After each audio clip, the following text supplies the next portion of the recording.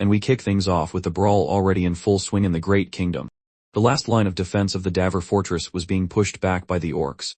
The soldiers were desperately trying to stop them from scaling the castle walls. There were soldiers scattered everywhere, shouting to boost the morale of the fallen, and urging everyone to kill those cursed orcs. On the other side was the green-skinned horde, yelling something in their own dialect, probably the same thing. These little monsters were winning the battle largely because they had all sorts of abilities, both magical and martial. Suddenly, a red aura descended from the sky, enveloping all of them. The vice commander announced that this aura signaled the orcs were entering berserk mode, and that it was only a matter of time before the gates fell. Of course, the sheer number of orcs already present was wreaking havoc. But the real problem would come when the orc lord joined his soldiers. He was an aura master. Unlike any previous orc lords, and if he unleashed his power, it would be the end. With the orcs already breaching the castle walls, one soldier, amidst the chaos and despair, shouted for everyone to make the monsters retreat at all costs. It was an order. Protect the castle with their lives. In that very moment, he met his end, crushed under the foot of an orc that smashed him into the ground. A blue aura began to spread over the battlefield, enveloping the corpses. As it advanced, it caused the dead to rise. Some soldiers, terrified, began asking what this light was that made the dead fight again. From soldiers to orcs, everyone was returning to life. Ladies and gentlemen, it was a necromancer, of course. But who was behind this? The orc lord was reveling in destruction, laying waste to everything and everyone around him. However, his party was about to come to an end. Our protagonist began to make his entrance, saying, "Defeating you won't be easy with just these ordinary bodies." As expected, the orc lord being an aura master was unlike any other lord before him. In that instant, the protagonist summoned a few monsters to assist in the fight. Now it was his turn to attack. An army of undead began advancing toward the orc. The rampaging beast mowed them down with his massive aura. He raised his sword, and when it struck the ground with full force, it sent everyone flying. Suddenly, a skeleton attacked him from behind but failed to land a hit. Furious, the orc lord grabbed almost all the summons in his hands. However, another summon resembling a leopard charged from the front and latched onto the oar. Simultaneously, the skeleton seized the opening, prepared its sword, and struck, forcing the orc lord to retreat slightly. That was enough for the little cat to land a punch that sent the aura master flying. Taking advantage of the moment, the protagonist engaged other orcs in close combat, wielding his sword. While his summons created space for him, a giant summon began channeling all its energy into a massive double punch to the ground, sending the orcs flying. Meanwhile, the dark fairy seized the opportunity and used her magic, slicing the enemies into pieces. The soldiers watching the scene were stunned. The protagonist had managed to turn the tide of the battlefield almost single-handedly, even while using necromancy, a practice forbidden in the kingdom for being considered dark magic. The orc lord, enraged, had never imagined that mere corpses could force him to retreat. However, he made it clear this was not going to be his defeat. The protagonist, on the other hand, had ulterior motives. He had noticed that the orc lord possessed great talents that could be added to his collection of summons. Then the protagonist drew his sword and, almost shouting something akin to a release command, transformed it into a spine-like whip. Facing his enemy, he charged forward. Throwing the whip sword, the orc lord managed to catch it midair, pulling the protagonist toward him, and shattering the weapon completely. Seizing the advantage, the orc lord raised his sword, aiming to strike the protagonist. However, with agility, the protagonist defended himself with a second sword and summoned a massive bone creature to intercept the blow. At that moment, face to face with the enemy, the protagonist began using his magic. Bones emerged from the ground, trapping the orc lord's feet. The protagonist muttered to himself, "I must become even stronger for my survival, for the sake of those who are precious to me in this world, and to keep living as Adrias Cromwell." Now clad in bone armor, the protagonist charged at the orc lord. On the other side, the lord, pleased with the challenge, declared, "Entertain me in this battle one last time." The protagonist, now fully powered up and exuding a samurai-like aura, launched himself at the orc lord. The battle became so intense that it was impossible to follow what was happening. All the soldiers and summons around seemed awestruck. The protagonist's sword ignited with flames as the orc lord prepared for his next attack. And then suddenly, we're left wondering what happens next. The story takes us to the Empire's most prestigious and inspiring academy where those deemed promising came to study. It was also a place where people with hidden identities gathered. In a mysterious room sat our protagonist. It seems we've gone back a few years before that war. In this scene, an old man next to our protagonist asked him something. Adrias was in a room filled with mutilated bodies that appeared to be from experiments. The man, known as the monster Dr. Charon, told the protagonist that even he couldn't remember the bodies he'd worked on the previous week. Both were researchers in forbidden dark magic, necromancy. If anyone discovered what they were doing, they'd be executed on the spot. For that reason, they conducted their experiments in secrecy. The old man, holding a skeletal head, began to use magic. The body on the floor let out a loud groan as it rose, but it seemed something had gone wrong. Disheartened, the old man said they had finished the experiment for the day and ordered the protagonist to clean everything up before heading upstairs. Poor Adrias, who seemed more like an intern, wasn't happy about any of it. He wasn't learning anything useful, and even though it was dangerous, the work seemed barely worth the trouble. Still, he couldn't simply quit, since dark magic was forbidden. This was the only place where he could study it. Adrias, our protagonist, apologized to the old man for the delay in cleaning up, but that only made things worse. The old man nitpicked everything Adrias did. This time, he complained that the protagonist had taken half the day to clean up. How could he trust Adrias with serious work if even something so simple was difficult for him? Exasperated, the old man declared he wouldn't tolerate another failure. Tired of the lecture, but with no other options, the protagonist resolved to do his best to follow orders. Then the old man, Charon, ordered him to go to the National Cemetery of Binhale to fetch another body. He said this was another chance for Adrias, but reminded him that he was an orphan and that it was thanks to the old man that he had a roof over his head. That's why Adrias needed to prove his life was worth it. If he failed again, he would become one of the old man's experiments. What a bastard, thought Adrias silently, agreeing. He left the room, which opened directly into a busy corridor of the academy. Complaining to himself, he grumbled that the old man hadn't even given him money for the trip. As he stepped into the hallway, everyone started staring at him. Was his reputation as the monster doctor's assistant spreading? Irritated, he pushed past those in his way, muttering to himself, "This sucks. I don't even know how I'm going to get out of this mess." Adrias was an orphan from a fallen family, the typical man who fawned over the strong and looked down on the weak. He was the worst student at the academy, and a third-rate villain. The kind of character no one would ever want to play. Yet despite all this, he had to keep living as Adrias. However, his real name was Kim Jin-hwan, and he didn't belong to this world. Jin-hwan was a former Special Forces member who couldn't adapt to life as a regular citizen. For him, the world of Great Sin had been his only emotional refuge. He forgot about everything else and dove headfirst into the game. When he finally cleared it, he received a mysterious call from someone who knew unsettling details about his personal life and gaming habits. Frightened, he tried to shut down his computer, but before he realized it, he was transported into the game. Now, Jin-hwan lived as Adrias Cromwell, roughly half a year before the main story began. In the game, Adrias was always haunted by the shadow of death. All the characters would eventually uncover his true identity and kill him for it. If Jin-hwan couldn't avoid Cain, one of the main antagonists, before the story started, he was doomed to repeat the same fate. Sitting outside, the protagonist pondered his mission, and whether he could truly accomplish it. But he had no choice. He had to grow stronger before everything truly began. Having played the game extensively, Jin-hwan had gained two special traits. The first, randomly assigned by the game, was dual core, which allowed him to use both magic and swordsmanship. To survive, he would need to focus on these two areas. But what would the second trait be? Deep in thought, Adrias looked at a ring, a kind of game interface, and decided he needed a trait with synergy for necromancy. Opening the selection screen, he was flooded with options. Since he had already cleared the game once, he recognized some traits. He began exploring the ones he hadn't encountered before. That's when one caught his attention: evolution.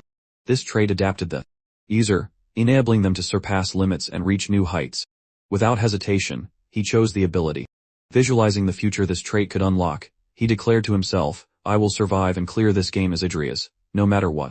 Back at the academy dormitory, Jin-hwan reflected on the character he was now playing. Adrias was a weak and insignificant villain who could barely manage a single elemental spell. The only magic he possessed was necromancy, which is why he chose the evolutionary trait. Wasting no time, Jin-hwan headed to the lab's library to research the subject before heading to the cemetery. He knew he needed to grow stronger quickly.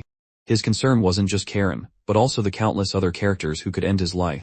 In the library, Adrias picked up a few books on dark magic, but their titles were far too conspicuous. Being caught with one of them would mean instant execution.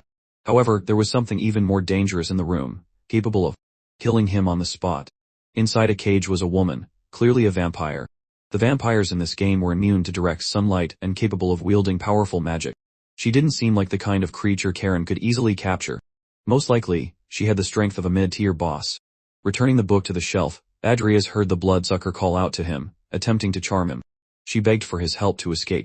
Now seated on the train, heading toward his mission, Adrias reflected on his conversation with the vampire.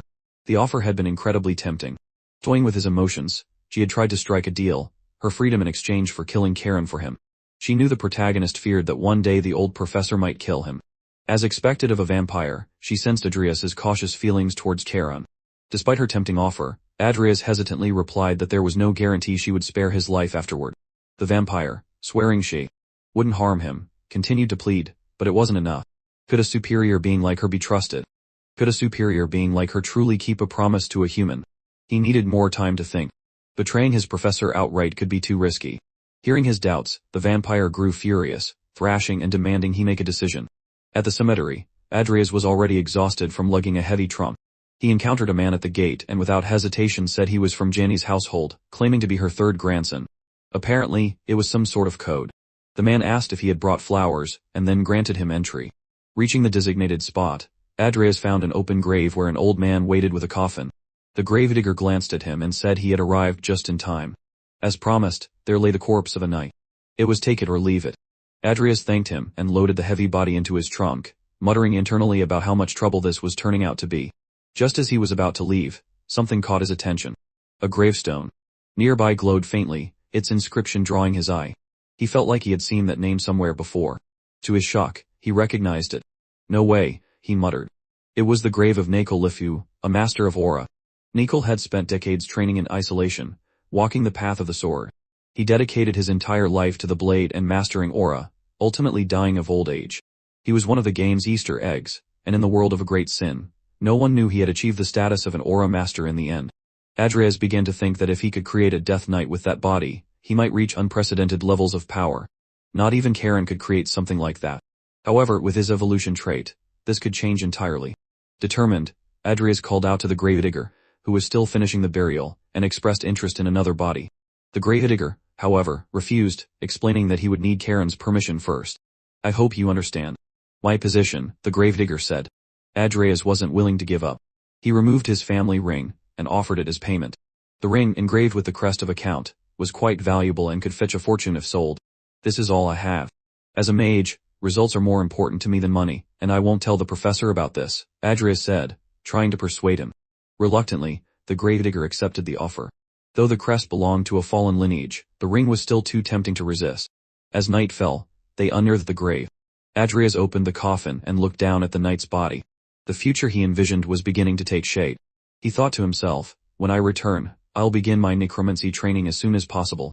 I'll be in your care, my first subordinate. The body seemed to please the old professor. Cain, not missing the opportunity, asked Adrias to handle the regents and cleaning while he was away. Exhausted from the journey, Adrias grumbled to himself, but knew he had no choice, so he started right away. While performing his tasks, he thought about his current skill level. A skeleton was the best he could create with his magic. Perhaps it was possible to evolve traits, but he wasn't sure. He had never attempted such a thing, and he couldn't risk experimenting on another body. Suddenly, he heard the sound of chains.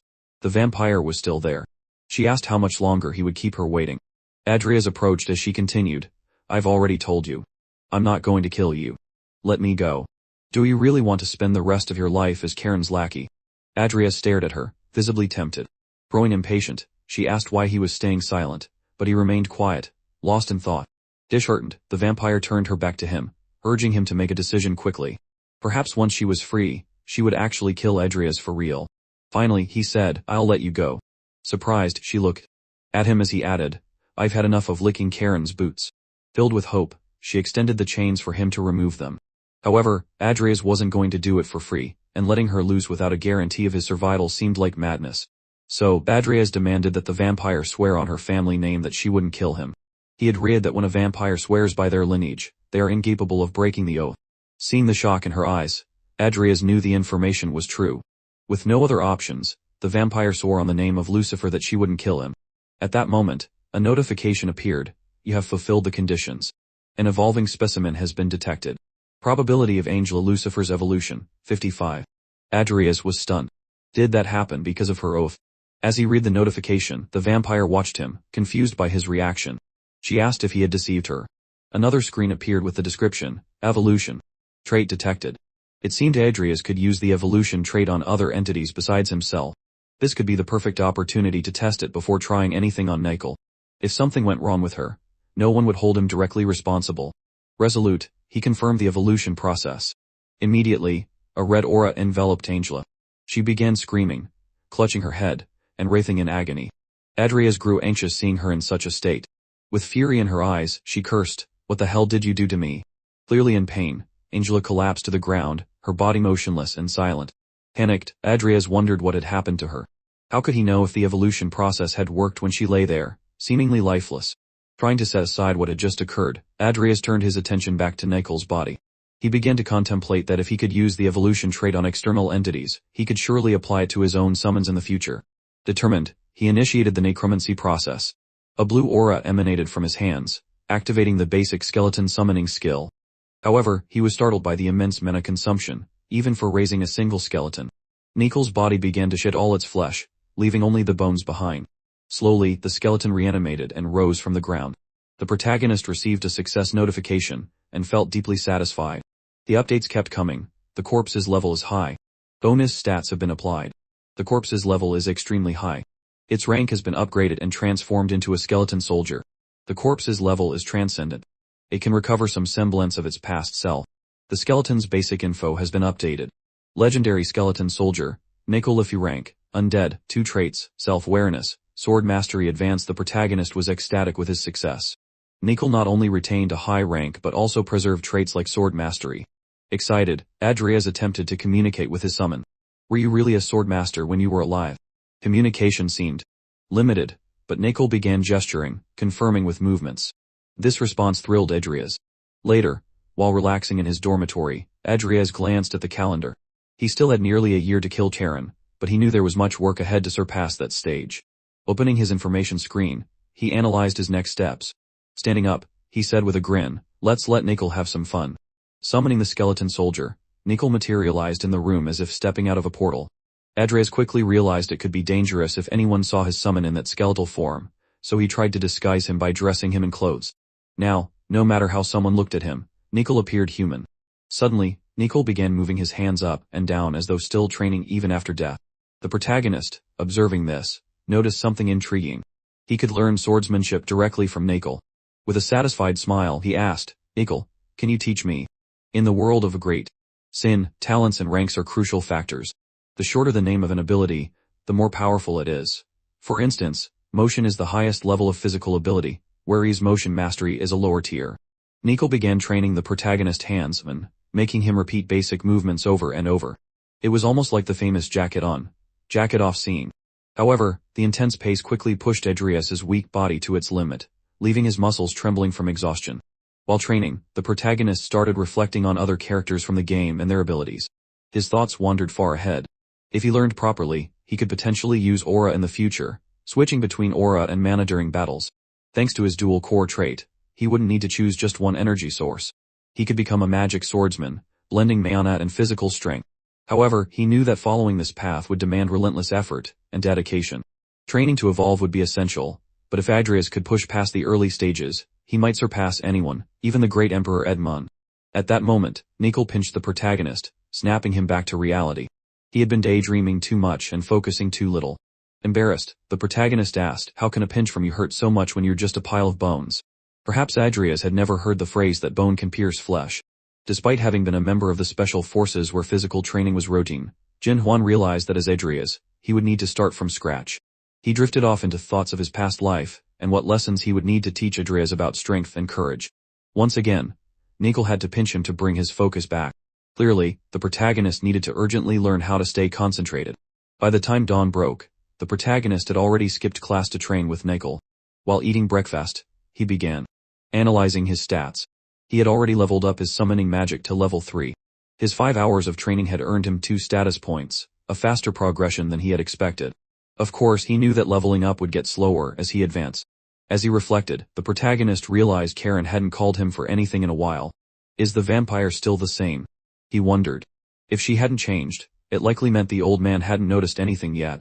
But was the evolution simply taking a long time, or had it failed altogether? In the middle of his thoughts, Adrias jumped in surprise when he saw the skeleton training again. He never gets tired, huh? Well, he's already dead, he murmured.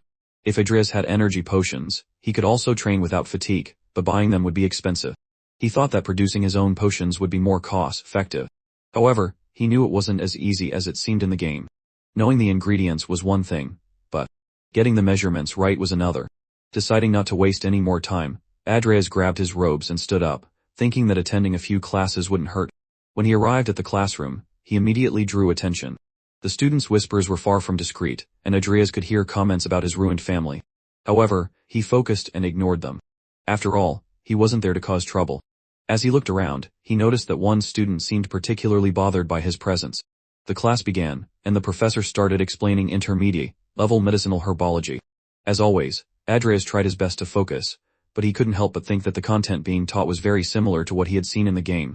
He just wanted to get through the theory quickly, and move on to the practical lessons. Then the professor announced that the next potion would be a physical enhancement one, and said that Muan leaves were the right material for the mix. However, this didn't make sense to Adrias. The game's content and the class were different. He knew that the mixture would have side effects, so he stood up and asked, why not add honey extract and moderate a root bar? A girl with short hair seemed interested, but the professor sarcastically replied, if you add those ingredients, you'll be making a soup, not a potion. The entire class burst out laughing. Adrias was confused. The ingredients he mentioned were part of a physical enhancement potion recipe. Had that recipe not been discovered in this world yet? Even though he felt embarrassed, Adrias continued to think about what he had learned. As he left the room, he realized that despite the embarrassment, his knowledge was superior to what had been taught. Perhaps it would be better to learn on his own. While reflecting, Adrias caught the attention of a young woman from the campus research department. He had been trying to conduct experiments, but his attempts kept failing, which frustrated him.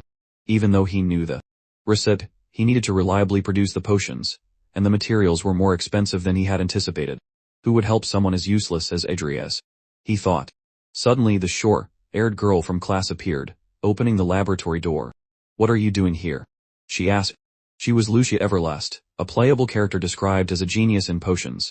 She shouldn't have been close to Adrias. So, why was she here? Lucia, trying to get closer, commented, you're failing a lot, and honestly, the smell of smoke here is awful. Adrias decided to ignore her, hoping she would leave. However, Lucia seemed persistent and asked, what kind of experiment are you trying to do? Once again, Adrias ignored her, lost in thoughts about his problems, which only seemed to be getting worse. You're really bitter, huh? Lucia said. But I expected that. I already know you won't propose anything, so I'll propose something. She leaned against the table, getting closer to him, and asked, why not study with me? Wouldn't that be a good idea? Adrias grew suspicious. What could she possibly want in return? Lucia, however, acted naturally and explained, it wouldn't be strange for me to just want a research partner. I don't want anything but your gratitude.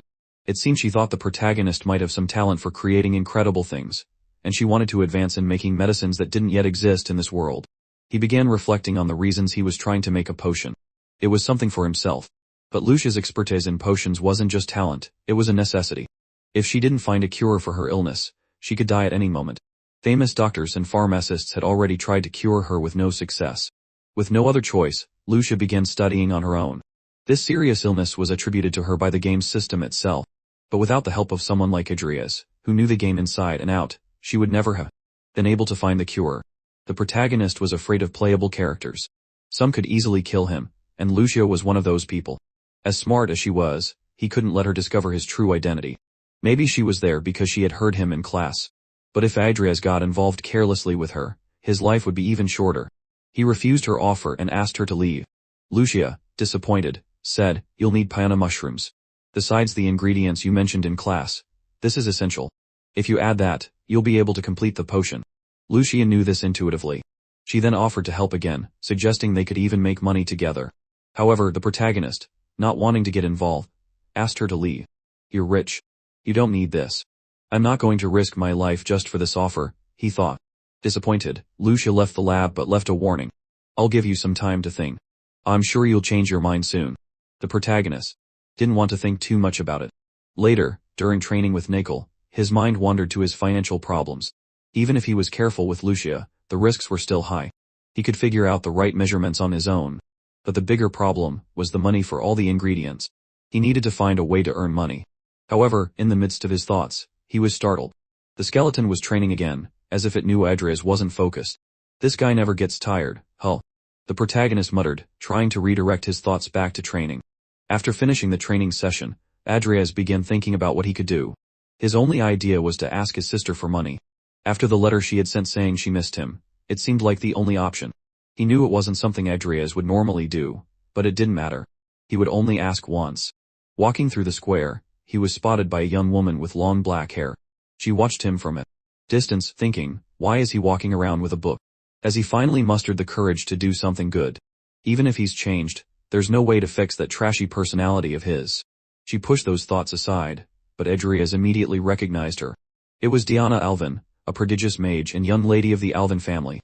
She was another character from the academy who could easily kill him. They were childhood friends, but due to the Cromwell family's debts, they had drifted apart. Adrias had done some terrible things back then, and Diana would probably kill him if he got too close. To avoid trouble, he decided to stick to his plan of asking his sister for money. Adrias went to the capital to look for his sister. When they met, she said, I've sent so many letters, but you didn't respond to any of them. Embarrassed, Adrias began apologizing. She had to work hard, even though she was the lady of accounts family. Surprised by his apology, she remarked, that doesn't sound like something you do, but it wasn't your fault. Realizing he was serious, she asked, it's about money, isn't it?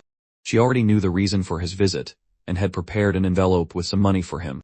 Don't spend it all at once or carelessly, she said. Adrias accepted it and promised he would pay her back when he could. However, his sister was alarmed when she noticed he wasn't wearing the family ring. Where's the ring? She asked. Feeling awkward, Adrias lied, saying he had taken it off to avoid losing it. He knew he couldn't tell the truth. Despite this, she didn't believe him. Upset, she said, it doesn't matter what the reason is. You shouldn't have done that. Rising from her seat, she asked him to leave. I don't want to see you anymore, and you don't need to pay back the money. Seeing that she was extremely hurt, Adrias begged her to wait, saying there was an explanation, but she left, saying she didn't want to hear it. Adrias was shaken. He promised to get the ring back, and thought that maybe it was an important item to her. He had never seen her so angry. Feeling bad, he remembered his past life and made an important decision. What's the point of life if I'm just surviving? I wasn't happy when I survived alone back there, either. I'll have to make do with what I have. I'm going to accept Lucia's offer. After that, Adrias began spending more time with Lucia, studying potions. He insisted that she leave the room and get some exercise, but Lucia always thought physical activities were for others. Stupid nights, she would murmur. That day, she was particularly lazy, and decided to leave everything to the protagonist. She would use her free time to relax. Although training and experimenting could sometimes be tiring for Adrias, he realized that when Lucia changed her mood and helped out, the work went much faster. However, she also managed to drive him crazy. While Adrias prepared the potions, Lucia was in her pajamas, lying on the couch. He complained, sometimes it feels like I'm the one doing all the work here. Lucia laughed and playfully responded, it's just your imagination. Still being cute, she asked, since you're doing nothing, could you give me some candy? Even though she could tell he was dissatisfied, she suggested, reduce the amount of matter. Her intuition was surprisingly accurate at times, and when she was right, it solved difficult problems. Adrias carefully followed her suggestion, thinking that although he was only in it for the money, partnering up with Lucia was starting to seem like a decision that might actually pay off. Adrias continued the experiments, trying to create an effective potion. Suddenly, a notification appeared, you have crafted a physical reinforcement potion intermediate level. Adrias was surprised.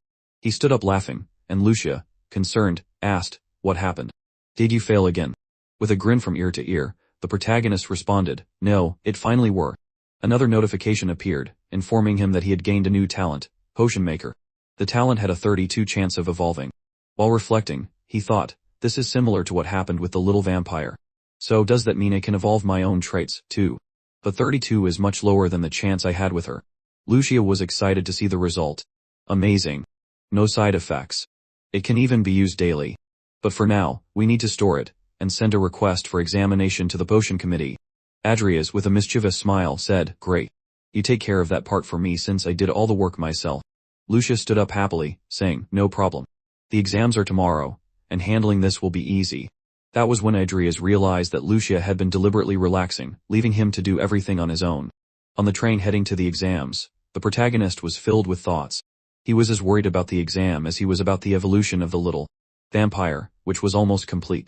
He would need to check on it as soon as she woke up. He also thought about the intermediate exams. Lucia would probably pass the first part with ease, but the last part in the magic tower would be a challenge. While reflecting, he realized that his old friend Diana was also on the train with a classmate. The two were talking about the exams. Diana seemed calm.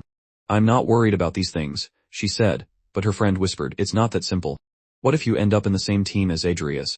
The idea made Diana uneasy. That would be psychological torture. What bad luck. When the train arrived at the Orkland training station, An instructor appeared and asked everyone to follow him. Once the students were gathered, he announced, the third-year intermediate exams will be done in random groups. Each group will consist of 3 students from the warrior department, 1 from the magic department, and a supervisor. You will have until Monday to complete the task. Good luck to everyone. They started announcing the group names, and Adrias could only think, oh, damn. I've got a bad feeling about this. And he was right. There were numerous villains in the academy besides him and Cain, but 2 of them were in the same group as him. First, Hazar Gepri, a character who fought against a fanatical cult. The second was Vivien, a ruthless assassin from the academy. What bad luck. Why did I have to be in the same group as them? Thought Adrias, desperate. While Adrias was looking at the list, someone called out to him. A young man with blue hair approached and introduced himself as Christopher. He seemed hostile and, without ceremony, said, "You're a disgusting person. Don't get in my way. Why are you training as a warrior if you're a mage? Whoa, why so much aggression?" Adrias thought. Then the other group members arrived, and Gepri also introduced himself, all friendly and a little awkward. He commented, being a hostile warrior can be a big problem. The comment created discomfort as Christopher, still angry, didn't understand who was being hostile. The atmosphere heated up and led to a pointless argument, apparently just because the protagonist was training his physical skills. But it's okay, right? Everyone needs some physical activity, Adrias thought as he tried to ignore the conflict. In the middle of the argument, another group member appeared, chewing something. But the bigger problem wasn't just having these people as teammates. The group's supervisor was also a controversial figure, Ivy, known for her difficult personality. This is the worst possible group, thought the protagonist. When all the group members were gathered, the instructor informed them, now that the group is complete, you may go and collect your mission. Please try to come back alive. Come back alive with this group. It sounds like they're trying to make a joke, Adrias murmured, already resigned. Inside the train, the instructor formally introduced herself. My name is Ivy Claire, and I will be the supervisor for Group 9. Evie, who would eventually become one of the great masters of Aura, was an imposing figure. She showed a document, and explained, this is the group's mission. Investigate a village in Baron Balaric's territory. There's a rumor that the lord of the village was murdered. An investigator was sent 2 weeks ago, but he also disappeared. Therefore, we request that this investigation be conducted by the Mercenary Guild. After presenting the details, she asked if anyone had any questions. Despite her incredible abilities, Ivy was known for her difficult personality and was especially aggressive that day. It seemed she had heard rumors about the protagonist, or as she called him, Seaweed Head. I heard you've been trying to act like a knight lately, a mage training physically. It's almost a joke. Adrias, not backing down, responded, I don't want to hear lectures from someone who has to chew dried meat to try to stay calm. The provocation irritated Ivy, who retorted sarcastically, if it's about chewing something, I can accept you as a volunteer. The tension increased until Gepri, the fanatic, intervened to try to calm things down. Upon arriving at a huge castle, too large for an ordinary baron, the group was greeted by servants who asked about their journey. Soon the baron appeared, and expressed his regret about the incident before asking them to explain what had happened in more detail. The baron began by saying that the lord was his nephew, a lord with no family. He had disappeared mysteriously, and since then, the village had been in chaos. Ivy thanked him for the information, but the conversation was interrupted by a servant who approached the baron and whispered something. The baron apologized and stood up. I'm sorry, but I need to leave. I wish you all good luck. The butler, visibly nervous, apologized for the baron's hurry and explained, the young master isn't feeling well. Ivy observed everything in silence, but Adrias noticed a silent exchange of glances that caught his attention. When they left the place, Ivy commented, something here doesn't smell right. This baron is too calm for someone with a missing nephew. She then turned to the protagonist. Seaweed Head, that's why I insisted we leave immediately. Adrias agreed. Yes, they seem suspicious, especially the part about the investigators who just disappeared. And why send only one, even after months? Plus that butler's behavior was strange. Something is being hidden. The group was offered the suggestion to stay the night at the castle and leave at dawn, but Ivy refused. We appreciate the kindness, but our work comes first. With the tension in the air, they decided to leave immediately. They decided to head to the village right away. Once they boarded the carriage, they were certain that the story was much more complex than what was described in the mission. During the ride, Christopher asked, should we find a place to stay when we get to the city? Before anyone could respond, Ivy interrupted. The mission takes priority.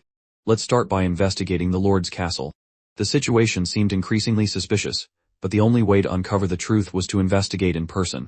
At that moment, Adrias began to feel something strange with his mana. As they approached the village, the sensation intensified. What could be going on here? He thought. Suddenly, something caught everyone's attention. The coachman was losing control of the carriage. Inside, panic began to spread. Christopher stuck his head out to check what was happening and noticed that the coachman had a completely different expression. He was accelerating more and more, as if possessed. "Man, this is not good," shouted Christopher. Avi quickly analyzed the situation and yelled, "Brace for impact." Everyone held on as best they could while the carriage started to break apart. The horses lost control and slammed into the main gate of the city. As they exited the carriage, they were faced with a surreal scene.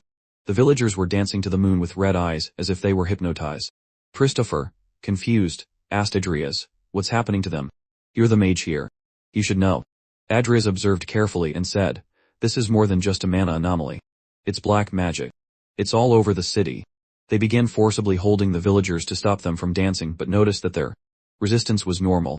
They seemed to have been dancing for a long time, as their feet were completely worn out. Gaypri, the fanatic, examined the feet of a child and asked, "Could this be related to the mission? The Lord disappeared a month ago. These villagers could have been dancing since then, but shouldn't they be dead from exhaustion?" This left the group intrigued. Maybe someone was ensuring that the villagers didn't die. It was clear that they had been dragged into a much bigger problem than what was described in the mission. Adrias, his mind racing, thought, if we had accepted the butler's suggestion and rested at the castle, the Baron would probably have covered everything up. But since we arrived here, everything has changed. The power I feel is on the same level as Charon's, but it's being used on a large scale. It can't be an artifact. Adrias's astonishment caught the attention of his companions. "Hey, big head, what are you thinking? What's going on?" asked Christopher. Adrias, trying not to alarm the group, replied calmly, "We have few clues for now. We need to investigate the Lord's house." When they arrived at the mansion, the group found several bodies, still burning, scattered outside. Avi didn't need to give orders. She broke down the mansion's door, and everyone entered, alert. Along the way, more villagers' bodies were spread across the ground. Examining the scene, they realized that one of the bodies was a member of the investigation team sent earlier. They had been dead for a long time. Adrias assessed the situation and said, "We may not be able to solve this on our own." Avi, intrigued, asked, "Why do you think that?" Adrias replied, "This is all black magic. The driving force behind black magic is human emotions. Here, the villagers' emotions were amplified, resulting in magical power. It's possible the Lord is dead, or that he caused all of this." Christopher, thinking it over, commented, "So those burning bodies outside could be part of some kind of black magic ritual." Evie, with her usual calmness, responded, "We'll only know if we capture those responsible. Let's search the mansion for more information." The group split up, searching for clues. However, all they found were more bodies scattered around. The body of the missing lord had still not been located. That's when Vivien suggested, "Maybe we should look outside. It seems like something is happening."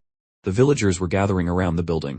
They moved precisely as if they were waiting for the group to enter so they could make their move. Avi quickly gave an order. "Find an escape route now." Gaypri went ahead. But as he tried to leave through the second floor, he saw the villagers crowding, already reaching that level. "The second floor is already taken," he shouted as a villager grabbed him. Christopher, seeing the scene, ran toward his teammate and pushed him, saving him. He drew his sword and said, "I'll take care of this." But before he could react, something exploded, throwing everyone to the ground. The protagonist was paralyzed with fear at the scene. The sight of his fallen comrades made him freeze as if he had lived that moment before. He collapsed to the ground, his senses blurred. He couldn't hear anything, only saw everything in slow motion. Evie, desperate, shouted, "Get up, seaweed head, we need to get out of here." But Adrias didn't respond. She then threw him on her back and shouted to Vivien, "Break the window. We'll go out through there." Vivien, without thinking twice, smashed the window, and the group jumped outside. As they ran, Adrias began to regain consciousness. However, a flashback from his past life surfaced at that exact moment. He looked at the villagers chasing them and on impulse cast a spell to try to stop them. Avi scolded him. "Don't waste your mana. We need the dark mage. Focus," she pressed him further. "If you're going to find him, it has to be now. He's using mana openly, so he should be easy to locate." Adrias took a deep breath and cast a mana detection spell. He felt a surge sweep through every corner of the village, scanning with precision until he murmured, "I found you." The protagonist had located the dark mage using a mana detection spell, and began guiding Ivy toward his location. "Good job, seaweed head," she said, taking the lead while the students struggled to keep up. The dark mage, noticing the movement, seemed curious. When Ivy reached the house, she kicked the door down without any subtlety. Could he be hiding here? She wondered. As she entered, she realized it was a trap. She became trapped inside while Adrias was left outside. Unbeknownst to her, a figure started to rise behind her. To her shock, it was her sister. Avi froze in place. Outside, Adrias tried to act, but it was beyond his abilities. Then a dark voice echoed, startling him. How pitiful. Just like a moth drawn to the flame. Adrias looked up and saw the sky closing in with a sort of purple shield that enveloped the entire village. The voice spoke again. Don't rush. All of this was decreed by a god. Kneel, in the name of Sloth. Adrias couldn't believe what he was hearing. Sloth. Why would he appear now? He wondered. The world of Great Sin was a universe within the game that began with sloth, representing laziness. The 7 deadly sins had been separated from the main body, the apocalyptic codex, and by gathering them all, one could summon the final boss. These items were pivotal to the story but were only meant to appear later in the main plot. Realizing what was happening, Adrias knew he couldn't handle it alone. He needed to regroup with the others. He ran off to find his team. Meanwhile, Vivien, clearly unhinged, was attacking the bewitched villagers with an astonishing bloodlust, killing everyone in her path. As Adrias arrived, he asked Gaypri, what happened to Vivien? Gaypri replied, I don't know. It's the first time I've seen her like this. But Adrias wasn't sure he could trust Gaypri, as he had left Christopher injured and slumped in a corner alone to fend for himself. Adrias said, this whole situation is a complete disaster, and Ivy is trapped inside the house, surrounded by a magical barrier. Gaypri asked what they should do, but at that moment, the dark voice echoed again. How pitiful. Don't you realize you're killing innocent villagers? Gaypri panicked and asked whose voice it was. Adrias suspected it was the dark mage and said they needed to be near Ivy. Gaypri took off running, saying she might be in danger. However, it was clear he was fleeing, which was better than outright betrayal. Meanwhile, Vivien continued her rampage, killing everything around her. The dark magic was consuming her mind, leaving her oblivious to her actions. One wrong move and Adrias could become her next target. He watched the situation unfold, thinking she wouldn't be able to dodge a large-scale attack. But to his surprise, not only did Vivien evade it, she counterattacked with astonishing precision. Adrias was impressed, and thought she would make an excellent body for a summoning. Suddenly, a hooded man appeared on the roof of a village house. He spoke, your friend ran away. Now you're all alone. Adrias, showing no concern, responded calmly, I wasn't expecting much from him anyway. Our protagonist remained eerily composed while the dark mage observed him with curiosity. You seem confident. Let's see if you can pass the test. The mage raised his hand, and Adrias began to float into the sky. He couldn't move as a dark aura enveloped him. Gradually, his body started to fall apart piece by piece, as if it were being disintegrated. Suddenly, Adrias found himself back as Kim Jen-hwan, a soldier in the special forces. Was it all just a delusion? He was on his final mission in the real world, his daily nightmare. Trying to gather his thoughts, he grabbed his weapon and ran toward an explosion. There, he found a wounded comrade missing an arm, calling out to him and urging him to run. Adrias recognized his friend Shu and tried to help him but witnessed his death right before his eyes. Desperate, Adrias saw the scene distort again. Shu's face became his father's. A hand reached out and said, take this, Adrias. As long as you have this ring, you will be recognized as the true lord of the Cromwell house. Be happy with your sister. With tears in his eyes, our protagonist responded, don't worry, father. At that moment, Adrias realized, this isn't real. Wake up. With overwhelming strength, he broke through the dark fog that was imprisoning him. The dark mage's jaw dropped. He couldn't believe it. How was he doing this? Waking from that nightmare, Adrias used all his strength to shatter the barrier that held him. The illusion cube crumbled, and he broke free from the curse of sloth. Frustrated at having to relive those moments again, he opened his notification screen. Adrias Cromwell. Synchronization rate achieved. Combat talent acquired. Still looking at the screen, Adrias commented with conviction, the curse of sloth is nothing more than a game designed to make you relive your traumas. It was easy to figure out that none of it was real. I guess the caster lacked skill, don't you think? Adrias had relived 2 traumas at once and came back angrier than ever. The dark mage, offended by his words, launched a black blade at Adrias, but it was in vain. Adrias dodged with ease and with a sly grin, retorted, that's not going to work on me. I was part of the special forces. I've got combat experience. Furious, the mage roared, shut up, and charged at Adrias with everything he had. Dodging the attacks, Adrias realized the mage might not be as strong as he seemed. Confident in this, he decided he could defeat him using Necromancy. Scanning the area to ensure no one was around, Adrias, seeing it was safe, stopped running and faced his enemy. Thadwin. The mage, confused, began to wonder, what the hell is this brat doing? Adrias activated his power, revealing himself to be a necromancer. The dark mage hesitated as he saw the villagers' bodies rising and transforming into skeletons. Surprised, the mage asked, does the congregation know you wield this power? Do you possess such a skill? It became clear there was some group devoted to dark magic, and Adrias, noticing this, took advantage of the information. With confidence, he replied, I'm on a mission to reclaim the power of sloth in the name of the congregation. The mage, wary and unyielding, didn't give in easily. He activated an ability that unleashed a devastating attack on Adrias' skeletons. As the skeletons charged at him, the mage roared disdainfully, this magic doesn't even come close to the power of sloth. With a powerful blow, he sent the skeletons flying, forcing Adrias to conjure a shield to protect himself. Not giving the protagonist a moment to react, the mage summoned a black spear, sneering, these skeletons are nothing but snacks for me. As the spear hurled toward Adrias, he summoned Nykel. The skeletal soldier appeared and without hesitation shattered the spear into countless pieces. Stunned, the mage demanded, how can a mere skeleton break my spear? Furious, he drew a glowing deck of cards, leaving Adrias surprised. That's the Codex of Prophecy deck, the protagonist thought. Activating the power of the deck, the mage summoned numerous hands from the ground, clearly relying on the power of the collected cards. He shouted, you'll pay with your life for interfering with my plans. While Nykel fought against the summoned hands, dodging and counterattacking as best he could, Adrias noticed the attacks becoming faster. He deduced that the mage was losing control of the power, indicating he didn't fully command the codex. I just need to find a blind spot, Adrias thought. Calling Nykel, he quickly explained his plan. Moments later, a massive explosion destroyed the ground. The dark mage remained unscathed, and with wide eyes and dark claws, he glared at Adrias with hatred, though his voice trembled. You're still alive. This brat. He's so damn persistent. Adrias stood among the rubble, cursing the dark mage. You bastard. I just captured him, and you destroyed him. He was referring to Nykel, who had vanished amid the debris. Stop whining. I'll send you to the same place as him, the dark mage sneered as he began using the codex's power again, preparing a final attack. As the magical claw surged toward him, Adrias smirked mischievously. Suddenly, Nykel appeared through a portal behind the dark mage. Without giving him a chance to react, the skeletal soldier slashed the mage in two, splitting him cleanly in half. With the death of the dark mage, the shield enveloping the entire city began to dissolve. Adrias was eager to uncover the identity behind the mage's mask. Upon removing it, he discovered it was the Baron's butler. This raised suspicions that Baron Baleric himself might also be involved. Adrias took the codex the mage had been using, and a notification appeared, 7th Apocalyptic Codex, Sloth. Mana recovery rate 321.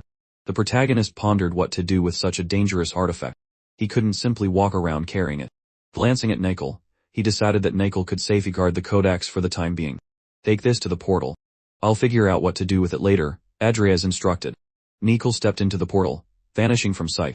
Despite the dark mage's death, one barrier remained active. Vivien was likely still trapped. Adrias knew he couldn't leave without ensuring his team was freed, as it would be difficult to explain his survival and the use of dark magic. Approaching the strange barrier, which was different from the one that had imprisoned him earlier, he was shocked to feel it pulling him inside. We interrupt this narration to announce that the creatures were probably very high at this point. Adrias was sucked into the bubble and landed directly in Vivien's nightmare. She appeared younger and terrified, mistaking Adrias for a ghost or demon. When he tried to speak, she shrieked, "Why is the chair talking to me?" Trying to calm her, Adrias replied, "I'm not a ghost or a demon. I'm a fairy, and I've come to help you." He knew he needed to be patient. He couldn't reveal the full truth. Vivien would have to awaken on her own. Inside her nightmare, Adrias saw the young girl slapped across the face by a noble woman. Noticing no one could see him, he used the opportunity to investigate Vivien's past. He learned that the woman was the second wife of Count Balulin. The Balulin family was renowned for their swordsmanship technique, and the Count desperately wanted a male heir to carry on the legacy. However, his wife gave birth to a girl, Vivien, sparking a tragedy. Vivien's mother abandoned her, believing she should never have had a daughter. With no one to protect her, Vivien was left to endure loneliness and abuse. A seed of madness was planted in her mind, growing over time. By the age of 5, she had killed all her tutors, single-handedly. Adrias, trying to calm her down, said, "I can't erase your past, but I can help you overcome it." Vivien began to cry. "I've never had anyone who wanted to help me before." The protagonist, unsure of how to deal with children, tried to convince her that she had a special talent. "You're a prodigy in swordsmanship. Trust me, I know many things." Vivien was doubtful. "How can I be good at something if I've never even touched a sword?" Adrias insisted she trust him. A month passed, and Adrias stayed by Vivien's side. Through both her struggles and training, she improved daily, proving herself to be a true prodigy. One day, Vivien was looking for Adrias in the garden, the place where he always trained her. Calling out for him, she heard his voice behind her. "Don't call me like that. It's a secret. No one can know exists." Adrias asked her to show what she had learned during their training. Watching her movements, he noticed they were remarkable, far beyond what one would expect from someone who had been training for only a month. Yet, Vivien seemed thoughtful, which made Adrias curious since her performance was flawless, a significant compliment. While they were talking, Count Balulin appeared in the garden. Impressed by his daughter's movements, he asked her to demonstrate them again. Delighted by her father's attention, Vivien showed him what she had learned. That was incredible, the Count said before slowly leaving the garden. For the first time, her father had noticed her and praised her. With tears in her eyes, Vivien said to Adrias, "It's time for me to wake up. Because of you, I found my way back. It's time to move forward and stop looking at the past." As she spoke, the shield around her nightmare began to dissolve. What once was a nightmare transformed into a beautiful dream. Vivien's sweet gaze met Adrias's, and she expressed her heartfelt gratitude. "Thank you for being by my side." Adrias took her hand, and together they made a promise to move forward and leave the past behind. At the moment of their promise, the shield exploded. When it was all over, Vivien was lying on the ground unconscious. A few hours passed, and everyone was back together again. Adrias confirmed that Baron Baleric was behind everything, presenting the butler as proof. Avi had broken through the barrier alone and sought them out. Vivien woke up a few minutes later and coldly said to Adrias, "Cut off that bastard's head, but don't leave any marks on his face. We're heading back to the castle." Her killing intent was startling. Christopher had died, and Hazar was missing, which came as no surprise. Upon arriving at the castle, one of the gate guards fell to the ground, rolling to the side to avoid a sword. Terrified, he asked, "Who are you?" As the other guards shouted for her to sheath her sword, Ivy kept attacking, fury blazing in her eyes. "I am Ivy Clare, assistant professor at the Rodlin Knights Academy. From this moment on, anyone defending Baron Baleric will be charged with treason and executed on the spot." Adrias, shocked by her behavior, thought, "Is she planning to kill everyone here?" Ivy then pulled out the butler's severed head and asked the guards, "Do you recognize him?" All were horrified to see the head split in half and tied up. Ivy continued, "He's responsible for what happened in the village of Thrym. Take me to the Baron immediately." Stunned, the guards complied. Ivy barged through the doors to the Baron's chamber, but everyone froze in shock at the sight. The Baron was standing beside a massive creature. He asked coldly, "Is my butler dead?" What was even more chilling was the Baron introducing the creature as his son. "This is my son. He should have died months ago." It became evident that he had resorted to dark magic. Rising to his feet, the Baron explained, "While I searched for a cure, a man visited me and told me there was a way to save my son. I begged him to do whatever it took, even if it meant leaving him in this wretched state." Everyone was furious. Despite his heartbreak, the Baron apologized to his son. Evie, seething with rage, grabbed the Baron by the collar and threw him to the ground, shouting, "Those words should have been spoken to the people you and your butler destroyed." The soldiers stood frozen, unsure of how to act. Evie, brandishing her sword, screamed, "Why are you standing there like idiots? Call the investigation team and deal with this creature right now." Adrias, without hesitation, summoned a stone spear and hurled it straight into the creature's eye. Everyone was stunned. The Baron rushed to his son as Ivy turned to Adrias and snapped, "Hey, seaweed head, why did you do that without my orders?" Adrias calmly replied, "Creatures born of dark magic must be stopped immediately before they do something reckless. Besides, any vital information will be with the Baron, right?" When the Imperial investigation team arrived, the Baron was arrested and taken away along with his son's body. Back at the academy, Adrias and Vivien were summoned to testify. It was clear there had been involvement with dark magic, but another hearing would be necessary for the Baron. After the testimony, Adrias grew pensive. He reflected on Baleric and the severe consequences of dabbling in dark magic. However, he knew the Baron should be grateful he had killed his son. Otherwise, the boy would have ended up as a test subject for deranged mages. Suddenly, Vivien called out to Adrias, "Mr. Fairy." Startled by the reference to the dream, Adrias replied, trying to feign ignorance, "What are you talking about?" Vivien smiled.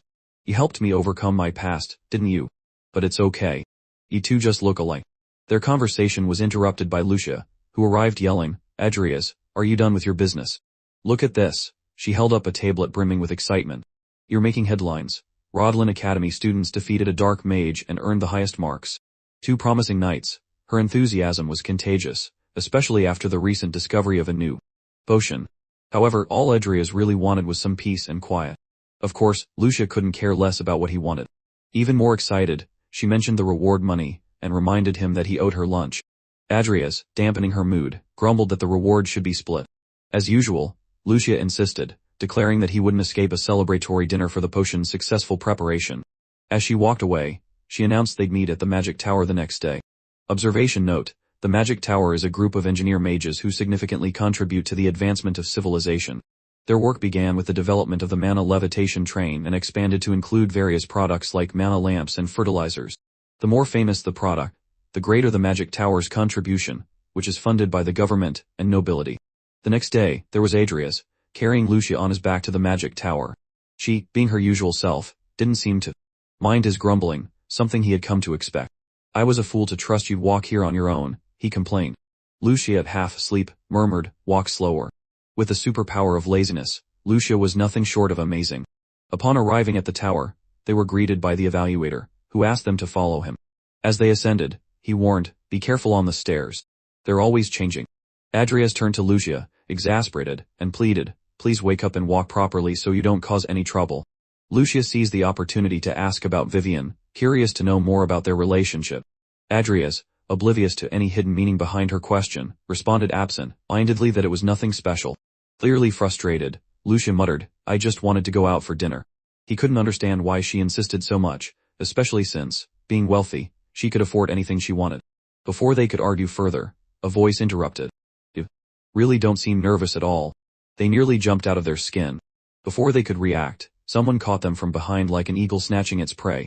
It was Bart Alvin, the director of the Magic Tower, with a majestic eagle perched on his shoulder. The director stared at Adrias and with disdain remarked, "You never change that expression, do you?" Bart Alvin, head of the Alvin family and director of the Rodlin Magic Tower, was an imposing figure. His presence there seemed almost excessive, considering the prestige of the tower. Though the tone was familiar, Adrias felt the sting of the insult, irritated that it came from someone like Bart. Turning to Lucia, Bart asked, "You're the daughter of Viscount Hollington, correct?" Lucia, ever polite, confirmed and introduced herself formally. However, with an arrogant tone, he retorted, "If you want people to remember your names, you need to build a reputation worthy of it." The remark left them flustered. Yet, without wasting time, Bart declared that he would personally oversee them for the moment. He then invoked a magic circle. Adrias, visibly uneasy, couldn't hide his discomfort at the spell. Lucia, noticing his expression, whispered, "The director is a monster. He can use spatial magic like it's nothing. It's absurdly difficult and complex, but he makes it look so simple. And of course, he's showing off on purpose right now." Bart, clearly hearing her comment, gave a faint smirk before completing the spell. In an instant, they were teleported to the presentation venue. The sudden arrival of the director left the judges speechless. Ignoring their stunned reactions, Bart got straight to the point. "Have you finished examining the potion?" Still reeling from the dramatic entrance, they replied that they had just completed the tests. Wasting no time, Bart Alvin took the potion and noted that the only thing left was to clarify a few details about the production method. To everyone's shock, he drank the potion directly and, while tasting it, listed the ingredients. Moi leaves, tor tree essence, fruits, and piana mushrooms. "Am I missing anything?" Lucia humbly added, "There's also hun peachy extract and moderate root bar." Finding it intriguing, Bart commented, "I'd heard rumors about your skills as a potion master, but creating something new at such a young age is impressive." He then turned to the examiners, and confirmed there were no issues with the potion.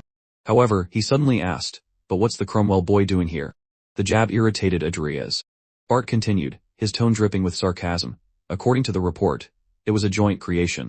I bet you just got swept up in her excitement." Adrias couldn't even defend himself, but Lucia, sensing the situation, interjected, "Actually, most of the work was done by him. I wouldn't have gotten even halfway without his help." Director Alvin, clearly dissatisfied, snapped his fingers, teleporting them both to a potion laboratory. He pointed at Adrias and ordered, "If that's the case, prove it. Prepare the potion in front of me. The ingredients are in the storage." Nervous, Adrias felt the pressure of the people around him who watched the scene with interest and tension. He knew that if he made a mistake in the measurements or let something slip, everything would be lost. Still, he took a deep breath and began preparing the mixture. 5 minutes later, Bart Alvin held the freshly prepared potion in his hands. He drank it once more, analyzing the taste and effects, and admitted, "You replicated the formula correctly, but it's not that simple." The director began bombarding Adrias with technical questions about the use of each ingredient. The audience watching the scene noticed the attempt to intimidate him. However, Adrias, calm and confident, answered all the questions, explaining that the chosen ingredients eliminated side effects and enhanced the product's effectiveness. His detailed explanation impressed everyone, including Lucia. However, Bart, dissatisfied, abruptly interrupted Adrias. "You don't need to continue." Adrias realized the director's intention to humiliate him in front of everyone. Instead of backing down, he ignored the command and continued his explanation. "Excuse me, but I'm not finished yet. Bart Elvin, surprised by the audacity, removed the blindfold from his eyes and fixed his gaze on Adrias. His eyes narrowed as if trying to see beyond the facade. He finally declared, "It's been a long time since we last met, but the brat I knew would never do something like this. Who are you really?" Adrias felt a knot in his stomach. Had he been discovered? Swallowing hard, he responded firmly, "Director Elvin, are you joking with me? I'm Adrias Cromwell, the same Adrias you treated like garbage just to satisfy your ego." The direct response left Bart taken aback, but he quickly regained his composure. With a smile that mixed curiosity and challenge, he said, "It seems you've become an interesting young man." Maintaining his posture, he made a proposal. "If you make another discovery and present it here, I'll clear all the debts of the Cromwell family. Additionally, I'll grant you one wish. However, if you fail, you'll have to leave the Rodlin Academy forever." The impact of the proposal left Adrias speechless. It was a unique opportunity to save his family, but the risk was enormous. After all, failing would mean losing everything.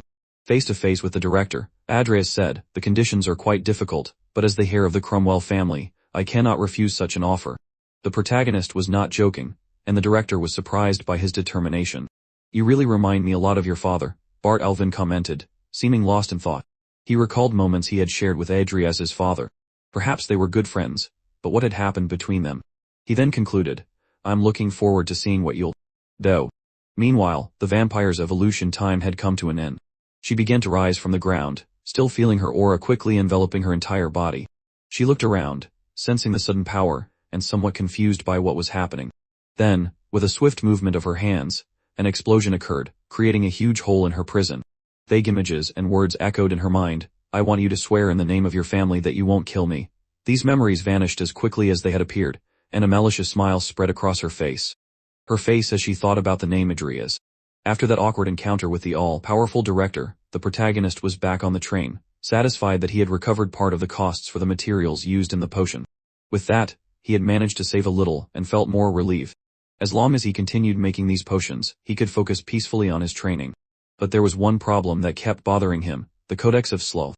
The more he thought about it, the more he realized he still hadn't figured out how to benefit from it. Maybe it would be better to trade it for something he actually needed at the moment. During his reflections, he remembered Charon and wondered if the professor might know something about how to use the artifact. As soon as he got off the train and returned to the academy, Adrias started feeling like he was being watched. He thought it might just be his imagination and decided to ignore it.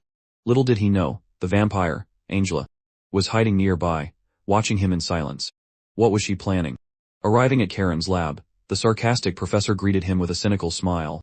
What an honor to have the most talked about man in the academy visit.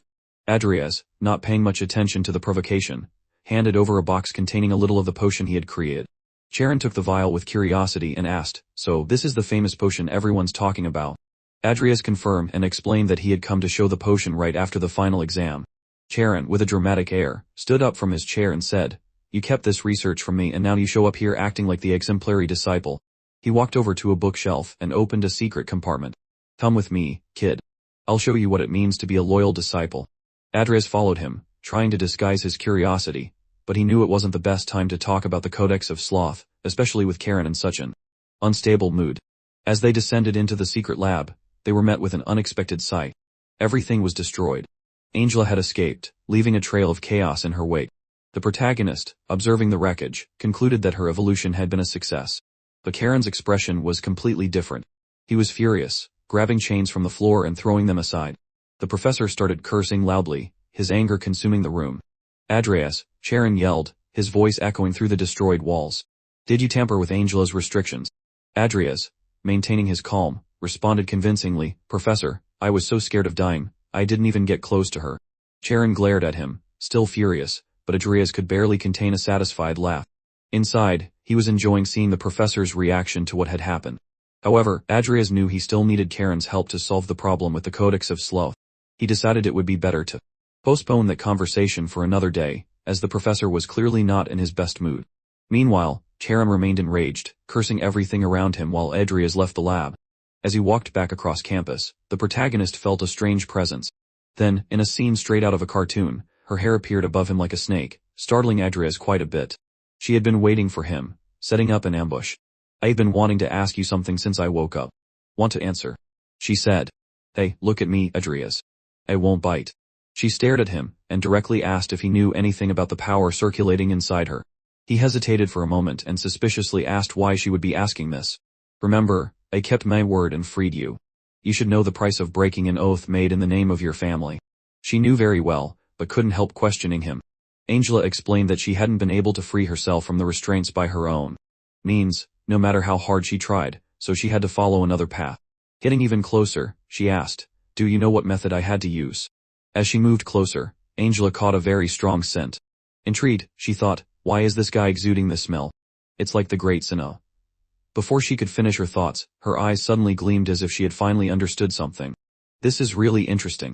The protagonist, confused, asked, "What are you talking about?" Suddenly Angela gently held Adrias's face, drawing even closer. However, unexpectedly, she grabbed his neck and slammed him against a tree. "There are many things I want to ask you, but since this place is too visible, I'll let it slide for now." With extraordinary strength, she continued holding Adrias and said, "We'll meet again soon. For now, I'll make good use of this power. Since you helped me, I couldn't let you go without thanking you." Her voice took on a seductive and threatening tone at the same time. "Don't worry, I won't make you suffer. After all, you're destined to be my partner." Her tongue slid across her lips, salivating just thinking about it. Somewhere in the academy dormitory, Diana and her friend were having tea and enjoying a quiet moment. Diana was showing a book full of illustrations that narrated a kind of night story. Her friend, bored, asked Diana to stop talking for a moment. "Enough with this book. I want to gossip," said the friend, excited. Diana sighed and carefully closed the book. "Gossip? What is it this time?" Then the girl continued, "Lucia Everlast passed the potion exam at the magic tower." Diana's eyes widened in surprise. That's amazing considering her age. I don't know whether to be happy for her or jealous. While reflecting on Lucia's talent, Diana remembered the rumors about the girl being lazy. However, it seemed that these rumors didn't do justice to the reality. Diana smiled a bit bitterly and murmured, "Amazing. I wish I had done something like that in my first year." However, her friend was more excited about another part of the story. She picked up a magical device similar to a tablet and showed an image. But do you know what's even more surprising? Her partner. Diana furrowed her brow, curious. Adrias Cromwell, can you believe it? How did someone so talentless manage to help create this potion? She stared at the photo. Something clicked in her memory. After the fall of the Cromwell family, Adrias seemed like human trash. Could he really have changed? Said the intrigued friend. Diana abruptly stood up, leaving her friend talking to herself. Determined, she thought, I'm going to find out for myself.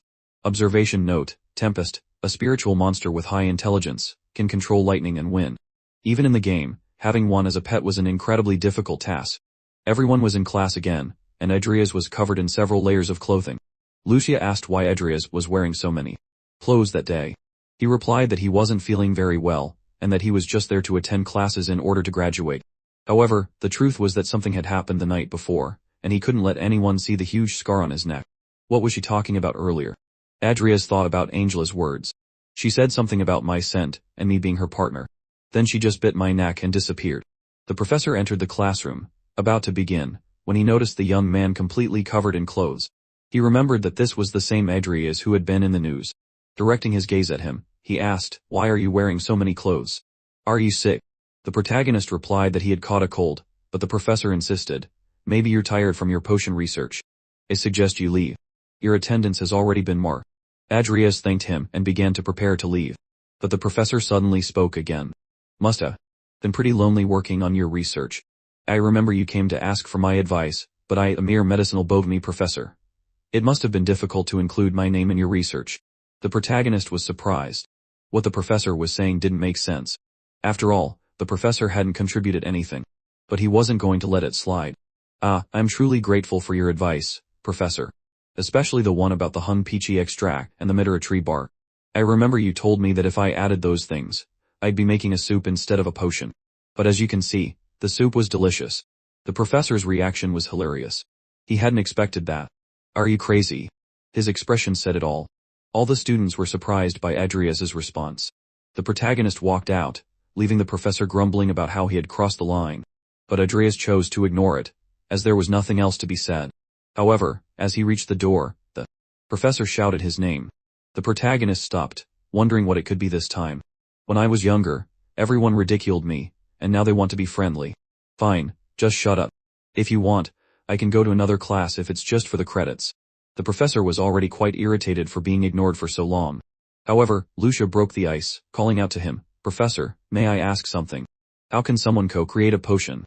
Everyone in the room was paying close attention to what Lucia would say. She continued, "We learned the basics about potions in this class, and then we put those basics into practice, but our conclusion is that doing your own research without anyone's help means a lot. I mean, isn't that our duty as mages?" The professor was enchanted, clearly captivated by Lucia's charm. The protagonist realized that he was foolish enough to fall for her smooth talk. Lucia finished, still polite, "But don't worry, we'll ask for your advice next time. Of course, if you're not too busy with your own research." It was a polite slap in the face to the professor, telling him to focus on his own work and stop meddling in the students' research. The professor, taken aback, turned to the protagonist and said, "Go safely." It wasn't clear why Lucia had done that, but disarming the situation was the best solution. The two exchanged looks, expressing gratitude without words, and the protagonist left the room. Observation note: in the original game of A Great Sin, only useful items were dropped. However, now that the game has become reality, the protagonist has to deal with raw materials, making processing and mixing much more difficult. Somewhere in the city, there was a strong man with reddish hair. He was Officer Wuango, a master under Duke Sinclair. While reviewing a report on potential candidates, he remarked, "So, the daughter of the Everlast family has created a new type of potion and is putting it on the market." His secretary appeared, confirming the information and explaining that the potion had been named Everlast. The officer then requested a sample. Holding the small vial, he commented, "If someone like her has already created something like this as a first-year student, surely many people will want to recruit her when she graduates." As he drank the potion, the secretary asked if she should contact the girl immediately. He confirmed, "Yes, reach out. Also, check if there are other parties interested in her." After consuming the potion, he felt stronger and remarked, "Truly impressive. It's several times more efficient than what's currently available on the market. And the best part, no side effects. This potion could revolutionize the market." The secretary then added that the potion had been co-created. Upon hearing this, he immediately recognized the name of the other creator, the son of Cain. Intrigued, he asked, "Did he always have a talent for potions?" The secretary couldn't answer but mentioned a rumor suggesting the boy might have taken advantage of the student. However, since neither family had any special relationship, there was no apparent basis for such speculation. The officer then requested an investigation. If he truly awakens such a talent, he should be added to the recruitment list. Elsewhere in the city, a mysterious figure held a glass of wine. He asked his servant, "How is the year and award ceremony proceeding?" The servant confirmed that everything was going as planned, and that the Cromwell family would be demoted. The name Cromwell had been on many people's lips lately. While savoring his wine, the figure commented, "Adrias Cromwell, I look forward to seeing if you're different from your father." Meanwhile, our protagonist was training tirelessly, performing 1,000 repetitions until collapsing to the ground. He picked up a vial of a potion he had created and murmured, "Without this, it would be nearly impossible to complete these training sessions." The regeneration potion increased muscle recovery rates, while the healing potion took care of wounds. By adding the physical enhancement potion, he had essentially created an infinite training system. He remembered that when creating this potion, he had the option to evolve it. It was a gamble, he thought. At first, he was tense, but the evolution turned out to be the right choice. The results were so incredible that he even felt foolish for having worried. Since then, he had been able to create potions much more efficiently. The success rate and production speed had increased significantly. With conviction, he thought, "If I keep this up and give it my all, I'll grow tremendously." Still sitting on the floor, he reflected that with a strong body and a few items, he wouldn't need to worry about his combat strength. He remembered that Cain was away on a business trip and because of that, couldn't buy the Codex of Sloth from him. Cain seemed so upset that he didn't even notify the protagonist about his departure, which left him deep in thought. What can I do? I don't have any connections besides Cain, and I still have botany class in the morning. I'd better sleep, he murmured. The next day in the classroom, there was only a note that read, "Due to the reasons previously mentioned, today's class will be held outdoors as communicated via your tablets." Seriously, thought the protagonist. He hadn't expected this. He began mentally cursing the professor, wondering if he knew the protagonist didn't own a tablet, and was using this against him. Wasting no time, he ran out of the classroom, worried about what the professor might be doing with the other students. When he arrived at the academy's garden, he was met with some sort of improvised lab. Everyone was frantic and desperate, as if it were some kind of test or exam. Then the professor's voice rang out. "You're late. Seems like you were so busy with your research that you missed the notice." Whoa. Dude, the protagonist thought, trying to hold back. How much more immature can this professor get? As always, Lucia arrived right on time.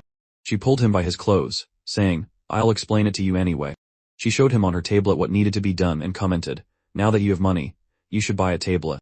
The professor had created an awakening potion and had the brilliant idea of turning it into an exam to analyze it. The protagonist began preparing his potions but was interrupted by the professor. For someone of your caliber, figuring out the ingredients and proportions of this potion should be a piece of cake, right? In the protagonist's mind, a million insults and expletives came to mind, but he held them back. The professor continued with a sarcastic expression. Today, I'm finally going to expose who you really are. Inside, the protagonist felt like he was about to explode, but he kept his composure. The professor, on the other hand, thought that protagonist had taken advantage of Miss Everlast, a rising star in the world of potions, and was nothing more than a mediocre student. It was clear the professor harbored some inexplicable grudge. After 4 hours, Professor Valba analyzed the results of the awakening potion composition. Lucia and Adrias achieved 100 accuracy in their analysis in under 2 hours, becoming the top performers in the class. This was anything but pleasant for the professor. Moreover, there was no evidence of cheating during the exam, proving that Adrias genuinely had a talent for potions. Some students were surprised, others were disappointed. They couldn't believe someone like Adrias had outperformed them. Lucia joked, Mr. Siwi, you did a great job. Adrias, already annoyed, corrected her. Adrias Cromwell. Suddenly, a student burst in, shouting Professor Valba's name and accusing him. Why did you claim the potion as if you made it? Oh, the students thought, sensing the situation was about to spiral out of control. The student continued, you of all people, should know how much effort I put into this. The other students were shocked. They would never have imagined a professor could be accused of something so serious. Adrias and Lucia exchanged glances. He asked, what do you think about this? Lucia replied without hesitation, that professor. He probably would have the nerve to do something like this. With that, Adrias decided to act.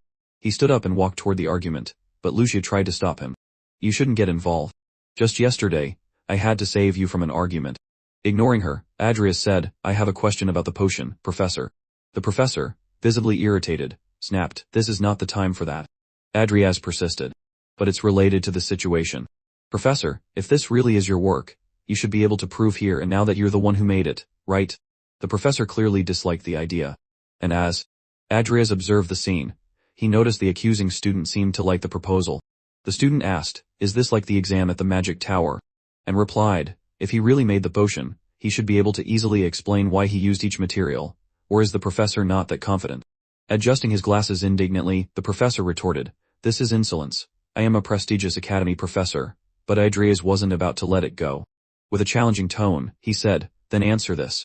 Why did you replace Frieren with Satoina petals? The professor's nervous expression betrayed his discomfort.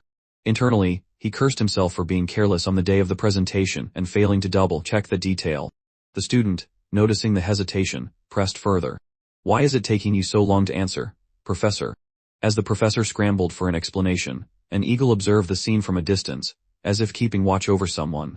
The questions kept coming, leaving the professor increasingly stressed, especially since only the magic tower was capable of conducting such precise potion tests. Yet, the students didn't seem to care. Adrias posed his final question. Why did you use jelly beetles, which are more expensive, instead of pepina powder? The students were stunned as they watched the professor remain silent in the face of Adrias's relentless questioning. Had he really stolen a student's research? At last, the professor, furious, responded, pepina powder has hallucinogenic effects, which is why I use the beetles, even though they're more expensive. However, the tension in the room escalated when the student fired back. That's not the real reason for avoiding pepina powder. The real reason is that when heated for a long time during potion preparation, the powder can cause stomach pain in the person who consumes it. Now, the professor was visibly shaken. He tried to defend himself. That's not true. It's because of the hallucinogenic effect. The student, however, didn't back down. But even you mentioned there were side effects. You never said anything about hallucinations. At this point, the other students began pointing fingers at the professor, booing him. Someone shouted, imagine stooping so low as to steal a student's credit. Others started calling him a thief and a fraud. In response, the professor nearly screamed, you two set this up against me. I'll report you both to the disciplinary board. Adrias thought to himself, this professor has really hit rock bottom. He's like a child throwing a tantrum. Looks like it's up to the adults to clean up this mess. Adrias then pulled out a card he used for purchasing materials and pretended it was a contact of importance, saying, if you're so upset, I can ask Mr. Alvin to arrange a meeting where you can explain yourself. Lucia was stunned, wondering if the professor would fall for the bluff. The professor immediately scowled, hesitating as he realized he'd been cornered. Adrias pressed on. Regardless, you'll have to explain yourself to the magic tower. Imagine the scenario, the all-powerful director having to resolve a dispute between two students and their professor. What no one expected, however, was that Bartel Alvin was already there, silently observing the entire commotion. He muttered to himself, "This kid really did his homework. How dare he use my name?" Bartel assessed the situation, thinking, he genuinely understands the theory and ingredients behind the awakening potion. Could it be possible for him to develop a new formula before the year ends? Looks like I'll need to keep an eye on Cromwell's son. After the chaos in the classroom, Adrias, Lucia, and Vivien were having dinner together. Lucia thought he wouldn't even invite her, especially to the campus cafeteria. But Adrias, all innocent, asked, "Aren't you going to eat too? The food is delicious." Lucia grabbed a piece of food, but it was so hot that she burned her hand immediately. Adrias, ever sarcastic, commented, "You need to eat like the rich. Hold it by the edge, dip it in the sauce, and there you go." He handed her a piece of meat. But was someone jealous, or was it just their imagination? Vivien, without missing a beat, said, "I want some, too." Both of them looked confused for a moment, but she quickly clarified that she wanted a piece of meat prepared the same way. Adrias, with a mischievous smile, handed her one. As they left the cafeteria, Lucia asked Adrias, "When are you going to buy a tablet? That way, you'll get notifications if something like today's event happens again and won't miss anything." Adrias replied as they walked, "I'm saving money. I don't have the same financial luck as you." The two continued bickering as usual while Vivien seemed lost in her thoughts about the piece of meat he had given her. Suddenly she turned around and asked, blushing, "Would you like my share of the reward, Mr. Fairy?" Adrias instantly got annoyed and snapped, "Why are you calling me that all the time?" He bid farewell to the two, and walked off in another direction.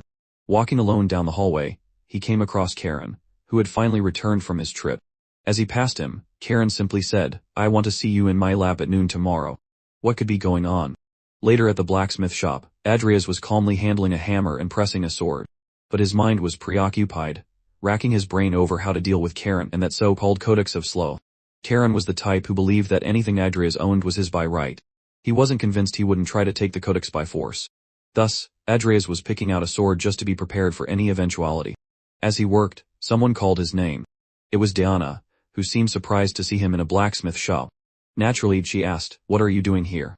"I'm looking for a sword," Adrias replied. Diana was even more surprised. "Why would a mage need a sword?" "It's just for self-defense," he explained. As they talked, Adrias noticed the box Diana was carrying. She showed it to him, and explained, "It's a gift from my brother." The brother she mentioned was Carlos Alvin, the eldest son of the Alvin family, who had left to train and become a warrior. Back then, they all got along well. However, Adrias recalled that Carlos had already passed away when the events of the game began. So, the game essentially ignored him. He remembered that Carlos had lost his life during the Academy's year-end event, shortly after Hazar escaped from Duke Balaric's territory and joined the Zephyro cult, the same cult responsible for a terrorist attack. Adrias asked, "Will Carlos be attending the year-end event?" Donna confirmed, "Yes." He suggested, "It would be nice for the three of us to meet again." Donna looked visibly flustered by the invitation, starting to think that Adrias might have changed somehow. Everyone was talking about his good grades and his constant training, which made her visibly happy. Adrias asked her, "Do you have any questions?" She stayed silent, unsure of what to say. Then he bid her goodbye. As he walked past her, Diana finally worked up the courage to ask something, but when she turned around, he was already gone. Adrias must be up to something. As he walked, Adrias began reflecting on Carlos. He knew Carlos might die during the year-end event, but there was still time before the terrorist incident occurred. Could he find a way to save him? Even knowing that I myself will become a villain in the future. In Karen's office, the two sat talking calmly. The old man remarked, "I've been searching across the continent for a material of the same quality as Angela's, but I haven't found anything yet. I need this material for the congregation this weekend." Adrias, resolute, decided to address a delicate matter, the Codex of Slow. He thought about Karen. What if his greed blinded him, and he tried to claim the Codex for himself? So he spoke. "We need to talk about something. I've obtained the Codex of Slow." Karen, incredulous, replied, "I don't believe that. That's not something you just have lying around." Ignoring Karen's skepticism, Adrias opened the portal to his inventory and said, "This isn't something I can give you right now." He revealed the Codex. Karen, surprised, urged him to put it away. "This item is highly sought after. Keeping it with you would only cause trouble. Take it to the congregation and trade it for another item, something that will help you grow." Adrias gave a sly smile, having anticipated this response. He knew Karen valued his own safety above all else. Karen stood and said, "Prepare yourself. We're heading to the congregation this weekend. Clear your schedule and be ready." By the weekend, they were in a carriage heading to the city's far eastern zone, a confinement area. Adrias was strategizing how to navigate the congregation without incident. He knew dangerous individuals would be present, and words alone wouldn't suffice. Sharon remarked, if we can trade the Codex of Sloth for useful items, it'll be a great opportunity. Anything that helps you grow is worth it. Adrias remained silent. It was clear Cain already considered the Codex as his own. Still in a tight spot, Adrias could use it as leverage if necessary. Suddenly, the carriage stopped abruptly. Someone was calming the horses. Using his enhanced vision, Cain observed the situation. Shortly after, an individual appeared at the window, requesting a ride to the congregation since he was heading there, too. The man climbed in, making himself comfortable, and remarked, "This ride isn't much help." He introduced himself. "My name is Salam Aditya." Salam was one of the top 10 figures on the continent, known for delving into the forbidden in search of exploration. This earned him the moniker, the devil in pursuit of truth. Adrias thought to himself, if word about the Codex leaks, this situation might not end well. Noticing the tense atmosphere, Salam asked with a sarcastic grin, "Why the long faces? Is it because I hitched a ride with you?" Adrias quickly replied, "No." Salam chuckled and said, "Don't worry, I've been to the congregation plenty of times." Then leaning toward Adrias, he asked, "What's your name?" Sensing Adrias's hesitation, Cain said, "Introduce yourself." After all, the man is older. When Adrias revealed his name, Salam's expression shifted to one of astonishment. He commented, "So Charon's got his hands on another Cromwell." What could he mean by that? The way he said it hinted at some secret involving the Cromwell family. Adrias shot a serious glance at Charon, but Salam noticed his expression and openly remarked, "Maybe you don't know anything, but let me give you a special piece of advice." Approaching Adrias, he whispered, "Fight with everything you've got." Adrias looked at Cain again. From his behavior, it was clear this wasn't the time to press for answers. But what was Cain hiding? The carriage was stopped once more. Using his enhanced vision, Cain addressed the figure blocking the path. "What do you want? If you've got something to say, come here and say it directly." The figure began materializing, revealing itself as a peculiar person. The stranger apologized and greeted Cain.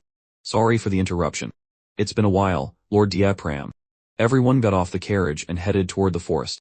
The stranger remarked, "I didn't expect Cain to be with the old man Salam." Salam snapped, irritated, "Shut up, your breath reeks of death."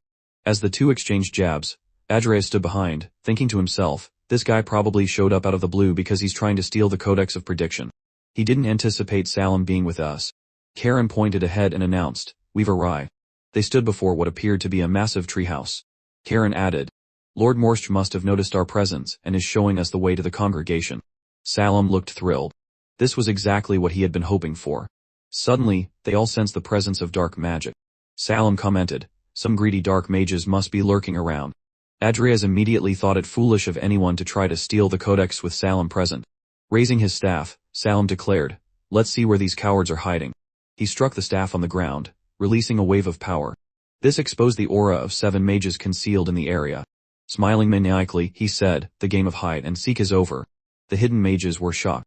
But real fear set in when Salam began channeling his power from above. A greenish aura radiated from his staff. Without giving them a chance to react, Salam unleashed an enormous explosion of magic, wiping out all the dark mages in the vicinity. Inside the congregation, a round table was already set with 3 individuals gathered. The doors opened for Salam and his group. Upon entering, Salam remarked, "It's been a very, very long time since we last met." The hooded man, known as Morsha, greeted Salam coldly. "Surprising to see you here as well." Salam, pleased with himself, replied, "No need to be so cold. Thanks to me, the Codex is safe and sound." He then instructed Adrias, "Open the bag." Reluctantly, Adrias turned the bag over. To everyone's shock, several severed mage heads tumbled out. The attendees were stunned, unable to process what was happening. Morsha commented, "This is an emergency meeting. There was no need for unnecessary slaughter." He explained that the dark mages were intermediate level but still problematic to handle. Salam, on the other hand, had eliminated them effortlessly by unleashing his magic. Laughing, he declared, "Without me here, you wouldn't even have the chance to see the Codex." The hooded man cut him off. "Enough. Let's wrap up this matter and present the Codex." Already. Adrias began opening the inventory portal. As Salam watched thoughtfully, he reflected on how truly fascinating Adrias was. The young man hadn't flinched during the massacre Salam had carried out moments earlier. Nor had he hesitated to obey the request to sever the heads of all their enemies. But above all, what intrigued Salam the most was the dual core he had seen when revealing the aura of everyone present. It was identical to his own. As Adrias activated the portal, Salem leaned toward him and blew lightly, diverting the boy's attention. Adrias, confused, asked, "What are you doing?"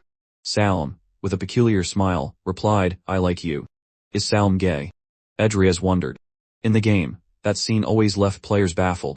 The woman seated at the round table, however, grew annoyed at the gesture and demanded, "Stop fooling around, Salem." Still playful, Salem said to Adrias, "I will certainly help you one day, but only once. Consider it a favor since I have a certain fondness for the Cromwell family." Adrias was taken aback by the promise. Salem was known for never breaking his word. In the game, he always kept his promises, no matter the situation. If Adrias could count on Salem's help, it could change the course of his plans. Adrias then revealed the Codex of Sloth, leaving everyone present stunned. The hooded man commented, "It's truly the genuine Codex of Sloth." The tension in the room escalated. Charon was confused about how Adrias had managed to perform the invocation, while Salem seemed intrigued that Adrias had entrusted the Codex to one of his skeleton soldiers. Adrias glanced at Nicol, his summoned creature, and began to think he needed to remain calm. He knew he couldn't take any risks with such powerful figures around him. Thus he commanded, "Nicol, return at once." Nicol vanished, and Adrias drew his weapon, leaving everyone bewildered. He then pointed the weapon at himself and declared, "I'm the one who found the Codex of Sloth, so I want my efforts to be recognized." The woman beside the hooded man used magic, causing roots to rise from the ground to try and restrain him. However, she was forced to stop when Adrias warned, "The Codex is in my storage along with my summoned creature. If I die, you'll never get your hands on it." The room fell silent. The hooded man looked on in disbelief. Adrias, with a determined look, shouted, "Salem, didn't you say you'd help me only once? Now's the time. Hurry up, I don't have much time." Salem stared at him incredulously. "You're acting this way just because I said that.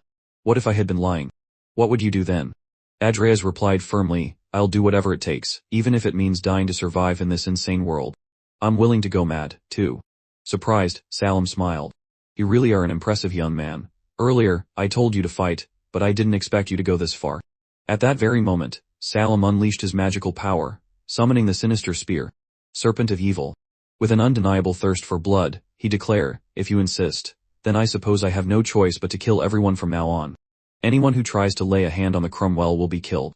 The blonde woman at the table, who seemed to be enjoying herself, cheerfully commented, "Don't worry, I won't touch the boy." Salem, still serious, added, "If anyone dares to question this later, I'll be more than happy to find and kill whoever it is." The hooded man, incredulous, asked, "Are you really going to fight all of us here over a boy?" Salem casually responded, "You know how I am. I wouldn't lie about something like that."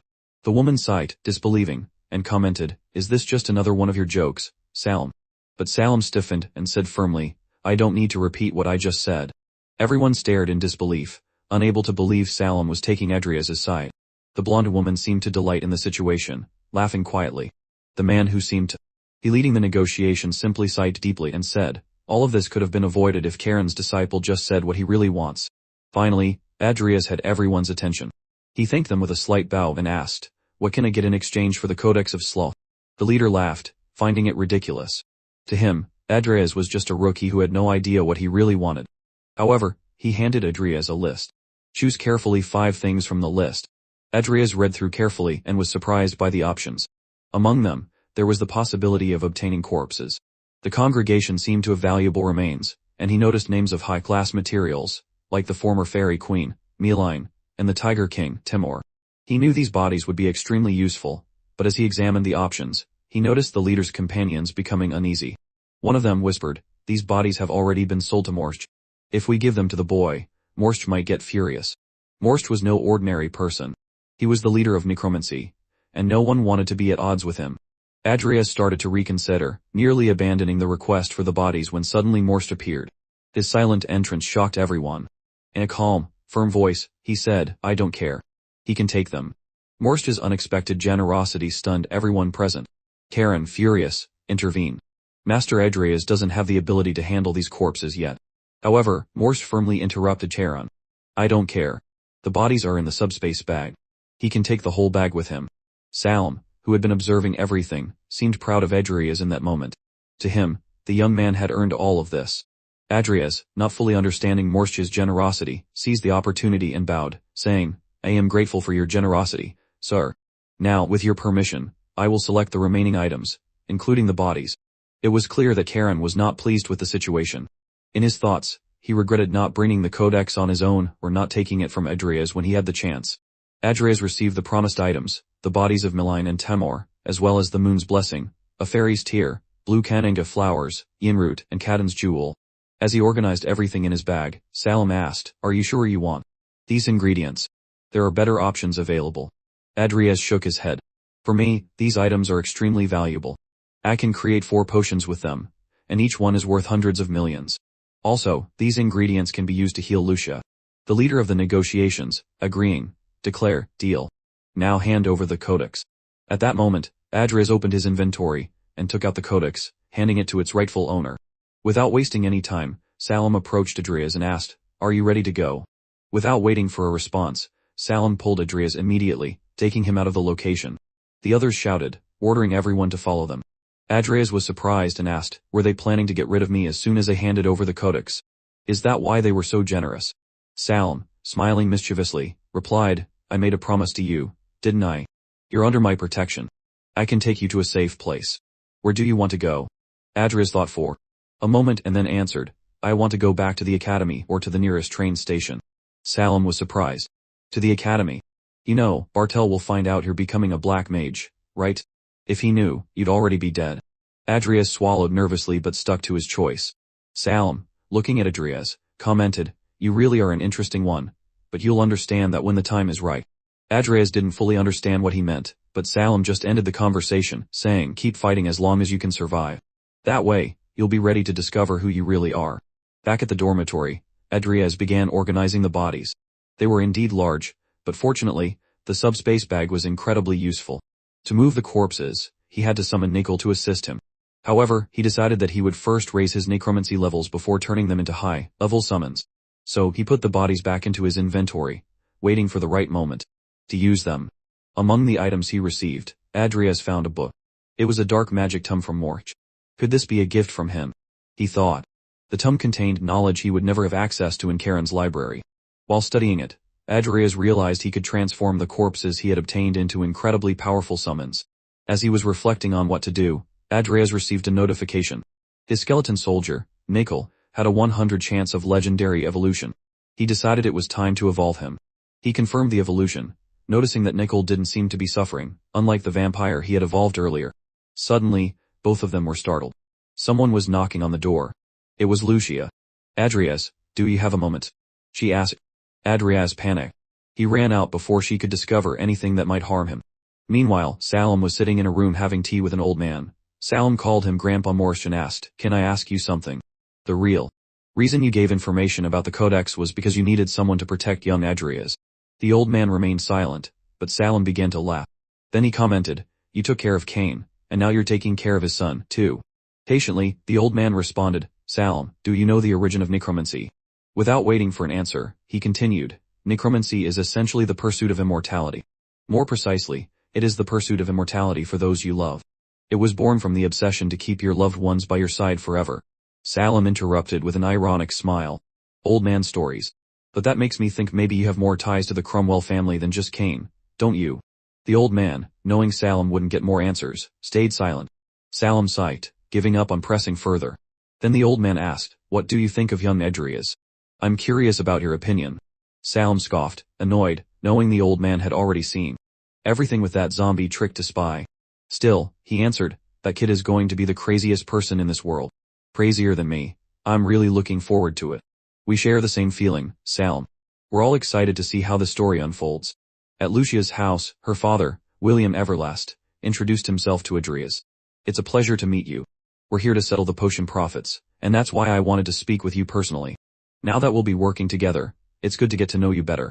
Lucia told me you've become a great friend of hers." Adrias greeted William respectfully but was internally thinking about how to handle this new partnership. Always polite, Adrias said, "I've been looking forward to meeting you. I'm very grateful for all the help Lucia has given me to make this business so successful." William Everlast smiled and replied, "You created the potion, too, didn't you?" Mr. Everlast handed Adrias a contract, confirming that he would receive 60 of the profits. He explained, "Each unit is worth on average 3 million. Adrias was shocked. This meant a total of approximately 1.8 billion, considering that more than 1,000 units had been sold in just 1 month. William casually commented, "The potions are selling like hotcakes. You'll certainly make more next month, But for now, let's set the business talk aside. I am happy Lucia brought a friend. It's the first time she's done that, especially a young man. William smiled again and invited Adrias to dinner. A month later, thanks to the rumors, the potion had become extremely popular, not only for use in combat but also in high society circles. To meet the growing demand, the company decided to expand its suppliers and production facilities. Adrias reflected to himself, I never imagined I'd sell over 2,000 units in 1 month. If I had known, I would have bought a tablet earlier. He couldn't stop thinking about how much the potion's popularity had earned. Around 6 billion. With this, he started planning. I really want to recover the family properties. They are worth half the money I have now. Near the next stop, the Artel station at the National Cemetery, he thought that before buying anything, Adrias had something important to do. I need to get my ring back, he said to himself. Arriving at the city where the cemetery was located, Adrias walked to the site and came across the gravedigger speaking with a masked man. Adrias thought, who is this mysterious individual? The gravedigger noticed Adrias's presence but quickly greeted him, saying, Welcome. Please come in and have some tea with me. Without hesitation, Adrias went straight to the point. Who is he? The gravedigger replied calmly, I called him to be the guarantor of this deal, or rather a witness just to avoid any future issues. Despite the uncomfortable situation, they entered and sat down to drink tea. The gravedigger served the cups while Adrias analyzed the situation. He was clearly suspicious of the masked man. How can someone be a guarantor while hiding their face and carrying a sword? Thought Adrias. What an absurd excuse. He knew the gravedigger had been practicing necromancy in the area for some time, but in the game, he was never much of a challenge. Compared to Charon, the gravedigger was just a small fry. Still, Adrias wasn't entirely at ease. Looking at his own stats, he realized how much he had evolved. Double traits, necromancy, and black magic skills at exceptional levels, along with his mastery in potion crafting and combat. Now with Necol evolved and able to use aura, he was confident he could take on the gravedigger without difficulty. Unless the masked man was incredibly strong. As Adrias observed the masked man, he thought to himself, maybe I should release the energy from my dantian. I thought holding back before would be a no, but now I'm not so sure. His thoughts were interrupted by the gravedigger, who offered, try this tea. I got it from a merchant I met in the congregation. It's very good. Adrias ignored the offer and went straight to the point. I'd rather talk about the family ring. The gravedigger responded curtly, you're very impatient, boy.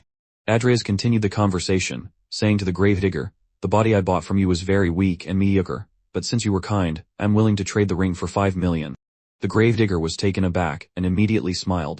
He seemed impressed by Adrias's demeanor, reflecting, this boy has become so grand that he doesn't even realize it. And of course he's also generous despite being poor. After all, he's still a noble count.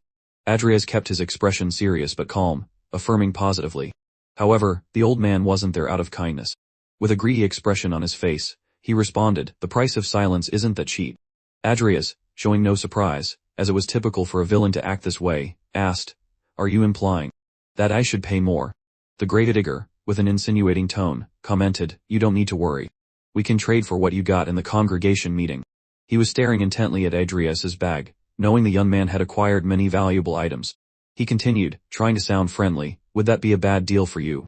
Adrias, without hesitation, calmly replied while sipping his tea, yes, I appreciate the offer, but I'll be clear. I'll only give 5 million, nothing more. The old man became extremely irritated, calling him a brat. However, Adrias interrupted firmly, I know exactly what you're saying. You never intended to make a fair deal from the start. Suddenly, the masked man beside him spoke up. I think this conversation should have ended by now. Adrias, unflinching, summoned Necol. The action caught everyone off guard. He declared in a challenging tone, I'm tired of this charade. I'm curious. Do you really think you can defeat me? The gravedigger, upon seeing Adrias's tier 5 summon, was visibly shaken. Trying to hide his nervousness, he turned to the masked man and said, I'll pay you extra on top of what was promised. Finish off this insolent fool and take his things. Necol, ready to strike, charged at the gravedigger. However, the masked man blocked the blow, surprising Adrias even more. This guy is no ordinary person, Adrias thought. Soon after, Adrias noticed that the masked man had placed some explosive bombs around the area. He immediately stepped back, drawing his sword to push the devices away. I remember this combat style from the game, he thought. While Adrias dealt with the bombs, Necol faced the masked man directly. The battle between the two was intense. Not only could the masked man hold his ground against Necol, but he also maintained control of the fight. Adrias watched, intrigued. Who is this man really? The masked man tried to strike Necol with his sword, and managed to lightly cut the skeleton's face. However, he didn't notice when Nicol grabbed his leg, causing him to fall. Without hesitation, Nicol released his energy and imbued his sword with a powerful aura. Adrias, though shocked, understood. After the evolution, Nicol gained the power to use his dantian. It shouldn't be so surprising that he can manipulate aura. But is this opponent strong enough to require it? The two fought fiercely, exchanging blows and landing hits multiple times, but neither gave up. Eventually, the masked man landed a blow to the center of Nicol's head. However, the masked man was shocked to see the skeleton not stop. Instead, Nicol counterattacked with a strike that sent the man flying through the window, causing him to fall outside. Meanwhile, the gravedigger watched the scene, alarmed, not fully understanding what had just happened. Suddenly, two hands emerged from a tunnel behind the masked man and grabbed him. The gravedigger, now even more nervous, yelled, "If you really want the money, then put in the effort." As the gravedigger spoke, he seized the moment to cast his magic. Adrias noticed the movement, and began to worry. Several portals opened around them, and skeletons started emerging from them. The gravedigger, with a satisfied smile, commented, "You got yourself a really good body, kid. But let's see how long you last against the best I have."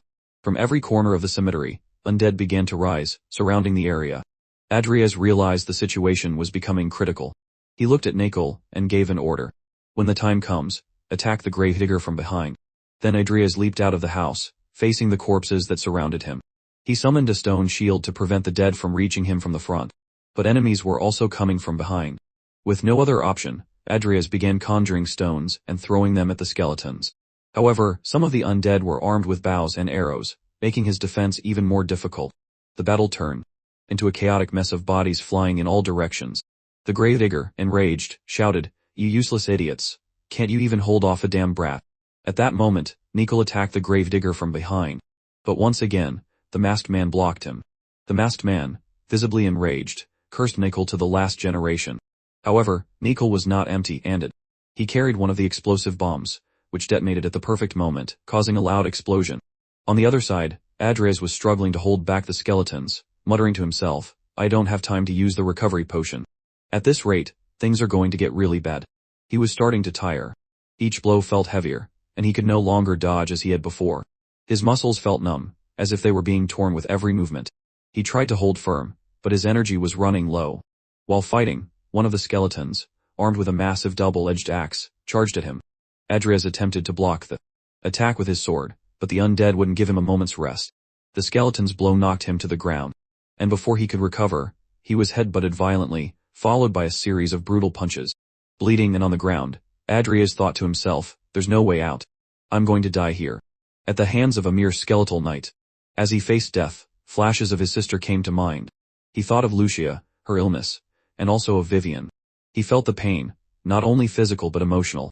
And with gritted teeth, he murmured, "I finally have a reason to live. I can't die like this." Suddenly, a small aura of mana around his body exploded, transforming into a booming red aura. A system message appeared before his eyes. "Through continuous training, talent, and fierce combat, your aura has been unlocked. The dantian has been activated. Now you can use both mana and aura thanks to the dual core feature." The brilliant aura enveloped Adrias, and his strength began to return. He stood up more determined than ever, facing the enemies around him. Adrias, even exhausted and wounded, gripped his sword firmly. He raised it, declaring, "I'm going back to the place where I belong." A system message appeared. Achievement, Second Awakening achieved. Around him, the scene was devastating. The bodies of the undead were scattered across the ground, and Adrias, badly wounded, remained standing. He looked at Nicol, who was pointing his sword directly at the gravedigger. Adrias asked firmly, "Where is the ring?" The gravedigger, visibly nervous, asked Adrias to put away his sword. "We can talk about this," he said, trying to buy time. The gravedigger suggested, "With the dead, we could negotiate something much better." Adrias realized the gravedigger was referring to the masked man. He thought about the situation and decided to act. Grabbing the masked man's fallen sword, he walked toward the gravedigger and repeated, "I'll ask again, where is the ring?" Desperate, the gravedigger begged for calm. "Wait, don't do this." But Adrias, without mercy, attacked, cutting the gravedigger's arm. He spoke coldly, "I don't have time to argue. Just tell me where the ring is." Screaming in pain, the gravedigger finally revealed the exact location where the ring was hidden. Still, he murmured something about planning to get rid of the ring. Before he could continue, the gravedigger began choking on his own blood. He clutched his throat, writhing in desperation before collapsing in front of Adrias, who was left confused about what had happened. Adrias looked at the sword in his hands and thought, could it have been poison? This masked man was really skilled. Who is he? At that moment, our protagonist remembered that when the gravedigger opened the portals, he mentioned the name Dan. Adrias quickly associated it with the legendary Bloody Dan, the bloodthirsty. He crouched down, took the man's mask, and curiously put it on. At once, a blue aura surrounded him. The system message confirmed, Bloody Dan's mask appearance alteration artifact activated. Adrias thought to himself, this is Bloody Dan, the bloodthirsty, the one who triggered the war in the game by kidnapping the child of the northern barbarian chief. He knew that in the game, this event had started an important war between the North and the Empire, spreading across the entire continent. Thanks for the mask, Adrias said, removing it. He gave Nickel new orders. Search for the ring. I'll clean up this mess. Later, Adrias was taken to the hospital to treat his injuries. While resting, he read recent news, terror at the National Cemetery, Necromancer and hired swordsman clash. Despite the alarming headline, Adrias concluded that the news wouldn't affect him directly. It was time to focus on something more important. He started researching the old property of his family, and decided to buy it for 2.5 billion. As he thought about his sister's reaction when seeing the property recovered, he felt a hand covering his eyes. It was Lucia, who asked, "Guess who it is?" Adrias didn't say anything for a few seconds, leaving Lucia feeling uncomfortable. She removed her hand and complained, "You're so annoying." Adrias simply agreed, which only frustrated her further. Curious, Lucia asked, "Why are you so cold with me?" "I'm your cute friend. I came to visit you." She placed a basket of fruit on the table and asked what had happened to him. Adrias replied, "I overdid it with the training." Lucia repeated the sentence mockingly but soon showed concern. "If you keep this up, one day you'll end up dying." Suddenly, Vivien rushed into the room, looking desperate. Upon seeing Adrias, she was both surprised and relieved. Without thinking, she ran to him and hugged him tightly, almost knocking him over. "I was so worried about you," she said, visibly emotional. Adrias, surprised, tried to reassure her. "It's fine, Vivien. I'm okay." While Vivien hugged him, Adrias noticed a hint of jealousy in Lucia's gaze. A week later, Adrias was in a carriage with his sister. She remained deep in thought about what he had said. He had mentioned wanting to show her something important, but hadn't revealed what. The carriage was elegant, and the curtains were closed, adding to the mystery. His sister had decided to accompany him because Adrias had recovered the family ring. Still, she wondered, what is he planning? Then the protagonist, closing his book, heard someone say that they had arrived. Emi, suspicious, asked her brother where they were and what he wanted to show her. The protagonist, looking quite pleased, responded that she would see when they got out. Suddenly, the carriage door opened, and an elderly maid with a gentle demeanor simply greeted them, "Lady Emi." The protagonist's sister recognized her mate as Lupine, and asked what was happening, and why she was there. The protagonist replied kindly that he had asked Lupine to work as the head maid again. Emi, distressed, asked her brother if he didn't know they couldn't afford this at the moment and began apologizing to Lupine, explaining that her brother was naive and unaware of certain things. Suddenly, her expression changed. A mix of surprise and wonder took over her. As she stepped out of the carriage, she was confronted with her old home, the Cromwell family mansion, nicknamed the Wooden Apple Mansion. Emi began to recall her childhood but quickly turned to her brother with a sad face and asked why he had brought her to this place.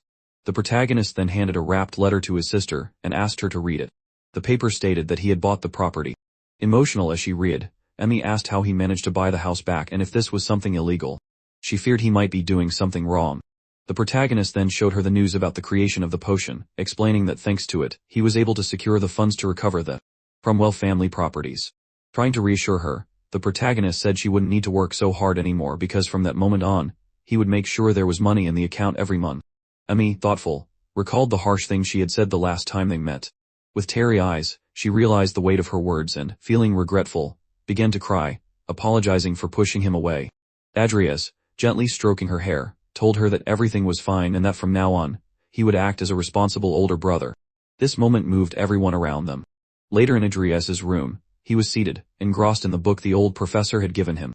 Most likely, he was trying to develop a new body. He recalled his last battle when he achieved the second awakening and understood that thanks to the traits he had received, he could now learn necromancy skills much faster. Deeply focused, he skimmed through spells and techniques like Death's Fury, Blood Curse, Corpse Explosion, Ghoul Summoning, Skeleton Summoning, and Revenant Summoning. His enlightenment trait allowed him to significantly speed up his learning of skills and knowledge. Adrias stood up, thinking he might now be able to summon a Revenant, perhaps even Temor. Placing his hand on the stretched-out corpse, he meticulously reviewed every possible cause of failure multiple times, ensuring he was truly ready to begin. The protagonist became enveloped in a shimmering aura. A system notification appeared, stating that a corpse had been detected. Adrias reflected on how he could now fully utilize his dual core. And with Nickel also having evolved, adding Temur's powerful strength to the mix would grant him the might of an entire battalion on his own. With newfound confidence, Adrias began reciting the summoning incantation, calling upon Temur, the monarch of the tiger tribe, the one who had once shaken the continent. The tiger began to move its paws, slowly opening its eyes until it fully awakened. As it stood, multiple system messages confirmed the successful application of additional effects and the success of the summoning. The corpse's level was transcendental, with parts of its former ego restored. Temur let out a powerful growl, activating all his abilities. The system displayed that he was tier 5, had 891 mana, and wielded a massive spear. Adrias immediately recognized Temur as a fearsome and imposing figure. Grateful that he had cast a soundproof spell before completing the summoning, Adrias declared himself Temur's master. In response, the tiger knelt in submission before him. In the next scene, in the snow-covered Vilmore Mountains within the territory of Marquise Magna, a group of Rodlin Academy students gathered for their end-of-term examination. Their instructor stood at the forefront, explaining the procedures. The students listened carefully as he announced that the exam theme would be survival and point collection. They were to spend 70 hours on the mountain gathering points hidden throughout the territory. The instructor elaborated that the bracelets they wore would record the points. While they could take others' bracelets, damaging one would result in automatic disqualification, which made many students anxious. The instructor emphasized that any issues must be reported immediately and that there would be zero tolerance for mistakes. After the instructions, he instructed everyone to blindfold themselves, and the supervisors guided them to their starting points. 46 hours later, Adrias was climbing the slopes of Mount Vilmore, exerting great effort. Upon reaching the summit, he felt relieved to find a flat area perfect for setting up a base. The spot seemed advantageous for both defense and offense. However, he soon noticed a magical shield in front of him. He immediately recognized it as the work of Diana Alvin, who was using wide area search magic along with a barrier simultaneously. Observing from a distance, Adrias noticed that Diana was extremely weakened, likely due to excessive mana consumption. He considered taking advantage of the moment to steal her bracelet and eliminate such a powerful competitor. Yet another thought struck him. Forming an alliance with Diana might make it easier to earn more points, boosting his score strategically. As Adrias contemplated his options, he began approaching her, catching Diana's attention. Startled, she spun around suddenly and demanded to know who was there. Even before identifying him, she threatened to use magic, though it was clear her condition wouldn't allow it. Adrias, speaking calmly, replied, "You've already used too much magic. In this environment, if you keep recklessly expending energy, you'll end up in serious trouble." Diana recognized his voice and, despite her exhaustion, tried to maintain her composure. "You're after my bracelet, aren't you?" she shouted, declaring that even in her weakened state, she could still fight him. But her mana betrayed her, completely depleting at that moment. Adrias took a few more steps toward her and said, "I have a suggestion." Before he could finish, Diana, summoning her last ounce of strength, demanded, "Stay where you are. Don't come any closer." Adrias stopped, reflecting on his next move. Diana backed away from him, visibly frightened. He then asked with a serious expression, "Am I really that hateful?" She remained silent, but Adrias continued, "Why not team up with me?" His question left her visibly confused. "Why should I team up with you?" she replied, crossing her arms suspiciously. Adrias extended a hand and explained, "If I'm alone, I'm vulnerable. If something happens, it's much better to have a partner, just as a precaution." Diana seemed thoughtful but still showed a hint of anger. After a few moments, she responded, "That might be true, but I can't trust you. Not because of who you are. Is it pride, reputation, profit, or personal gain?"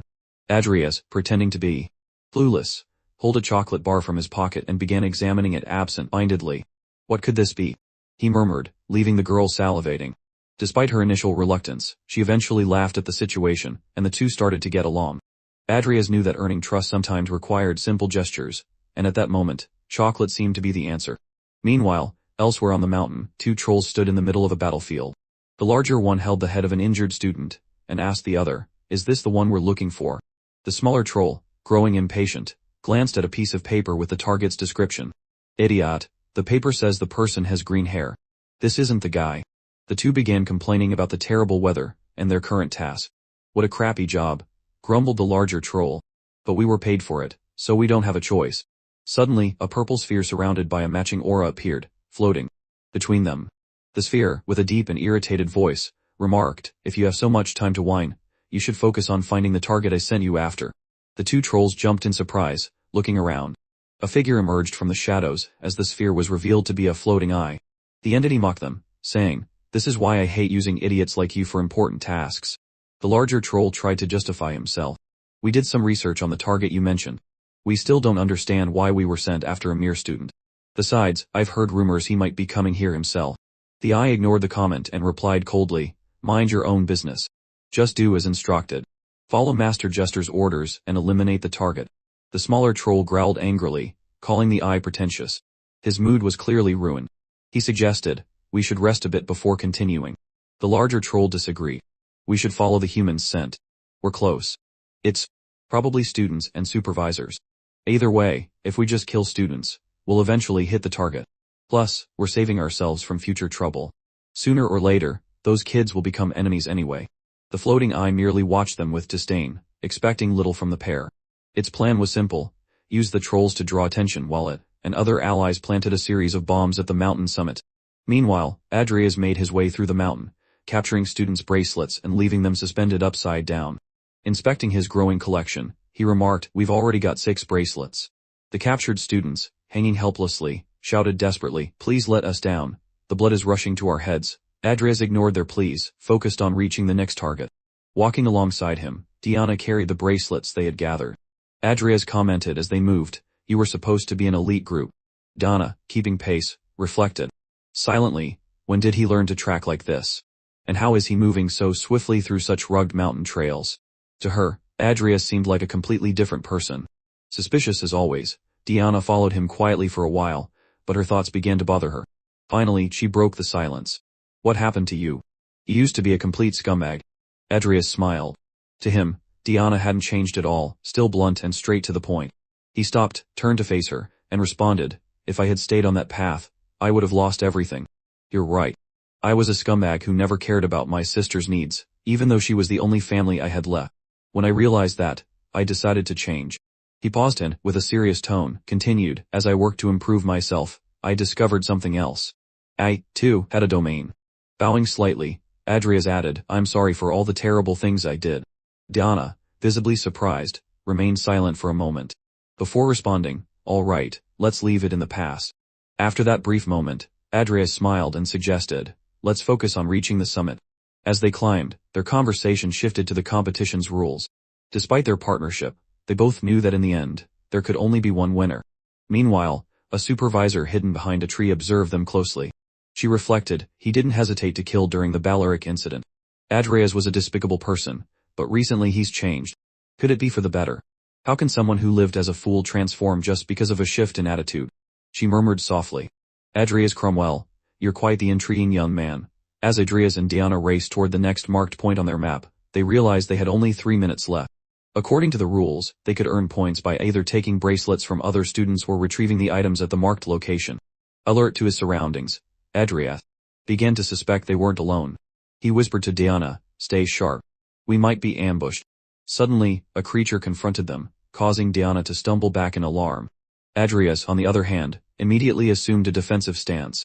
It was the dwarf troll and his giant companion. The pair, amused, began taunting them. Look at these kids, the dwarf sneered. The giant laughed and added, good thing my axe missed them. Your axe? That pathetic throw of yours was the worst, the dwarf retorted. Diana rushed to Adrias's side, asking, are you okay? Adrias replied firmly, I'm fine, but this doesn't look good. The surrounding scene was desolate. Dead bodies of students and others severely injured littered the area. Diana was horrified by the sight and murmured, what happened here? The dwarf troll seemed pleased to see Adrias. He exclaimed, look at that green hair, just like the job description. This statement confused both Adrias and Diana. Adrias asked, do you know us? The giant replied with a menacing grin, I wouldn't say we're strangers. We're here for you. The dwarf, licking his knife with a sinister smile, added, we're here to kill you. Confident, Adrias took a step forward and said, if it's me you're after, let the others go safely. We can talk somewhere more private. Diana was shocked by the suggestion and yelled, are you insane? Why can't we fight them together? Turning to her calmly, Adrias replied, some students here are still alive. I need you to take care of them until the supervisors arrive. Trust me, I can handle this. Diana hesitated, but seeing the determination in Adrias's eyes, nodded. He then walked toward the 2 trolls, distancing himself from Diana and the remaining students. Before leaving, he looked back at her and said, it'll be fine. The dwarf, with a devilish expression, started laughing. You're a complete idiot. You don't stand a chance against us, but that just makes our job easier. Adrias kept walking further away, drawing the trolls with him. When they were far enough, he asked, "Are we far enough now? No one will hear the noise, right?"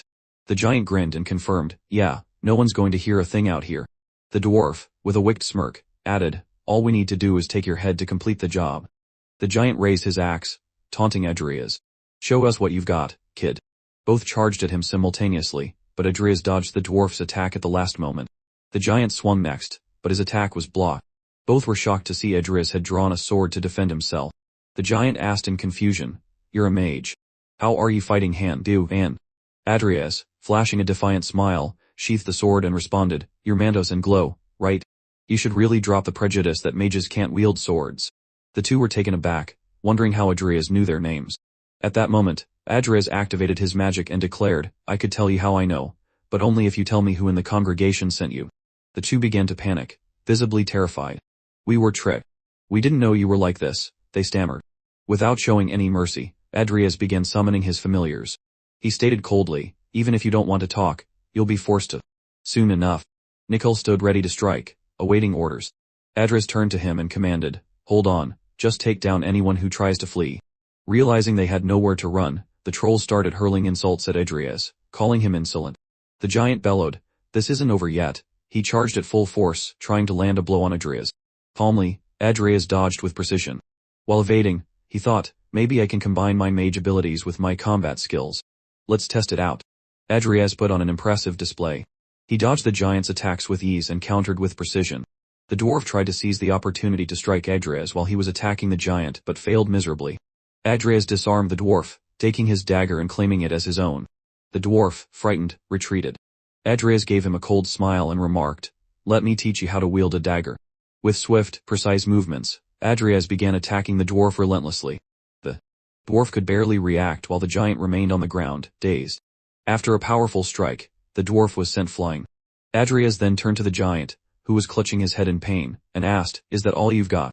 The giant tried to get back up but was visibly defeated. Adrias smiled, satisfied, thinking to himself, "My combat skills are working perfectly." Meanwhile, his summoned creatures stood nearby, arms crossed, watching the scene. Nickel, in particular, looked bored. Adrias glanced at him and commented, "Poor thing. Didn't even get a chance to join the fun." Cain stood facing her classmates, speaking with determination.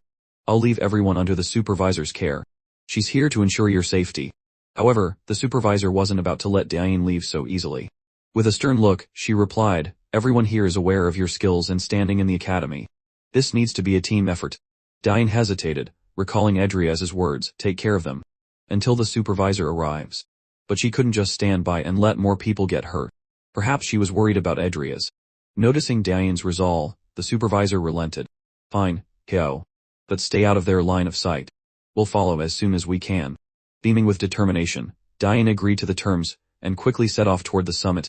Meanwhile, Adrias stood over his defeated opponents. He looked at the giant on the ground and said, "You better start talking now. Who sent you?" The giant, breathing heavily, replied, "Just finish me off." Adrias turned to Nickel and asked for his sword. Facing the giant again, he declared, "If that's the case, there are other ways to get what I want. I don't need to waste my breath."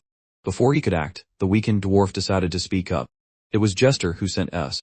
The dwarf glanced at the giant and continued, "We owe nothing to someone who treats us like animals. That's why I'm talking."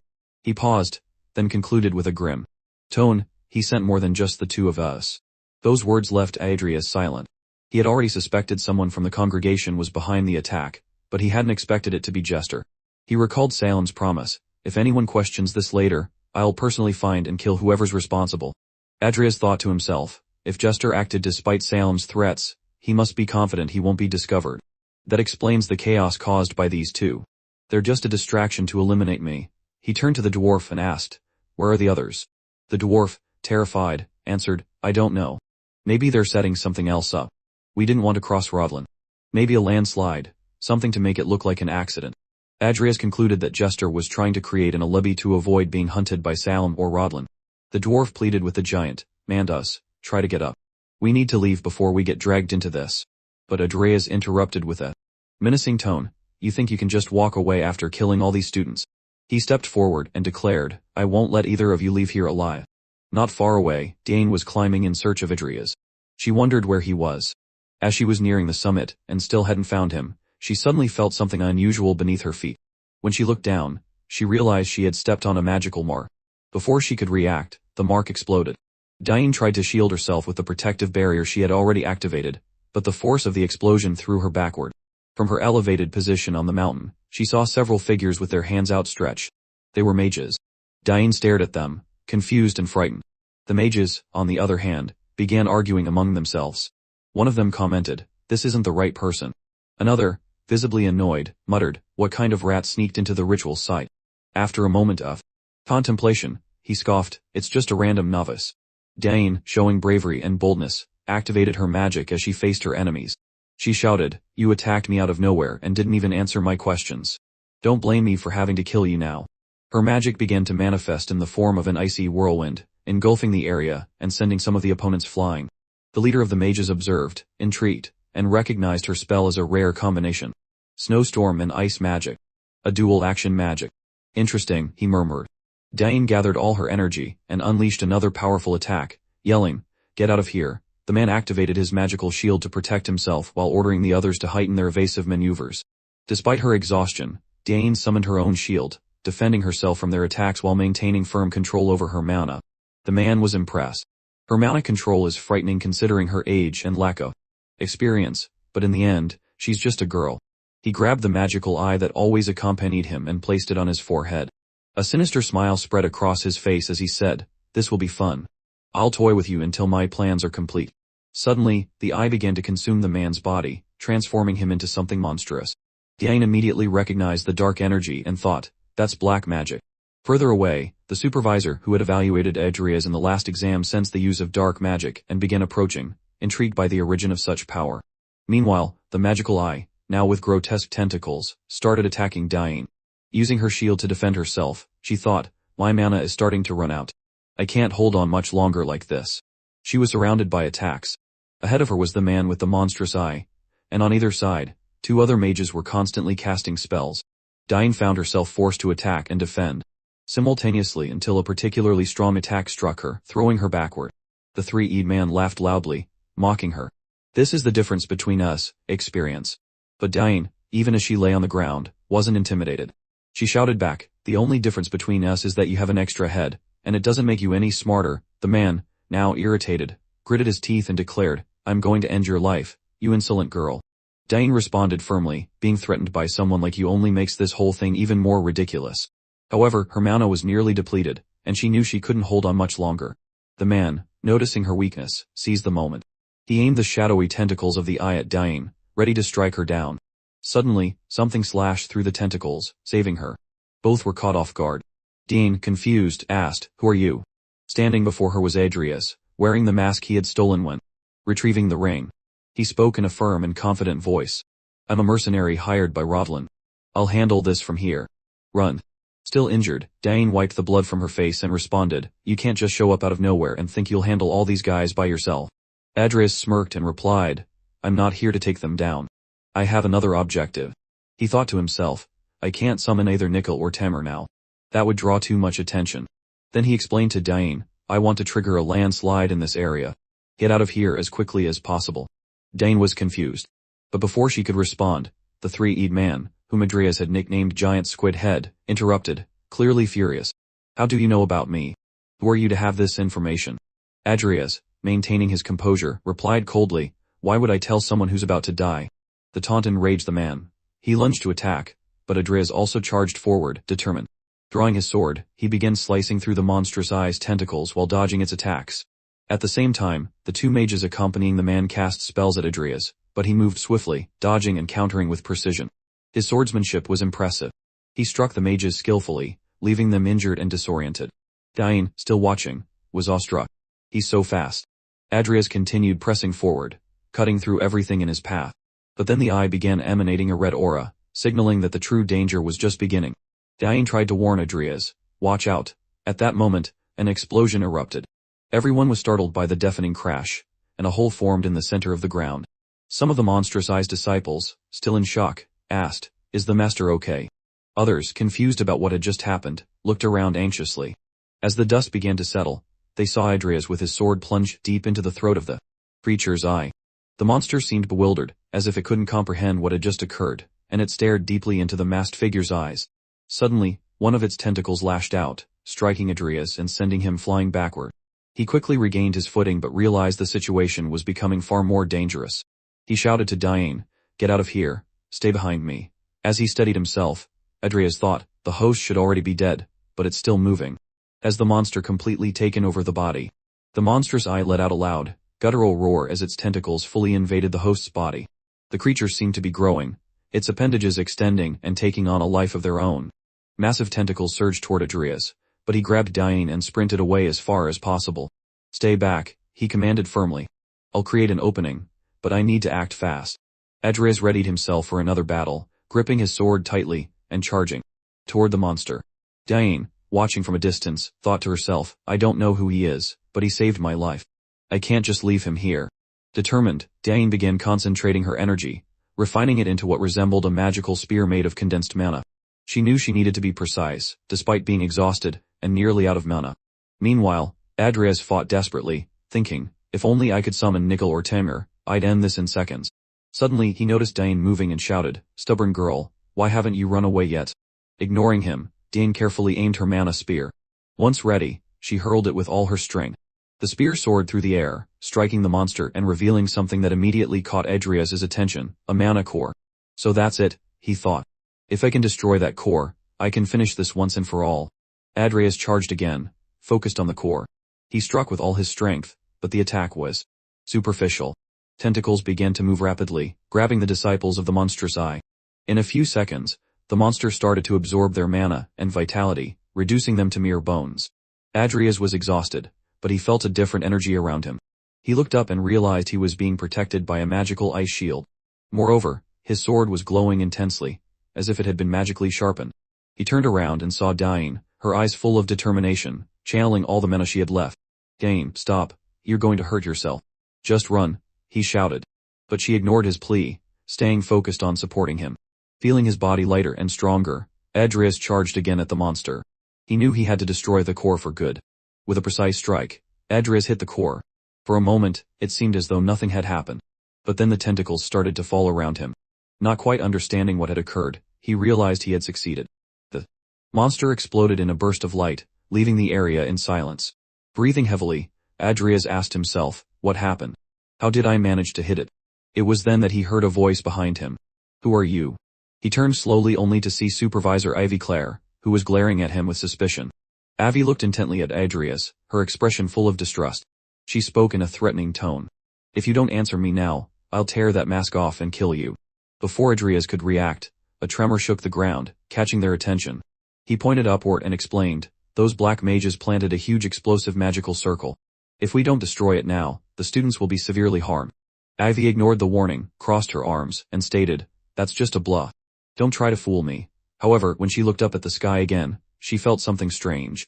Adrias insisted, "It's going to explode any moment. But since you don't believe me, I'll leave it to you." Before Ivy could react, Adrias quickly ran off, leaving her furious. "Damn it, I swear I'll find you," she shouted, running toward the mountain summit to try to reach the impending explosion. Meanwhile, at a certain distance, Adrias removed the mask, relieved. "That was close. Very close. Ivy almost found out who I am." Hidden behind a tree, he thought to himself, "Ivy can handle this. She's strong enough." In an ancient castle, not far from there, inside a circle of black magic, Jester was immersed in his magic, surrounded by a red aura. On a ritualistic table, the body of a mermaid lay still. Suddenly, Jester noticed something and murmured, "This is my private place. Isn't it common courtesy to warn someone before visiting?" Salem was in the castle, observing the dark surroundings. He replied sarcastically, "Good manners were never your strong suit, Jester." Approaching, Salem added in a threatening tone, "You really are underestimating me, aren't you? Because if you weren't, you wouldn't have caused all this mess." Jester, maintaining his composure, feigned ignorance. "What are you talking about?" Salem's patience ran out, his aura began to pulse strongly as he retorted, "Aren't you tired of living, or do you want to die burned to a crisp?" Jester stared at Salem without fear, responding firmly, "What do you really want?" Salem, already impatient, grabbed a bottle, poured himself a drink, and answered with irony, "I've already told you what I want. If you keep pretending it was just a natural disaster and drag me into it, you'll be in trouble." He took a sip, and without ceremony, continued, Lend me the Codex of Sloth for a week. Maybe this time I'll leave you alone. Sometime later, the news about the events on the mountain began to spread. As Adrias walked through the academy halls, he read a post on his tablet. The title read, Black Mage defeated by Assistant Professor Ivy Clare. Exclusive interview with the Empire's investigation agency. Terrorism targeted at Academy students. Another excerpt caught his attention. The daughter of House Alvin testified that she was saved by an unknown individual at the scene. Adrias continued walking but noticed that Supervisor Ivy was watching him from a distance. In her thoughts, she reflected, with Tum and Bass's suspension, the investigation will be directly handled. This will be a problem. Things are going to get noisy for a while. Adrias knew he needed to keep a low profile. As he passed by the supervisor, she called out with a light smile and a curious tone. You seem to enjoy the Academy's night training grounds quite a lot. I'm curious. What brings a mage like you here? She kindly added, please accompany me. Adrias hesitated, pausing for a moment before following Evie. He walked behind her, but in his mind he felt that she had already figured everything out. He tried to stay calm as she asked in a serious tone, do you know why I'm here? Adrias answered firmly, yes, I do. Evie smiled. Satisfied. That makes things much easier. But before she could continue, Adrias, trying to avoid the situation, said, I respect you, Professor, but I'm not ready to start a relationship, especially with a supervisor. Ivy blushed with anger and clenched her fist, but she managed to stay composed and not deviate from the topic. She then continued, Cain told me about the dwarf goblin and the half-human who killed the students. I want to know what happened to them. Adrias maintained his composure and replied, as is said, I don't know. During the chaos, I managed to escape while they were distracted. He felt relief when he realized that Cain hadn't mentioned she was pursuing him at the time of the encounter, but Ivy seemed skeptical. You think I'm going to believe that made-up story? She said with a tone of disbelief. Adrias insisted, it's the truth. Now, if you'll excuse me, I'll be leaving. The moment he tried to leave, Ivy attacked him by surprise. Adrias instinctively dodged, but she didn't stop. She lunged again, and he was forced to draw his sword to block the strike. Ivy, with a malicious smile, teased, a mage like you managed to block a strike from an assistant professor knight. Interesting. Adrias looked at his sword and saw a crack, thinking to himself, the only thing I did was block it. She's incredibly strong. Ivy stepped forward and said, this is all very suspicious. Adrias took a deep breath and asked directly, are you implying that I am a dark mage? At that moment, Vivien, who had been hiding and listening to the conversation, was shocked and began to wonder, is Adrias really a dark mage? Ivy responded, that's the only explanation. Whenever there's a case involving dark mages, you act suspiciously. You're always around. In Balaric's case, it was you who brought down the mage who imprisoned me. She thought to herself, his voice is different, but his body type is the same. How did he manage to do that? Adrias stood firm, staring back at her. I figured you wouldn't be convinced by what he said. Ivy didn't hesitate. I'm not convinced. Since that mid-semester exam, you've been peculiar. Vivien, still watching everything unfold, started connecting the dots. She remembered being saved by a fairy lord and finally realized that Adrias was that mysterious man. Ivy, still angry, continued, as a failure you can get in and out of dark mage barriers. This doesn't make sense. Vivien, unable to hold back any longer, entered the scene and said, it's all true. Adrias really did save me that day. Ivy, still with her sword pointed at Adrias, hesitated, but eventually lowered the weapon. I'll be watching you all the time, Adrias. Don't think this is over, she said before walking away. Adrias, relieved, thanked Vivien. Thank you. I don't know what would have happened without you. Vivien smiled but confirmed what she had already suspected. So, it's true. You really are the fairy lord from that day. At the Cromwell mansion, Emmy was in the office writing and reviewing documents. A maid entered and informed her, the mansion's cleaning is finished, miss, but we thought it would be best not to touch the former family head's office. Placing a tray with tea and sweets on the table, she continued, perhaps you prefer to take a look yourself. Emmy thanked her and replied, you understand. I'll take a look now. She walked to the former office and, stopping in front of the door, remembered that it was the place where her father used to study. Upon entering, she was surprised by the mess, papers scattered, broken glass, and a completely neglected environment. She felt a pang of nostalgia, remembering when she used to play hide and seek there with Adrias. But something caught her attention, a broken artifact on the floor. She picked it up and observed it, intrigued. Meanwhile, in Welton territory, Adrias was on a train reflecting. He murmured to himself, Master Salem is being anything but discreet. The greatest dark mage on the continent in a public place like this. That's bold. Despite the thought, he didn't complain, as Salem was there to teach an important lesson. Sitting across from him, Salem said, you know that the aura in your dantian and the mana in your heart are essentially the same thing, right? Theoretically, it's possible to convert them, and use them interchangeably. Adrias listened carefully as Salem continued, of course, this is only possible for someone with a dual core like you. But I'll teach you the method I developed called transfer. 10 minutes later, Adrias was with his eyes closed, focused on his practice. He thought to himself, the technique and activation are incredibly simple. I never imagined it would be possible to convert the mana from the heart into aura so quickly. He was amazed by the extraordinary technique developed by Salem. Salem, watching him, commented, "You're getting the hang of it. Keep practicing." The dark mage stood up and opened the train window, but before leaving, Adrias interrupted him. "I have a question. Do you know anything about my father and the Cromwell family?" Salem paused for a moment, observing the curiosity in Adrias's eyes. With a serious expression he replied, "Cain Cromwell was your grandfather's apprentice in Morn." The revelation left Adrias in shock. He never imagined his father could be connected to Morn. Salem continued, "As I've said before, you need to figure out the details on your own. I don't have the patience to explain everything." Without saying more, Salem jumped out of the train window, leaving Adrias deep in thought. Cain Cromwell, a dark mage. I never imagined that, not in the game, nor since I came to this world. He decided he needed to investigate further. It's good that I'm going home. Maybe I'll find something there. Upon arriving at the Cromwell family mansion, Adrias entered alongside Emmy. She looked around and commented, "Lupini did a great job tidying up this place." Adrias, curious, asked, "Was this the place where our father used to study?" Emmy confirmed, saying, "Yes, but it was a mess. I personally had a new set of furniture brought in." Adrias thanked her, observing the place. "This could make a good office," Emmy added. "I made sure to leave all the important things in their place." She picked up an old family photo and showed it to Adrias. "Look at this. Do you remember when we were children?" Adrias smiled but felt a strange sensation as he looked at the photo. He thought, it's nostalgic, but at the same time, it feels like these emotions aren't exactly mine. When he touched the photo, a radiant light emanated from the frame. Emmy took a step back, startled. "What the hell?" she murmured. Adrias realized that a magic circle had been activated, opening a secret passage in the office. They both stared at the newly revealed entrance. Adrias thought, a magic circle that only activates when touching the photo. This must be Cain's inheritance or maybe his will. Changing his expression to something more serious, he said to Emmy, "I'll take a look first. You should wait here." Still surprised, Emmy tried to argue. "You can't go alone. It's dangerous." Adrias explained firmly, "This is an advanced magical device. It's too much for you. Please trust me and wait here." Reluctantly, Emmy agreed. "Okay, but be careful." Descending the stairs of the secret passage, Adrias was surprised by what he saw. In the center of the room, there was a glowing tree surrounded by rare fairy flowers. He felt an aura similar to the one he had felt when he encountered the Codex of Slough.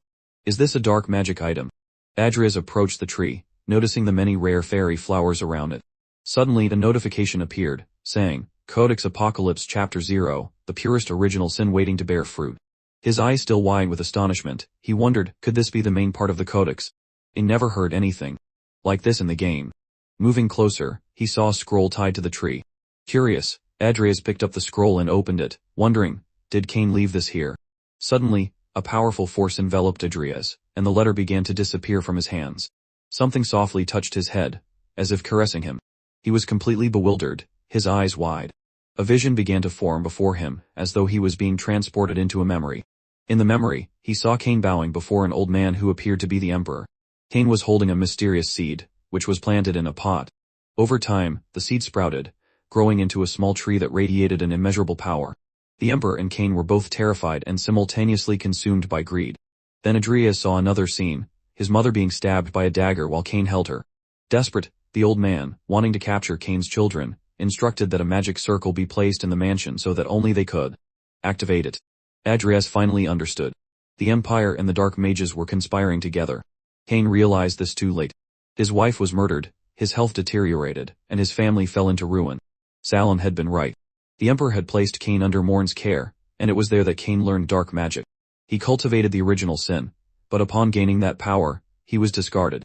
In an act of revenge, Cain hid the original sin in a place where only his children could access it. Suddenly, a voice interrupted his thoughts. "So, did you manage to see the memories your father left behind?" Adrias turned and saw a man with green hair similar to his own, who added, "Welcome, Adrias Cromwell." Adrias immediately turned around and saw Cain standing there. Before he could say anything, Cain began speaking. "Should I call you Makuta Kaneshiro?" Then Adrias drew his sword and pointed it directly at him, asking firmly, "Who are you?" Cain, maintaining a calm tone, replied, "It's a shame you haven't figured it out yet. I thought someone addicted to games like you would have figured it out sooner." Cain's words brought memories to Adrias' mind. He began to remember when everything started, the connections between that world and the game. Then Cain asked, "Does the phrase, 'Thank you for playing our game,' remind you of anything?" Adrias widened his eyes and asked, "Are you the developer who brought me here?" Cain confirmed, smiling. "Bingo, it's me. How's the world of the 7 deadly sins? Isn't it a fantastic fantasy world?"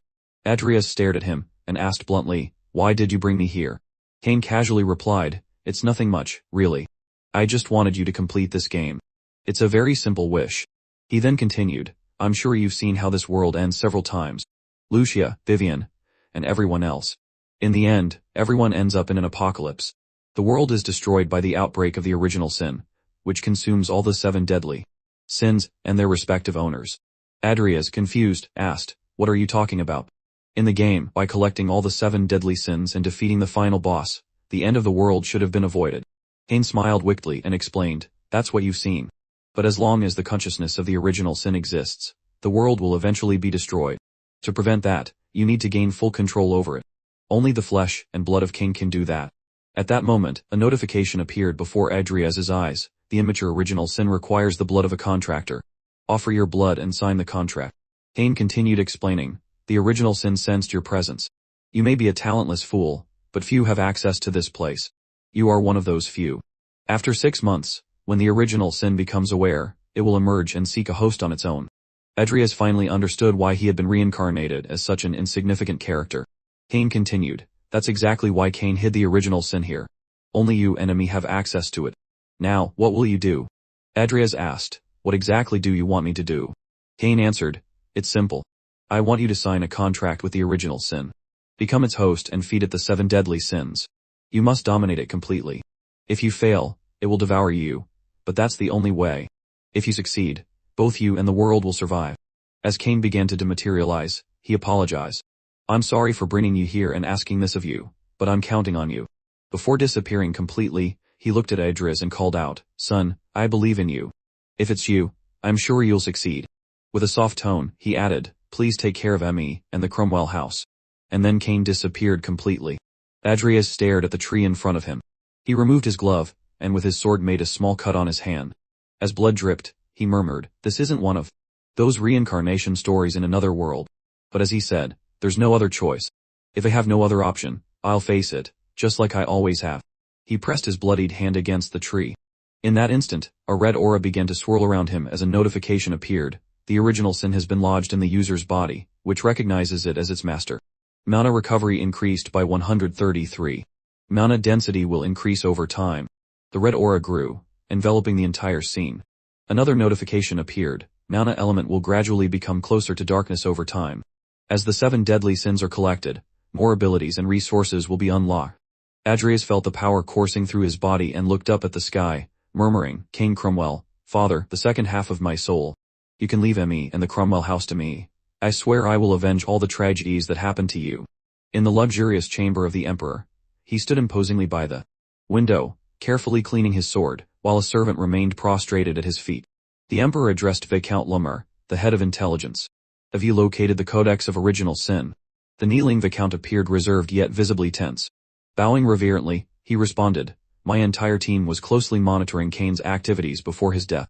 However, his words were abruptly cut off as the Emperor, seized by a fit of rage, turned sharply with his sword, proclaiming furiously, "You are useless, Viscount. You don't even deserve to call yourself the head of intelligence." Regaining his composure, though his gaze still carried shadows, the Emperor remarked, "Cain likely entrusted it to a relative. It's only a matter of time before we'll need to deal with them." The Viscount promptly assured, "I will investigate all the Cromwells more thoroughly." This statement caught the Emperor's attention, and he replied calmly, "There is only one young Cromwell left now. There's no imminent urgency. Therefore, you have a bit more time." Demonstrating his gratitude, the Viscount bowed even deeper before the Emperor, thanking him for his benevolence. However, almost instantly, he was startled by a dark voice from behind. It would be wise to start with the Codex of Original Sin. The observation piqued the Emperor's curiosity, and he inquired, "The Zifar sect. They have a codex to summon their god, don't they?" The Viscount affirmed, "We've identified highly suspicious activity. We believe the cult will soon gather a large number of people for the Zifar summoning ceremony." In response, the Emperor reiterated his order, keep a closer watch on them.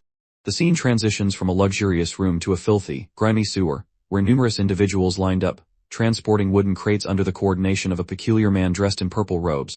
It became clear that they were followers of the Zephyr sect. In the distance, voices echoed, everyone recognizes the importance of this year in festival. A second voice emphatically agreed, yes, all preparations are complete. The two individuals were talking, with one of them adding, we have a considerable number of guards strategically placed, even at the entry point. Additionally, we've thoroughly mapped out all the underground passages beneath the arena. We plan to perform numerous sacrifices to summon the demon lord Zephyr. This information pleased the man in purple robes. He expressed his gratitude, stating, if everything goes perfectly, you'll be rewarded with the company of some lovely girls. The young man responded with a slight smile, bowing his head in thanks. However, Fayat, showing off, mentioned, or perhaps you have different preferences beyond just girls. The provocation left the young man flustered, and he began to stammer, it's fine. I didn't do anything special. I just asked for help from my friends at the academy. Fayat, hand on his chin, reflected on the preciousness of children and their innate understanding of faith. This reflection led him to recall that the young man had mentioned a possible candidate at some point. Curious, he asked if the recruitment had been successful. The young man envisioned Vivien in his mind, thinking about the moment when she lost her composure during Baron Belaric's mission. Trying to deflect, he mentioned that he had spoken directly with her, but Vivien hadn't shown much interest, even stating that she had already found her spirituality. Fayat, listening attentively, verbally expressed his frustration, lamenting, it's a shame not everyone can be helped. His expression grew more serious and somber as he informed the young man that he would have important matters to attend to, making his presence at the mission impossible. However, he expressed hope that the young man would succeed, even without his accompaniment. Meanwhile, in another part of the world, we return to the academy. Our protagonist was examining the system screens, reflecting to himself. After a week at the Cromwell mansion, he began to grow worried about the Codex of Original Sin he had absorbed. The unease that it might cause problems grew in his mind. Approaching the window, he was silently thankful that no setbacks had occurred so far. He opened the window, feeling momentary relief, but the unease persisted. Now that he knew the Cromwell's secret, his concern for Emmy had grown. Gazing at the vastness of the city where the academy stood, his thoughts continued to hammer in his mind. If it weren't for what is about to happen at the academy, I could have stayed by Emmy's side, he thought. He was aware that something grave was about to take place on the final day of the academy festival. In the grand arena, the Zephyr sect planned to carry out a terrorist attack. The protagonist wondered how many lives would be claimed in their ridiculous attempts to summon a demon. Images of Cain, Lucia, Vivien, and Cain's older brother flashed through his mind. He understood that it was crucial to act before it was too late for these playable characters. Determined, Adrias was convinced that he needed to protect these characters if he truly wanted to complete the game. However, it wasn't just that. He also suspected that the Zephyr sect possessed the other sin codices, making a thorough analysis essential. Since obtaining the original codex, there was a long list of tasks to be accomplished. In light of this, Adrias summoned Nickel from his subspace, telling him, it's time to restart your training. After finishing his talk about the training, a purple aura enveloped Adrias and Nickel, leaving the protagonist surprised. His eyes widened, his hand outstretched as the aura circulated around them. A notification appeared revealing that the Apocalypse Codex had detected the sin of diligent sloth. Soon after, another notification indicated that additional resources and skills had been generated along with an increase in base capacity. Both seemed perplexed by the information about the Sloth Codex, especially considering that in previous parts we knew this codex had been sold at the meeting of the Black Mage sect. When the notification indicated that the original codex was beginning to evolve, a heavy feeling filled the area, bringing a sense of tension and mystery. The purple aura surrounded the environment as the protagonist realized that the codex recognized Nickel as the Codex of Sloth. His eyes fixed on the summon, startled, and he began to wonder if this was happening because his subordinate had carried the codex for such a long time, remembering that Nickel had possessed it all along before it was sold. A new notification appeared informing that the original codex had completed its evolution, and that it and the Sloth Codex were no longer linked. This evolution brought significant changes to Nickel, who now shared the effects of the Sloth Codex, resulting in a mana recovery increase to 188 and a mana sensitivity of 66. Furthermore, the codex stored abilities that could be used every 7 days, leaving the protagonist astonished by this surprising evolution. After the completion, Adrias suggested celebrating Nickel's power up by canceling his training session, a proposal that was quickly declined by his subordinate. Later, the protagonist moved discreetly through the city, wearing a mask that covered half of his face. He remembered that some cultists had been recruiting new members in that area. But as he passed by people, he began to disagree with himself, believing that so much time had passed that perhaps he was mistaken, as he did not recognize anyone who could be recruiting. Suddenly, his gaze shifted to the side, and he was startled. A familiar face crossed his path. It was Hazar. The conclusion was obvious. If that guy, who had disappeared during the confrontation with the black mage from Baron Balaric, reappeared before the terrorist attack, it could only mean one thing. Deciding to follow Hazar, the protagonist noticed that he was heading toward the academy's arena and saw him enter a kind of alley. Without hesitation, Adrias followed him, descending the alley's stairs while staying alert. An orc was passing by, and as soon as it noticed him, it barely had time to react. Adrias was already on top of it, his sword ready for an attack. The surprise attack hit the orc, knocking it unconscious. Opening his summoning portal, the protagonist was certain that Hazar and the other cultists were there preparing a terrorist attack. He not only summoned Nickel, but also Temur, giving instructions for his skeleton to accompany him. While Temur stayed behind to watch, both set off running with their swords in hand, ready to surprise anyone present. Not far from there, a few people could be seen sitting, others busy with various tasks, and some hanging by their arms. Hazar was closely observing the work of the men handling the bombs meant for the attack. In his mind, he confirmed that bringing the explosives had been a major challenge, but the installation should not take more than a day. He felt relieved that this would not be an issue for the ceremony planned for the following day. His thoughts circled around the promotion he so desperately desired given his efforts. Suddenly, the head of one of his workers was decapitated with Adrias' sudden appearance. Widespread panic took over the group, who realized they were under attack. The protagonist was already in front of Hazar after making his first move. The surprise was evident in his opponent's eyes, who quickly ordered everyone to eliminate the spy. The order was executed instantly. Masked men and a woman rushed to attack him. However, the protagonist demonstrated exceptional fencing skills, moving with dexterity and striking each of them. The scene left Hazar deeply angered, cursing them as useless for failing to contain the intruder. In a moment of rage, Hazar drew his sword, proclaiming to all that he was just one man. However, his words were silenced the moment his head was severed from his body. Our loyal squire, Nickel, had just executed an attack in defense of Adrias, his eyes still burning with fury. Although Adrias had been taken by surprise by the action, he recognized the skill with which his summon wielded the sword, something always impressive. Standing before the grotesque scene in the sewer, surrounded by dismembered bodies, the protagonist confirmed that they had finished there and that it was time to collect the explosives. He asked Temur to return, but to his astonishment, Temur was already present, and with a loud thud, he fell into the water, splashing it everywhere. The surprise didn't stop there. Fayat was there mourning Hazar's death, holding his subordinate's head. He expressed that he had finished his missions early, and decided to stop by to visit him. Watching everything with wide eyes, the protagonist prepared himself but was abruptly questioned by Fayat, his voice taking on an angry tone. Did you kill this poor young man? Slowly, Fayat removed his hat and cloak, revealing a fierce expression, a wicked smile, and veins pulsating on his forehead. With determination, he declared, "You've crossed the line, boy." Fayat, one of the main leaders of the sect, emerged in the middle of the plot, boasting strength comparable to that of an aura master. As he removed his cloak, his features completely transformed. The burly man, dressed only in a loincloth, warned that the confrontation would be painful.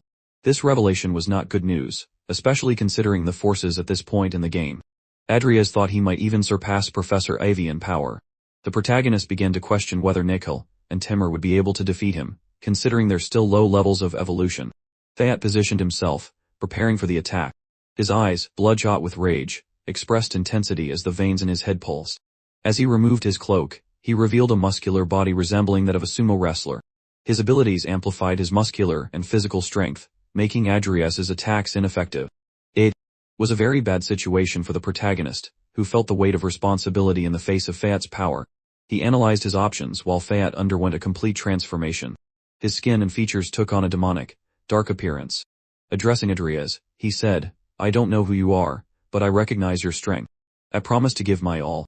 Adrias stood motionless, watching the events unfold before him, waiting for the imminent confrontation. It didn't take long for Fayat to charge toward him, causing the sewage water to spray into the air. The three took their combat positions with Temur quickly stepping in front of the protagonist to defend him. The battle began with Temur and Fayat, both holding each other with surreal strength. The visual standoff between the two persisted until Nickel, acting swiftly, unsheathed his sword to help his companion, delivering several strikes from behind Fayat. The swift flashes of Nickel's attacks were noticeable, but seemingly none of them had any effect. The enemy they faced mocked them, stating that their attacks were nothing but tickles. This provocation left the skeleton Nickel speechless.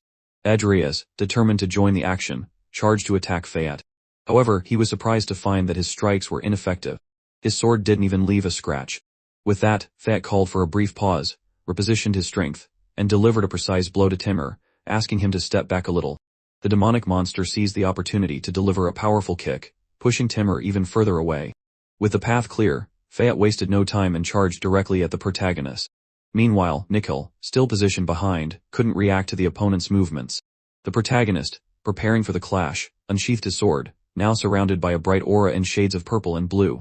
Facing his opponent and ready to receive and counter the imminent strike, Nikhil managed to cancel the attack with his sword, blocking Fat's blow aimed at Adrias.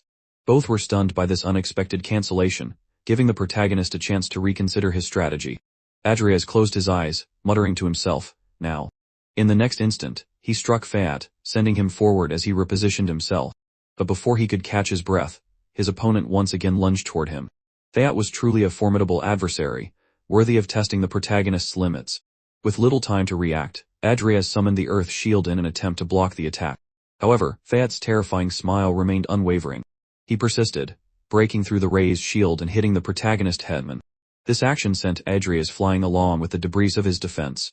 Fat grabbed the protagonist by his green hair, his head almost entirely in the hands of his opponent. Adrias was stunned and speechless as his enemy began delivering an unrelenting barrage of punches to his face, showing no mercy. The protagonist was being beaten senseless. His face was covered in blood and he agonized in pain, creating a scene of anguish. Fat, on the other hand, reveled in the moment. His grin stretched from ear to ear, savoring every instant, every groan of pain.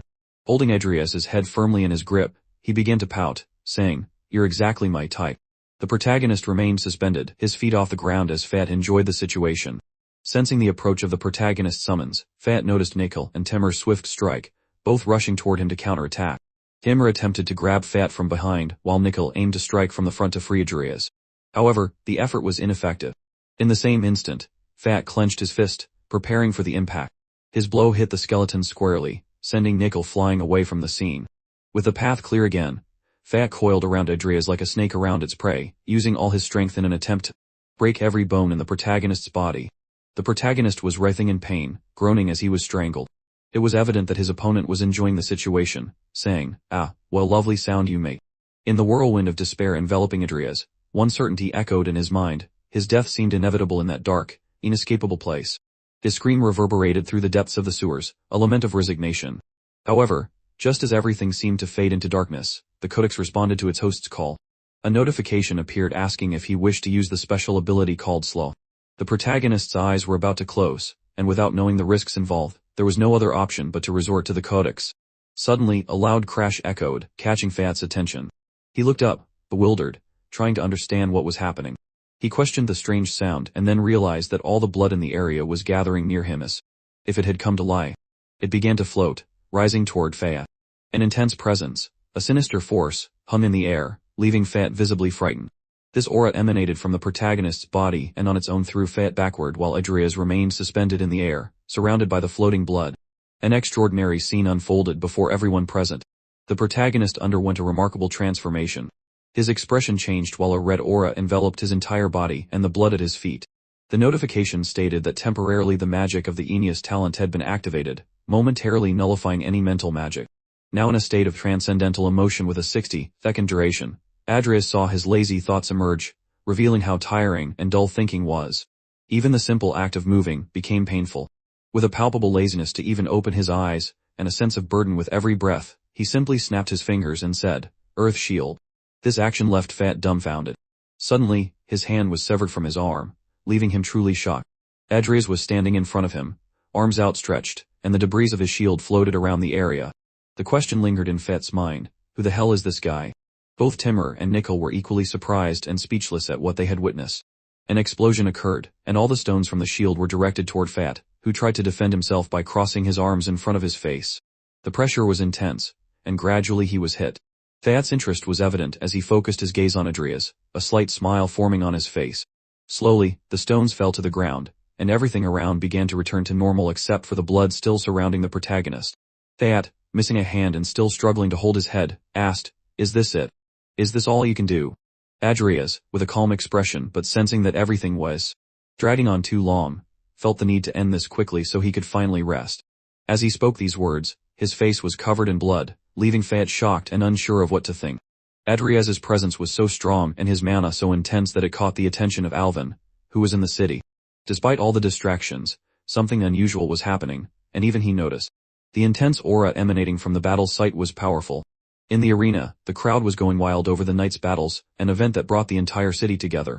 Among the spectators celebrating the victories were Diane and her father, Director Alvin. However, Alvin's mind was elsewhere.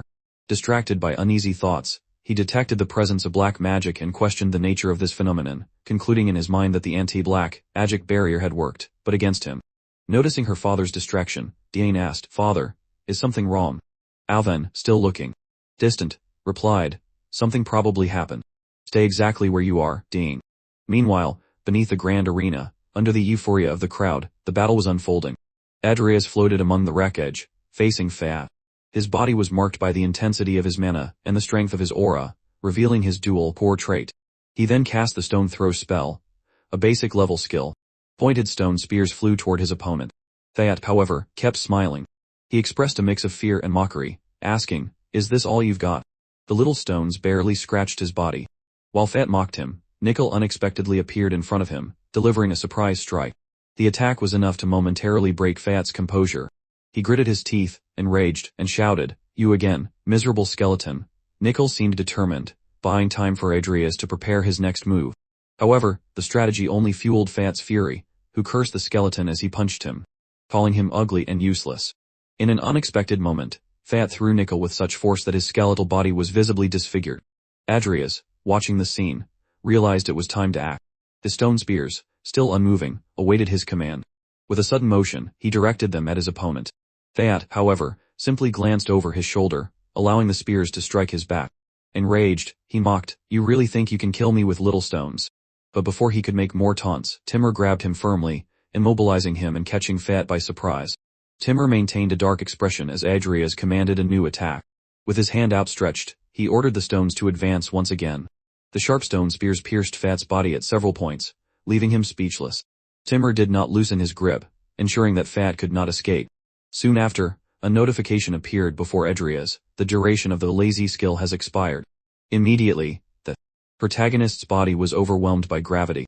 Another notification followed: "Due to excessive use of the body, severe damage has been inflicted, temporarily preventing any movement, mana manipulation, or aura usage." Adrias fell to the ground powerless, only aware of the feeling of his shattered body. He knew he had to get up and end the situation, but his physical limits had been reached. Timur and Nickel, aware that continuing was impossible, retreated to their summoning portals. Meanwhile, Fat remained motionless, the stones deeply embedded in his body. The scene fell into silence. Both combatants were prostrated, one on the ground among the wreckage and the other on his knees, unconscious and pierced. Adrias, exhausted and debilitated, could barely move. In this lamentable state, a notification window appeared: "The requirements for evolution have been met. An individual with evolutionary potential has been detected. Adrias Cromwell has a 33 chance of evolution. Divergence. Option available." Makoto, or rather Adrias, immersed in thoughts about his possible death, questioned the purpose of it all. He joked with himself, "Is this just a memory to be engraved on my tombstone?" Despite the uncertainties, he murmured his acceptance of the evolution proposal. Meanwhile, not far away, Alvin came across the bodies in the underground. His expression grew dark as he recognized they belonged to the Zifar sect. What were they doing in the sewers of Hen? He murmured to himself. Although he suspected the intense presence of black magic he had previously sensed was connected, he knew he needed to investigate the area before jumping to conclusions. Activating his protection shield, Alvin began a meticulous search of the sewers. The black magic aura, though weakened, still emanated from a specific direction, requiring detailed investigation. When he reached the location, the director was shocked by the scene unfolding before his eyes. Bodies scattered lifelessly all around, including the bodies of Adrias and Fat. Alvin approached, carefully analyzing the surroundings. His attention was drawn to numerous boxes near the bodies. A strong odor of gunpowder emanated from them, and the significant quantity indicated that an explosion in that location could cause devastating casualties, especially since it was directly beneath the stadium. The director felt a tightness in his chest as he contemplated the imminent danger. Images of Diane and Carlos appeared in his mind, fueling his concern that his children might be at the location, becoming vulnerable targets.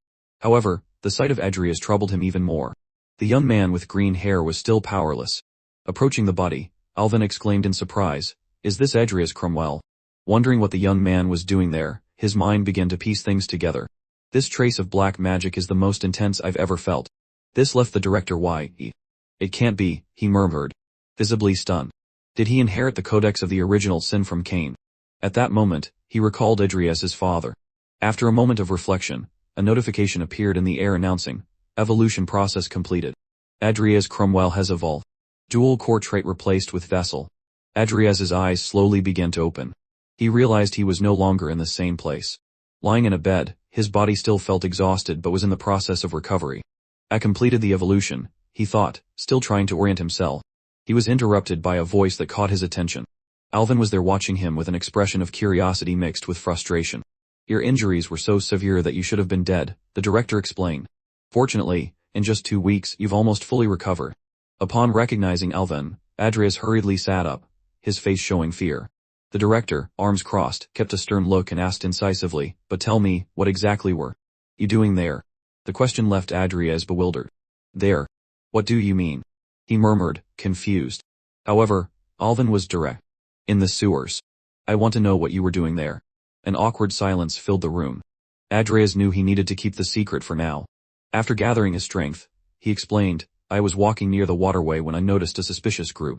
They were fighting, and in an attempt to escape, I ended up being dragged there. Alvin didn't seem convinced. Dragged to the outcome of the battle? He asked with a serious expression. He pressed, and the others. When I arrived, you were the only one there. Adrias' expression closed off. I don't know, he replied firmly, repeating what he had already said. They stared at each other, the atmosphere heavy with tension. The moment was interrupted when the director lost his patience and directly asked, what are you really hiding? Adrias took a deep breath to convey conviction, trying to show that he wasn't hiding anything.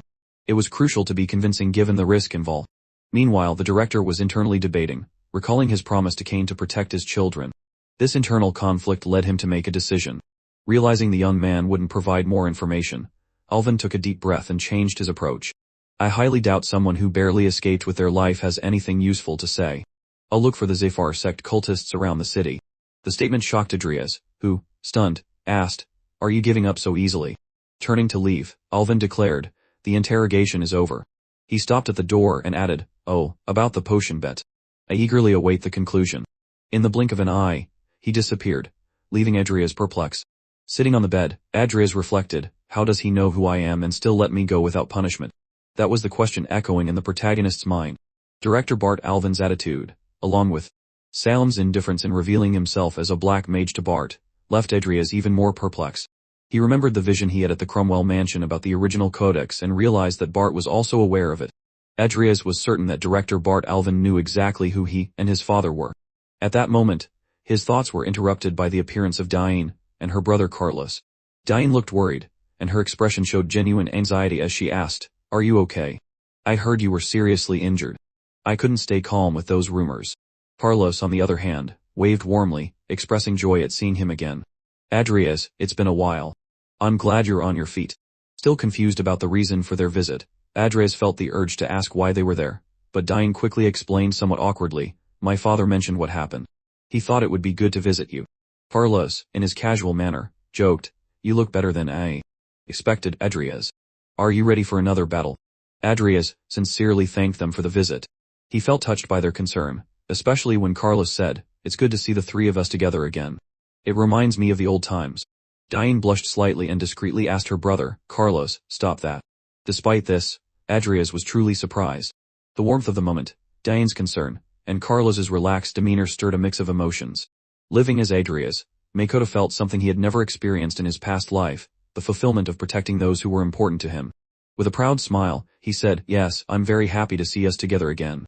Now he could protect what was important to him with his own power.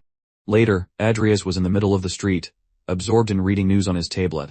The information was about the year and festivities at the academy. He reflected on the meticulous control Bart Alvin seemed to exert over the news.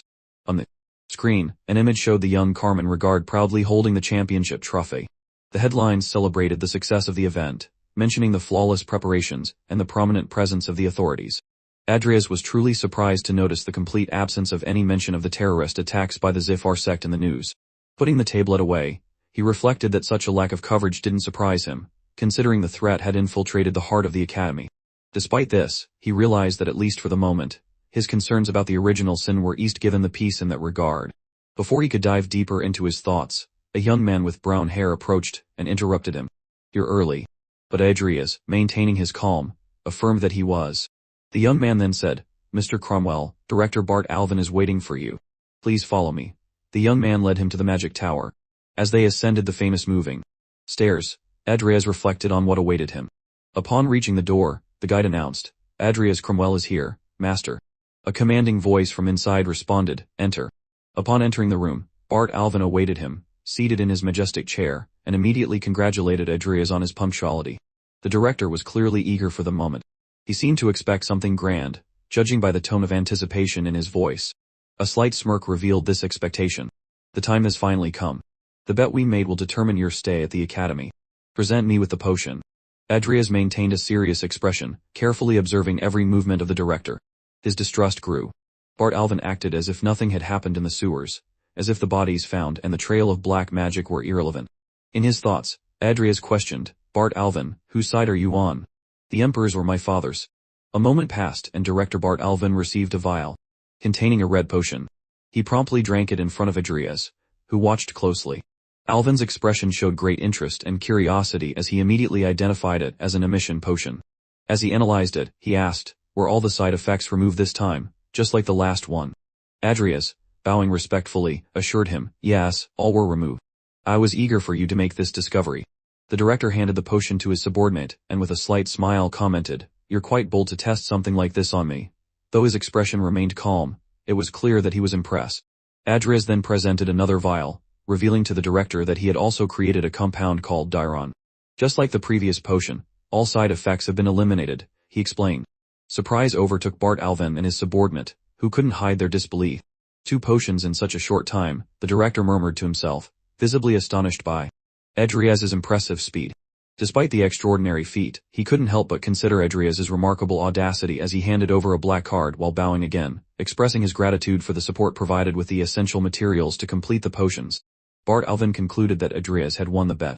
Face to face, the director made a gesture with his hands, moving directly to the subject of the promise as a reward. Suddenly, a terrifying aura surrounded Adrias, who, surprised, realized it was a spell. In an instant, both were teleported to a grand hall. The place featured white and black marble floors with insignias hanging around, emphasizing its grandeur. In the center of the wall, the family crest was prominently displayed. Shelves filled with important artifacts adorned the space, with items ranging from glass jars to clocks and crystals. "Choose whatever you wish," the director invited. Adrias, impressed, expressed his gratitude while admiring the vast collection. Bart Alvin waited patiently, arms crossed as Adrias walked through the hall, taking in the magnitude of the offer. As he approached the objects, notifications appeared, providing additional information about the items. Cursed Organ of Knock. The music that emanates from it is full of magical power. The more you listen, the more impotent you become. Another striking item was the Mitra pocket watch, capable of storing a total of 500 mana. Various notifications appeared highlighting the value and usefulness of each artifact, each one being of great value, which amplified the significance of his choice. One item, however, caught his attention. Adrias murmured to himself, "Galloys." It was a sealed sword with a mana conductivity of 73. He stared at it intently. Recognizing the item from the game, he never imagined such a relic would be stored there. Holding it firmly, he declared, "I choose this sword." The director was intrigued. "You really are peculiar, interested in something like this." Bart recalled how he had obtained the sword in the Shire dungeon, a barren place resembling a desert with a cemetery of bones. He explained, "I examined the sword personally and sent others to do the same, but we never found any particular value. Are you sure this is what you want?" Adrias responded firmly, "Yes, I want to take it as a reward." The director, with his arms crossed, watched Adrias and commented, "You're stubborn, just like your father. There are much superior items here, you know." Still, Adrias assured him that he was satisfied with his choice. Bart Alvin then handed the protagonist an elegant envelope. The golden edges gave the envelope a distinguished look. "Take this," the director said. "What is this?" asked Adrias. "A letter from His Imperial Majesty regarding the merits of the Cromwell family," Bart explained. "I waited until you woke up to give it to you." The news surprised Adrias. His eyes widened as the director continued, "The other paper in the envelope is a recommendation. Given your interest in swords, I suggest you visit the location indicated." Later in his room at the academy, Adrias read the letter while Nickel carried out his daily training. The message stated that Adrias Cromwell, heir to the Cromwell family, was about to receive a reduced title due to improper behavior. However, following the recommendation of Alvin, Duke of Clausel, and others, there was room for improvement based on his recent reputation at the academy. So, the change would be lifted in the future. As he read, Adrias recognized it as a veiled threat from the Emperor, as a merit ranking was nothing more than an empty title. He thought, I need Amy to contact me as soon as possible if she notices anything strange. Fueled by anger, he tore up the letter, frustrated with the situation. The director, however, seemed friendly. He then opened the second letter, which contained a map and a note. Deliver this letter to an old friend at the indicated location. He will know what to do. Adrias put his hand to his face, commenting that the map seemed strangely familiar. Who could this old person be? He thought, lost in his reflections. He was then surprised to realize that it was Deshet, one of the 10 great masters of the continent, supposedly retired. Without a doubt, the map would lead him to him. Without Bart's letter of recommendation, Adrias knew he would have been rejected immediately. However, thanks to the director, he now had the chance to study under the tutelage of one of the greatest sword masters. Confident, Adrias stood up, leaning on the table, and declared aloud, we will depart as soon as we have a break. In some dark corner of the world, a landscape resembling desert canyons emerged. In the vast, desolate expanse, a colossal beetle stood out next to a skeleton sprawled on the sandy ground. Soon after, a semi-open hand radiated power, lifting a stone spear that evoked the ability used by the protagonist. In his last battle, the young man aimed at the beetle and commanded the spear to strike its target, hitting the insect squarely. It became clear that this young man was in fact Adrias.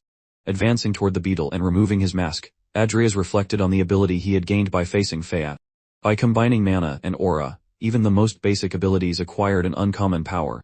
A notification clarified that the dual core trait had been replaced by the vessel trait, a unique feature. Adrias had eliminated the boundary between the Dantian and the heart. Now his aura could be converted into mana and vice versa. The vessel trait represented the enhanced version of Salem's ability, the transfer. The combined amount of aura and mana reached a level where there was no longer any need to alternate between the two. While striking the beetle with his knife, Adrias thought that this meant he would rarely be without power again. He cut into the insect, deciding to take a piece of the monster's byproduct as a precaution. Looking at the pile, he showed signs of exhaustion, mentioning that Mount Gaten was the highest peak of the Cray mountain range. There he would find Desha. However, before reaching that destination, there existed the giant's lair, hidden in a remote part of the mountain where he could obtain the body of a titan. Carefully, he placed the fragment of the slain beetle into a container and stored it in his subspace bag. Calling for Nickel, he handed him the bag, instructing the skeleton to store it while announcing, we've gathered all the necessary materials. We're ready to depart. At that moment, a loud rumble caught his attention. Quickly, Adrias donned his mask and leaped onto a sand dune to assess the situation. Upon reaching the top, he found a humanoid creature resembling a tiger lying on the ground, apparently unconscious. He approached the Leopardian, offering him a pinkish liquid while whispering, can you speak? Can you tell me what happened? However, all that could be heard were groans of pain. Adrias began to think that due to the Empire's oppression of various races, every Leopardian was a skilled warrior, specialized in close combat. He wondered who in the world could have perpetrated such an act. Suddenly, something caught his attention from behind. A giant insect was approaching. Without hesitation, Adrias drew his new sword and delivered a precise strike, cutting the insect in half. It fell to the ground, dead. Perplexed, Adrias pondered, how can a monstrous insect fly at such high speed? Sheathing his sword, he recalled that only an old man named Renox had the ability to control insects in this way. He was an insect manipulator, and his army of creatures was powerful enough to devastate an entire village in broad daylight. Renox was a treasure hunter in the service of Jester, and his presence here could only mean one thing. However, his thoughts were interrupted by the Leopardian humanoid who asked about the origins of the insects. The fierce expression on the Leopard's face indicated intense anger. He explained that the insects had attacked the village of Her. Instantly, Adrias thought that the insects might be after the Lunapult crystal, the only wealth the Leopardians possessed. Without delay, he summoned Timur and Nickel through his portal, asking the Leopardian if he could guide them to the village and assuring him that he could offer assistance. The Leopard man paused to ponder for a moment, mentally growling. Even if it's an emergency, is it worth the risk of bringing a mysterious human to the village? Sensing the Leopard's hesitation, Adrias, to dispel any doubts, requested that he consider the fact that if he were an enemy, he wouldn't have offered help right from the start. This approach seemed to persuade the Leopard, who agreed and asked the protagonist for help in saving the village. It didn't take long for everyone to rush toward the village, leaving only clouds of dust behind. The humanoid was on Timur's back, moving quickly toward their destination. Adrias wondered if this wasn't the same path he should have taken earlier. But either way, he would find out sooner or later. Upon reaching the top from where they could see the entire village, the scene was desolate. Fires were burning everywhere, and it was infested with insects. It was at that moment that Adrias realized that indeed this was the place he needed to be. His eyes fixed on a cave at the edge of the village where hidden lay the corpse of a titan. The battle was brutal, a true scene of war. Insects were circling all the villagers, some unable to fight because they were carrying their young, while others fought with all their might. This was the Leopardians' village. As the protagonist observed everyone fighting, he recalled that this village had vanished from history due to the insect attack. The leopard next to Adrias was trembling, a mix of rage and other emotions that brought him to tears. Confident, Adrias activated a skill in his hands and assured them he would rid them of all those creatures. Without delay, the skill spread like wind, hitting all the insects. It was a small manifestation of necromancy. Using the summoning skill, Adrias detected 63 corpses, but due to his still insufficient level, only 24 summoning responses were successful. After the summoning, a strong green aura enveloped some of these insects, compelling them to move toward their master.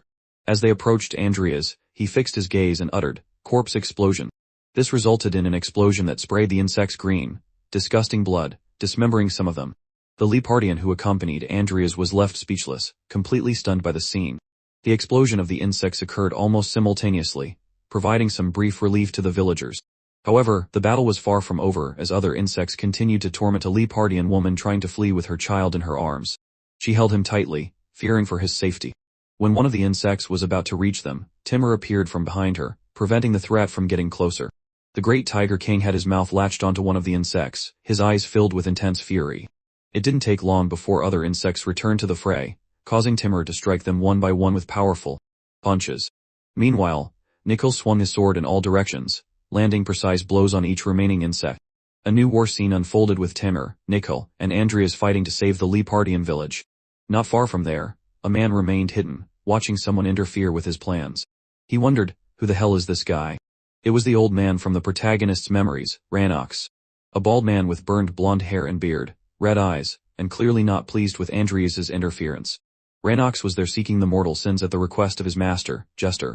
Frustrated, he muttered about the need to leave the area. While watching the village and searching for his insects, something surprised him. When he turned his gaze forward, he found the tip of a sword pointed at him. None other than the protagonist's sword, Adrias, who said, "I knew you were nearby, Ranox." Veins popped from Ranox's forehead as his red eyes emitted an intimidating shadow. Enraged, he cursed the protagonist, asking who he was and how he knew him. Adrias kept the sword pointed and calmly responded, "Silence, I ask the questions here." With his eyes fixed on his opponent, Adrias directly asked if Ranox was there on Jester's orders, looking for the mortal sins. The question startled Ranox, as how could Adrias know this? Displaying little patience, Adrias sighed deeply and warned that the old man should answer his questions or lose his arm. In his thoughts, the protagonist felt that something was wrong and decided to probe a bit further. He mentioned that based on the situation, it seemed like Ranox was after the Lunapult crystal, which caused an evident tension in the old man who began to sweat. Adrias continued, asking if Ranox had attacked them, because he thought the crystal was one of the mortal sins. With his sword still pointed, and in a threatening tone, Adrias stated that the old man needed to think carefully before responding, as he could die right there or simply tell him everything he knew. Adrias's arrogance provoked a deep anger in Ranox, leaving him speechless in the situation.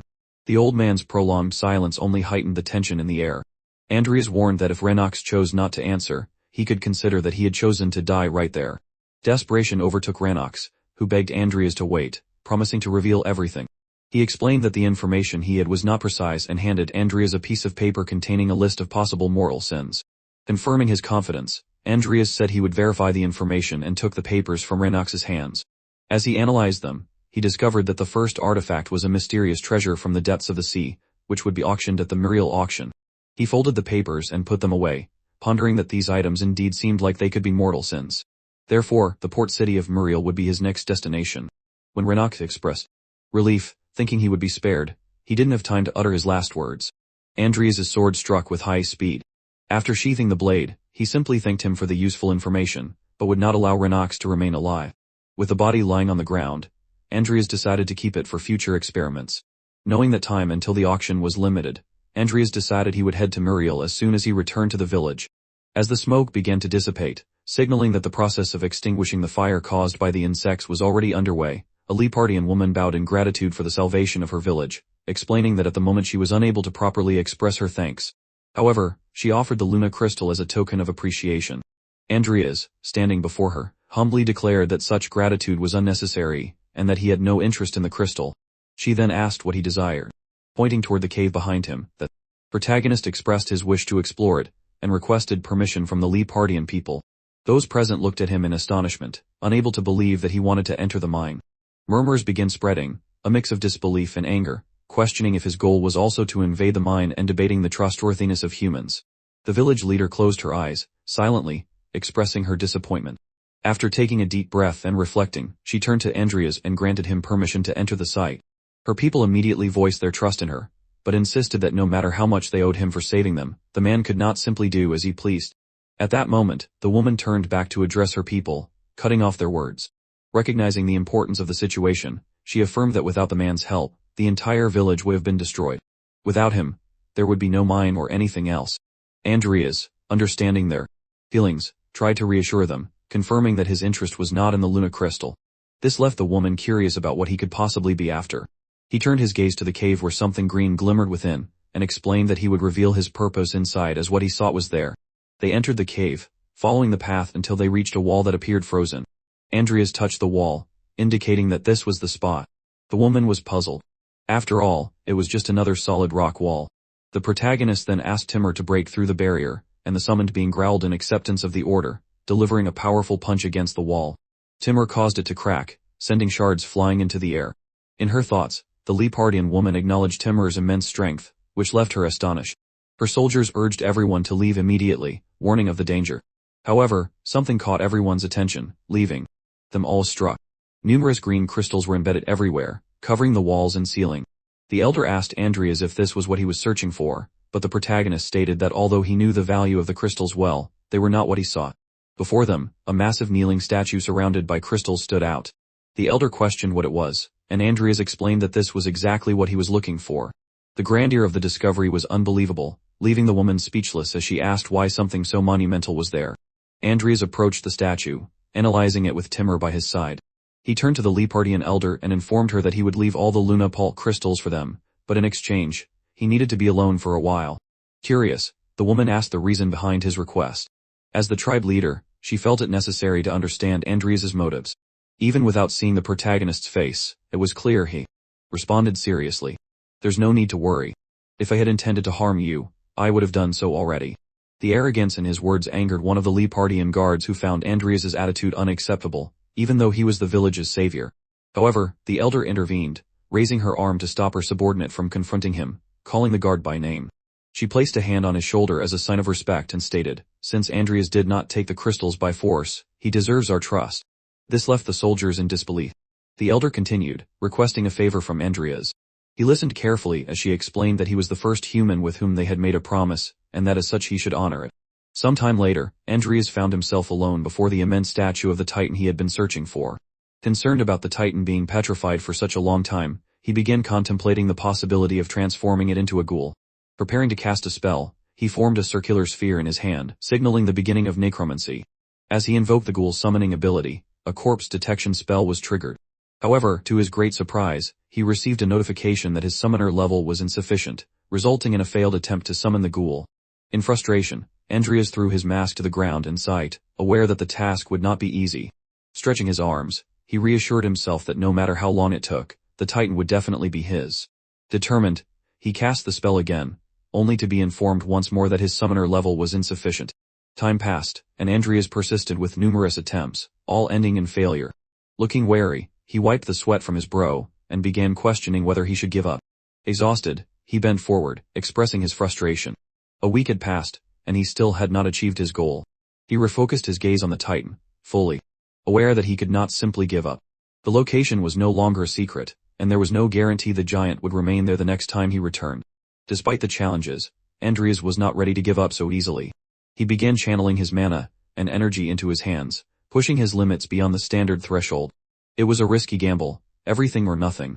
At that moment, he activated the ghoul summoning ability once more, and a system notification appeared, informing him that a corpse had been detected. His focus intensified. There was still time. Fixing his gaze on the Titan statue, he decided to keep pushing, pouring more and more mana into the effort.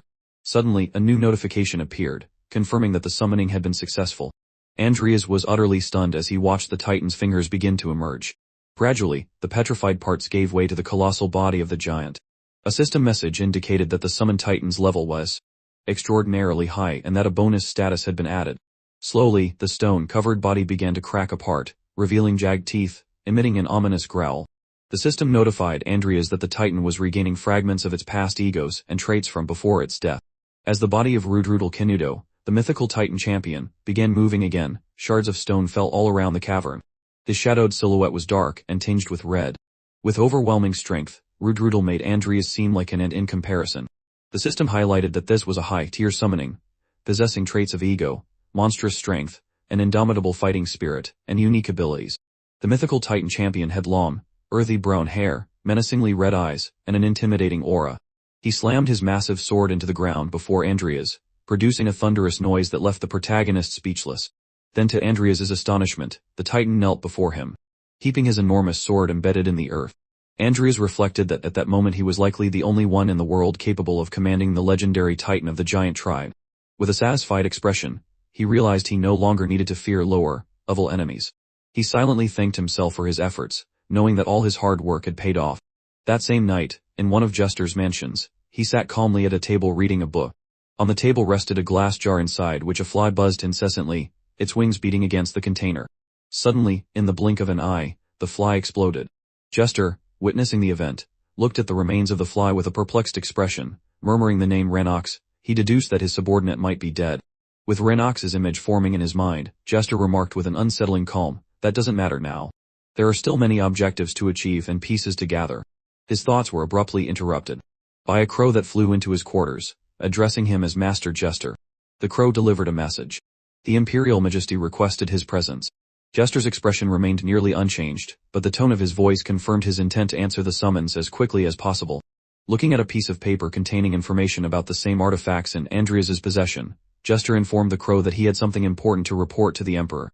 In a remote location far from everything and everyone, there was a small house nestled in the mountains with a side deck and a garden area nearby. On the deck, an elderly man stood with his back turned. As he finished eating something, he sensed a presence. "Did the Emperor send you?" the old man asked without turning around. The presence he had felt was Adrias hiding behind a tree. The old man finally turned and upon seeing the young man, watched as Adrias pulled out a letter. "I'm here on the recommendation of Duke Alvin," Adrias said. The revelation caught the old man off guard. He furrowed his brows, murmuring to himself, Bart Alvin sent this boy." After a brief moment, Adrias stood ready for combat at the peak of the towering mountain. Raising his sword with determination, he felt the immense pressure emanating from the elder's stance as the man observed him intently. Adrias maintained unwavering focus, his eyes fixed, his thoughts racing as he marveled at the overwhelming strength of this man, greater even than Sam's. A growing disbelief took hold of him, wondering if this was all a meticulously crafted test. The elder exuded an impressive aura, enveloping the entire area with his commanding presence. His demeanor was serious, yet he questioned the protagonist, "What's wrong?" giving Adrias the opportunity to make the first move. The elder stood seemingly relaxed, wielding nothing more than a staff. Without hesitation, Adrias launched himself into the attack, silently vowing to defeat the old man at all costs. Facing the elder, Adrias unleashed a flurry of strikes, but every single one was effortlessly dodged. No matter how much effort he put into it, each of his movements was anticipated and countered. In his final attempt, Adrias was caught off guard by a swift counterattack. His eyes widened as the elder demonstrated a deep understanding of his abilities. The old man grabbed Adrias's hand, and with a critical tone pointed out that swordsmanship wasn't what he should be focusing on. He remarked that Adrias's fighting style was fragile, relying too heavily on cheap tricks. Without warning, the elder performed a full 360 spin around Adrias, leaving him utterly bewildered. "Your moves are too obvious and overly dependent on speed," the elder commented as he completed the spin, finishing with a blow that sent Adrias crashing to the ground. The impact was so intense that the protagonist tasted the metallic tang of blood in his mouth. Standing over Adrias's fallen body, the elder disdainfully declared, "Don't worry, you'll improve naturally as we play together." Thus began Adrias's training with the legendary Disrun on Mount Kitan. On the first day, Adrias relentlessly tried to attack while his mentor deftly defended. By the 7th day, the two shared a simple meal of potatoes, a nearly comical moment of light-heartedness amidst the grueling training sessions. By the 15th day of training, Adrias found himself challenged by multiple tree trunks rapidly moving around him. He dodged and countered with precise attacks. The environment had transformed into a dynamic training field, testing not only his physical abilities but also his adaptability and strategic thinking under Daesun's guidance. On the 22nd day, Adrias found himself ensnared by the elder, clearly in trouble as he desperately sought a way out. His face reflected the sheer desperation of the situation. However, by the 27th day, his physical strength had become evident. He positioned himself to cut through stones, showcasing his growing determination. After just over a month of training, Adrias' agility became apparent in his increasingly swift attacks. He charged with all his might against his mentor, who skillfully dodged using only one hand. As Adrias pressed on tirelessly, Disrun began to notice a significant improvement in his movements, expressing surprise at his pupil's evolution. Yet, as the elder turned to evade an attack, he seized the opportunity to counter. A well-placed elbow to Adrias' stomach caused discomfort, and Disrun swiftly followed up with a barrage of rapid punches, finishing with a powerful kick that sent Adrias flying. "Your movements have improved," Disrun commented. "But thinking during battle is still naive. Even so, I'll acknowledge your will to fight, and the fact that you haven't complained even once." Suddenly, Disrun was caught off guard by a strike he couldn't fully evade. The blow landed on his face. Adrias, back in his battle stance, wielded his sword with a satisfied expression, saying, "Even a sword master can let his guard down. Next time it won't be so easy." His strength faltered and he collapsed to the ground. From a distance, Disrun observed the scene, surprised. He realized Adrias had managed to gather his aura and project it toward him. This led Disrun to question whether Adrias had done it instinctively or with intent. His expression shifted completely. Could the young man possess talents beyond expectations? At that moment, the elder recalled someone, a boy named Luce. The image of Luce materialized in his thoughts. A boy who had also expressed the desire to enroll at Helen soon. Perhaps it would be interesting to pit Adrias against this boy, Disrun reflected. When Adrias opened his eyes, he saw the clear sky above him. It was still daytime, but the surrounding trees and environment seemed blurry. He widened his eyes, trying to remember what had happened, and quickly got to his feet. Turning around, he spotted Disrun sitting at the base of the mountain. "You've finally woken up," Disrun said. Curious, the elder asked if Adrias could replicate the technique he had used before passing out. Still trying to regain his bearings, Adrias placed a hand on his head, confused, and questioned whether it was something he had done while being beaten or just an act of desperation. While both remained atop the mountain, Disrun informed Adrias that he would take this opportunity to teach him sword techniques. During this process, Adrias would also gain basic control over his aura. The protagonist received this proposal with gratitude. Sometime later, standing before an imposing tree, Disrun explained that when using sword techniques, Adrias should imagine the aura enveloping the blade as if it were a sheath. To demonstrate, the elder unsheathed his sword, and with a gesture sent the sheath flying. Several sharp cuts pierced the tree without the blade even touching it. Adrias stood speechless, astonished by what he had just witnessed. As the fragments of the tree fell around them, Disrun explained that while the basic form was merely a sharp cut, aura techniques could also be utilized in various ways, such as creating explosions or shock waves. Suddenly, Disrun appeared in front of Adrias at incredible speed, moving so fast that his figure seemed blurred. He explained that if Adrias could use his aura to stimulate his body instead of his sword, he could achieve super speed. Before he even finished speaking, Disrun was already behind Adrias, leaving the protagonist completely baffled. Adrias turned around in shock, still amazed, and asked, "Since when is this possible?" Laughing heartily, Disrun replied, "This is the mystical aura technique, the pinnacle of energy application. It's built on the same principles as the techniques I just showed you." He continued, "By wrapping the aura around your body or sword and adjusting the forces needed, you can achieve incredible feats. However, you're still a long way from mastering this. For now, focus on the sword technique to begin your training." Without hesitation, Adrias started practicing the technique Disrun had demonstrated, launching his aura forward and striking a nearby tree. "Good," Disrun instructed, praising his effort. "Once you're comfortable, step back and increase the intensity." During the training, a notification appeared in Adrias' system. Conditions for evolution met. Combat talent 30 evolve.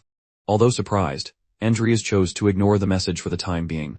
He believed this type of hands-on training was more suitable and enjoyable as well as essential for his personal growth. Focusing even harder, he continued channeling his aura toward the trees, increasing both his strength and precision with each attempt. Disrun was astonished. "He's even more monstrous than I imagined," the elder murmured, his eyes fixed on Adrias' relentless movements. As Disrun reflected on other great talents he had trained, such as Wool, Luis, and even a mysterious man referred to only as him, he realized that none of them stood out quite like Adrias. Observing the young man utterly exhausted yet still determined, Disrun concluded that Adrias could succeed with precise and clear instructions while evolving at his own pace. Finally, Disrun intervened. "That's enough for today. Let's eat." He instructed Adrias to return home, wash, and peel potatoes. Calling him disciple, Disrun walked away with a smile. Adrias, on the other hand, wasn't too thrilled with the idea of eating potatoes for every meal. Ironically, he thought to himself, I think I can feel potatoes sprouting inside me. He stopped abruptly, his eyes widening as he realized something unusual. The way Disron had addressed him. Disciple. Turning quickly to the old man, Adrias, a bit awkwardly, asked, Did you really call me a disciple? Disron confirmed. With a nod, questioning if that wasn't a good thing. Adrias, now slightly more enthusiastic, replied loudly, It's not that. I'm honored by the title. As they shared the potatoes, Adrias reflected on what it meant to be accepted as a disciple of such a renowned master. His thoughts were interrupted when Disron handed him a book. Take this, the old man said. He explained it was a book he had written during his time on the mountain. Taking the book, Adrias couldn't help but wonder why Disron was giving it to him. Upon examining the object, Adrias noticed that his system identified it as a skill book written by Disron for himself titled Eagleless Sword. The item contained extensive knowledge on sword techniques and level advancement. Adrias was astonished. The comparison with Morn's dark magic book immediately came to mind, and he began to imagine the new heights he might reach with this gift. Seeing the young man in silence, Disron chuckled. Don't you enjoy receiving direct instruction from me? Adrias quickly denied it, responding hastily. Disron then explained, I enjoy teaching my disciples directly, but over-teaching can poison talent. You're peculiar, Adrias. You're brimming with potential. This book will serve as your guide to discovering your own method of training. Adrias held the book tightly, feeling deeply grateful. He realized how rare it was to be accepted by such a demanding master. Disron stood up and announced, I believe we're done here. It's time for me to leave this mountain. If I stay too long, my skills will rust. Curious, Adrias asked, where are you going? The old man replied that he was heading to the Southern Kingdom Alliance, the exact opposite direction of Adrias's intended path. Despite this, the young man requested to accompany him for as long as possible, addressing him as master. In a remote area of Picata, someone was making their way along a path through a dense forest. Their thoughts were consumed by a growing hunger. The man, exhausted, with his hands bandaged and a sword resting on his back, appeared to be the sole survivor of his village. Overcome by fatigue, he collapsed to the ground, murmuring, What should I do now? Dark clouds covered the sky as a storm approached. Rain began to fall heavily, soaking the man lying on the ground. A hand rested gently on his face. It was Adrias, clad in a long cloak, standing in the rain. Observing the man with curiosity, he murmured, I can't believe this is actually Benjamin Anacreus. The realization left Adrias in a state of panic and surprise. It was unthinkable for him to encounter a playable character in such an unlikely place. Benjamin, renowned for his swordsmanship and his skill, Lord Swords, noticed the weapon the stranger carried, suspecting it might be the legendary demonic sword Rubens. This sword had been sealed in Benjamin's village for generations, and its presence here suggested the possibility that his village had been ransacked. As he looked at the man still collapsed before him, Adrias marveled at the idea that Benjamin had somehow managed to escape with the sword. Now fully aware of the situation, Adrias knew he couldn't simply walk away, especially given his intention to forge bonds and debts with playable characters. It was clear he needed to act and handle this unexpected twist on his journey. Adrias led Benjamin to a safer spot within the forest, lighting a campfire and setting up a small camp. Slowly, the young man awoke, disoriented by what had happened. A voice startled him, asking, You're awake. There, said Adrias, tending to the fire. The sudden presence alarmed Benjamin, and he nervously asked, Who are you? In response, Adrias offered him food, leaving Benjamin perplexed. Still wary, the young man pressed on. What do you want from me? Calmly, Adrias urged him to relax, reassuring him, If I wanted to harm you, you'd already be dead. Despite this, Benjamin continued to probe. Then what are you planning? With steady composure, the protagonist suggested they start with the meal so Benjamin could regain his strength. However, Benjamin immediately searched for his sword, prompting Adrias to comment, It seems important, but you'll need strength to hold it. At that moment, Benjamin had a flashback of an elderly man, possibly his grandfather, who used to talk to him when he was a child. As he remembered the sword and what it represented, Benjamin began to cry, his eyes filled with tears, his face reddened, and he sobbed uncontrollably. Adrias, still holding the food, casually asked, Are you going to make me hold this for much longer? My arm is getting tired. Approaching the fire, he grabbed the meat and started eating beside Adrias. During the meal, Adrias took a potion from his bag and offered it to Benjamin, explaining, This will help you regain your strength. While eating, Benjamin thanked him through his tears. For a moment, a smile lit up Adrias's face, but it was quickly replaced by shock as he realized he was being stared at intently. He hesitantly commented, You're not a beggar. It's rude to stare at people eating like that. The young man, embarrassed, awkwardly looked away. Suddenly, a group of people emerged from the shadows. Benjamin immediately recognized them and shouted, Bastards, they were all wearing identical outfits with hoods and masks, each with a unique pattern of holes. Benjamin recalled the attack on his village and stated, "They were the ones who killed my grandfather." His gaze filled with rage, veins bulging in his face as he was overcome with a mixture of hatred and emotion. Adrias assessed the situation and concluded that the group was made up of the acolytes, orphans raised by Jester, trained as his personal assassin squad. They had somehow invoked memories from Adrias's past life as Makoto. As they were fully trained soldiers in special forces, they possessed basic magic abilities and aura manipulation, giving them superhuman capabilities, and wore special masks, each distinct with their proficiency. Aware of the danger, Adrias stood up and told Benjamin, "Stay here. I'll take care of this." However, Benjamin was already armed, and insisted, "This is my fight. Stay out of it." Before Adrias could respond, the acolytes advanced with impressive speed. One of them standing beneath the mountain ordered Benjamin to hand over the sword. However, the young man, determined and full of vengeance, charged forward, ignoring the threat. As they got closer, the aura power of the acolytes in the form of smoke did not penetrate Benjamin, surprising everyone. 2 bright golden shields appeared around him, but that didn't stop the fight from beginning. Skillfully wielding his sword, Benjamin delivered powerful strikes, almost hitting one of the assassins. When attacked, he managed to defend himself using the mana concentration technique to turn his sword into an effective shield. One of the acolytes was surprised by Benjamin's dodging skill but did not expect the counterattack that followed. The young man landed a direct hit to his face, leaving him stunned by the effectiveness of the blow. Without time to breathe, 2 other assassins approached Benjamin from behind. However, the young man quickly sensed their presence and turned to face them. As the fight unfolded, Adrias watched everything, trying to contain his expressions. In his mind, witnessing the incredible battle, he thought, as expected from the youngest playable character. Although Benjamin was handling the situation skillfully, Adrias realized there was no reason to allow him to be seriously injured, as would happen in the original story. Benjamin firmly held off one of the assassin's attacks, but suddenly everyone started being sliced apart before him, leaving him perplexed. Looking back, he realized that this action was the work of Adrias, who was already in an attacking position. The situation was about to intensify, and it needed to be dealt with quickly. In the following moments, Adrias disappeared before the eyes of the assassin group. In the blink of an eye, he was somewhere else holding his sword. Without wasting time, the group pursued Adrias, who engaged in a spectacular battle, slicing apart another one of Jester's men. From Benjamin's perspective, all he saw was Adrias moving incredibly fast, delivering devastating blows with his sword. The bodies were shredded with impressive speed. Benjamin, surprised, exclaimed, "Whoa, he wiped out those bastards who raided my village so easily." As his eyes returned to normal, Benjamin was met with groans of pain, witnessing Adrias's cruelty.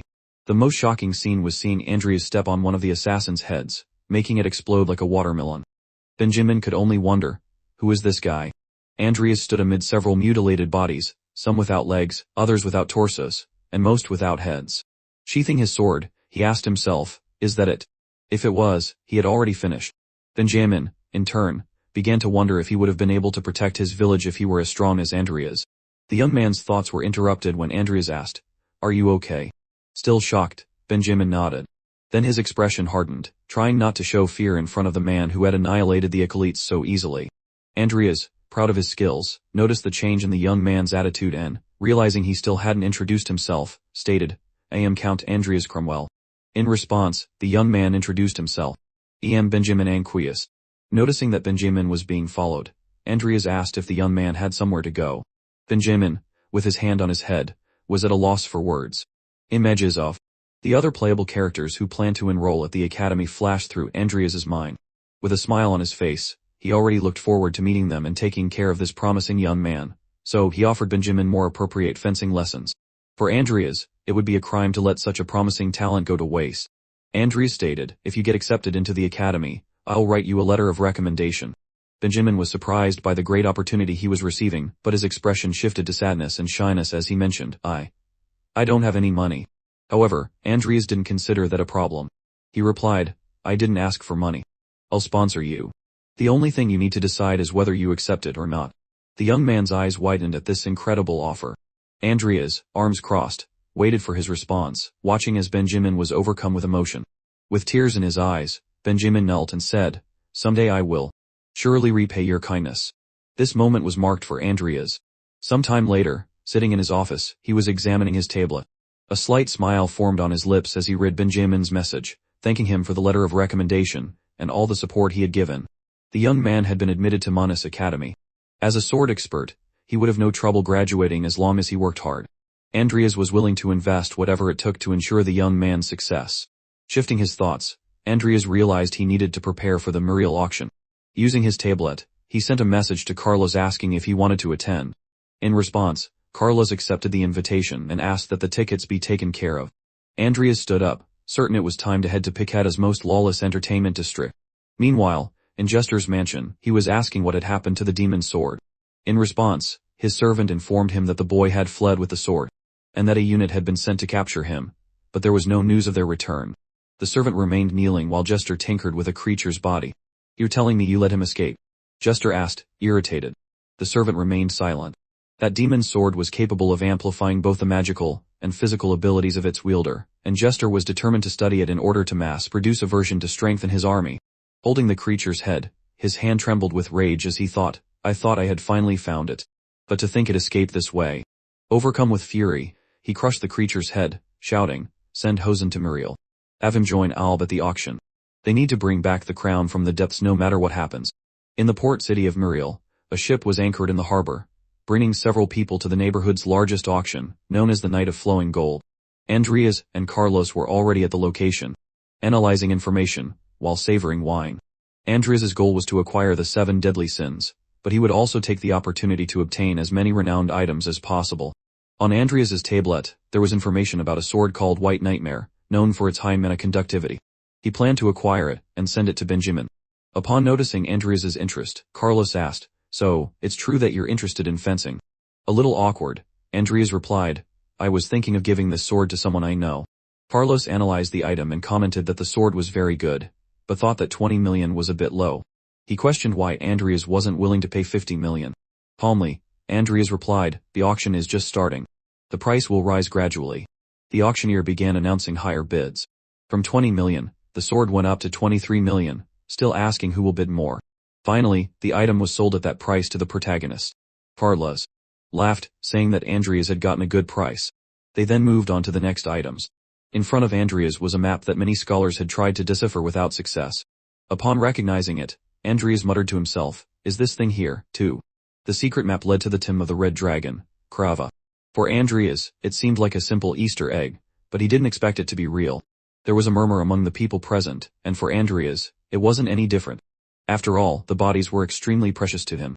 Determined to obtain the item, he placed a bid of 5 million. The auctioneer asked if there were more interested parties, noting that if Adrias could get his hands on a dragon, he would be as powerful as an entire country. When the map was sold to Adrias, he quietly celebrated his new acquisition. Meanwhile, a man was watching Adrias and Carlos. Intrigued, he thought, were they, after all? Though he didn't care about the random items they were purchasing, he was concerned about the amount of money they might possess. His focus was on the crown of the depths. He planned to obtain it at all costs. The more money they spent before that, the fewer resources they would have to compete. The auctioneer then announced the next item, a rechargeable portal scroll capable of transporting the user anywhere up to twice a day. Without hesitation, Adrias placed another bid. Next, an ancient alchemical tool was announced. Once again, Adrias made a bid, prompting Carlos to question whether he was really considering what he was purchasing. Finally, the event reached its climax with the last item. The auctioneer asked everyone to hold their breath and presented an item salvaged from the depths of the sea, the Lord of the Seas, a golden crown that emerged on the presentation pedestal. At that instant, Adrias sensed the purest form of original sin, benevolent greed. His eyes sparkled, but the starting price was 1 billion with minimum bids of 10 million. This shocked him, and he thought, unless I had the profits from next month's potion sales, I wouldn't be able to compete. Noticing his friend's hesitation, Carlos asked, "You want this too?" Adrias didn't deny it, but he knew he would need to assess his chances. If there was no hope, he would have to give up. That's when Carlos revealed, "I'll buy it for you." This left Adrias stunned for a moment, and he asked why Carlos would do something like that. Before Adrias could finish his sentence, Carlos responded, "My father told me the essence of the story. The reason you got hurt in the sewers was because you were trying to save Is." The young villain awkwardly replied that it had all happened by accident and asked how much Carlos had offered. Showing off, Carlos answered, "Let me show you how rich the Alvin house is," and then flashed a very sinister smile. Meanwhile, Alb, Jester's henchman, watched everything from a distance and thought angrily, "These brats have money to burn, but I'll shut them up with my master's wealth." He began raising the bids, and the competition became intense. The price of the artifact rose rapidly, and the frantic sounds of tablets echoed throughout the room. The auctioneer announced that the starting price of 1 billion had quickly risen to 7 billion.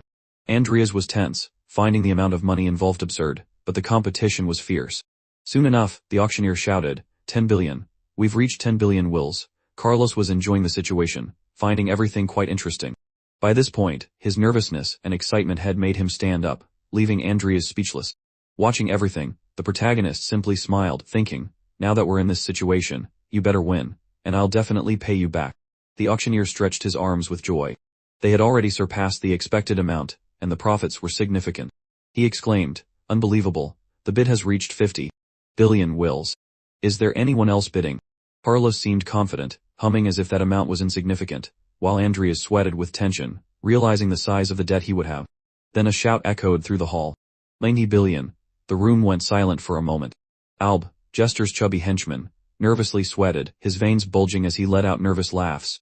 The auctioneer then announced, ladies and gentlemen, we have reached 100 billion wills. Chaos overtook Alb's mind. He wondered if he should go even further, recalling his master Jester's words, make sure to win the auction, no matter how high the bid goes. Sweating like a pig, he bit his lip in anger and scratched his head. No matter how rich his master was, 100 billion was too much, and he no longer knew what to do. He even thought he should have asked his master what the limit was. It was then that he was completely startled when the auctioneer announced, thank you very much. The Lord of the Seas has been sold for 100 billion wills. Soon after the auction closed, Alb received a visit. Hosen, a sinister-looking man, approached and mocked him. I bet the master sent me here because he knew you, being the idiot you are, would mess it all up. Even if you had won the auction with more than 100 billion, you have been killed for it. Go back home and wait. Hosen looked at Carlos and Adrias from afar. He smiled darkly, muttering, those brats don't know who they're dealing with. Let them enjoy the taste of victory before they die. On the other side, Carlos was laughing, unconcerned about the scolding he would likely get when he got home. He turned to Adrias and said, I'm hungry. Let's grab something to eat. At the local restaurant, Adrias was extremely embarrassed. He was sweating from shame and wore an impatient expression while having the Lord of the Seas crown on his head. Carlos had insisted he wear it, saying, it looks great on you, Your Highness Adrias. Carlos, as mischievous as ever, continued laughing at the situation while Adrias just thought, he treats this like a toy. I guess it's his privilege since he's the one who bought it.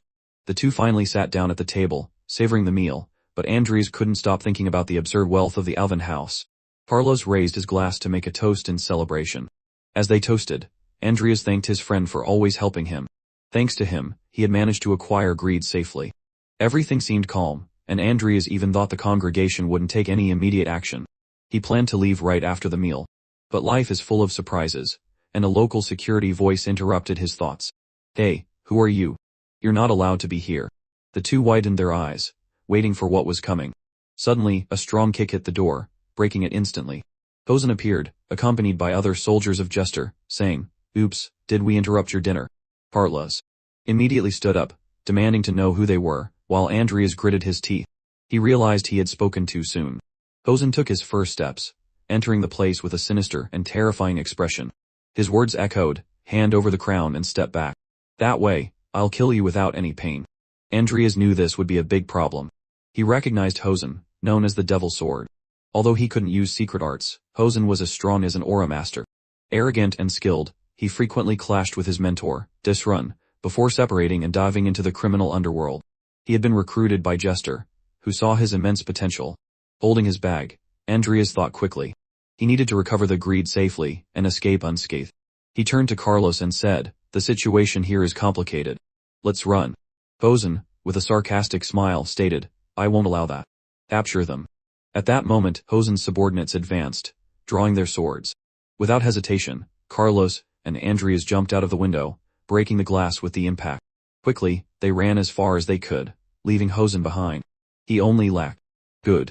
Don't make this too easy for me, or I'll get bored. Now it's time for the hunt. In a hidden part of the forest, the cautious footsteps of Carlos and Adrias echoed as they approached a small dock where a boat awaited them. Tense, Carlos kept looking back, trying to check if they were being followed. He reassured his friend, if we cross the river, they won't catch us. Muriel is a lawless area beyond the Empire's reach. Once we leave here, these guys won't be a problem anymore. However, Adrias had no intention of boarding. He turned to Carlos and asked him to go first and seek help. Carlos was confused and asked, what are you trying to say? Adrias explained, We can't easily escape these guys. It's too dangerous for us to move together. It'll be easier to get away if I'm alone. Carlos interrupted him immediately. You always say nonsense, but I get what you're suggesting. I promise I'll help you as soon as I can. Reluctantly, Carlos boarded the small boat, returning to the city. Now alone, Adrias was determined to act. It didn't take long for Hosen's soldiers to find him. He realized he was free to fight without worrying about Carlos. Surrounded by men, they asked where the other young man was, assuming the crown was with him. Adrias threw his bag to the ground and said, "It's with me. Come and get it if you can." With a mocking smile, he drew his sword. This provoked the fury of the soldiers who charged at him, promising to tear him apart. Adrias struck the first blow, but more soldiers approached, surrounding him. That's when our protagonist uttered, "Rudrudel," making his eyes glow brightly. From a distance, Hosen recognized the spell as a necromantic summoning. Intrigued, he watched something gigantic emerge from the portal conjured by Adrias, forcing everyone underneath to move back in order to dodge. The soldiers, stunned, watched as what appeared to be an enormous arm materialize. "What is this?" they asked, confused as they saw the giant figure taking shape in the middle of the field. With everyone distracted, Adrias seized the opportunity and with clear joy drove his sword into the soldiers. Frenetically waving his blade, he began striking everyone nearby. Hosen watched with a smile, enjoying the fact that Adrias not only mastered black magic but was also extremely skilled with a sword. This made him even more interesting, especially due to his fencing technique, which demonstrated precision and boldness. As he struck a precise blow to one of the soldiers, Adrias was suddenly interrupted by something that caught his attention. He quickly turned and defended himself, creating an impact so intense that the ground cracked. Adrias's and Hosen's swords became locked, and the two stared at each other intensely. Hosen asked with a provocative tone, "Who are you really?" Adrias replied playfully, "Who knows? Try to guess." With a powerful kick, Hosen pushed Adrias back, considering his audacity to be that of a mere brat. However, the villain began to retreat, driving his sword into the ground and closing the distance between them. He observed Adrias's blade with interest, commenting, "This sword. I've seen it in a book before. It seems like a waste of potential in your hands."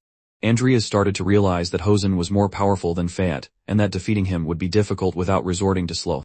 However, the consequences of using that power would be troublesome.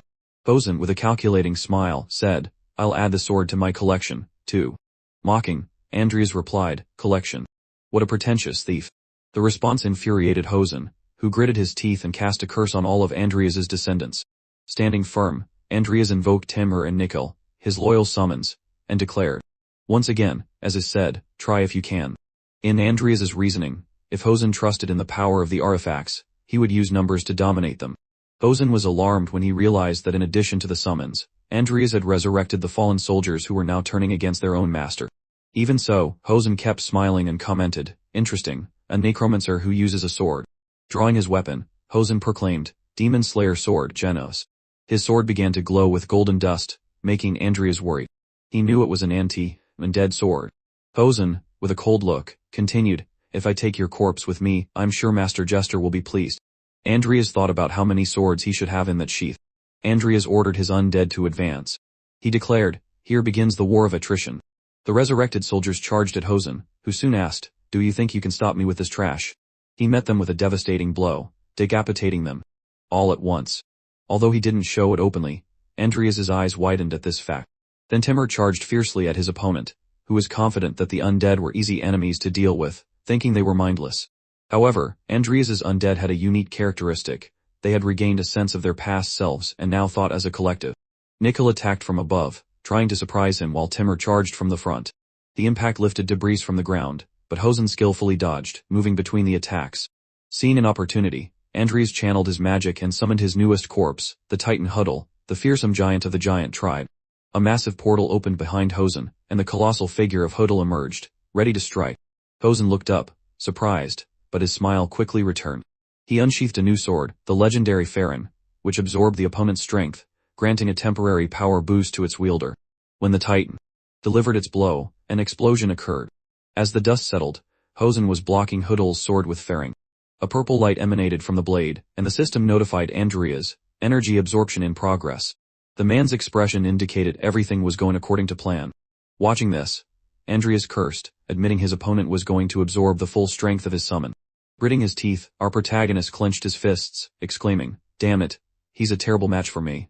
The portal began to dissolve around Hosen, who had already gained a power boost. He sarcastically thanked a corpse from the giant tribe. Ah, thank you for granting me this strength. In the next moment, one of the undead soldiers charged, but Hosen mercilessly sliced it in half with a precise strike. With disdain, he mocked, I brought them along because they were my client's subordinates, but all they did was complain. It was a pleasure killing them. Now that this lot is out of the way, let's move on to the fun part. The situation grew more complicated. Adrias gritted his teeth, aware that Timur and Nickel were in danger if struck by Gynos. Nickel attempted a surprise attack, but Hosen dodged skillfully, moving to a higher position. Hosen, now wielding a new sword, proclaimed, very well. Let's start with the most interesting part. You skeleton. The red sword glowed like fire, signaling Hosen's desire to have fun. The weapon, known as Swordbreaker, was crafted to disarm and destroy opponents' weapons. Quickly, Adrias grew desperate upon realizing how fast his opponent switched swords and shouted, Nickel, don't take the blow, Hetman. The dance of swords began, scattering debris across the environment and raising a cloud of dust as Nickel and Adrias fought against Hosen's two swords. Timur appeared, raising his fists and alarming the opponent as he struck the ground. The impact was so powerful it destroyed everything nearby, creating a massive crater. The three of them gritted their teeth upon realizing that once again Hosen had evaded the attack. With a sinister smile, he commented, what a pity. Nickel and Adrias were nearly cut in half, but Adrias noticed that Nickel's sword, as well as his arm, had been severed. The situation seemed increasingly dire as Hosen, with a menacing tone, declared, it's time to end this. It was fun fighting you, undead who wields aura. Left with no choice, Adrias decided to resort to the Codex of Slow. He mentally commanded Nickel to retreat for now, but realized his summon was not obeying. Adrias insisted, hey, I said fall back. Yet Nickel stood his ground. Hosen, observing the scene, mocked, he's braver than his master. Not turning his back on the enemy. Hell. At that moment, the option to use the spectrum of sloth presented itself to Adrias. A golden energy enveloped the skeleton with information indicating it could share cooldown time. This left Adrias completely surprised as he had forgotten that Nickel could also utilize the Codex of Slow. A shimmering purple light began to engulf his summoned skeleton. As Adrias recalled the pain he felt the last time he used this ability, thinking that Nickel being undead wouldn't feel pain, he allowed the summon to activate the spectrum. Hosen noticed what was happening and remarked, still got tricks up your sleeve. No matter. I'll end this now. Suddenly, the atmosphere shifted, completely capturing Hosen's attention. Enveloped in golden energy, Nickel raised his broken sword. Hosen reacted swiftly, charging toward him. But Adrias shouted, what are you planning this time? Raising his sword to strike, Hosen warned, don't you dare interfere. The two engaged in close combat. The clash of their swords sent up trails of dust due to the speed of their strikes. Impressed, Hosen admitted, impressive swordsmanship for a mage, but quickly added, though far too sloppy. Catching Adrias off guard, Hosen delivered a dangerous blow. Only to be interrupted by Timur, who defended his master and forced Hosen to leap away. Irritated, Hosen exclaimed, what a bothersome cat. I'll deal with you first. Meanwhile, Nickel continued to focus, building up tremendous energy. The skeleton's intense gaze intimidated Hosen, who murmured, what the hell? An undead with an aura like that. The energy Nickel accumulated seemed primed for a single decisive move. The sequence of actions unnerved Hosen, who began to realize the strategy behind it.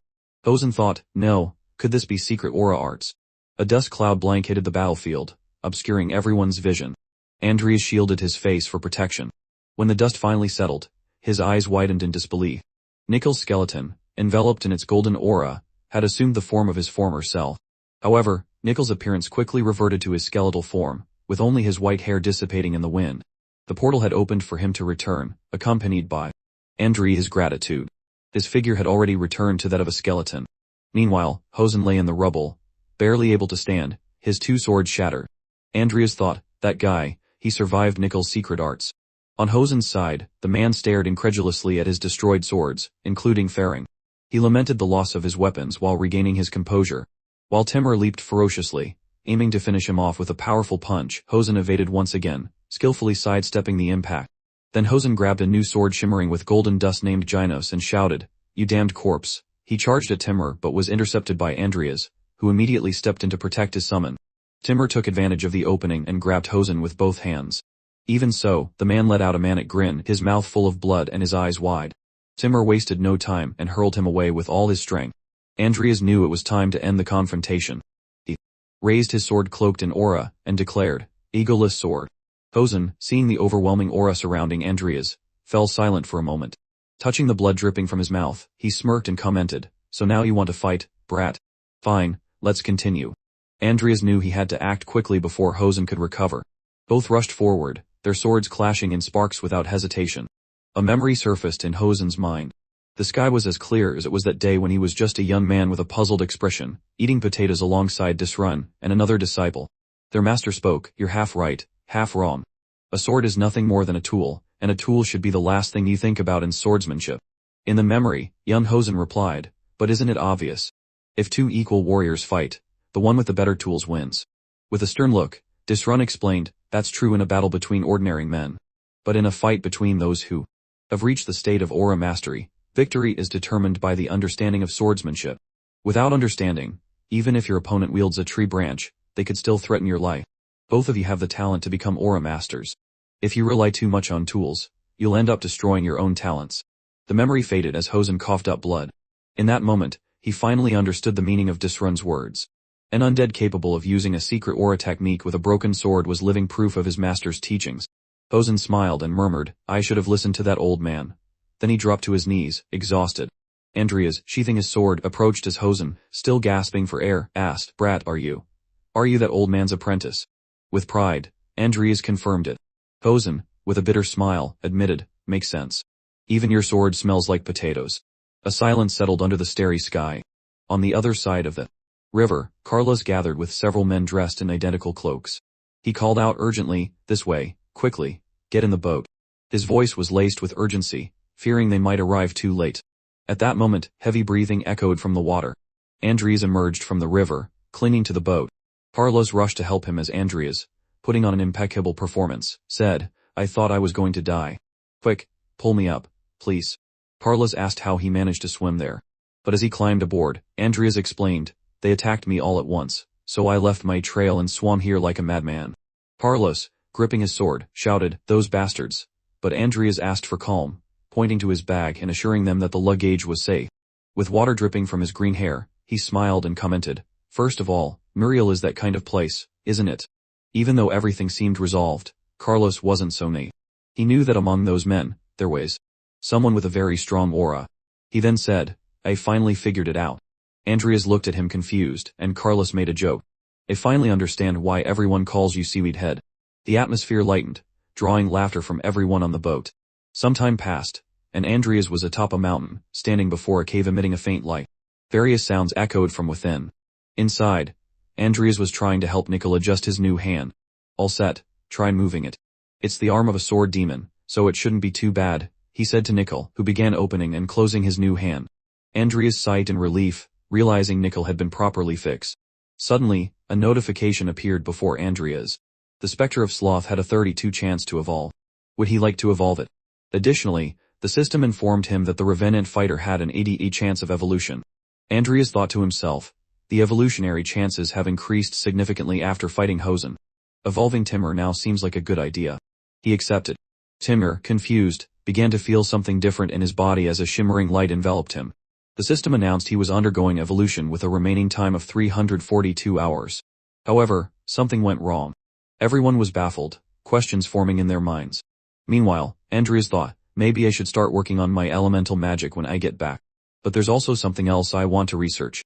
In Jester's mansion, a different confrontation was unfolding. "Why is Morn's apprentice here?" Jester asked irritably. Adrias's old teacher, trembling, replied, "I heard I'm being removed from the congregation." Jester confirmed coldly, "Yes, and it was I who suggested it." He explained, "The congregation does not tolerate the unworthy, especially someone who cannot even manage a single disciple properly." The old teacher, indignant, shouted in anger, "This isn't fair." Jester, unfazed, continued, "Let's say none of this mattered. Have you done anything useful for the congregation? You've brought no research results or useful artifacts. In merit, you are far inferior to your problematic disciple. Surely you understand how important it is to protect a single codex, don't you?" The old man remained silent until Jester directly asked, "Do you want to remain in the congregation?" Trembling, he replied desperately, I'll do anything. Please tell me what to do." Jester crossed his arms, seized the opportunity, and revealed, "The location of the ancient magical beast Kishan has been discovered. It is very close, in Rodlin." Sharon's eyes widened at the mention. Kishan was a creature from the mythical era, described in ancient writings as a headless figure with 4 arms capable of dominating intelligent beings and draining their strength through inferior malevolent spirits. Jester held out a red crystal and said, I will give you Kishin's location, instructions on how to capture it, and the power to control it. After taming the magical beast, bring your insolent disciple before me. Sharon understood that Jester was displeased with Adrias for claiming sloth for himself and acting recklessly. This mission would serve as a way to rid himself of the troublesome student while potentially gaining a powerful magical beast. Jester concluded, we will pretend this conversation never happened. Sharon speculated that this was related to an agreement involving sin. Determined, he replied, leave it to me. It's my duty as a teacher to discipline and guide an insubordinate disciple. The next day at Lean Academy, Adrias appeared with deep dark circles under his eyes, muttering to himself, I learned a lesson today. I should have done my research in a more comfortable place. As he walked, his appearance attracted attention. Just as he was about to rest, a familiar and irritated voice called out, Mr. Adrias. It was Lucia, sweet but clearly annoyed. Why are you ignoring my calls? Is your tablet just for decoration? Caught off guard, Adrias excused himself, saying he had been busy with a friend. He apologized and noticed that Lucia and Vivien were together. Lucia, excited, showed him the tablet and asked, anyway, did you see this? On the device, an alert stated that an unidentified spirit had been spotted in the dormitory, which would temporarily be closed for safety reasons. Adrias immediately grabbed the tablet to read the notice. Lucia commented, finally, we can say goodbye to that damp dormitory. Meanwhile, Vivien thought, I just want to be in the same dorm as him. Reading the notice, Adrias realized this could only mean the event of sealing the ancient magical beast. He wondered in confusion, why is this happening now? In the game, this was supposed to occur 6 months later. Lucia noticed his expression and asked, why so grim? Stop wasting time and tell me, where are you staying now? He replied, well, I was assigned to Deljan dormitory. Blushing slightly, Lucia declared that our protagonist was a lucky guy to live in the same place as a beauty like her. However, the grumpy Adrias asked, what are you talking about? Anyway, I'm heading back to my dorm for a bit. I need to pack my things and check on the situation there. Vivien immediately offered to go with him while Lucia encouraged him to go, albeit begrudgingly.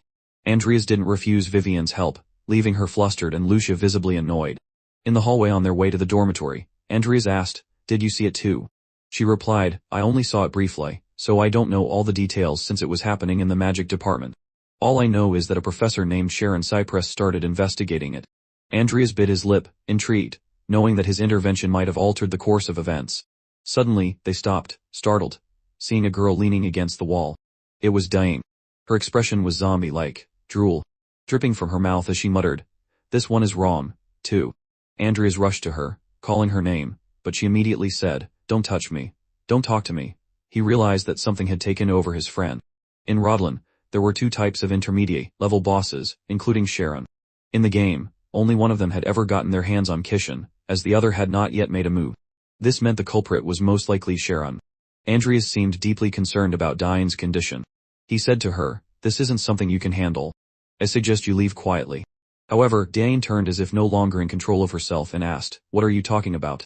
Analyzing the situation, Adrias decided it would be best to try saying his master's true name, convinced it could give him an opening. When he uttered the name Kishin, Diane's eyes widened in fear at the mention. Taking advantage of the moment, Adrias struck her from behind with enough force to knock her into Vivien's arms.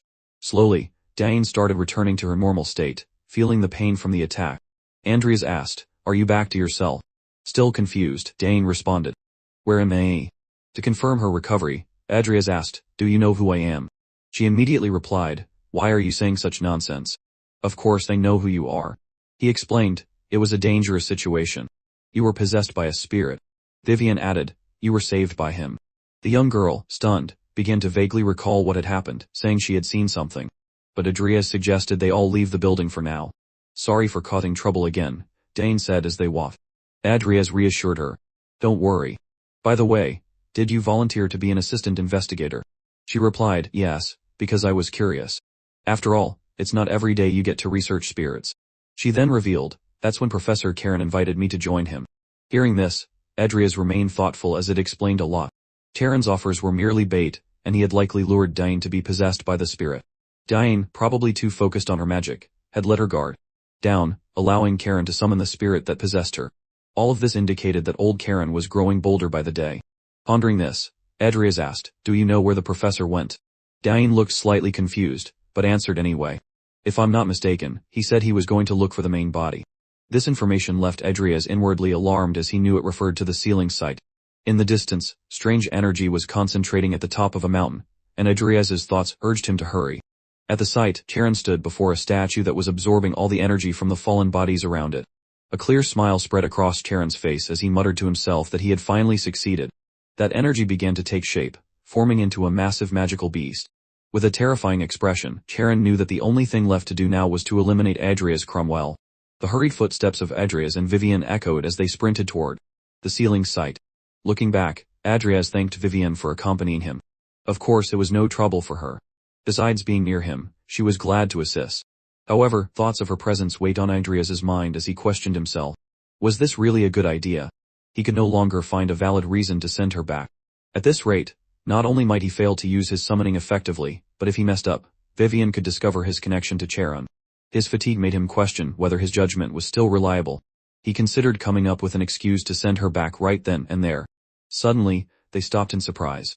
The wind was stronger here, blowing yellow leaves from the trees, swirling them into the air. A group of students stood before them, growling uncontrollably, clearly no longer in control of their own minds. Vivien, ever perceptive, asked, "Is this also Charon's doing?" Adrias confirmed, emphasizing that all those students belonged to Charon. Observing the scene, she asked, "Why would a professor act like this?" Adrias had no answer. Instead, he took the opportunity to say, "You can subdue them without hurting them. Time is running out. I have to go stop the professor." She looked at him puzzled, but agreed and said she'd catch up with him soon.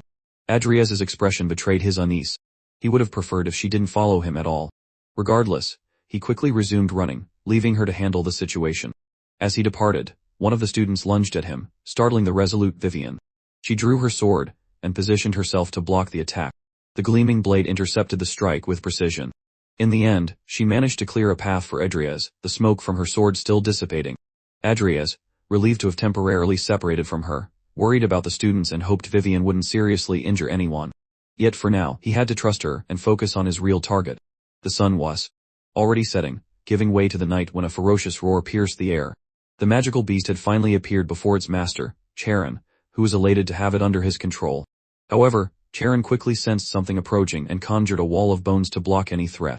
Charon couldn't understand what was happening until a voice interrupted him. "So, you actually did it, huh?" It was Adrias who had arrived at the scene, leaving the old man stunned. He approached slowly, his cape billowing in the strong wind. Charon, desperate, asked, "Why are you here?" Adrias scanned the area, realizing he had arrived too late. The opening time was abnormally fast, and the strange energy surrounding the site hinted at something even darker, something orchestrated by Jasper. Charon, visibly irritated, said, "You're audacious and insolent to come here and interfere with my plans, but it doesn't matter anymore because I was going to come after you anyway." Adrias with a mocking smile replied, "I'm surprised. To be honest, I didn't expect someone like you to be capable of capturing dying. Let's not say you're a small fry master." Those words hit Charon hard, leaving him speechless for a moment. But soon, his sad expression turned into a deep, maniacal laugh, leaving our villain perplexed. Charon then remarked, "That insolent way of speaking, I knew I was right to take you in a long time ago. I overheard a conversation between your father and Master Mower. While hiding behind a wall, Charon had listened to Cain say, 'If we cultivate this, it will change the very foundations of dark magic or even the entire world.'" Charon suspected that the change in Adrias's personality and behavior stemmed from the fact that he now either possessed or knew how to use what they had discussed. Adrias recalled Salin in the carriage, who had mentioned laying hands on another Cromwell, concluding that even someone like Salin knew about this. As the master of the magical beast, Charon declared to the protagonist, "Now whether you can use it or not, show me the legacy left by Cain." Adrias began laughing, finding the entire situation tiresome and dull. He then said, "I was wondering what you were planning to say, but I see you're just trying to steal from a child." Charon's eyes filled with rage, growing more intense. However, Adrias summoned to War and Nickel, emphasizing that it was time to end the conversation and settle everything. Charon was shocked to see the summons, particularly to War, the Tiger Lord, that Adrias had acquired from the congregation. Charon's surprise also stemmed from the fact that Adrias was already able to control high-level undead. Even so, Charon didn't falter as he had the Pelderang crystal in his possession. He commented, "Remember who your master is, Adrias." But Adrias coldly replied, "I've learned nothing from you, but as they say, the student surpasses the master." Charon activated a magical circle in his hands, declaring that Adrias was nothing more than an insolent brat. The spell he cast opened numerous portals from which emerged corpses, skeletal soldiers, and even headless paladins alongside grotesque creatures. Strengthening all his summons, Cain was resolute. Adrias paused for a moment, analyzing the situation, and began unsheathing his sword. Enveloping himself in his aura, he declared that he was free of the burden of this old man. He then said, "I'm cutting my ties here and now, Charon." The statement was met with a wide, satisfied grin from the old professor. Cain responded, taunting, "We'll see if you're truly capable. My goal now is to kill you and claim Cain's legacy. After that, I'll reanimate your corpse and make you my slave for the rest of your days." While these threats loomed over Adrias, Vivien was dealing with a group of possessed students. She managed to dodge one of them, who quickly tripped and hit the rocks nearby. Her thoughts were on Adrias. She wanted to catch up with him, but these students were proving troublesome as they kept rising tirelessly. They would stand up endlessly, their eyes hollow and soulless, emitting indescribable groans. Vivien gripped her sword tightly, thinking she could finish the mission quickly if she just killed them all. However, Adrias's request to subdue them without causing harm lingered in her mind. As the students surrounded her, one of them channeled energy into their hands and hurled a power attack in her direction. Vivien deftly dodged, but the attacks kept coming. At that moment, an idea struck her. She recalled the name Adrias had mentioned to Cain, though she wasn't sure if it was some kind of spell. With an angelic smile, she leaped into the air and decided to take a gamble. She began testing names while striking the students, saying words like Cushing. Her strike landed so forcefully that it sent the student crashing to the ground. She felt pleased for a moment, but upon seeing the student's face, buried in the dirt, she began to question herself. Was that wrong? Not long after, she turned around and noticed another student preparing a magic attack against her. Vivien kicked them while uttering a different name, Kushuan. She continued saying various names such as Pushain, Kuchain, Kuzin, and others. She was already growing wary, and the students were visibly battered after so many attempts. Yet, they kept standing back up. Vivien paused, thinking, if I keep this up, I'll really hurt all of them. Maybe it was Cushing. When she pronounced that name, all their eyes widened exactly as Diane's had earlier. Seeing their reaction, Vivien realized it was working. All she needed to do now was strike them again. The spirits infesting the students' bodies began to materialize, becoming visible. Though Vivien hesitated for a moment, she knew she had to end this quickly. Pushing off the ground, she charged toward the students, but the spirits were waiting and quickly closed in on her body. Her eyes widened as she saw the malevolent energy approaching. Still, she struck at the shadow, which was growing denser by the second. Then she heard a voice. "What are you hiding, Vivien?"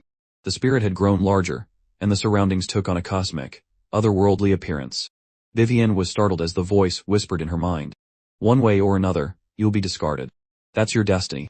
Tears welled in her eyes as she struggled against the words. The voice continued, "You placed your trust in a stranger when even your own mother threw you away." She suddenly saw herself as a young girl again, chains binding her hands, trapped in her past. As she sank into the deepest abyss of her fears, the voices tormented her. "I hoped for a son. I wish I had never given birth to you." Vivien covered her ears as tears streamed down her face. But the spirit persisted, its words relentless. "Your existence is a disgrace, and everyone around you will die because of you." Then, it asked, "Why don't you just die quietly and alone?" In response, she whispered back, "If I disappear, will Lord Fairy be safe?" Unbeknownst to her, the students were closing in, and she too was being overtaken by the same spirit controlling them. The spirit promised her that this was the best course of action, and that her friend would remain unharmed. As she began to give in, her eyes started losing their color, as if she could no longer control herself. But then, she remembered a promise made to Lord Fairy, a pinky promise. Adrias's voice echoed in her mind. "Please keep that promise. I'll always be looking out for you." The promise they had made that day gave her pause. Worlds seemed to collide in her mind as she felt the crushing weight of her decision. Her eyes widened as she struggled with which promise she should keep. Meanwhile, Adrias was locked in an intense battle against numerous creatures. Nickel was at his side, slicing through countless limbs, and his powerful sword, Temor, stood ready to protect him in the most dangerous moments. Charon mocked Adrias's efforts, sneering, "How far do you think you'll get with just those three?" Manipulating the crystal, the magical beast opened its enormous mouth, preparing to launch a devastating attack. Adrias tried to dodge, then formed a magical circle of invocation, summoning Rudrudal. The portal opened above the beast, and the titan delivered a direct punch to the creature's head before it could unleash its attack. Charon looked back alarmed and asked, "What is this?" As Rudral's closed fist returned to its dimensional space. Now it was Temor's turn to advance, responding to Adrias's command, who mentally signaled that this giant was under his control. A massive creature approached Adrias, preparing to strike. But Temor let out a fierce growl, baring his teeth and taking control of the situation. Adrias stepped back, formulating a plan with Nickel, who immediately grasped the intention, "Clear the minions. And hide, allowing him to face Cain directly. Timur engaged the bulky patched creature while Adrias panted with exhaustion. Thinking strategically, he decided, instead of wasting my mana on Rudrudel, which is inefficient in terms of energy, I'll go straight for Cain and steal his Pelderang crystal. Adrias prepared himself, confident in his actions, knowing he needed to end the fight before anyone noticed something was wrong. Timur held the creature firmly as Adrias leaped over them, ready to execute his plan.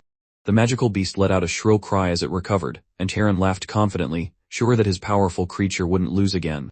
However, Adrias approached, making the situation more tense for Cain. He swung his sword, nearly striking his former master, but the magical beast intervened, placing an arm in front and pulling Cain closer, facing the protagonist. Cain laughed hysterically, saying, "Do you really think you stand a chance against an ancient magical beast?" The two locked eyes seriously. Adrias couldn't help but think that if he used the 7 deadly sins, things would be easier. However, he knew that greed came with consequences, and sloth was still in cooldown, making the situation more complicated. He then decided to provoke his opponent, saying, "It seems you have a fondness for antiques. If you're dealing with an ancient magical beast, I have one, too.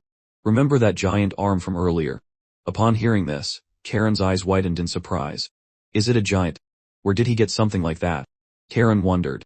Adrias appeared confident, asserting, "Next time, I'll make sure he crushes your head, old man, without mercy." The protagonist's idea was clear, provoke Cain to destabilize him as much as possible. However, Cain appeared calm and merely taunted Adrias to try and defeat him if he could. Suddenly, Adrias looked down, shocked. He had fallen into a magic circle drawn on the ground which activated within. Explosion sending everything flying into the air. It was some kind of mysterious liquid. While Cain laughed incessantly, several droplets of that liquid hovered in the air. However, none of it reached our protagonist who was above the scene, standing in the sky staring down at Cain defiantly. "How?"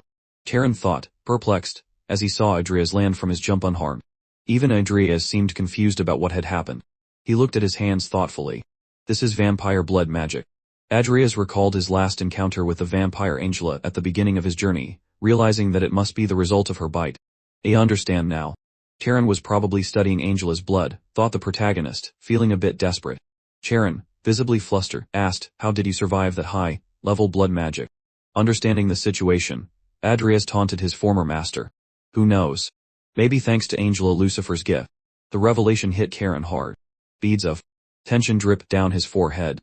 He exclaimed, "Don't tell me you let the vampire escape." Adrias laughed in satisfaction, finally having the chance to tell the truth. "Oops, maybe you should have treated your student better." Here he consumed Cain. His veins bulged, his eyes turned red, and he let out a scream of pure rage. The image of his rebellious disciple boiled his blood, but Adrias, unmoved, showed no fear. A powerful strike was delivered by Cain, but Adrias dodged it skillfully. The impact struck the ground, sending debris flying everywhere. Cain lunged forward, shouting, "How dare you! How dare you ruin my only chance in life again!" The magical beast under Cain's command launched another attack at Adrias, who once again dodged masterfully. The protagonist's plan was working perfectly. He noticed that Timur was holding one of Cain's creatures while Nickel had managed to hide. Sensing this, Cain shouted a silent command to the beast, ordering it to locate Nickel. The battle raged on furiously. Adrias struck with his sword, producing a golden glow. The attack was once again blocked by the magical beast. Meanwhile, Cain, stunned, thought to himself that Adrias was far more skilled with a sword than he had anticipated. Strategically, Adrias positioned himself behind Cain. When the old man realized his presence, Adrias' sword was already on its way. However, once again, his attack was thwarted by the relentless defense of the beast. The impact sent Adrias flying, causing a gush of blood to escape his mouth. Yet while Adrias lay on the ground unaware, Nickel seized the distraction. With a precise and silent strike, he severed Cain's hand holding the Pelderang crystal. Cain's eyes widened in sheer despair as he realized his mutilated arm. Adrias, still lying on the ground with a bloody face, began to laugh as he heard Cain's agonizing scream echo through the forest. The sound was so intense it shook the trees with the wind. With effort, Adrias rose, thinking, "Good job, Nickel." Meanwhile, Cain held his mutilated arm, groaning in pain. He looked at the crystal lying on the ground. Desperation took over him. The magical beast roared, seeming to feel the loss of the crystal, alarming the old man even further. Cursing, Cain shouted, "Damn it, the control of Cusin is." Without hesitation, Cain leaped toward the crystal, trying to grab it with his other arm. He knew he couldn't be without that artifact. It was the only thing still keeping him in control of the situation. The shadow of the beast already signaled imminent danger. However, something unexpected happened, leaving Cain paralyzed and Adrias In a brutal move, Cain was pulled upside down. The beast sank its mouth into the ground and blood gushed through the area. The creature had devoured half of the old professor, killing him instantly in front of the protagonist. The magical beast rose again, glaring directly at Adrias. He mentally commanded, "Nickel, please distract him. We need to retrieve the crystal." But what they didn't expect happened. The creature destroyed the object that controlled it, reducing it to pieces. "Damn," was the only word Adrias could utter at that moment. He and Nickel were unsure of what to do, watching as the remnants of the crystal were carried away by the wind. Both Timur and the creatures he fought paused for a moment, stunned as the magical beast roared, preparing another attack. Opening its mouth wide, the creature unleashed a colossal projectile. Adrias shouted, "Dodge!" The attack exploded into flames, launching rocks and debris everywhere. He tried to shield himself with his sword, but soon felt a giant hand grab him, lifting him into the air. Desperation overtook the protagonist as the beast held him. With its other hand, the creature hurled Timur away, preventing him from getting closer. Adrias began to grunt in pain as the beast crushed him. However, at the critical moment, Vivien appeared, cutting the hand that held him. "Vivien!" Adrias shouted as he fell to the ground while she rushed to catch him. She ran against time and managed to hold him just before the impact of the fall became fatal. Her focus was on helping her friend. But the magical beast was already staring at her, ready to attack from behind. "Vivien, watch out!" shouted Adrias desperately. But before the creature could act, a trail was seen slicing through the beast, lifting a thick cloud of dust. Still on the ground, Adrias screamed, "Vivien," as he tried to understand what had happened. Then he saw Timur was there holding her. Despite being unconscious, Vivien was safe. Adrias felt a brief moment of relief, but knew the battle was far from over. He activated his subdimensional space, withdrawing the Tora of Greed. He intended to research the matter further before using it, but it was better than being killed there. As he placed the Tora, the system immediately notified, "Original sin. Detected, greed. Do you wish to use it?" With conviction, Adrias responded, "I accept." Vivien began to slowly awaken, still dazed, but her eyes widened when she saw Adrias. She saw the fairy lord facing the wrath of the creature. However, as she got a closer look, Adrias's expression had completely changed. A manic smile appeared on his face while his eyes glowed a deep red. The magical beast launched a direct attack, but Adrias dodged it instinctively, speaking with a different tone. "Filthy ancient beast." He sliced the creature's attack in half and declared, "I'll turn you into a revenant and make you my slave." Consumed by the spirit of greed, he let out a chilling grin. With unimaginable force, he swung his sword. The blade struck the beast's flesh, creating a dazzling impact and forcing the creature to recoil. He landed on the ground, swiftly analyzing the situation. An absolute defense that only reacts to perceived attacks. Then he recalled Vivien's surprise attack, concluding, unexpected attacks work. "Nickel, be the bait," he ordered. Nickel immediately obeyed, attacking the creature with quick and precise strikes. Vivien, now fully awake, watched in shock. "Is that a revenant?" she asked, seeing Nickel wielding his sword and facing the magical beast. But her gaze shifted upward to Timur, and she murmured, still surprised, "Master Gagado." While Nickel kept the creature distracted, Adrias prepared his final blow. With a sinister smile, he thrust at the beast with all his strength, making the creature growl in pain. "Now I'll turn you into a revenant," he said, satisfied. The system notified, "Sealed sword Galor has detected the blood of an ancient magical beast." To his surprise, the sword began absorbing the creature's blood. However, the effect of greed was waning and the side effects began to show. Blood poured from Adrias's mouth as his eyes slowly returned to normal. He heard Vivien shout his name before falling from a great height, but left his sword embedded in the monster. Vivien rushed to help him, but Adrias was already on the ground. The weakened magical beast began to disintegrate, letting out its final growls. Vivien held Adrias in her arms, allowing him to witness the end of the battle. The blood of the ancient creature had released the first seal of Galaxure, something Adrias hadn't anticipated. On the ground, everyone watched the fearsome creature dissolve. Vivien asked, "Is it over?" Adrias coughed before apologizing. "I'm sorry for putting you in danger and for hiding my true identity." But Vivien responded gently, "It doesn't matter. As long as you're safe, nothing else matters to me. You'll always be the fairy lord." Adrias's sword embedded in the ground began to change. Its blade shattered, giving way to a new appearance. With closed eyes, Adrias pondered, "Has anyone ever placed total trust in me before?" Days later, in the grand and imposing academy arena, the 111th opening ceremony began. The master of ceremonies called the student, Mr. Luz Artem, the first of his class, to the stage, informing that he had demonstrated academic excellence and good behavior. Adrias watched, remembering that from that moment, the great events of the game were truly beginning. Somehow he had managed to survive despite his lack of information. Though the number of people he needed to protect had grown, at the same time it gave him strength. Even knowing the great events were coming, he was determined to face them all. For after all, the war for the capital sins had only just begun. And in the end, he was certain of one thing. Vivien would be by his side. And with that, we conclude the first season of Necromancer's evolutionary traits. Everyone eagerly awaited the oath of the representative of the new students at Rodlin Academy. Season 2. As he stepped into his position to speak with a serious expression, he declared, "I, Louis, and the new students of the Academy pledge to stand side by side with our teachers and fight to become the spear and shield that protect the Empire and its people. We will be the heroes who bring glory. I swear." His words, spoken with such confidence, held everyone's attention completely. As he began to leave the stage, his expression grew even more serious as he scanned the faces around him. These people will be my teachers. They seem really strong, Louis thought. Suddenly, something caught his attention. Adrias was standing there just as serious as him with his arms crossed. Louis noticed a curious detail and thought, that Kate means he's from the magic department, doesn't it? What's he doing carrying a sword? Louis gave a faint smile as if affirming something to himself. Rodlin Academy seems to have some very interesting people. Spending time at the academy was even more exciting during the festive atmosphere brought by the spring tournament. Everyone was talking about how interesting the random matches seemed, regardless of the department they belonged to. As Louis walked through the arena, he overheard a student talking to another. "Hey, you there, don't get too excited just because we don't have classes. We're only first years now, so it's fine, but next year it'll be our turn." As newcomers, they could only watch without any worries, which was seen as a great opportunity to learn and gain experience for the following years. At this moment, Louis thought to himself, watching must be great because you can see all kinds of skills and techniques, not to mention the magic department's participation as well. Lost in thought, Louis accidentally bumped into another student, spilling the coffee the student was carrying. "Damn it," shouted the student, visibly irritated, veins bulging on his face. Louis immediately tried to apologize, explaining that he hadn't been paying attention, but he was abruptly interrupted. He barely had time to react when he saw the reflection of a fist coming toward him. "Eyes for what, ho?" mocked the student as he threw a straight punch. Louis tried to block with his hands, but the force was so great that he was thrown against the table where Diane was sitting. The impact was strong enough to knock over her coffee mug as well.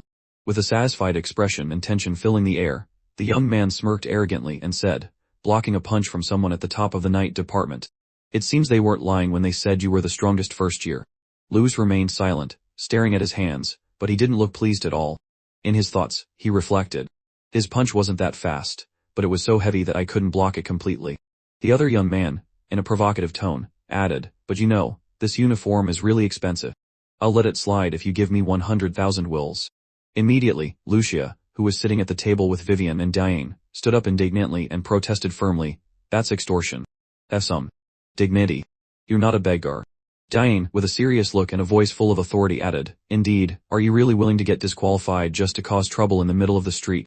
Her tone carried an undeniable intensity as she concluded, "Tadlun senpai." Both Louis and the young man turned to Diane in surprise. She continued, "By your own logic, you're the one who owes me 100,000. Tadlun swallowed hard as he realized who was standing before him. "Dinafin." Diane then raised her arm, showing her uniform completely soaked in coffee, and pointed at him. "Look at the state of my uniform." Unable to argue, Tadlun immediately turned to leave, muttering that Louis had just been lucky this time. Thank you so much for helping me," Louis said, a bit embarrassed by the situation. Diane replied simply, "It was nothing." Meanwhile, Lucia with a slightly flushed smile commented excitedly, "Oh, you're the first-year representative, aren't you?" Louis flashed a broad smile and confirmed, "That's right, Louis Artman. Nice to meet you."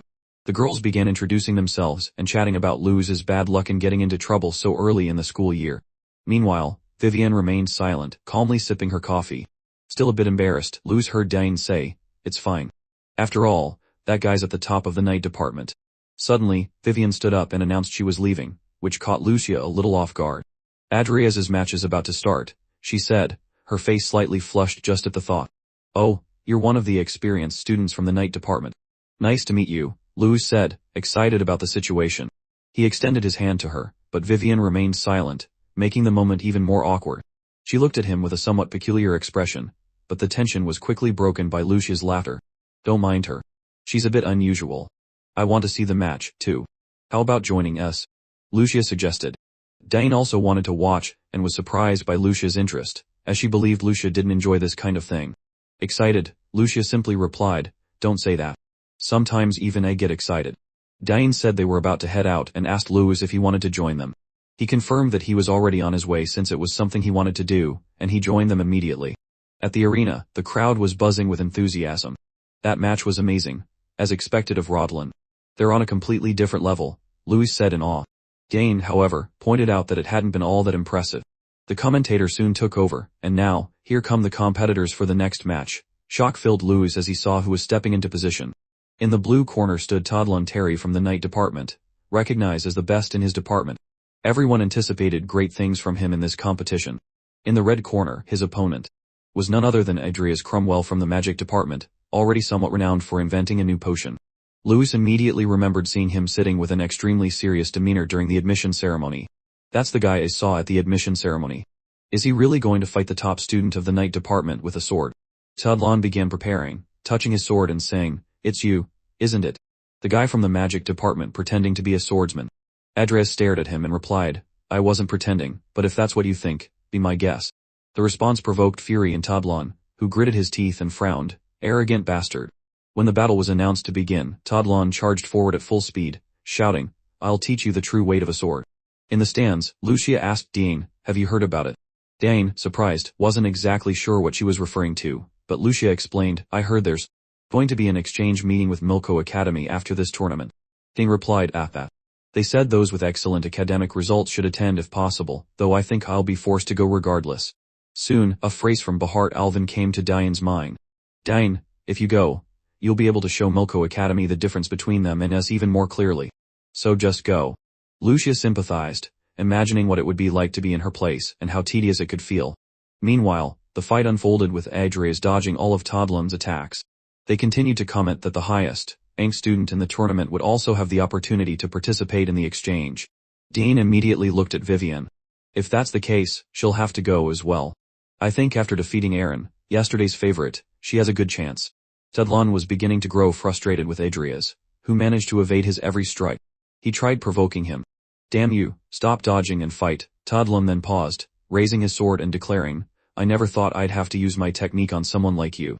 Adrias glanced at him sideways, remaining silent, but Todlon suddenly disappeared from his sight, attempting to land a direct hit. Once again, however, the protagonist managed to dodge. Quickly, Todlon repositioned himself, moving behind Adrias and forcing him into a high guard. The commentator announced with excitement, "What a terrifying attack by Todlon Terry. Adrias Cromwell is in danger." Adrias dodged several attacks so swiftly that he left only traces in the air. Vivien watched the fight with a smile on her face, confident in Adrias's potential. While he thought, "The way he moves, I've seen this before." Unable to hold back, Vivien remarked, "The victory is Lord Fairy's." Todlon, now furious, slashed the air in front of Adrias and shouted, "Is your sword just for decoration? Then show me the magic you're so proud of." In the same instant, Adrias dodged the strike again, positioning himself behind Todlon. In a swift move, he grabbed Todlon by the head and slammed him into the ground with such force that it cracked everything around them. The audience was stunned for a moment, but soon the arena erupted in excitement.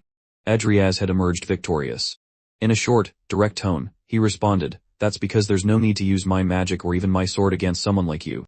Incredible, Todlon Terry, the favorite to win, has been defeated by a fourth-year student from the magic department. "The winner is Adrias Cromwell," exclaimed the commentator as the crowd went wild over the match.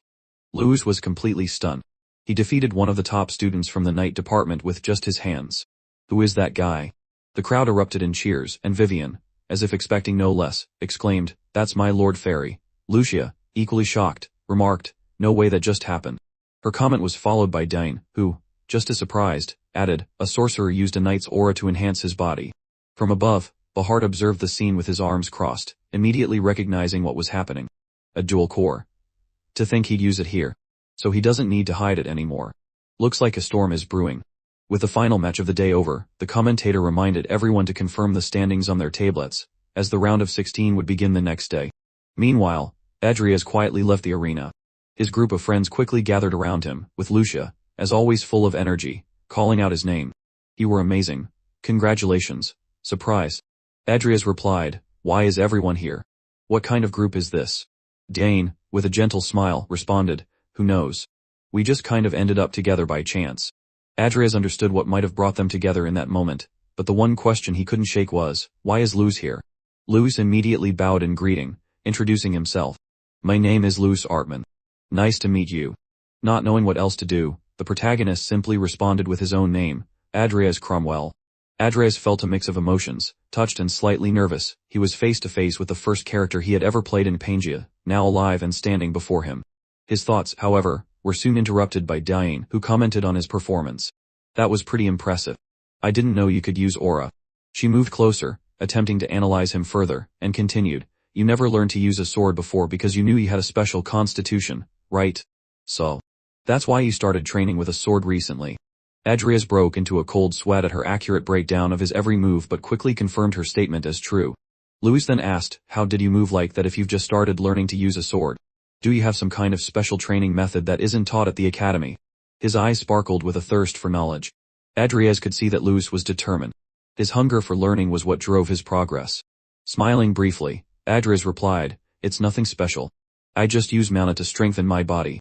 Luis looked at his hands, intrigued by how aura could strengthen the body, but soon scratched his head awkwardly and said, if you don't mind, could you show me once? It's hard to understand just from words. Adrias paused, thinking. Of course he wanted to teach Luis everything, but he knew this wasn't something that could be learned in a day or two. Besides, he was certain Luis would grow on his own anyway. So he raised his hand and said, I'm busy with the match right now. Maybe later when I have some free time. Immediately, Luis bowed in gratitude. Feeling a bit awkward, Adrias remarked that even though Luis was a novice who had only just joined the academy, his thirst for knowledge was truly remarkable. Lucia, poking the protagonist, teased, speaking of which, you're really awful. We spent half a year together researching potions, and you never told me about this.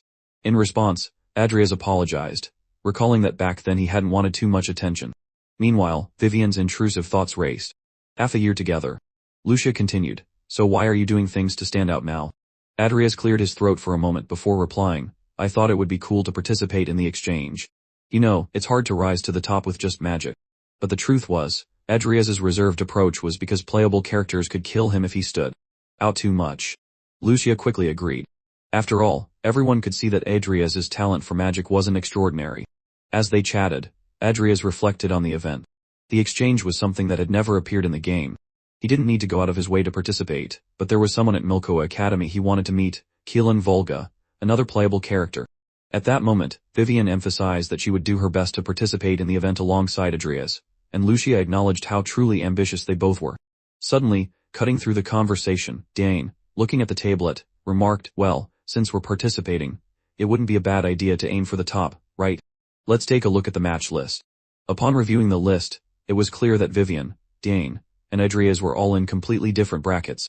Lucia then commented, assuming all of you keep winning, Vivien and Cain will face each other in the top 4, and whoever wins will go up against Adrias in the final. With a determined expression, Cain declared her confidence, and Vivien added that losing was not an option. Adrias in turn said he would do his best to keep progressing. Lucia turned to Luis and said, 2 rookies who've emerged as favorites to win the championship and one who was the original favorite. When I think about it, all the top contenders are right here. Luis could hardly believe his luck at having met all these amazing people in one place. But Lucia insisted, I'm serious, rookie. You should really feel honored. 5 days had passed, and the 58th spring tournament of Rodlin Academy had reached its finals. The arena was packed. The commentator called for all competitors to step into the arena. As some began walking in, he continued, there have been many surprises in this year's tournament, but the most spectacular is this person making it to the finals. From the 4th year of the magic department, student Adrias Cromwell. Adrias took his position, wearing a confident expression. As another person approached, the commentator continued, facing him is someone who defeated Vivien Balukin and became an unexpected finalist, also from the 4th year of the magic department. Cain Alvin, this is the first time in 12 years that we've had a final where both competitors are from the same department. In the audience, Vivien blushed. She called out, Lord Fairy, and urged him to do his best. This caught the attention of Lucia, who was standing beside her. She seems like a completely different person compared to when she's fighting. The crowd's attention turned to the arena as the announcement came that the match was about to begin, sending everyone into a frenzy. Cain and Adrias stood face to face when she spoke. Sorry, but I'm not handing the champion's title over to you, Adrias. With a smile, he replied, then you'd better come at me with everything from the start. As soon as the match began, Cain raised her hands, igniting 2 intense flames. Her steady gaze radiated complete confidence as she said, as you wish. I'll end this quickly. The audience gasped as the small flames intensified and multiplied. Adrias placed his hand on his sword, ready to unsheath it, certain he was going to enjoy himself. Without hesitation, he charged at Cain. She immediately directed the flames toward Adrias, causing explosions at different intervals. However, he skillfully dodged each one, drawing closer and closer. She then launched a fireball that seemed impossible to avoid due to their proximity, but Adrias split it in half with his sword. What? Cain exclaimed, her eyes wide in disbelief. In a swift movement, Adrias struck the spot where she had been standing. But suddenly, a shimmering purple glow appeared, causing his strike to hit nothing but air. Adrias hadn't anticipated this. Though silent, his surprise was evident. She can already use spatial magic. Cain had teleported behind him, repositioning herself. Adrias gave a radiant smile. This exceeds my expectations. As Cain landed on the ground, she could only think, what is with that monstrous speed? Adrias, steadying his sword, turned to look at her from the side and said, more. Entertain me more, Cain. Fear gripped the girl as she realized he was enjoying the fight. Her expression shifted and she thought, he's saying he's not afraid of me.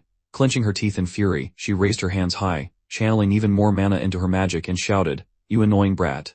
Don't underestimate me. In the audience, everyone was astonished. Lucia commented, what incredible mana power. Cain is far beyond the level of a student, isn't she? Vivien agreed, believing that Cain was truly strong. Cain, nervous, knew she hadn't yet mastered that particular technique, but she felt she had to use it now. She was sure this was the moment. Her flames began to take the shape of spears, and just like the fireballs, they formed into multiple spears. Adrias smiled and stepped forward, saying, a flame spear with an explosive effect, oh, good idea. But if I dodge? What no one expected was the combination. A spatial teleportation portal opened behind Adrias, and the tip of a fire spear began to materialize. A powerful explosion engulfed the arena, making it impossible for anyone to see what had happened. However, when Cain looked to the side, there was Adrias, still intact. His scorched clothing showed signs of the heat, and he wiped away sweat, thinking, if I hadn't protected my body with mana, that would have been really bad. Just using spatial magic is hard enough, but combining those attacks, her rate of evolution is surpassing my imagination. Breathless, Cain couldn't believe he withstood her attack using only physical strength and wondered, is he even human? As the spears reappeared in front of her, Adrias smiled. Watching these playable characters grow is exciting. Soon, another explosion consumed the arena, and no one could see anything. Even Adrias being hit by that is. Lucia exclaimed, surprised. Her face, however, showed fear as she noticed the murderous expression and intent on Vivien's face. The dust was still thick, and Cain began to laugh, certain she had succeeded. With a confident smile, Cain declared, my victory is. But before she could finish her sentence, a deep cut was made in the ground, and she quickly dodged. Upon seeing the depth of the cut, she thought the arena that Dad personally repaired and reinforced after it broke 5 days ago is. Adrias approached as he said, you showed me something great. Thank you. Now, let me show you something interesting as well. A dark energy began to surround him as he walked and explained, first, wrap your sword with aura, and then, by repositioning the aura's mana, apply a spell to it. Look at what you can do with this. You can invoke a spell using aura instead of magic. This is my own method, combining sword and magic. The screams could be heard from outside the arena. Inside, the entire atmosphere was suffused with uncontrollable black energy emanating from Adrias. Cain had raised a shield in an attempt to block his advance, but it required immense strength from her. Adrias gripped his sword firmly, still surrounded by crystalline blackness. Cain looked at her cloak and realized she had been hit. What is this? Meanwhile, Adrias smiled, impressed that she had managed to block the attack. To think you had such an incredible resource hidden. Is this also because of your unique dual core traits? Cain asked, removing her cloak. Adrias, with a confident smile, responded to himself. This technique is because of the trait receptacle. Cain narrowed her eyes, analyzing him, while Adrias shifted his gaze to the side, thinking, now for sure, some spectators must have noticed that my trait is not just any dual core. From above, Bahart gritted his teeth. Indignant. With his arms crossed, he thought, how dare he? He hurt my Cain with the sword I gave him. Beside him, a bald and bearded man commented, surprising. Adrias used aura to cast a spell. Is that even possible? Bahart looked at him thoughtfully for a moment, but quickly responded. Unless there's no difference between aura and mana, and if the entire body is transformed into a mana reservoir, it might be possible. Meanwhile, Cain remained motionless. Nearly out of mana, she knew she could only cast 3 more powerful spells and had to be cautious. With her thoughts racing, she clenched her fist, reflecting, I need to be careful of that strange fire on his sword and his short-range physical attacks. My chances are good in close combat, so I must dodge and land a decisive strike. Noticing she wasn't making a move, Adrias teased, what are you thinking so much about in the middle of a match? With a smile, she replied, a path to victory. Adrias smiled and advanced toward her, leaping with his sword imbued with black aura, declaring, "It's the same for me." Upon landing, he delivered a slash that left black trails in the environment, but Cain managed to dodge using spatial teleportation. This took Adrias by surprise. Following that, Cain's cloak revealed a magic circle that instantly activated. "Damn it," thought Adrias, retreating from a massive explosion caused by the circle. Cain didn't waste any time. She was already prepared with a power activated in her hands. Adrias charged again, wielding his sword, but she teleported to another location, positioning herself behind him. Raising her hands, Cain caused several sparks of lightning to leap from her fingers. "Lightning serpents," she shouted, directing the power toward the ground. The attack traveled along the ground, forming an electric serpent. Adrias smiled confidently. "Lightning magic doesn't work on me. You forgot that my strongest element is earth." He moved his hands and created a shield of earth to block the attack. However, suddenly the shield shattered into pieces, leaving Adrias completely stunned. "I messed up," he thought. "I couldn't fully conjure the earth shield." Adrias was hit directly, and began to be electrocuted. He had to focus intensely to maintain both his physical and magical enhancements, but the attack left him vulnerable. Cain, with a satisfied smile, began to laugh. "You dropped your guard, didn't you, Adrias?" She started preparing a fire spell. Adrias, still feeling the pain from the shock and watching the fire approach, thought, "Damn, am I going to lose this easily?" Cain clenched her fists and grinned. "I won." The entire arena erupted in cheers of celebration, something never seen before. Outside, the excitement from the match was palpable. The match had been concluded. Intelligently, Cain had pushed Adrias out of the arena, securing her victory. She was exhausted, while Adrias, kneeling on the ground, supported himself only with his sword. Though he had enough strength to knock her out, Cain chose to ensure her victory. Adrias smiled gently, thinking it had been a good decision. It seems the experience on the snowy mountain truly left its mark on her. A bit embarrassed and sweating from the intensity of the fight, she smiled as she heard the commentator announce her as the champion of the 58th Rodlin Academy Spring Tournament. Soon, everyone gathered on the podium. Cain held the trophy for first place, followed by Adrias and Vivien. As the second-place prize, Adrias received a full scholarship, while Cain, in addition to the scholarship, received an elixir that increased her mana pool. Vivien received a scholarship to complete her final year at the academy. After some time, Adrias set up a small potion lab. Looking around, he commented with satisfaction, "It's a bit smaller than Karen's lab, but I think it's quite usable. Besides, it's safe. This makes repairing my undead much easier." This new construction was made possible thanks to the savings accumulated from the tournament prize. Adrias was rich, with 9 billion wils even after covering all expenses. While reviewing the payments on his tablet, he muttered, "I'd prefer the mana elixir over the scholarship. It seems Cain is going to get even stronger." He reflected on the trait of the receptacle of original sin, which significantly boosted his mana capacity. However, knowing his future, Adrias concluded that he needed to further increase his mana pool. He remembered an incident from last season when he was with Vivien. He received a system message notifying him that the Codex of Apocalypse had detected benevolent greed, and that it had surrendered to the host. Both were shocked when something emerged from his chest, holding a Tora, and announcing that he was temporarily possessing greed. At that moment, Adrias didn't understand what was happening, but a new notification appeared. The purest original sin is now linked to benevolent greed. Enhancement of basic abilities and generation of additional abilities initiated. Completion in 126 hours and 40 minutes. Adrias thought, with greed sensed, the amount of mana I can use has increased significantly. The first time I summoned Nickel, he used about 25 of my total mana. Now it's just 1, maybe even less. Considering Nickel is no longer a common skeleton, I can summon 100 normal skeletons at my current level. With this, I could form an army, use magic and sword fusions, and still activate my original sin. With specifications like these, I probably don't need to worry about future scenarios. The only thing that bothered him was that his intervention had altered the timeline, triggering an exchange meeting that wasn't part of the game, due to Charon's death. On his tablet, a news article about a black mage posing as a professor caught his attention. Cain had conducted black magic rituals on academy students, and the discovery shocked everyone. Setting the tablet aside, Adrias thought, the most important thing isn't the fact that it changed, but why and by whom. Even if the scenario changes, it's me who has all the information. If it's me, I can lead this to a successful conclusion. Later, Lucia's face flushed when she noticed Adrias was in the same class as her. "You're a professional slacker, but you always show up for potion classes," she remarked. Lucia's humility was far from present. "It's because the professors want geniuses like me to be here." She leaned closer to his table and asked if he had time after class. "I'm working on a new potion and could use your help," she said, sitting beside him. Adrias glanced at her with a sly smile. Help with what? She replied, the other day, I mixed frog slime mucus with fairy pollen, added a bit of ureum solution, and a slime core. Guess what happened? Adrias's eyes widened. The solution nullified all specific properties. It dissolved and disappeared, she explained with a clever expression. Adrias looked at her seriously, thinking, impossible. I didn't say anything yet. She stumbled upon the solution for her own treatment. Both she and Cain. How talented are these playable characters? Lucia stretched and said that things hadn't gone well after the experiment. How can I help? Adrias asked.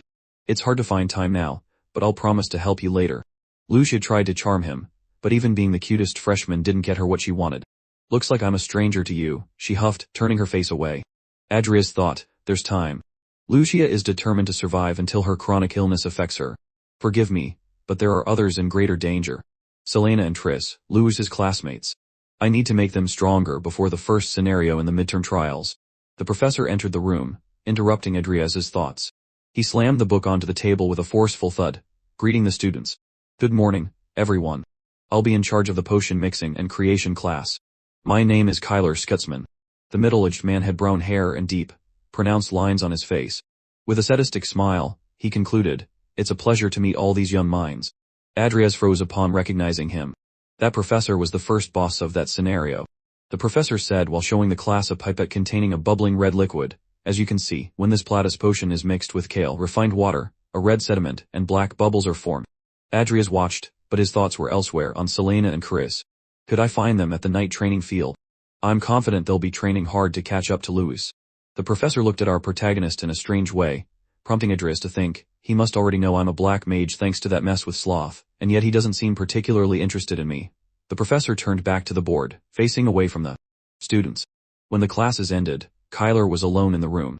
He took out a mirror and said, I have a matter I'd like to discuss with you, Master Jester. On the other side of the mirror, Jester appeared, asking what had happened. Kyler, recalling Bahart Alvin's figure, affirmed, Bahart is starting to suspect me. I fear I'll have to distance myself from the academy soon. Jester inquired if this was all due to Charon's death, and Kyler confirmed, perhaps some clue about me leaked from his private office. Jester was surprised and mentioned that Ranox and Hosen were also dead, along with the disappearance of the crown. With all the chaos surrounding Charon, Kyler seemed ready to withdraw. Is he scared? Jester wondered. Moreover, the acolytes have suffered a great loss. Nothing is going as planned. Kyler was handling a potion when Jester asked when he would leave. The professor replied, soon. A student exchange meeting between Milko Academy and Rodlin is about to begin. Jester, confused, asked how that would be relevant. Kyler continued, before I leave, don't you think it would be better to crush these promising young ones before they start causing problems? Jester agreed that it wouldn't be a bad idea. Kyler planned to leave during the chaos and report back to Jester later. Once the communication ended, Jester began pacing back and forth, complaining, all the people I've planted in the academy are leaving. What can I do now that we've reached this point? He looked out the window, reflecting. With cold eyes fixed on the glass, he said, Adrias Cromwell, I have no choice but to drag this young man into the congregation.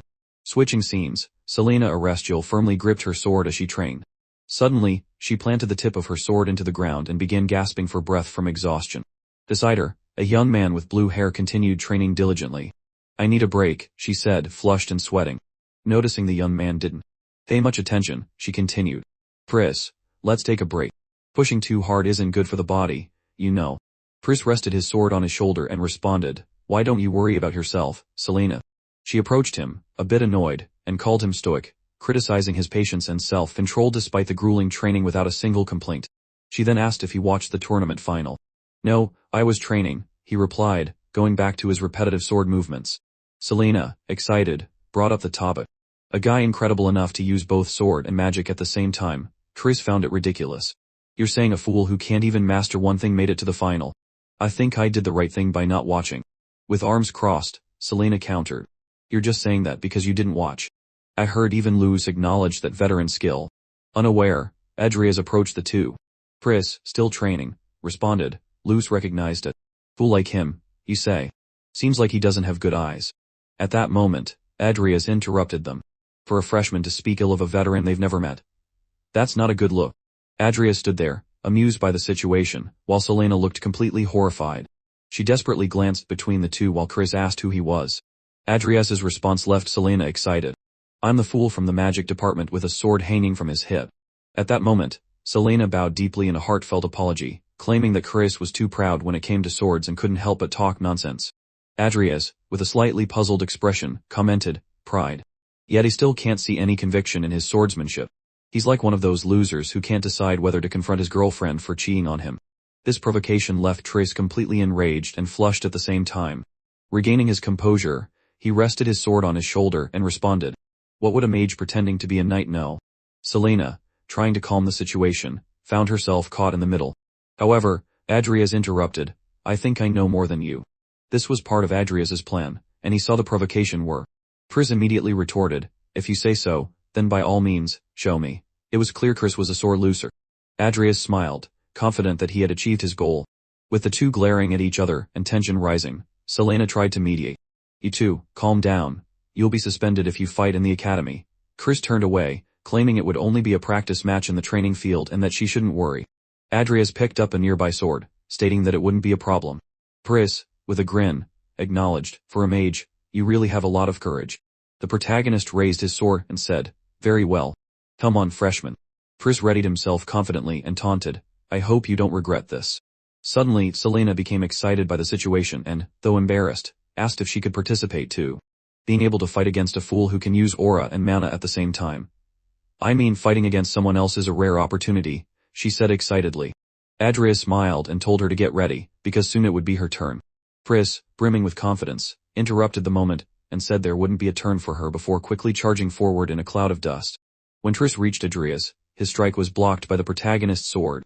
The force of the block was so strong that Chris was pushed back, increasing the distance between them once again. Gritting his teeth, and with a face covered in sweat, Chris leaped, attempting to attack Adrias from above, but the strike was blocked again. With a smile, Adrias thought, "He's certainly fast, but the owner style, one of the 5 great swordsmanship styles of this continent, is far from this." From afar, Selena watched the swords dancing in the air, the flashes and clangs shimmering with each movement. His path in the game is to specialize in this swordsmanship, but the way he's using it now, he's not even following the style. A style that utilizes speed to draw constantly shifting sword strikes, thought Adrias, continuing to fight Chris. Adrias saw an opening, evading Chris, and positioning himself to kick. The kick landed squarely on Chris's ribs, sending the young freshman rolling away. Watching Chris get back up and wipe himself down, Adrias analyzed his movements.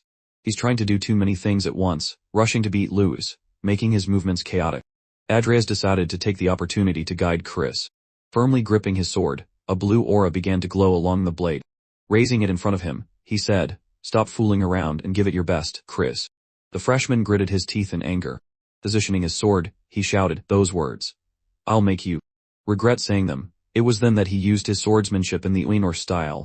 Like a howl of blades, Chris advanced towards Adrias with remarkable speed. His sword danced around him as if it were 1,000 blades. The impact caused a loud crash, but it soon became clear that Adrias had delivered a blow that shattered Chris's sword. Even stunned, Chris had to hear Adrias's words. "You call that the Uinor style of swordsmanship? Do you really think you can grow strong just by choosing the best of everything?" Adrias glanced at him sideways and added, "Keep walking your own path without doubt. That's the right way." Chris panted, flushed, unsure of what to say. He stood completely paralyzed. Adrias then turned to Selena, who was speechless at the situation, and called her for her turn. She firmly held her sword and said, "I'm ready." In Selena's case, her swordsmanship was the opposite of Chris's. Her family's swordsmanship required natural strength, something that undermined her strengths. In other words, this technique wasn't suited for someone without the necessary physical power. Still, Selena, carrying her confidence, charged forward. Adrias, with a smile, thought, "Great. Come at me, because I have plenty to teach you." Selena lost her balance from the impact of Adrias's strike, falling flat on her back. She quickly scrambled away, trying to recover her stance. Chris, watching from the sidelines, looked visibly shocked, almost in disbelief at Adrias's ability to so quickly pinpoint Selena's weakness. Even Selena seemed unable to believe it. "Impossible, even attacking you with all my strength," Selena murmured, still stunned. Adrias, already sheathing his sword, responded calmly. "That heavy sword is hindering you more than it's helping." Selena got up, disagreeing. To her, wielding a heavy sword had always been part of her strength. Chris, on the other hand, considered and agreed with Adrias. "He's right, just like he was when he spoke to me." Selena looked at Chris, confused, not understanding what he meant. Then Adrias asked, still composed, "Why did you two choose the sword as your weapon?"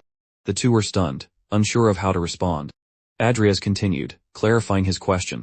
"And what made you persist in training with it all this time?" Chris, even more bewildered, questioned the reason for such unexpected questions. With a serious look, Adrias replied, I chose the sword to survive. Those words hung heavy in the air, leaving Selena and Chris surprised and silent, reflecting on the deep meaning of Adrias's revelation. Adrias explained, as a mage, I have to admit I'm a disappointment. I have no real talent for magic. You see, because of certain events, I came very close to meeting my end. Since then, the sword became my only guarantee of survival. And now you two, who've dedicated half your lives to the sword, were defeated by me. Do you know what that means? The two remained silent, but Selena ventured a guess. Difference in talent. Adrias shook his head and corrected her immediately. No. It means you still don't understand the true purpose of your swords. Do you wield a sword just to defeat someone? Or is it pure pride, even if it doesn't suit you? Chris reflected deeply on those words, recalling how he had always wanted to surpass Luis. Selena, on the other hand, thought about how much he sought her family's recognition. Noticing the impact of his words, Adrias continued, I wield the sword because it's my way of staying alive. And you? Why do you wield yours? He began to walk away, but before leaving he added, reflect on this. When you find your answers, come to me. I'll be ready to face you any time you wish. As Adrias was about to leave the training grounds, Chris called out to him with a serious look. I'll definitely challenge you again. Adrias smiled and replied, I'll look forward to it. A week passed, and Vivien was walking up the stairs of the administration building at Rodlin Academy. As she passed, people glanced at her with admiration, while she pondered Adrias's lateness. Suddenly she drew her sword, startling everyone around her. In silence, Vivien looked at her reflection in the blade and thought, maybe I should try smiling like Lucia when I meet him. However, her smile didn't turn out as expected. Her expression looked quite awkward, almost frightening, as she wondered if it might be better that way. Vivien genuinely wanted to appear more charming. Just then, Adrias approached and called out to her, what are you doing? The orientation is about to start. He seemed puzzled to see her there with her sword drawn. Vivien turned bright red. Nothing. I was waiting for you. Adrias pointed toward the auditorium and motioned for her to follow. As he turned away, Vivien gathered her courage, clutched her cloak tightly, and called out to him again. Adrias. Trying to hide her shyness, she gave him the smile she had practiced. Good afternoon. At first, Adrias found the whole thing odd, but his expression of surprise soon softened into a gentle smile. Good afternoon, Vivien. A few students were already gathered nearby. Selena and Chris were close to Luis, recounting how Adrias had defeated Chris and insisting that Luis should have seen it. Tudlon, the student who had spilled coffee on Cain, was also around when Adrias arrived alongside Vivien. The protagonist looked around, observing the activity. Aside from us, everyone here seems to have their achievements. As expected, Lucia isn't here. Looks like the freshmen were summoned based on their entrance scores. Vivien remained silent until suddenly someone called out to Adrias. Cain appeared with a charming smile and said, Did you come with Vivien? Adrias nodded. Yes, I found her outside. He quickly added, It seems the students from Milko Academy haven't arrived yet. Flustered, Vivien murmured a timid, Good afternoon. Cain explained, Well, it's part of an agreement between the two academies. I'm sure they'll be here soon. Suddenly, a group of people entered the hall dressed in styles and colors completely different from the other students. At the front of the line, a burly and confident young man loudly declared, Rodlin certainly has plenty of cuties. Long time no see, Cain. When are you going to become my wife? The young man wearing a provocative grin was Grace Mayan, a top representative from Milko Academy. Cain immediately picked up on his arrogant tone, and didn't hesitate to respond. What an arrogant attitude.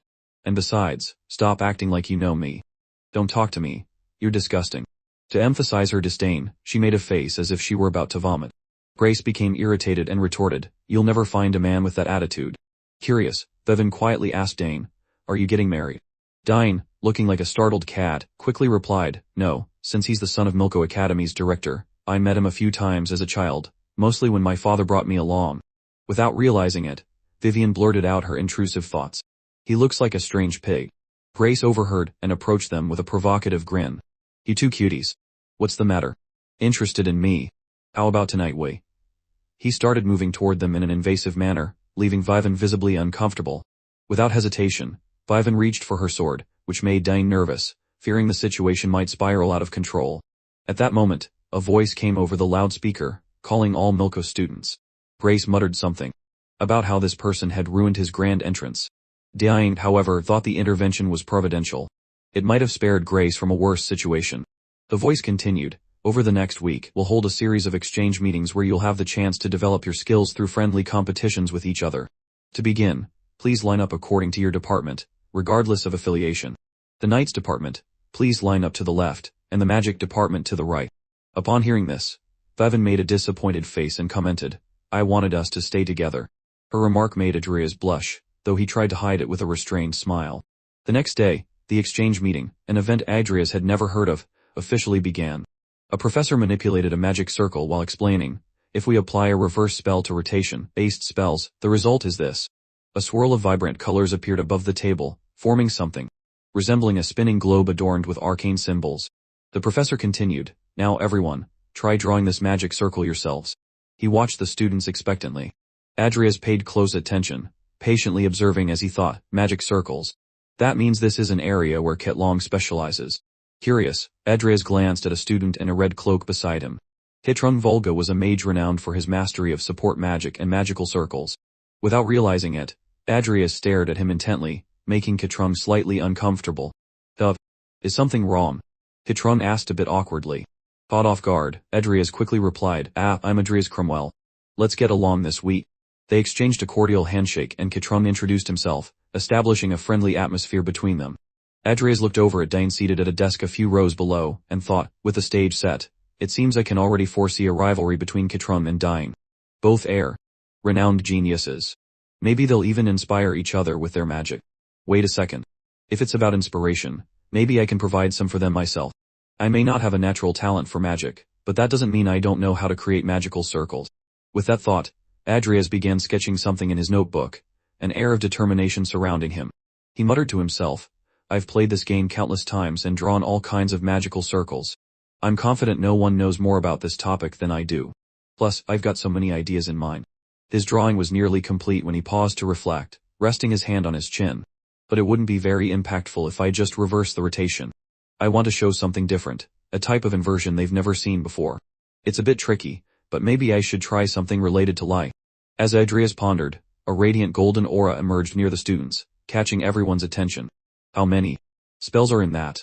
As expected of Dain Alvin, she's something beyond a student, some students exclaimed in awe. Dain had completed her spell as instructed by the professor, and above her floated ancient runes glowing in shades of gold and purple.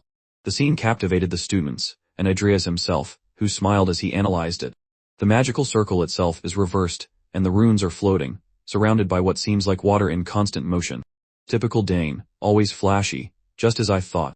Geniuses are terrifying, he thought to himself. At that moment, Hitrung announced he had finished as well. On his desk lay a perfectly drawn magical circle.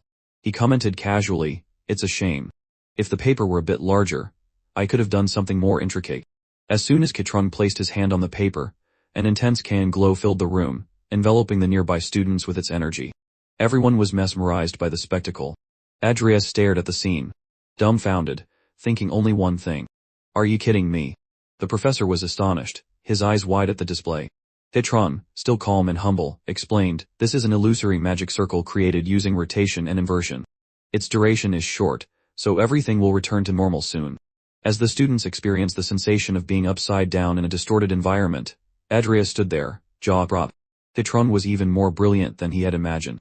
When everything returned to normal, Hitrung raised his hand, and commented, it seems more research is needed to make it last longer. Dain, impressed, looked at him and said, that was truly amazing.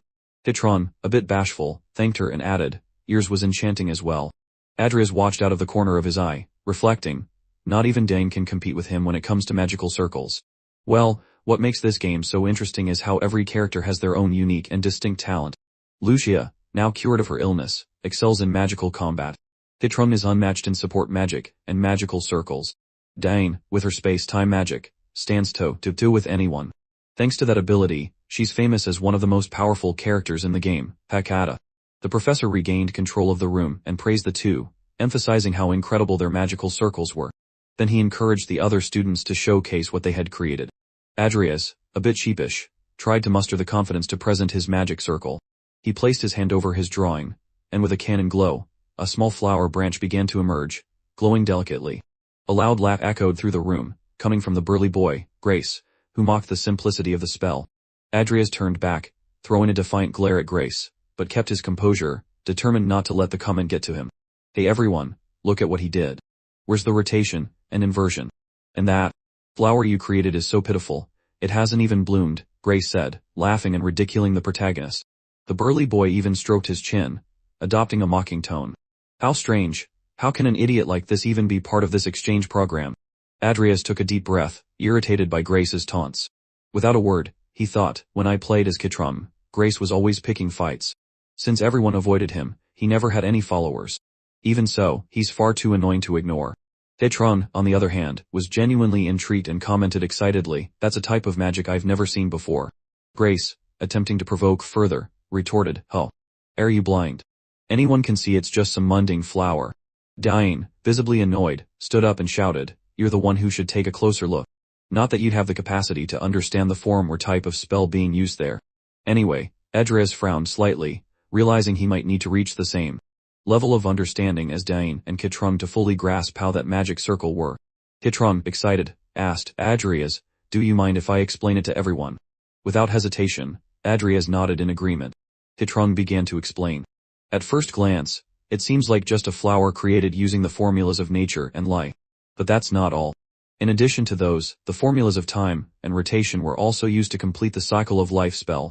And by incorporating the reversal formula, the result is a flower that is simultaneously healthy and withered. The explanation stunned everyone in the room. The professor, the students, and even Grace, who was visibly bothered from a distance. A short-haired boy observed the scene with a sly smile but remained silent. Cain, summarizing for the rest, said, to simplify, this flower exists in a state of life and death at the same time. He transcended rotation and reversal to create a contradiction. Plus, it's still alive. With a curious tone, she added, it's something like Skridinger's cat. The clear and detailed explanation impressed everyone. Adrias, reflecting inwardly, thought, part of this is because I'm a necromancer, which makes it easier to create spells involving life. However, it was a bit harder to make this work without using dark magic. Kitrum, increasingly intrigued, leaned in closer and remarked, the more I look at this, the more I want to study it. Adrias, smiling, replied, this is the result of me thinking a lot about how to incorporate a contradiction into it. Cain, crossing her arms, turned to Grace and said, by the way, man, you must have something spectacular to show us, right? Grace, not hesitating, placed his hands on his animated magic circle. Of course it'll be something unparalleled for all of you. The circle began to glow high above, resembling an atom with runes chaotically swirling around it. However, the students grew uneasy. This is bad, one of them murmured. Noticing the instability of the circle, Grace, sweating profusely, tried to stay calm, thinking to himself, it's fine.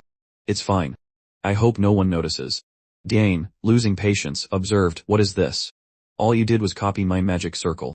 Grace, irritated, shouted, what? Do you have proof that I copied you? Unfazed, Cain continued. Apart from the elemental formula, the composition is exactly the same as what I made. Oh, and it looks like you used the wrong levitation formula. Let me guess. Were you too far away to copy it correctly? Grace shot up in a burst of anger. That doesn't make sense. His frustration only made the circle even more unstable. Suddenly he screamed in panic, fire, fire, somebody help me. Cain, narrowing her eyes and furrowing her brows slightly, remarked with disdain, this guy is hopeless, honestly. She then created a small magic circle above Grace's head and gave it a light tap, stabilizing the magic. Grace, furious, snapped, Cain, you must have tampered with my formula. The situation started spiraling out of control. The professor tried to calm the room, calling for silence, but it was too late. Grace raised his hand, conjuring a fireball in pure rage. How dare you make a fool of me? His face was red, drenched in sweat, leaving the other students visibly frightened. At that moment, a dark aura began emanating from Adrias. His eyes turned intense and piercing as he spoke in a firm and chilling tone. Lower that hand, unless you want to lose it. Kitrum watched him, surprised and slightly alarmed, while Grace froze, thinking, am I going to die? Adrias took a deep breath, maintaining his composure, and explained calmly but firmly, stay out of trouble during this exchange. And by the way, even after you return to Milko, stop playing the bully and behave yourself. Grace swallowed hard, visibly seething with anger, but also trembling with fear. Cold sweat ran down his face as he bit his lip. Unable to contain himself, muttering curses under his breath, he stood up and stormed out, slamming the door behind him.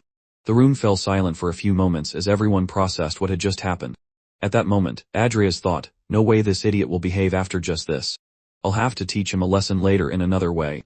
Suddenly, the man who had been suspiciously observing the room stood up and informed the professor that he would go after Grace. This made Adrias wary. That guy, he seems very familiar. Meanwhile, outside, Grace was venting his anger. Damn it. Damn it. Damn it all. It's all their fault. They made a fool of me. I swear I'll get rid of them. I'll finish them off. This is pissing me off so much, he raged, pacing back and forth. At that moment, the other student appeared behind him, calling his name. Startled, Grace turned quickly and stammered. It was all just a misunderstanding, you see. The young man, scratching his head, replied, I think you've got me confused. With someone else. Grace, still confused, asked, who are you? The young man introduced himself. I'm Antonio Hole, a student set to graduate this year from Rodland. I am the personal apprentice of Professor Kyler, specializing in potion crafting. Earlier, I noticed you were being humiliated by my disrespectful juniors. So, I came to show you something that might help. Antonio glanced around, ensuring they were in a secure location. He then pulled a potion from his cloak and continued, I Professor created a potion that temporarily enhances physical strength and mana. However, there are some side effects, such as a temporary loss of taste. To address this, he's currently seeking volunteers to test it. Antonio handed the potion to Grace, who immediately asked, if it's so good, why hasn't it been commercialized yet? With a suspicious and intense look, Antonio replied, please try it. I'm certain you'll easily overpower the juniors I mentioned earlier. Grace, driven by curiosity and a thirst for revenge, recalled Cain and Adrias. With a sinister smile, he drank the potion without hesitation. You're drinking it that quickly? Antonio exclaimed. Grace began coughing repeatedly as Antonio asked in an almost theatrical tone, so how do you feel? Grace's veins started to bulge and his expression darkened, filled with rage. His mana visibly overflowed. As a display of power, he conjured a fireball far more potent than before, radiating an intense heat in his hands. Grace's physical vigor seemed to pulse through his movements. He aimed the fireball skyward, releasing it at an astonishing speed. Antonio, in an admiring tone, remarked, whoa, how incredible. With this, you'll easily defeat anyone. But for Grace, it wasn't enough. Sensing his newfound power, he declared with determination, I want all the potions for myself. The following day, Cain's voice echoed through the hallways near the fountain as she asked, a flower. Vivien was with her, and explained. Adrias said he gave the flower to you. Could you give it to me? Feeling awkward, Cain replied, but aren't you a student from the Night Academy? What do you need it for? Besides, I'd like to study it, so giving it to you. When Cain looked at Vivien, she noticed the girl had a deeply dejected expression. So, you can't? Vivien murmured, her head hanging low. Cain hesitated for a moment, then feeling guilty, relented. All right, I'll give it to you. At that moment, Lucia was walking through the hallways and overheard the conversation. Approaching them, she caught Cain saying, anyway, I can always get another one, but to use the flower, you'll need your mana. Cain began explaining to Vivien how to utilize it. Vivien, as she held the paper, was enchanted. The flower was still materializing from the drawn circle, surrounded by a thin can mana. Curious, Lucia joined the conversation. Oh, is this that flower everyone's been talking about? Getting closer, she began. Observing the flower carefully. The contradiction was created by that seaweed head, she teased playfully. Cain seized the opportunity to ask, are you heading somewhere? Lucia explained that her classes had ended and she was on her way to the laboratory, but decided to stop to examine the flower. It seems like something's missing right there. Doesn't that part look a bit crooked? Quickly, Lucia pulled out a pen from her bag, a confident smile on her face. I feel like something's intentionally hidden. I'll make some adjustments. Cain and Vivien, intrigued, watched closely. Now, let's add a flow spell, Lucia announced as everyone waited in anticipation. Suddenly, a spectacular glow shimmered through the area and multiple flowers began to bloom, forming a magical garden. Cain was stunned, even though she had already suspected a dual magic circle was involved. Out of nowhere, a man appeared, kneeling to pick one of the flowers as he remarked, so, this is the rumored magic circle. What a splendid innovation to express such a contradiction using only basic spells. It was Bolio Castello, the headmaster of the Magic Academy. Cain immediately recognized him and bowed respectfully, saying, forgive us for activating a magic circle in a place like this. The headmaster, curious, asked with a slight smile, which student was responsible for this. A bit apprehensive, Cain responded, it was a fourth-year student, Adrias Cromwell. Bolio furrowed his brow slightly, wondering if this was the same Adrias everyone had been talking about recently. For a task-specific magic circle, this is almost like creating a step toward immortality, the ultimate contradiction, the headmaster thought, intrigued. Noticing Bolio staring intently at the flower without saying anything, Cain cautiously asked, is there some kind of problem? However, Bolio remained silent and walked away, leaving everyone puzzled. The silence was broken by Lucia. What's up with him? He asked what he wanted, and then just ignored us. Cain panicked and whispered hurriedly. Quite. He's still around. Bolio, however, was lost in thought. Fascinating. I never imagined that the work of one of my students could inspire me. Adrias Cromwell. I'll be keeping a close watch on him. Sometime later in the knight's training area, the atmosphere was intense with frenetic practice. Luce was with Vivien, wiping off sweat as he said, "Thank you for agreeing to train with me. You're a very strong senior." Vivien, sipping water, replied modestly, agreeing that he was talented as well. The conversation quickly ended, leaving Luce thinking to himself, my talks with Senior Vivien never last very long. Suddenly, the sound of clashing swords echoed, drawing everyone's attention to two people locked in an intense sparring session. An excited voice yelled, "You're the second best in your year, and that's all you've got." It was Toddlin Senpai pressing forward with ferocity against Chris, who struggled to block the relentless attacks. Chris tried to respond with confidence, maneuvering his sword and ordering Toddlin to stop, but was caught off guard by a powerful kick.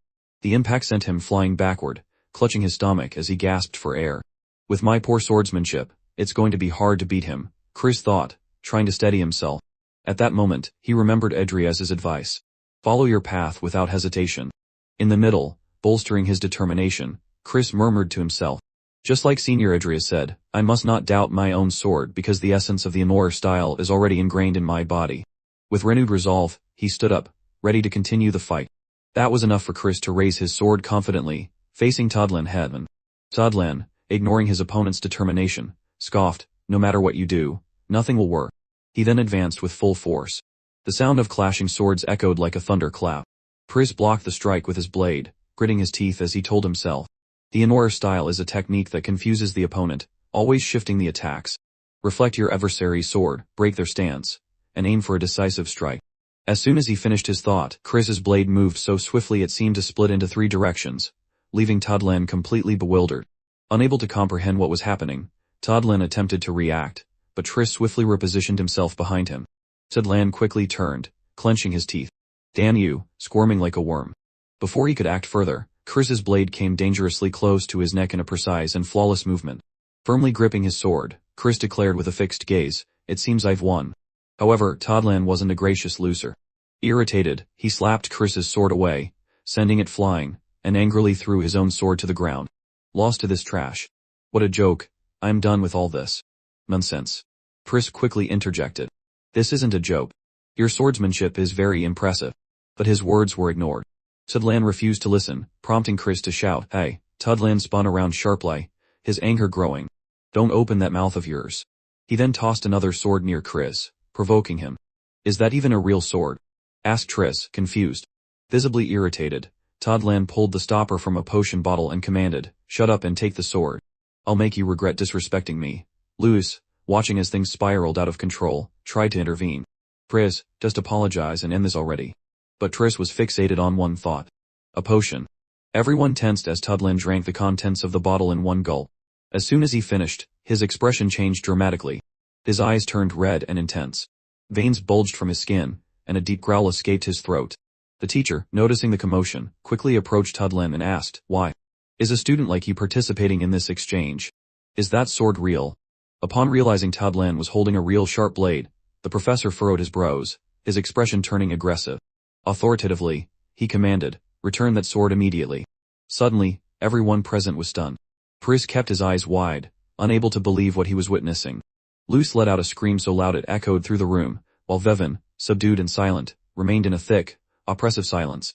Toddlin had confronted the professor without hesitation, his aggression shocking everyone. The professor fell to the ground, clutching the spot where he had been hit. His face etched with pain and disbelief. "Monster," someone murmured amidst the general horror. Toddlin's sword still showed signs of the confrontation, while his nearly insane rage made him point at Chris and roar, "Come on, first year brat. It's time for round 2. His appearance and behavior clearly demonstrated that he had been completely altered by the potion. In the academy corridors, the name Adrias was called out loudly. He quickly turned, trying to locate who was calling him and said, "You can just call me Adrias, skip the formality of Sir." Hitron, bowing slightly, responded with a smile. "I'm 2 years younger than you. So you should speak to me more casually, Sir Adrias." Adrias laughed and agreed. Hitron got straight to the point. "That magic circle we created the other day. It was a double circle, right? How did you come up with that?" Walking alongside him, Adrias responded casually, "Isn't it more fun to have something hidden in it?" As they spoke, Adrias recalled a conversation with Lucia about discovering that circle, and thought to himself, "I really tried to hide it. But with those two, Lucia and Dane, they uncovered everything in just one day. What still intrigues me is why Vivien was with them. Citron continued, I just remembered. I heard that the potion of eternity was created by you. So what are you going to show us in today's potion class? Discreetly smiling, Adrias replied, I plan to make something more subtle. I can't reveal my tools to the whole class, can I? The truth was he wanted to avoid drawing attention, especially in front of Kyler. Suddenly, a loud roar interrupted the conversation. The explosion lifted debris and dust, leaving both in shock. As the dust began to settle, they saw Cain standing with a mana shield, her cold gaze fixed on what emerged in front of her. It's a monster, someone screamed upon seeing a grotesque hand gripping the wall. From the dust, Grace emerged, completely consumed by the potion's effects. His body was distorted, and he growled in a guttural voice. Dang, how dare you deceive me like this? Adrias' eyes widened as he recognized Grace, now unrecognizable. Beside him, Citron, sweating profusely, murmured, It's man. The two continued to glare at each other. Grace's body grew larger, his grotesque and inhuman form becoming more monstrous. His eyes, consumed by an unsettling blackness, reflected the side effects of the potion created by Professor Kyler. With a distorted voice, Grace shouted at Dane, I'll show you what happens when you mess with me. Dane, tense in the situation, responded firmly, Have you lost your mind? Do you think you can get away with this in another academy? Adrias clenched his teeth, analyzing the scene, as he thought to himself. To think that an incident meant for the midterm exams is happening now. This is the danger of relying too much on game information. I should have kept a closer eye on him from the beginning of the school year. As chaos unfolded in the academy, Kyler strolled calmly through the institution's grounds, dragging a suitcase. Upon hearing the sounds of destruction, he paused for a moment and with a smile thought, the farewell party should have already begun. Inside, Grace raised his hand, conjuring an intense fire while declaring his intent to silence Dane's defiance. Take this, he shouted, launching his magic toward the young woman. Before the attack could reach her, Adrias positioned himself in front, cutting through the magic with his sword in a swift and precise motion. Grace stood dumbfounded, unsure how to react. Dane was equally surprised by this intervention. The protagonist, maintaining a steady stance, said, Hey, idiot. There's no turning back. Remember. Grace, foaming at the mouth as his rage intensified, growled, You're that bastard from yesterday's grin. These words confirmed for Adrias that Grace still retained some sanity, meaning he hadn't been under the potion's influence for too long. Grace clenched his fists tightly and screamed, Perfect. I'll kill both of you. Citron stepped closer to Adrias, concerned. But the protagonist responded swiftly. I'm fine. You two step back for now. Dane, still in shock, shouted, That guy killed a Milko student. As Grace continued to grow, his muscles expanding and tearing his shirt, transforming into a monstrous form, Adrias turned to Dane and Citron and ordered, Let the teachers handle this mess. I'll buy you some time. Dane, prepare a powerful spell, something that can take him down for good. Dane, still paralyzed, wondered how Adrias managed to stay calm in such a chaotic situation. After a moment, she nodded and remarked, But his body seems incredibly resilient. Adrias responded confidently, No worries. With Citron's help, you should have enough power. Citron, though surprised by the responsibility placed upon him, took a deep breath, gathered determination, and confirmed Adrias's request. He followed Dane, both ready to give their full strength. Grace wasn't going to let it go easily. He prepared another fire spell, shouting, Where do you think you're running to? Launching a massive fireball forward, he added with a roar, Da. Adrias blocked the attack with his sword, exclaiming, You're way too loud, you pig. If you can't even speak properly, shut your mouth. Moving his sword with precision once more, Adrias delivered a strike through the air, but a loud crash echoed, followed by a blinding light. Grace had summoned a magical shield to protect himself. Behind him, Citron and Dane continued to form the magical circle in preparation for the powerful spell requested by Adrias. Damn it, even spoiled, he's still a mage. And thanks to the potion, his shield became much stronger, thought Adrias, frustrated to see his attack blocked. Grace let out a grotesque laugh, baring his teeth and drooling. But Adrias didn't care how strong Grace had become. He was determined to overcome any obstacle. His sword began to glow with intense golden light, surrounded by a luminous aura, and he charged toward the monster. Dane, watching, thought, he's covering the sword with even more magic than during the tournament. Adrias's blade collided with Grace's magical shield once more, causing an unexpected reaction. Golden and purple sparks began to emerge as Adrias pushed to break through the barrier. It was a race against time as Dane and Citron's magical circle was almost complete. Suddenly Citron shouted to Adrias, Sir Adrias, watch out. Grace conjured more magic, launching golden blades toward the protagonist. Without hesitation, Adrias raised a stone shield to defend himself, blocking the attacks that were embedded into the barrier. Is he really going insane? using offensive magic while keeping his shield up. Adrias thought, bewildered. Grace continued to grow, his muscles expanding and ripping through what was left of his shirt. Now he resembled a giant, and Adrias, a mere ant before him. This isn't good. We need to stop him before he reaches his final stage, thought Adrias, charging towards Grace. He leaped, and attempted to drive his sword into the opponent. Grace bared his teeth, growling fiercely as saliva dripped from his mouth. Damn it, he's as tough as... Diat, thought Adrias, a bead of sweat trickling down his face. Diane yelled, Adrias, move back. Hearing this, Adrias felt relieved. Hitron and Diane were ready with the magic circle. Seizing the opportunity, Adrias leaped with precision onto the ground as Diane prepared her attack. With her eyes glowing intensely, Diane unleashed her magic. Iron Spear. Suddenly, multiple black blades emerged, piercing Grace at various points. Adrias turned, astonished, his eyes wide. Advanced magic. Even with help, to think she could use magic like this, capable of piercing his skin. As expected of a stolen character from the playable roster. At this rate, she might even create original magic before graduating. Still, he sighed, observing the scene. Turning the director's son from Milko into such a mess is going to cause us a lot of trouble. Diane couldn't believe the extent of the situation either. Although he's turned into a monster, this is definitely going to be a problem, she commented, concerned. Hitron nodded, determined. There's no way out. I'll help you both as much as I can. Adrias remained silent for a moment, reflecting on how Diane had become involved and thinking that Bart would likely handle the situation behind the scenes. Then he said, if anyone shows up, explain the situation. I'll go find the class instructor, Professor Kyler. Elsewhere in the school, an explosion shook the corridors, accompanied by desperate cries. A monster, don't try to face it. Just hurry and call the professors. Adrias sprinted toward the chaos, thinking, Kyler must have gone to his hideout amidst all this chaos. I need to stop him now to prevent him from causing even more trouble. This potion could be extremely problematic in future war scenarios. While searching for the professor, something caught his attention. A figure moved quickly, carrying a suitcase. Adrias immediately recognized him. It was Antonio Hole, Kyler's vassal. I almost forgot about him. He doesn't stand out much, but I remember he left the room to check on Grace. He must have spread those potions everywhere. If I follow him, he'll definitely lead me to Kyler, thought Adrias, slipping into a nearby alley to keep an eye on him. However, just as he was preparing to follow, a familiar voice shouted, Run, Lucia. Adrias's eyes widened, and he turned immediately, searching for her. Lucia was holding a protective circle, trying to fend off another student, also altered by Kyler's potions, who was attacking two other students. The creature opened a mouth full of sharp teeth while Lucia yelled to her friends, Run as fast as you can. She struggled to maintain the barrier. The impact was so intense that the circle shone with a metallic purple light, and the two students were thrown back by the burst of energy. Lucia, sweating and her skin burning from the proximity to the light, thought desperately, am I going to die here? If I knew this would happen, I wouldn't have sought a cure. I should have just lived my life without caring about anything.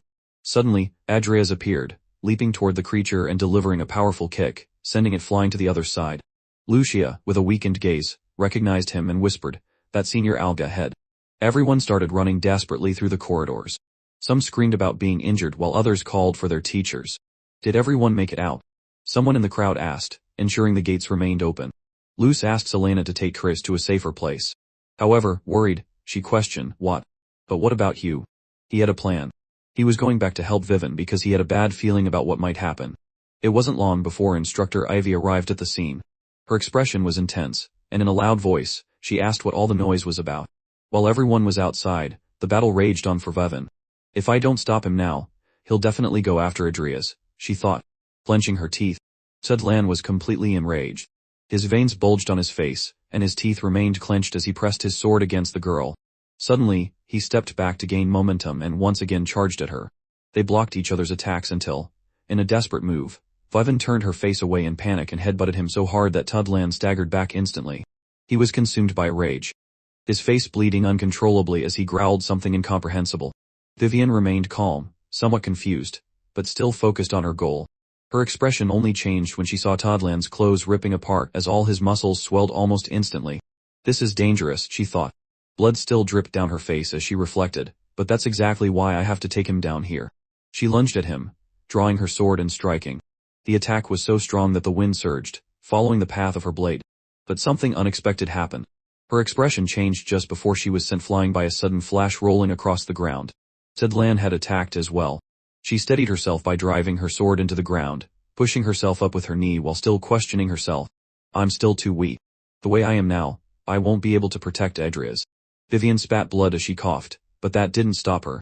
She repositioned herself, gripping her sword tightly. Thudlan roared loudly, calling her to battle. That was enough for Vivien's eyes to be overtaken by a pure white glow. Her aura began to gather, emanating a strong purple radiance that surrounded her while Thudlan raised his mighty arm against her. At that exact moment, something took her by surprise. Avi appeared beside her and said, "That's enough. Are you trying to get yourself killed?" Thudlan swung his arm down, but Ivy blocked it with her own strength in an instant. She stared at him and declared, "Thudlan Terry, oh, what a shame. But it's already too late." With her own power, she tore his arm from his body, taking his head along with it. Vivien was astonished by the instructor's power. So strong, she thought as Ivy observed the remnants of Thudlan lying on the ground. Then Ivy turned to the young girl and said, "Anyway, congratulations on holding out for so long." But the only thought running through Vivien's mind was how much she needed to become as strong as her. Elsewhere in the academy, Adrias held Lucia in his arms, dodging another rampaging student. To escape, he raised an earth shield, creating a solid stone wall that blocked the enemy's charge. As he ran, he thought, damn it. If I let Kyler escape, the war that follows will be a huge problem. In this situation where I can't summon any undead, I have no way to defeat that thing. I have to get her to safety first, then go after Kyler. As he pressed forward, a man suddenly appeared. His hands were in the pockets of a light-colored suit. It was Belial. In an instant, Adrias clenched his teeth and cursed under his breath. That bastard. His students are being attacked and he's just standing there. Passing by him, Adrias shouted, "I'll leave this monster to you, Mr. Headmaster." In his mind, he begged that psychopath to do his job. However, his attitude seemed to leave Belial somewhat puzzled. He watched Adrias, waiting for him to show something interesting. But since that didn't happen, he shifted his attention to the rampaging student, who was instantly disintegrated by a brilliant, shimmering light. Sometime later, Adrias was in the infirmary, staying by Lucia's side, who was still unconscious. The doctor on duty tried to reassure him. "She's fine.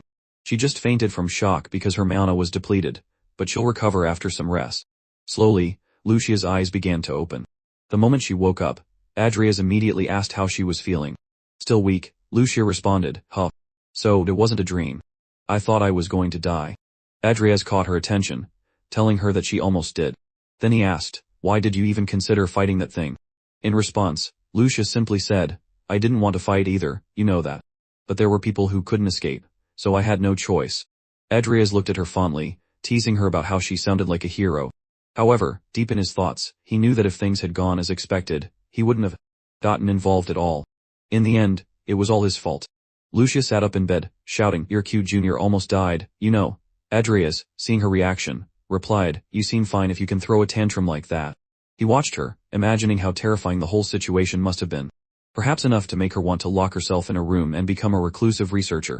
Finally, he turned his back to her, and said he was busy, so he was leaving. Lucia was surprised. "What? You just came here to mock me?" Before leaving for good, he glanced back at her, trying to encourage her in some way. "Oh, right. Once all of this is over, let's start working on your potions." She remained silent, her face completely flushed, but still visibly surprised. The events of that incident replayed in her mind, the exact moment he saved her, kicking the student away, the instant her body collapsed in slow motion, unconscious, seeing Adrias's face trying to reach her. All of it brought a small, genuine smile to her lips. A few hours passed and night had fallen. In the forest, only the sounds of nocturnal animals could be heard. Adrias was there, walking toward a small cabin, lost in thought. If things follow the game's scenario, the boss battle against Kyler should take place in this hideout, but the events happened at different times. Is he really here? In the game, you need Nandusi companions to defeat him. But with how I am right now. He opened a portal, then from it emerged his summons, Nitol and Tamer. Without hesitation, he ordered them to advance. The two completely obliterated the hideout with their shadows and swords, reducing the place to rubble with a massive explosion. Hearing all the noise and destruction, Adrias frowned in disapproval. There was no need to make such a mess. Suddenly, Tamer grabbed one of Kyler's altered students by the neck, lifting him into the air. That startled Adrias. "That's Antonio Hole. That means Kyler must be here." In an instant, Nickel sliced the boy in half. Both stood atop the ruins they had created while Adrias continued to ponder. Besides, Tamer became an extremely powerful beast after his evolution succeeded. Even the final face monster was easily defeated. And then there's Nitol, who was buffed by the 7 deadly sins, so a mid-level boss shouldn't be much of a problem. Approaching the wreckage, Adrias crouched down and noticed something strange. It felt like there was a hidden chamber beneath the debris. Without hesitation, he placed his hand on the spot, forming a magic circle. Suddenly the door opened, revealing an entrance to what seemed to be a basement. All right, then. How about we pay a little visit to Adrias? The moment he took his first step, his eyes widened in surprise. Suddenly the powerful slicing wind mixed with dark energy blasted Adrias back, forcing him to retreat a few steps. How do you know about this place? A mysterious man spoke, shrouded in the same energy. That had repelled our protagonist. The three immediately took a guarded stance. Soon, the man recognized him. Cain's apprentice, Adrias Cromwell. Without wasting any time, a portal opened and a massive hand emerged from it, lunging toward the man. However, sensing the danger, he leaped backward, barely escaping the grip. Suspended in the air, he was astonished, questioning what in the world that creature could be. But his shock escalated further when all of a sudden, his hand was severed. The pain was excruciating, and he let out a sharp scream as he desperately tried to restore his limb. Upon seeing the source of his agony, he noticed a skeleton landing with a precise strike. Oops, my bad. That was supposed to be your neck. Adrias stood still, his eyes locked onto his opponent. Furious, Kyler roared. You brat. Now I understand. You're the one who killed Cain. There was no time to waste. Before he could finish speaking, Tamer appeared from behind, now a creature 3 times larger than his enemy. The strike was devastating. The wind intensified, and Adrias remained motionless, carefully observing his summon's actions. Finish him in a single blow, Tamer. The feline understood the command and let out a ferocious roar, pounding the ground with multiple strikes, but something caught Adrias off guard. His eyes remained fixed on the scene. Yet, what he saw was not his opponent defeated, but rather a dark core, and Tamer gritting his teeth. An aura surrounding the core began to spread across Tamer, like a sinister sludge clinging to his body. The core had now become an altered being. Kyler had transformed into the embodiment of his own dark energy. His teeth had grown sharper, and his eyes gleamed with a brilliant white light. No matter how arrogant we black mages may be to think that you actually managed to kill Cain, the one who created you. Adrias recognized the form he had taken. This is the final stage of dark armor. So he also has the ability to replace lost body parts. Glaring at his opponent, Adrias muttered, dark armor. Before he could finish his thought, Kyler interrupted, shocked, you. How do you know about that? Ridiculous. No one should know about this except Master. Adrias didn't let him finish his sentence and struck with a swift, powerful slash of his sword. A golden light trailed the attack, forcing Kyler to dodge precisely to the side. The two locked eyes again as Adrias said, I know it well. Very well. It's a high-end item with just as many defensive capabilities as offensive ones. Kyler smirked and boasted, aha, then you understand you don't stand a chance of winning. But Adrias knew its weaknesses just as well. He cast fire magic onto his blade, causing Kyler to freeze in shock as the protagonist confirmed, but it's weak against fire, isn't it? At that very moment, a shadow reached him, preventing his spell from being completed. Kyler sneered, all I have to do is not give you time to cast. But what he didn't expect was a violent punch from Tamer, slamming straight into his face and sending him flying. Adrias then turned to his summon and commanded, all right, Tamer, go with Nickel and keep him occupied. The creature roared in approval. Kyler got to his feet, and mocked, you think mere undead like them can slow me down? What a ridiculous farce. He raised his hand, gathering a shimmering blue mana around his entire body, making Nickel and Tamer widen their eyes. A massive explosion followed. Adrias took advantage of the chaos, and resumed casting his magic, thinking, this took longer than I expected. Tamer and Nickel did everything they could to buy time for him, attacking from all directions. Kyler held them off, lifting the massive feline and tossing the skeleton away. Even if a bunch of brainless monkeys like you come at me. But as he spoke, he was caught off guard. Tamer was biting through whatever was restraining him, and Nickel was doing the same. And undead managed to break through dark restriction. Kyler muttered in disbelief. No way. This is absurd. What the hell are they? The two lunged at him again. Kyler, struggling to defend himself, couldn't dismiss the possibility that these bodies originated from Adrias' own congregation. At that moment, Adrias swung his sword, which had now taken the shape of a whip. Kyler immediately recognized it. Fusion magic. Bone wit. He was completely surrounded. Nickel charged at him, steadying his sword. Adrias followed, spinning his blade, which slithered toward his opponent. As it reached him, the bone serpent coiled around and restrained him. Kyler, staring at Adrias, grumbled, you told me you'd attack with fire, yet here you are using physical strikes. Don't tell me you were just bluffing. You can't even use it. He laughed, but his expression quickly changed. Ha, what a pathetic trick. This could cost you your life. Blood was trickling from Adrias' nose.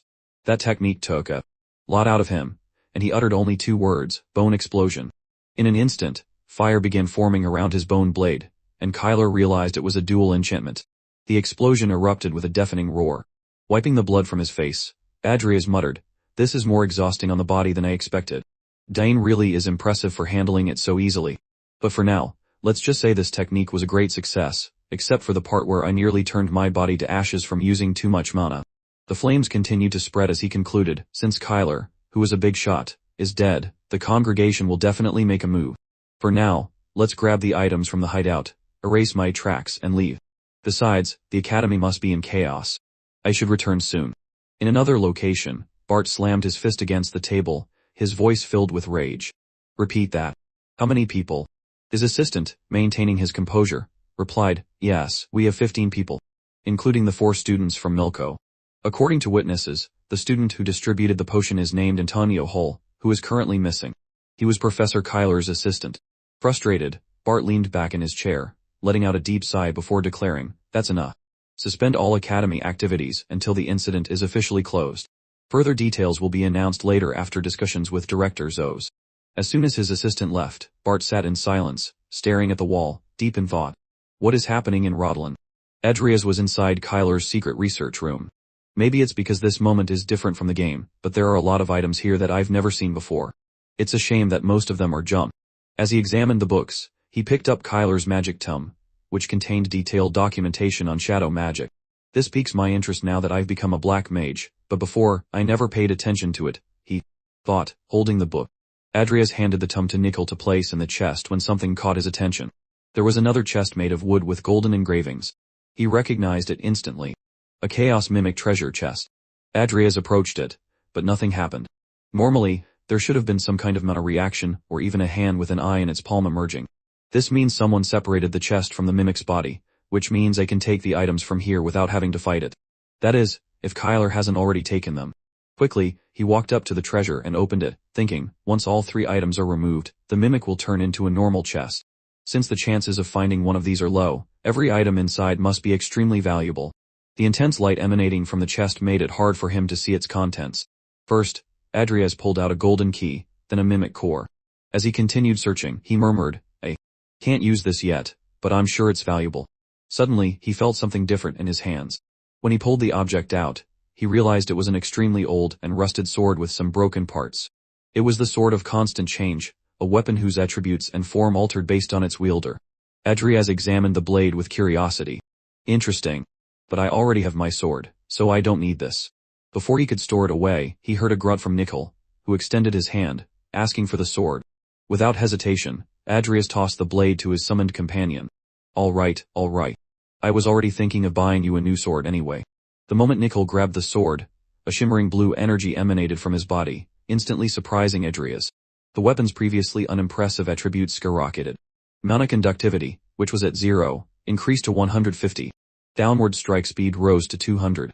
Additionally, its damage increased when held in a fixed position for a period of time. Adrias watched the scene, intrigued. It looks like the sword has finally found a suitable owner. Adrias was captivated, observing both the sword and his skeletal companion while thinking, "Whoa, the sword's shape and balance have changed to match Nickel. Plus, there are additional markings. This means the item has been designated for him." Nickel grunted once more, signaling that there was some noise outside. At that moment, Adrias gave his instructions. "Take everything and head back to the academy." 5 days passed. At the station, the train had just arrived. As Adrias stepped off, he heard someone call out, "Senior, over here." It was Lucia, completely changed. Her face was flushed and her smile was radiant. She also wasn't wearing the academy's uniform. As Adrias approached her, he remarked, "You didn't have to come pick me up." She responded cheerfully, "My father sent me out because an important guest arrived unannounced." Adrias continued, "Let's go to your house immediately and start working on your research. We need to make as much progress as possible while the school is closed." Playfully, Lucia pouted as she mimicked his earlier words, then broke into a smile. "Come on, don't be like that. Let's have some fun. Your adorable junior here is going to show you around the city." And before she could finish, Adrias cut her off. "We won't have much time for that." He walked ahead, leaving Lucia completely annoyed. As they traveled by carriage, they talked. "From what I heard, the son of Milko's headmaster was among the victims of the incident, right? That guy was a nuisance until the very end. Since it was Senior Cain who managed to stop him, she apparently had to take responsibility for his death." Adrias listened while reading a book, but still commented, no doubt. Her father, Bart, was a duke and one of the top 10 figures on the continent before becoming the master of Rodland's magic tower. That said, this incident must have tarnished the Alvin house's reputation. Lucia continued cheerfully. It's good that Dane has solid support backing her up. Oh, that reminds me. Do you know how Professor Kyler died? Adrias knew exactly what had happened, but of course, he had to be discreet. I heard he was killed by a monster of his own creation. Our little Lucia leaned against the carriage window and scoffed. What an idiot. Creating a monster he couldn't even handle himself. Though honestly, just being alive was already a blessing for him. Adrias remained silent. People had reported exactly what he had said, making everything even more convincing. However, he was certain that they were secretly investigating the case, so he needed to be even more cautious. It wasn't long before the carriage arrived at Lucia's grand home. As they stepped down, she asked, by the way, why did you suddenly decide to be so proactive when you're always so busy? Adrias answered without hesitation. Well, I thought I should help you since I'm going to sign the contract for the new potion. Lucia was completely stunned. What? Are you serious? But the moment was interrupted by a loud argument. Hollington, I never thought you would deceive me like this. The young man's excuse was that the orcs of the Great Forest were extremely troublesome beasts, making material collection difficult. However, the woman didn't want to hear any of it, and continued, do you think orcs are scarier than me? But that wasn't the real issue. Hollington broke into a cold sweat. Lucia immediately called for her father, drawing the attention of both parties. The woman then turned to Hollington and asked, this is your daughter, right? Hollington stiffened, unsure of what might happen. But before he could react, the woman teleported next to Lucia, startling her as she said, come with me, dear. Your father didn't keep his promise. You understand, don't you? Adrias was taken aback. That was an overwhelming display of power, and he had no idea who this woman was. Hollington rushed toward his daughter in desperation. Please don't do this, Lady Hagenthal, right now. She's. Before he could finish explaining Lucia's situation, the two vanished from sight and reappeared on the rooftop. I'll bring her back next time I come here, Hollington. Make sure you get the neutralizer by then, Lady Hagenthal declared, holding our little mischievous and grumpy Lucia by the waist. As Lucia struggled to escape the woman's grasp, Lady Hagenthal kept cheerfully wishing everyone luck, but something caught Adrias's attention. He noticed the tattoos on her arms, bells inscribed directly onto her skin. With this new information, he began to suspect that he knew this woman. Then he shouted, is that you? The woman stopped instantly. She looked at Adrias again, now with an enigmatic smile as her aura became visible. It had been a long time since they had last seen each other, but the revelation also caught the attention of both Hollington and Lucia. Adrias continued speaking in a loud voice, could you put the girl down, please? But Salem, unwavering, replied, you cheeky brat. Just because I was nice to you once, you think you can give me orders. However, Adrias wasn't giving an order. He was offering a deal. I'll give you information of equal value in exchange. Salem didn't want to accept, as Adrias had no way to guarantee a fair trade. But her mind completely changed when she heard something very interesting. The book written by the god of the mythological eras. I'll tell you where to find it. A drop of cold sweat ran down the protagonist's face. He knew this information could be irresistible. Moments later, Salem descended from the rooftop with Lucia and coldly asked, so, where is it? The situation caught Hollington's attention, and he remained vigilant as Adrias said, are you sure I should say it here? There are others listening. Like two fools, father and daughter turned at the same time and covered their ears. Just speak. If I don't find it, I'll simply get rid of all of you. With no choice, Adrias continued. It's at Erva Lake on the southwestern border of the Empire. It should be in an underwater cave in that region, in the direction of 7 o'clock. Intrigued, Salem commented. Erva Lake, huh? You didn't just make that up on the spot, did you? Adrias simply questioned why he would do such a thing, but Salem's curiosity was still piqued. Where did you get this information? Unenthusiastic, Adrias replied, that's the only thing I can't tell you. He knew this was information from the game. Salem was already used to Adrias's secrets, and without pressing further, she turned to Hollington. I'll let it slide this time, but next time. You know what could happen. Hollington bowed and declared firmly, a promise is a promise. I will gather the materials no matter what. Finally, Salem looked at Adrias and said, all right, a merchant lives and dies by trust, as they say. Then she asked how Adrias knew it was her. That's when the protagonist explained that he had begun to see the flow of mana. The system screen displayed that Adrias possessed talents in dark magic, necromancy, elemental water magic, as well as buffs for production, agility, and mana. He never imagined that his talent for mana manipulation combined with his vessel traits would be so useful. In the end, Salem left. She had inscribed countless magic circles on her own body to enhance her abilities, but that also meant her body would eventually disintegrate. Like Lucia, she carried a ticking time bomb. The book Adrias mentioned contained knowledge about harmony. If Salem could read it, and balance her magic with her body, she might survive. Hollington could hardly believe everything had worked out, and relieved, he thanked Adrias. I will definitely repay this favor. But for Adrias, it was nothing special. Then Lucia excitedly asked, so, Senior, how do you? No, Salem.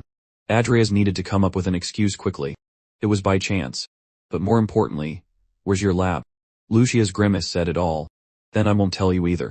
No way am I letting someone who might be working for the Empire's most wanted criminal into my lab. Adrias, sharp as ever, used her own words against her. Does that mean Viscount Hollington can't enter either?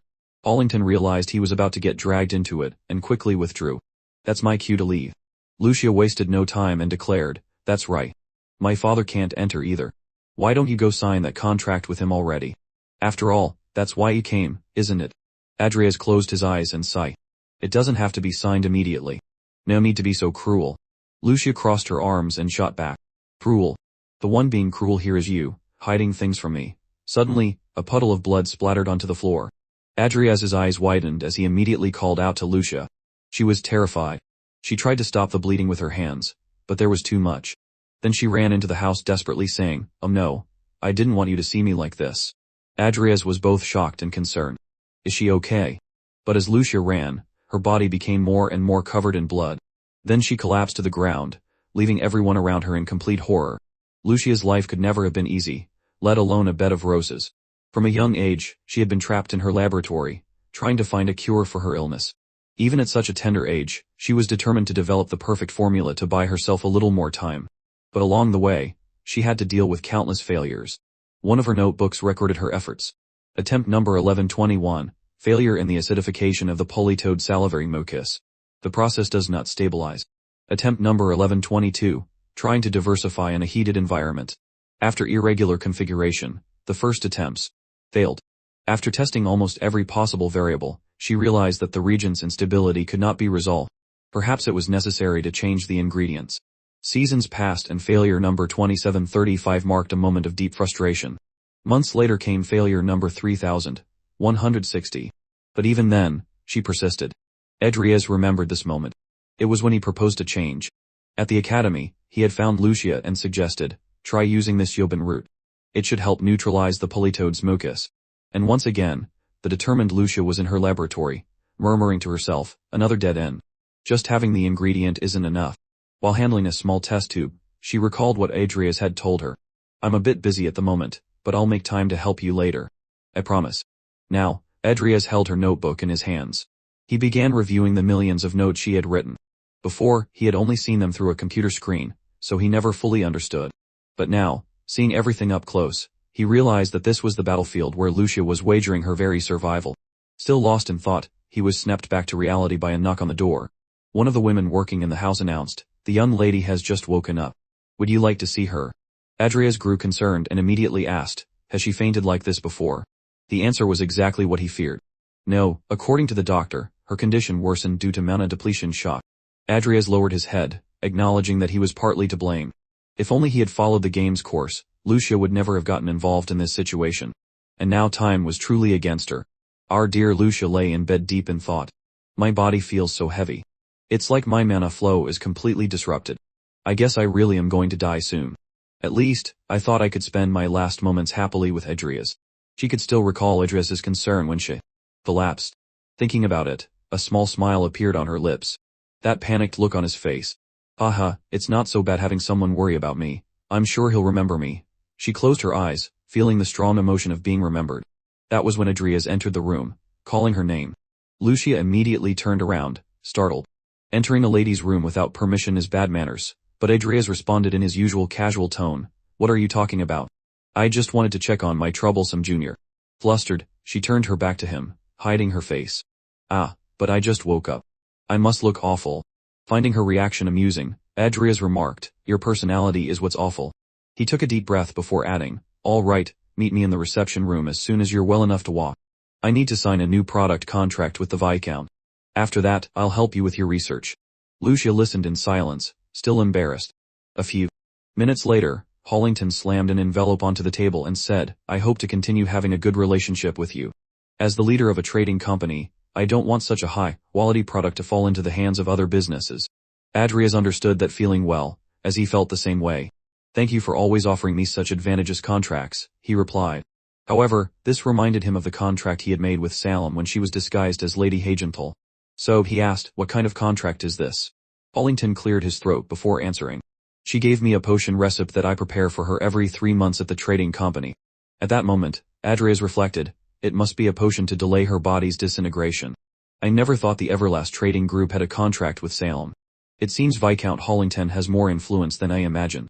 Just then, Lucia entered the room, asking if they had finished talking. With a faint smile, she said, shall we go, Adrias? The protagonist stood up, bidding farewell to the Viscount, who in turn thanked him for always looking after his daughter. The two began walking down the corridor in deep silence, which made Adrias reflect, without the player's intervention, is it possible for Lucia to create her own cure? Of course I have all the ingredients I need now, but since this world is no longer a game, I need to figure out the mixing proportions myself. The biggest problem is that the Yoban root I got from the congregation is almost gone. As Adrias stared intensely at Lucia, she noticed and interrupted his thoughts. Senior, what are you thinking so much about? You're thinking about Vivien, aren't you? Embarrassed, he replied, don't be ridiculous. Tell me how much progress you've made.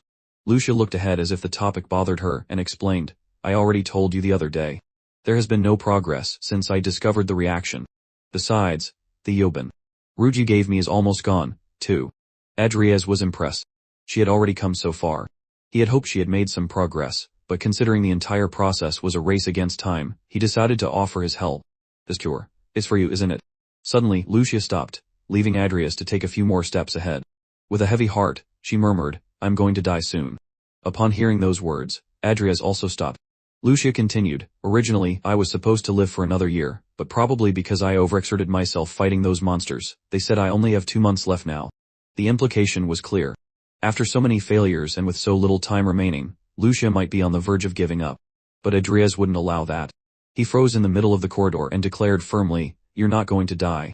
Lucia was taken aback. I'm not joking, she shouted, trying to maintain the seriousness of the situation. But Adrias turned to her, his face carrying a heavy melancholy.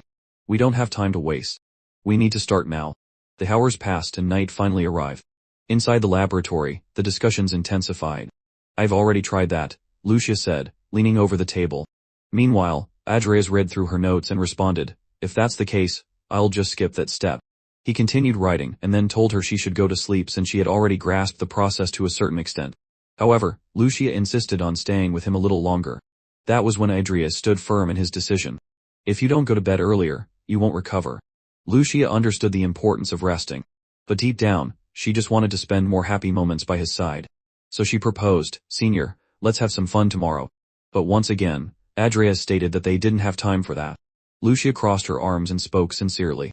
I've been stuck in this routine for years and years. I'm sick of it. Oh.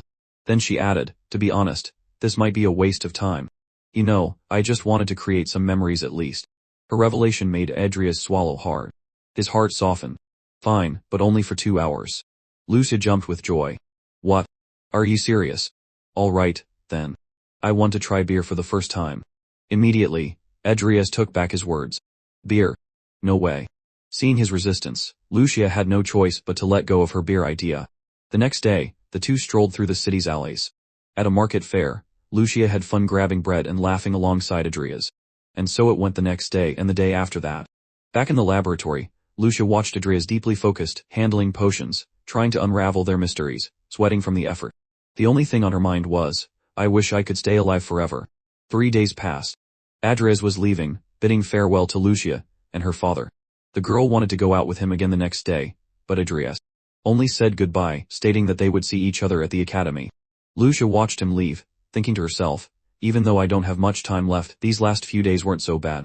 The academy had reopened. Adrias was handling some ingredients in the laboratory.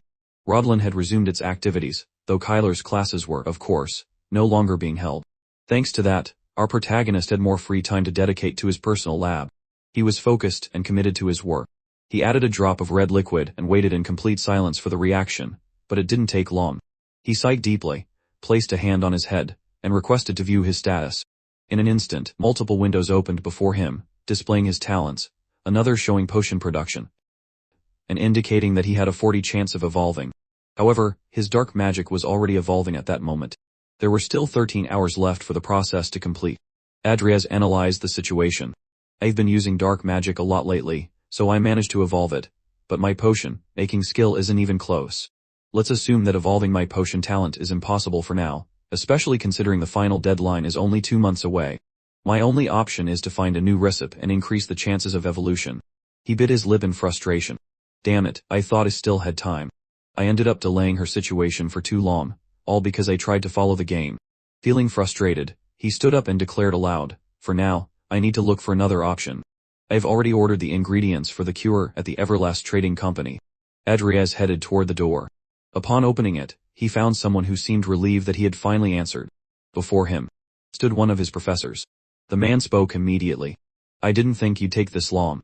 I've been waiting all afternoon. The only thought that crossed Adrias's mind was, Headmaster Belial, why is he here? But this mystery didn't last long.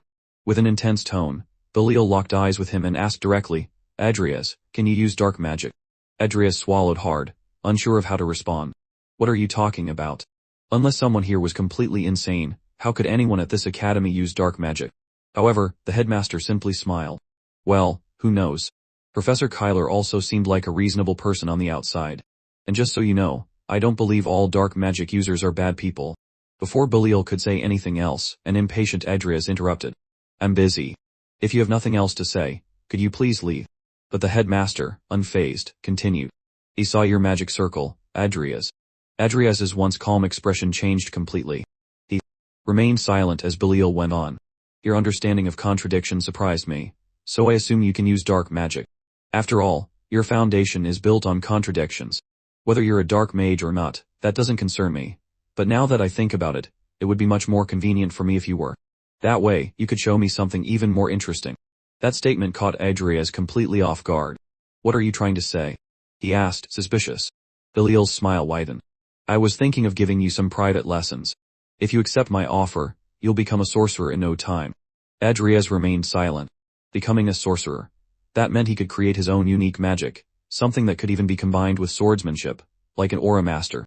And Belial was known as the youngest sorcerer among those who had reached that level. Normally, accepting such an offer without hesitation would be the obvious choice, especially coming from a genius like him. But there was a huge problem. Getting involved with a psychopath like Belial was an enormous risk. Besides, Lucia's cure was far more important right now. So Adrias bowed respectfully and said, I'm honored by your generous offer, but... Before he could finish, Belial cut him off enthusiastically. So, in other words, you accept. Let's start with the heart of elemental magic, matter fusion. I'll be back at the same time tomorrow. Panicking, Adrias tried to correct him aloud. No, that's not what I meant, but it was useless. The headmaster simply vanished before him using a teleportation spell with a greenish light. Overcome with frustration, Adrias clenched his fists. That bastard. He only hears what he wants. Damn it. I've caught the attention of a seriously troublesome guy. 6 weeks had passed. Adrias arrived at the academy's laboratory and called for Lucia. Take a break. I brought food. She turned to him, her face lighting up with a bright, happy smile, and asked, excitedly, what did you bring? Lucia looked famished, eagerly biting into the sandwiches Adrias had brought. As he watched her eat, the protagonist thought to himself, she really eats a lot. At least she has an appetite, and that's a good sign. Even with the Everlast Trading Company's help, I still haven't gotten all the ingredients for the potions. I skipped class and tried several mixtures, but the success rate is still only 51. Maybe she can figure something out if she keeps trying, but the deadline is approaching way too fast. His thoughts were interrupted when Lucia, speaking with her mouth full, said, earlier while you were out, I tweaked the formula a little. Unable to make out what she was saying, Adrias asked her to finish eating before speaking, but Lucia, eager to explain, chugged her soda in one go and motioned for him to come closer. She then showed him a paper with the number 74 written on it and explained, I was wondering if the toxins would eventually disappear if heat extraction was used while the ingredients were being mixed. After some calculations, I came up with this success rate. Adrias carefully analyzed the idea. Then Lucia turned to him and continued, what do you think? Should we give it a try? At this rate, it might work. But Adrias was firm in his response. No. We're already at the end of our ingredients. That success rate is still too low to risk your life. We need to find another formula with a slightly better chance. Lucia took another bite of her sandwich and with a playful smile declared that she had an even better idea. She quickly swallowed the last bite and finished her soda before laughing. If I eat all the ingredients at once like this, won't they just mix by themselves? Adrias gave her a cold stare. Now is not the time for jokes. But stubborn as ever, Lucia crossed her arms and repeated his own words back at him. An awkward silence filled the room until Adrias, visibly exhausted, finally broke it. I'm tired. I'm leaving. Lucia's eyes widened at his words. When she turned to him, she realized he was actually walking away. Without hesitation, Adrias shut the door behind him with a cold finality, leaving her alone. A deep sadness overcame Lucia. She clenched her fists, holding back tears as she thought, idiot. If you look at me that seriously, it only makes me more scared. Her legs trembled, and once again, the crushing weight of time bore down on her shoulders. Adrias stepped outside to get some fresh air, lying on a bench as he watched the wind carry the clouds away. The way she's acting, like everything's fine. That only makes me more anxious. This isn't a world where she can just respawn if she fails. Think. Don't stop thinking. Let's go back to the very beginning. Now, inside the private lab, he pored over the documents, lost in thought. In the worst-case scenario, I'll have to use the 74 formula that Lucia suggested. He flipped through the papers relentlessly, searching for any alternative, any clue, until a loud bang swung the door open. Who is it? It's not locked, he said without taking his eyes off the documents. The door burst open violently and Diane rushed in, frantic. Her face was flushed and she was sweating. Adrias, there you are. He immediately noticed her unusual state. She looked completely exhausted. What happened? He asked, already feeling a bad premonition. Diane tried to catch her breath before speaking, gasping for air. It's Lucia. She was coughing up blood and collapsed. That information left Adrias utterly stunned. The scene shifted to a silent room where Lucia lay, pale and unmoving. Beside the bed, Adrias and Diane spoke in hushed voices. An incurable disease. I didn't know she had one, Diane murmured worriedly. I also notified House Everlast just in case. Adrias kept his gaze fixed on Lucia. They said she would be fine for a few more weeks. But seeing her like this, it's hard to believe what the doctor said. Diane, feeling helpless, kept lamenting. She's in a terrible state.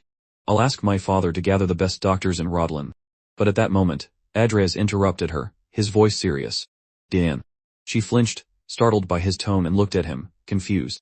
I need to ask you a favor. Diane was now inside the laboratory where Adrias and Lucia had been working. She was amazed at how much progress they had made. It was truly impressive, but it was also here that they had hit a wall. Adrias explained, theoretically, nothing should remain after synthesis, but for some reason, there's still a lethal dose of toxin. Diane carefully examined the situation. Do you know exactly at what stage this toxin is formed? Adrias shook his head. No, since we don't have the exact proportional rate, we can't pinpoint it precisely. Diane crossed her arms and thought for a moment before commenting. If we could convert the remaining toxins into water and expel them, things would be much simpler. At that instant, Adrias's eyes widened. Convert the toxins into water. How did I not think of that before? If they could transform the residual waste into water then. Suddenly he recalled what Belial had said about the heart of elemental magic, matter fusion. But his expression quickly changed. He clenched his fists, a tightness forming in his chest. But now it's too late to learn that. Adrias turned to Diane and asked, can you use matter fusion magic? Her face lit up with hope. Yes, more or less. Whoa, this might actually work. She stood up excitedly, insisting that they should start immediately. The two of them began manipulating the elements and ingredients in test tubes. With each small success, Adrias jotted down notes as day turned into night and Lucia's suffering only worsened. Outside the room, the frantic voices of doctors echoed down the hallway. Stop the bleeding first, stabilize her mana. But the horror on the doctors' faces was unmistakable. Her mana isn't stabilizing, one of them muttered, hands covered in blood. Lucia convulsed in pain, coughing up blood. Her body was already at its limit. The flow of mana was far stronger than expected, and they needed to stabilize it fast. Paulington stood in the room, held back by his maid. He screamed his daughter's name in desperation, the possibility of bad news eating away at him. Is this the last breath of her fading mana? This isn't good, one doctor thought, panicked. Suddenly, the door swung open. Everyone turned in shock to see who would dare interrupt at such a critical moment. It was Adrias, panting as if he had sprinted as fast as possible to get there in time. Sweating, he simply said, forgive me for being late. It was a new day. The wind drifted into the room, gently swaying the curtains. The sun marked a fresh beginning, making it almost impossible to believe the storm from the previous day. Lucia slowly opened her eyes. Unaware of what had happened, Adrias was by her side. As if he had been there the entire time, waiting for her to wake up.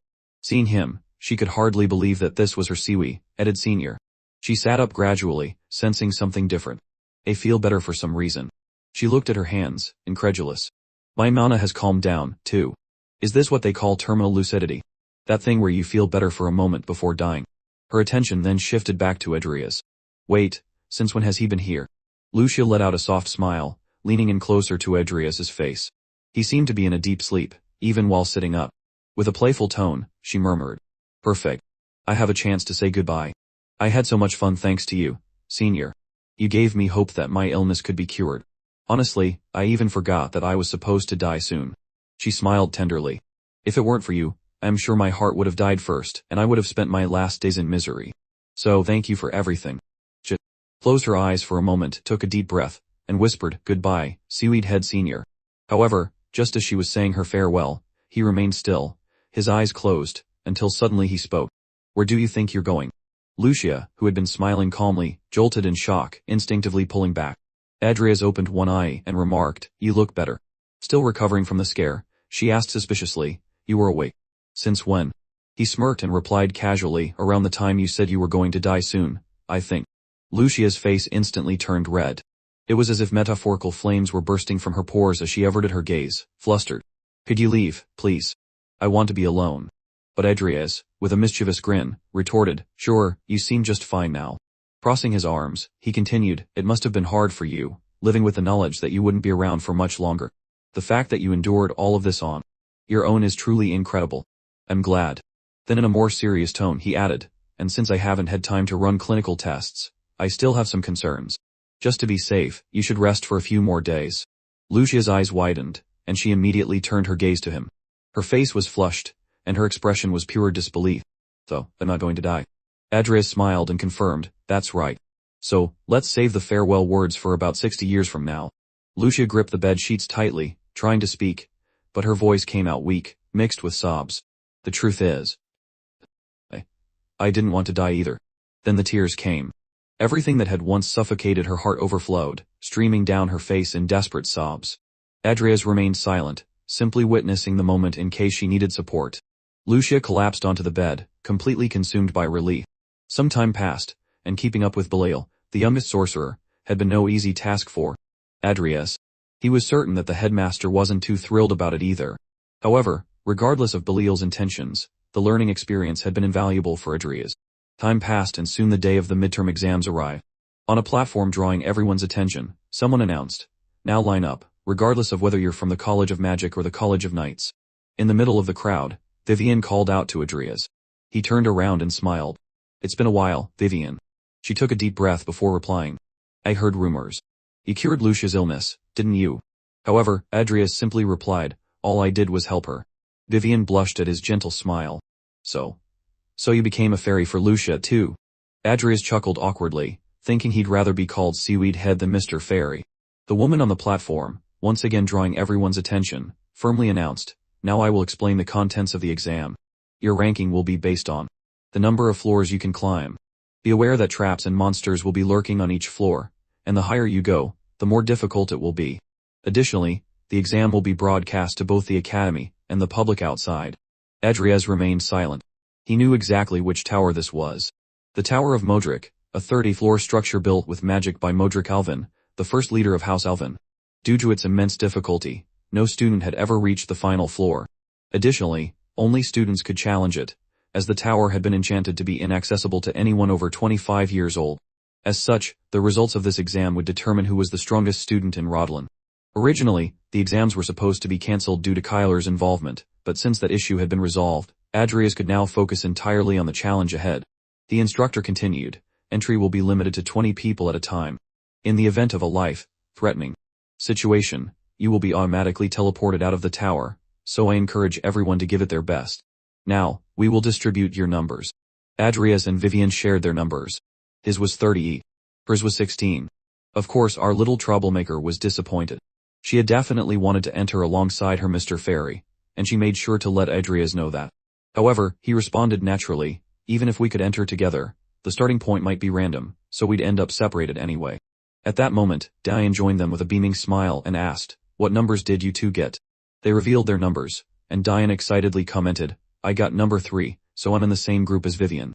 She then started observing them closely, and her expression shifted to something more mischievous. In a playful tone, she asked a question that, without a doubt, many others would also like to hear the answer to. By the way, you two, I always see you together. While Adrias didn't quite grasp the meaning behind her words, Vivien's eyes widened in embarrassment as soon as Diane asked outright, "Are you two in that kind of relationship?" Vivien abruptly turned away, pressing her hands against her burning cheeks. Meanwhile, Adrias adopted a thoughtful expression. "My relationship with Vivien, huh?" Diane, noticing the poor girl's desperate reaction, asked curiously, "What's wrong?" Meanwhile, Adrias reflected on his moments with Vivien. "We saved each other's lives and share secrets that only the two of us know, so we're exactly like normal friends. But to be honest, I don't know how to describe it." After some deep thought, he finally answered, "She's a friend. A friend I can trust deeply." Diane remained silent for a moment, her expression neutral, but soon after, a mischievous smile crept onto her face. "Really? Is he playing dumb, or is he actually that clueless?" she thought, barely holding back laughter. Realizing she wouldn't get anything out of Adrias, she turned to Vivien and asked directly, "And what about you, Vivien? I think you two match so well." Adrias noticed that Vivien was in a tight spot and, trying to ease the pressure, redirected Diane's attention. "You're being a bit rude." However, Vivien vehemently denied it. "That's not true. It wasn't rude at all." Yet, despite saying that, she dashed off, unable to handle the embarrassment. It looked as though she wanted to dig a hole and disappear. Diane grinned widely, thoroughly entertained. "No way." A one-sided low. Adrias remained silent, keeping his usual unreadable expression. But soon he brought Diane back to the topic at hand. "Good for you. Vivien has a big heart so she doesn't get upset by your rude jokes." However, Diane suddenly became serious and stated, "Listen, Vivien, she's..." Before she could finish, the call for numbers 1 through 20 echoed throughout the area, announcing the first entry into the tower. That was Diane's cue. She turned to Adrias and said, "Well, I guess now is not the best time to talk." Adrias wished her luck, and she confidently replied, "Of course. I'm not losing this time either. You better give it your all." He smiled. "Well, then you'll have to climb pretty high. After all, I'm aiming for the top of the tower." Silence fell over the area. Everyone around had heard his words and was stunned. Murmurs began to spread through the crowd. "He's really confident. That's the guy with the unique constitution." Adrias maintained a confident smile, and everyone could tell he wasn't joking. Diane smiled to herself. She was eager to see his true potential and witness whether he would truly achieve his goal. The portal activated. The students took their positions, ready to enter the tower. Vivien kept her thoughts focused. This time, she would prove that she was stronger than anyone else in the academy, because only then could she be Adrias' sword.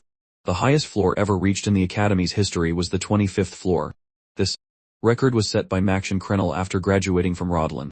He became known as the Walking Calamity, and grew into one of the strongest aura masters on the continent. Despite the tower being a place where even a man like him couldn't reach the top, less than 10 minutes into the exam, some were already making history. Adrias read the progress board, which showed that Diane Alvin had cleared the first floor alongside Vivien. Murmurs began spreading among those watching the trial. It was a grueling test, and after 4 intense days since the start of the intermediate exams, through a long and deadly battle, Diane emerged victorious. No one had come this far since Maxian Krenel, the strongest swordsman on the continent. Diane cheered with excitement.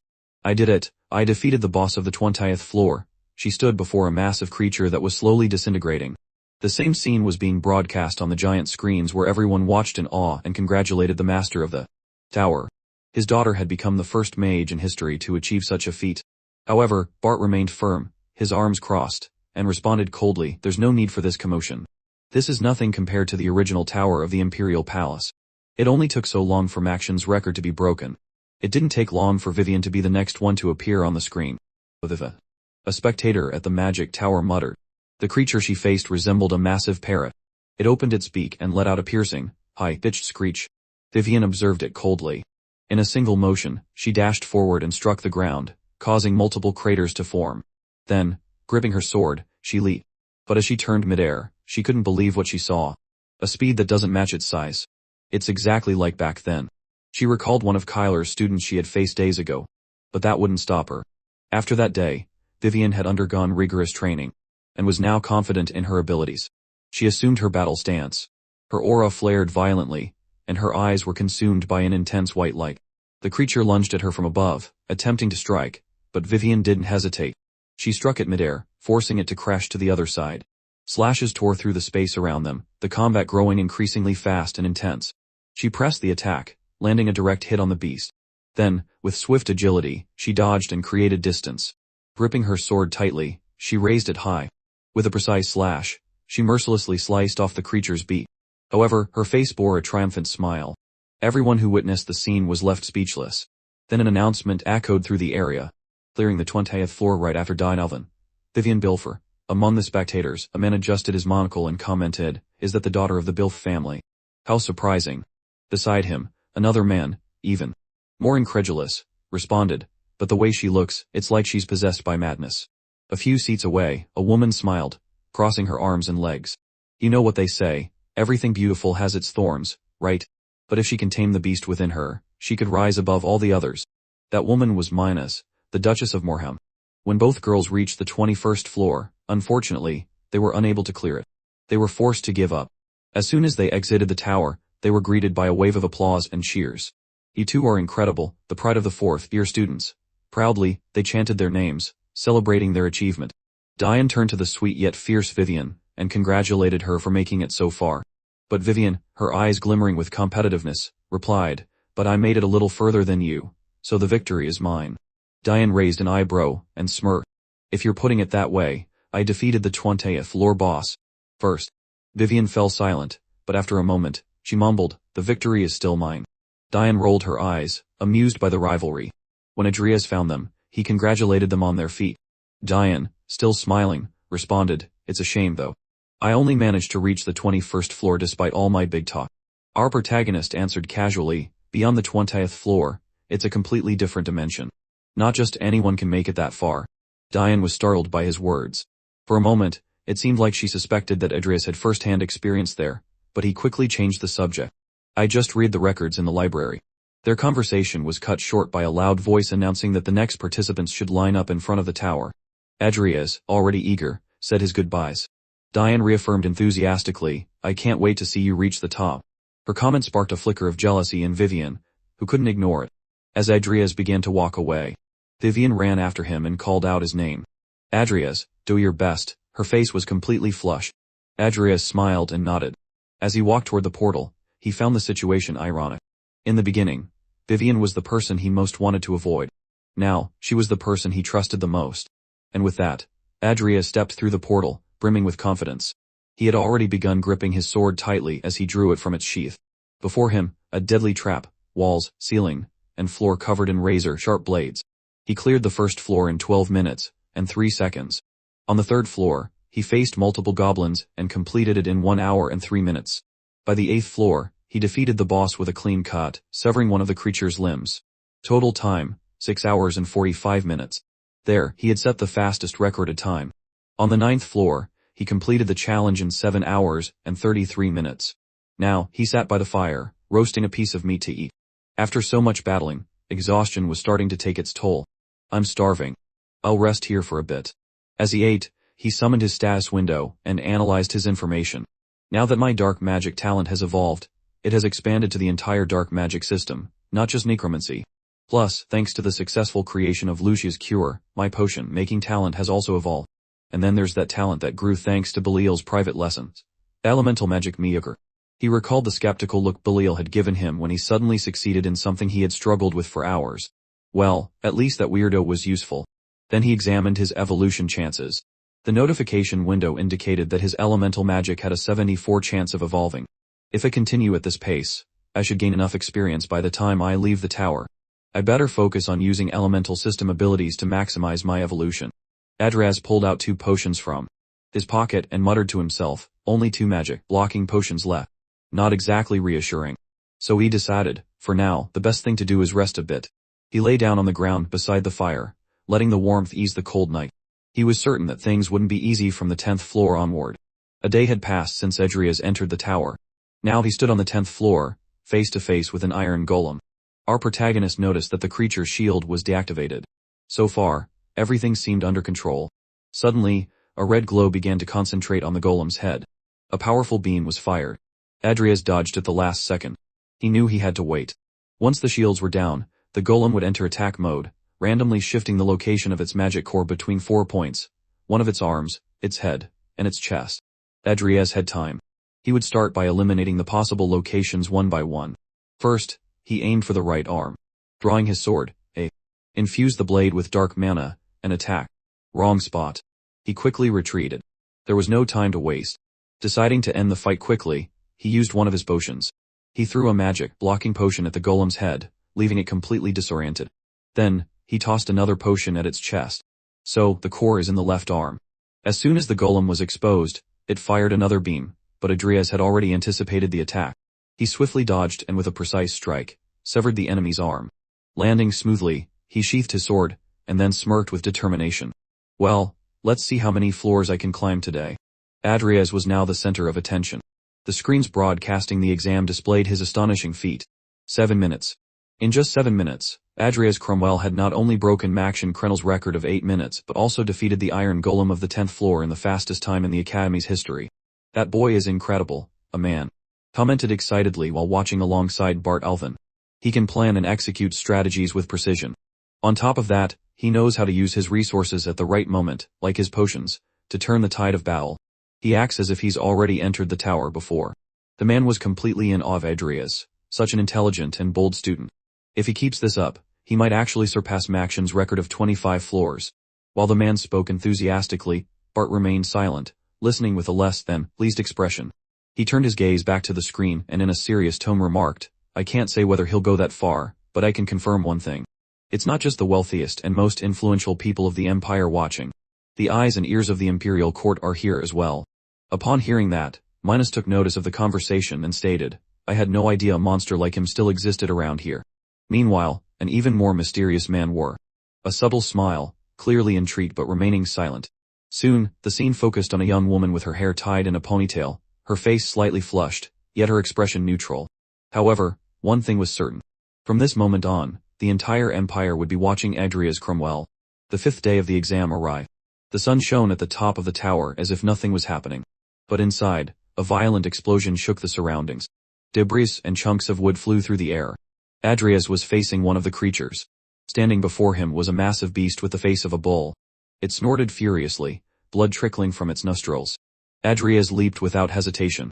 With a precise strike, he severed the creature with impeccable skill, its head rolling across the ground.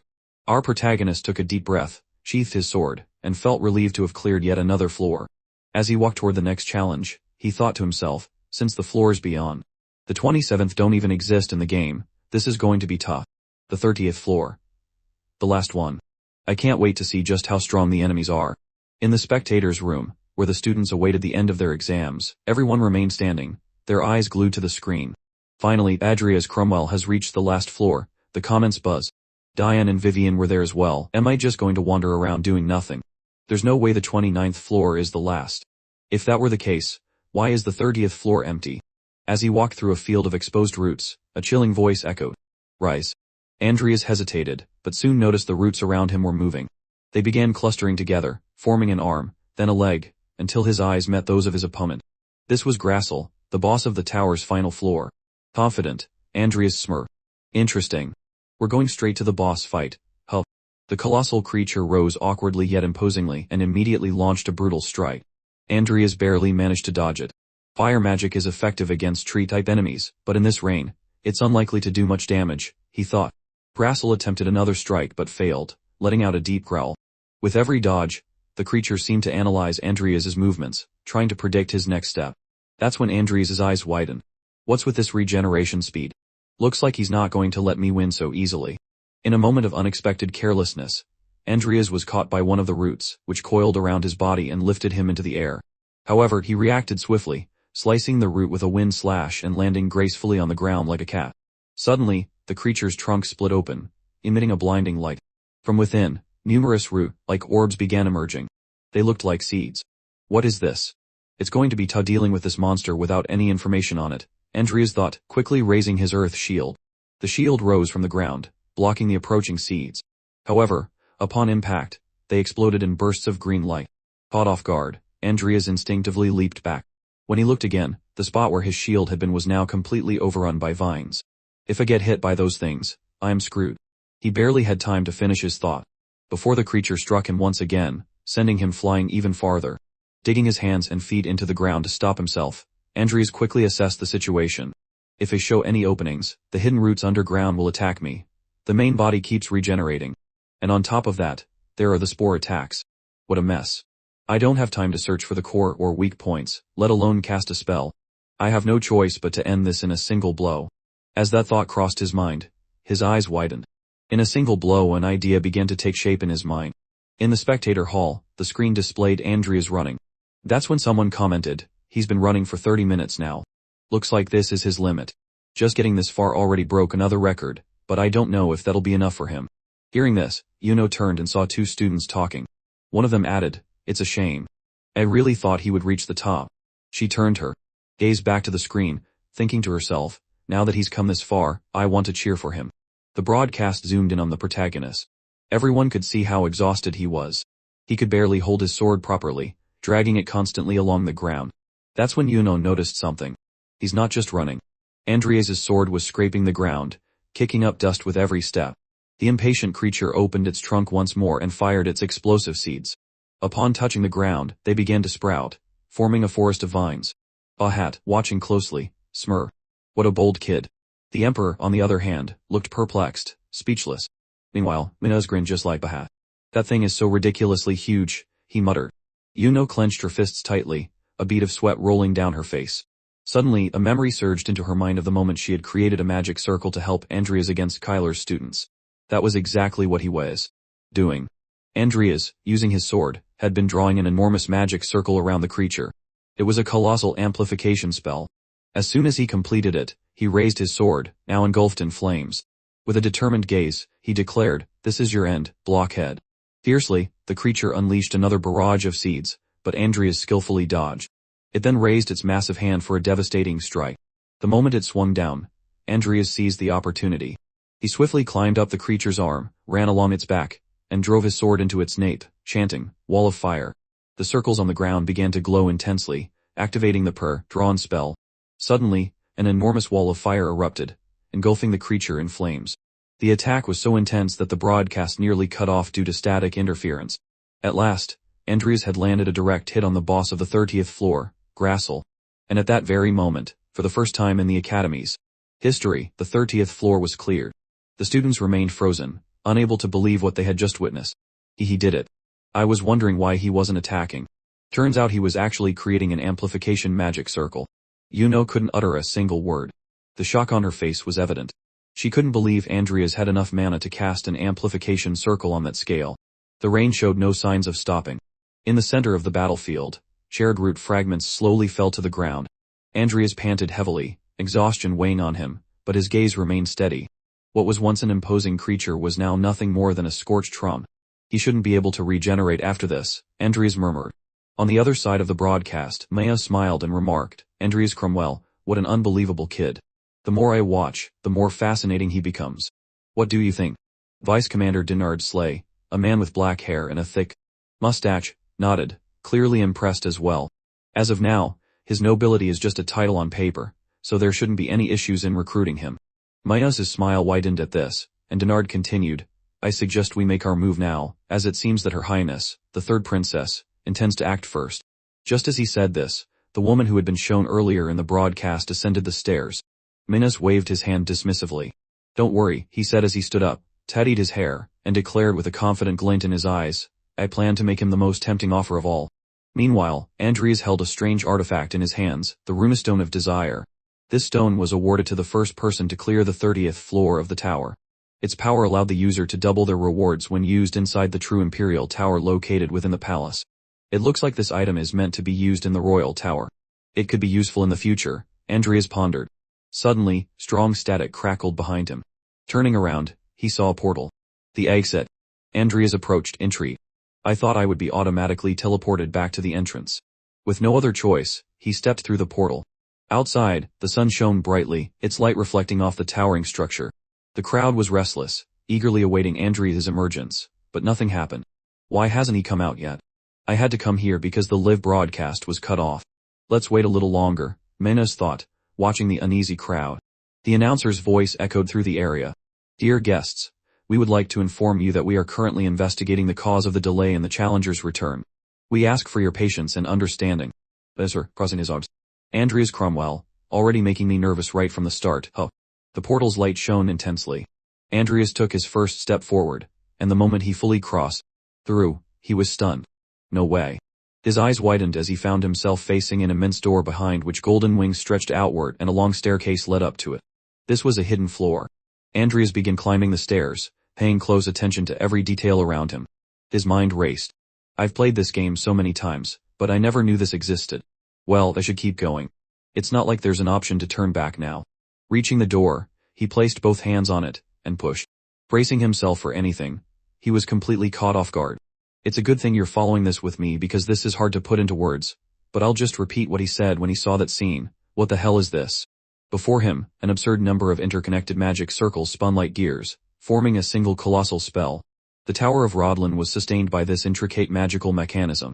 Suddenly, a deep voice echoed through the hall. Congratulations on reaching the final floor, student of Rodlin. This is a hidden floor accessible only to the first who surpasses the 30th floor.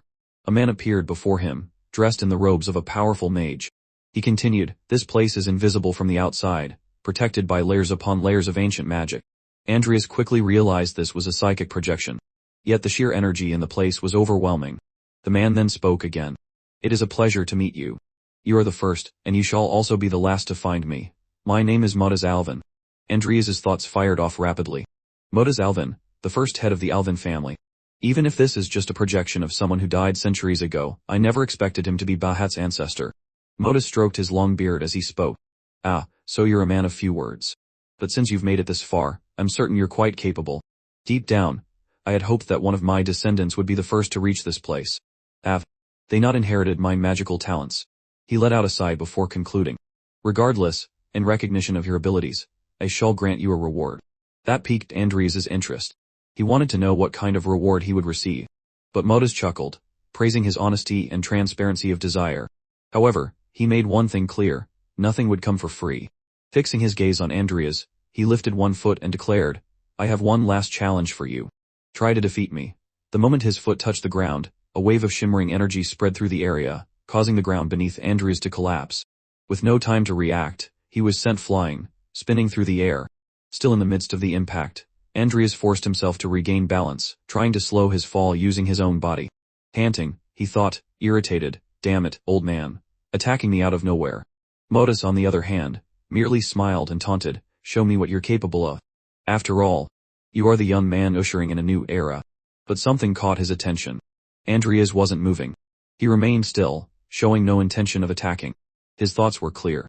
Even if he's just a psychic projection, he still expects me to fight a legendary mage. Then Adrias smirked. I can't say I'm a master of magic, but if it's cunning you want, I have plenty of that. Modus burst into laughter, satisfied with the answer. However, Adrias remained tense. Okay, since I have no choice but to fight, I need to stay calm first. Compared to the real Modus when he was alive, this projection is definitely weaker. If this place truly can't be seen from the outside, then I have a chance to win, Modus decided, and began the battle. Raising a hand, he cast Giga Cyclone, unleashing a destructive blast of razor-sharp winds toward Adrias. However, instead of dodging, Adrias boldly ran straight into the attack. With his sword in hand, and a grin on his face, he charged through the raging winds. This took Modus by surprise. He slipped through the opening between the cyclones. How audacious. Adrias's blade glowed as he unleashed his attack. Windlash, the cutting wave surged directly toward Modus, but he wasn't one to be taken lightly. Narrowing his eyes, he muttered, a mage wielding a sword. How interesting. But that alone won't be enough to defeat me. That was exactly the response Adrias had been waiting for. His grin widened. He had a trick up his sleeve. Behind Modus, a subdimensional portal silently opened. From within, Nickel emerged without warning, wielding his sharp blade. With that single strike, he slashed through half of Modus's body. The upper half of the old mage was sent flying. Even in midair, his eyes remained locked on Nickel, clenching his teeth. He could hardly believe what he was seeing. Then, undid he thought stunned. Nickel positioned himself in front of Adrias, making it clear whose side he was on. Modus, still alive despite the attack, had no choice but to congratulate him. Well done tricking me. Now how about this? Before he could make a move, Tamor threw a punch with all his strength. The impact was so intense that the ground split open into a crater, and a thick curtain of dust rose around them, obscuring everything. Everyone waited anxiously for the dust to settle, but then a voice echoed from within the cloud. Magnificent. You certainly know how to make things interesting. Tamor let out a growl between clenched teeth, irritated by Modus's audacity in surviving his blow. Still, the old mage's voice continued, Being able to use magic while wielding a sword is already rare. But to think that someone capable of manipulating even dark magic is just a mere academy student. His voice seemed to resonate with the intense mana filling the room. Adrias knew this still wasn't enough. Beneath a massive clock, Modras kept talking. However, you're making a mistake. I am not human. I am a psychic projection. Simply beating up an old man without a body won't get you anywhere. Without warning, Modras unleashed a devastating attack. The spell wind spear sliced through the air, forcing Adrias to roll multiple times to dodge, barely avoiding the sheer force of the wind. Then, a mana bomb detonated right in front of him, making the ground tremble. Attacking Modras seemed pointless. But then Adrias noticed something important. He turned his gaze to the large clock in the hall. There must be some connection to that clock. Aside from the 3 smaller ones, only one of them seems to be working now. Modras, sensing Adrias's hesitation, decided to provoke him further. Running around like a squirrel. This will never end at this rate. Let's change things up a bit, shall we? Suddenly, the sky darkened. A golden black hue spread across the hall. The spell Merciless Thunder had been cast. Countless bolts of lightning rained down, crackling violently as they slashed through the air in chaotic zigzags. That was the only thought running through the minds of Adrias and his summons. His eyes widened, his teeth clenched, and then the lightning struck him directly. He screamed, "Nickel, interrupt the spell." Nickel was his best chance. The skeleton lifted his gaze toward Modras, and the old mage met his stare. Nickel surged forward, moving faster and faster. The moment the skeleton raised his blade for a precise strike, Modras vanished, only to reappear behind him. The mage was clearly annoyed by Nickel constantly chasing him. With a swift motion, Modras gathered thunder in his hand and struck Nickel directly. However, the impact didn't have the expected effect. In that case, Modras took a step back, assessing the situation before concluding, "I'll just have to overpower him with sheer firepower." He raised his hands, and a brilliant light engulfed the area. Upon seeing this, Adrias thought, no matter how resistant an undead is to lightning magic, if he keeps taking attacks like that, he'll be destroyed. At that moment, Modras seemed completely in control, like Zeus himself. "Merciless. Now, let's see how much longer you can last," he said with a wicked grin. Adrias quickly ordered Nickel to retreat. He realized it, Modras murmured in disappointment. Just when things were getting interesting. The old mage knew very well that undead and lightning magic were incompatible, yet he kept insisting on this type of attack against Nickel. That could only mean one thing. A smirk formed on Adrias's face. He had finally understood. You can only use the elements controlled by that spinning clock, can't you? Modras looked up before exclaiming, amused, "Well done figuring that out. This is a rule imposed by my creator when he left me here. Without restrictions, no matter how many tower conquerors existed, it would be impossible for them to defeat me. But this is just a minor setback. If you can't even land a fatal hit on me, then you stand no chance." Once again, Modras raised his hands, charged with energy, and fired at Adrias. While running to dodge, Adrias quickly analyzed the situation. Offensive magic, or should I bet on a battle of endurance? He's a psychic projection, which means once his mana is depleted, he'll disappear. Repeatedly casting magic like this must be consuming an absurd amount of mana. Closing his eyes for a brief moment, Adrias tried to sense the mana around him. Then he saw it, countless bright blue lines of energy were spread throughout the area. But there was something else. The pillars in the hall also seemed to be connected to Modras's magical energy. After a quick analysis, Adrias concluded, these pillars, they're constantly supplying him with mana. Interesting. In that case, the answer is clear. Without hesitation, Adrias dashed forward again, his determined gaze making it evident that he had found a way to win. Modras noticed this and, realizing Adrias had discovered something, decided to act first. He unleashed another spell, the powerful Thunder Spear. Adrias raised his earth shield to counter. The spears of energy partially pierced the shield, but Adrias's goal wasn't to block them entirely, it was to keep Modras at a distance. Since the elements he can use are fixed, it'll be easier to fight him, Adrias thought. However, something unexpected happened. Suddenly, Modras teleported behind him, and said in a teasing tone, the restrictions don't include spatial magic. You're not done entertaining me just yet. Adrias quickly turned, locking eyes with Modras with the same intensity. Then, out of nowhere, Adrias found himself sharing the same space with dark energy. The old mage grinned and remarked, dual conjuration of magic and dark magic. I thought you were a straightforward young man, but it turns out you're full of tricks. Adrias returned the smile. I thought you were the one with so much to hide. But Modras merely laughed. This is what you call the virtue of age. The creaking of the clock and the sound of gears echoed once more. Modras raised his energy-charged hand and declared, now then, your advantage is about to disappear. Adrias's eyes widened as he realized what was happening. An absurd amount of energy began to fill the hall. It was aquatic field magic. The necromancer immediately understood. Modras wanted to take control of the battlefield, restricting his movements. The water started flooding the area, rising rapidly. Adrias glanced at Timur, who understood the command instantly without words. The two split up, each heading toward a different pillar, but Modras intercepted Timur midway. "Where do you think you're going in such a hurry?" he said in a sharp tone. With a wave of his hand, he conjured two colossal water serpents. The spell Hydrowave. The aquatic creatures coiled around Timur, engulfing him completely. From a distance, Adrias saw everything and thought, if he's focused on Timur, then I'll reach the pillars first. But he didn't anticipate Modras's next move. The old mage raised his hand and cast a binding spell. A powerful water prison formed, a swirling vortex that intensified around Adrias, pulling him in. Modras's grin widened. This was checkmate. Adrias struggled to catch his breath. Everything had happened in mere fractions of a second, and he knew he had to act fast. Then, in his hand, a green magic circle began to form, growing larger and larger. Modras saw it and laughed. One after another, "You never let me get bored." And then, from the portal, a colossal titan emerged. The titan king fully manifested. Upon realizing what had been summoned, Modras was taken aback. Oh. Not even in my time did giants exist. The Titan King stood before him, wielding a gigantic sword 3 times larger than Modras himself. Without hesitation, the Titan made its first move. With a single devastating strike, it shattered the water prison, freeing Adrias almost instantly. Modras smiled upon seeing that. Excellent. It would have been boring if things ended like that. Adrias also smiled and taunted, "You'd better be careful, Master Modras. You've already lost one of your precious lives." Outside, everyone was more than anxious. Some remained silent, gripped by uncertainty, while others whispered questions. Diana, however, thought to herself, "Oh, heavens, my father is going to have a hard time explaining this to the nobles." She was so lost in thought that she didn't notice Vivien approaching.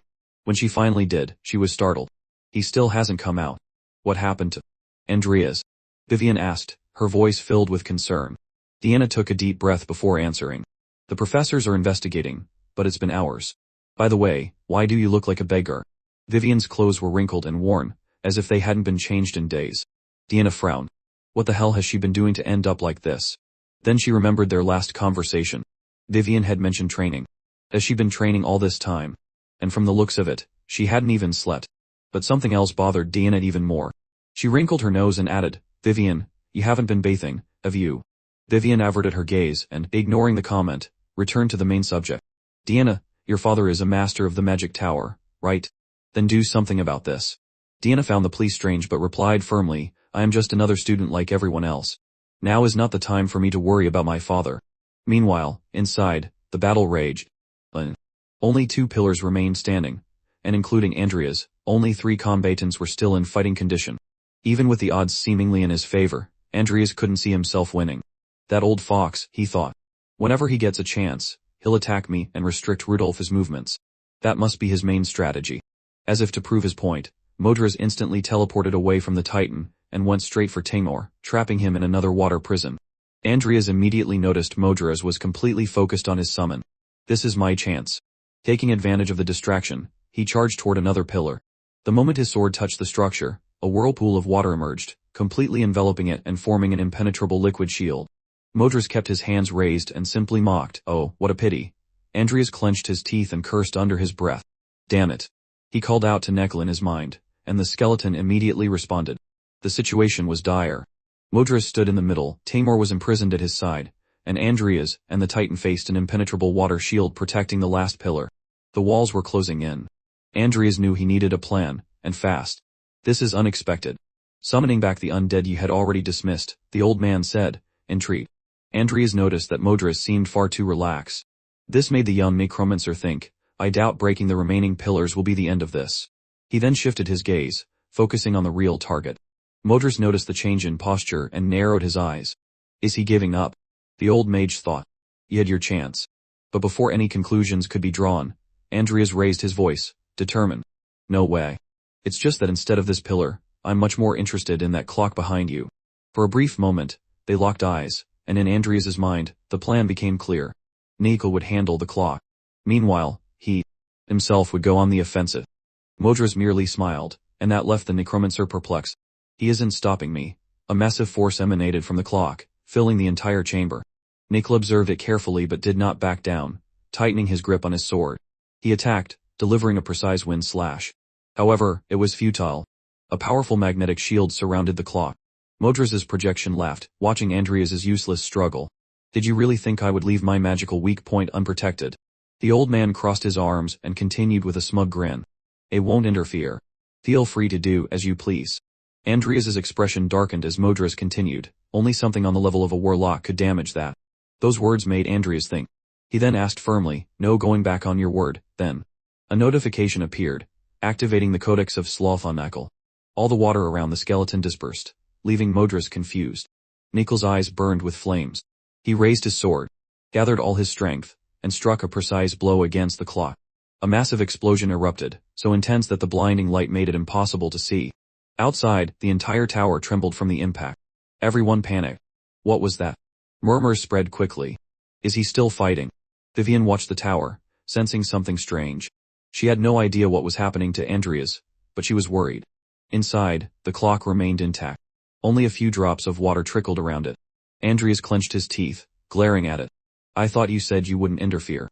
His gaze was dead serious. Modras's expression turned solemn. That power just now. He thought to himself. But he quickly adjusted his posture, forcing a smile. The tower is still going to be used for exams next year, he said. If you destroy that clock, the entire tower will collapse. That revelation left Adrias stunned. What? Then what? Modras slowly approached, an enigmatic air about him. Would have let you pass if you had destroyed the last pillar. But I was curious to see what you do after discovering the trick. I didn't think you'd actually try to destroy it. Adrias took a deep breath. That could have been a disaster, he muttered. Modras stroked his beard thoughtfully.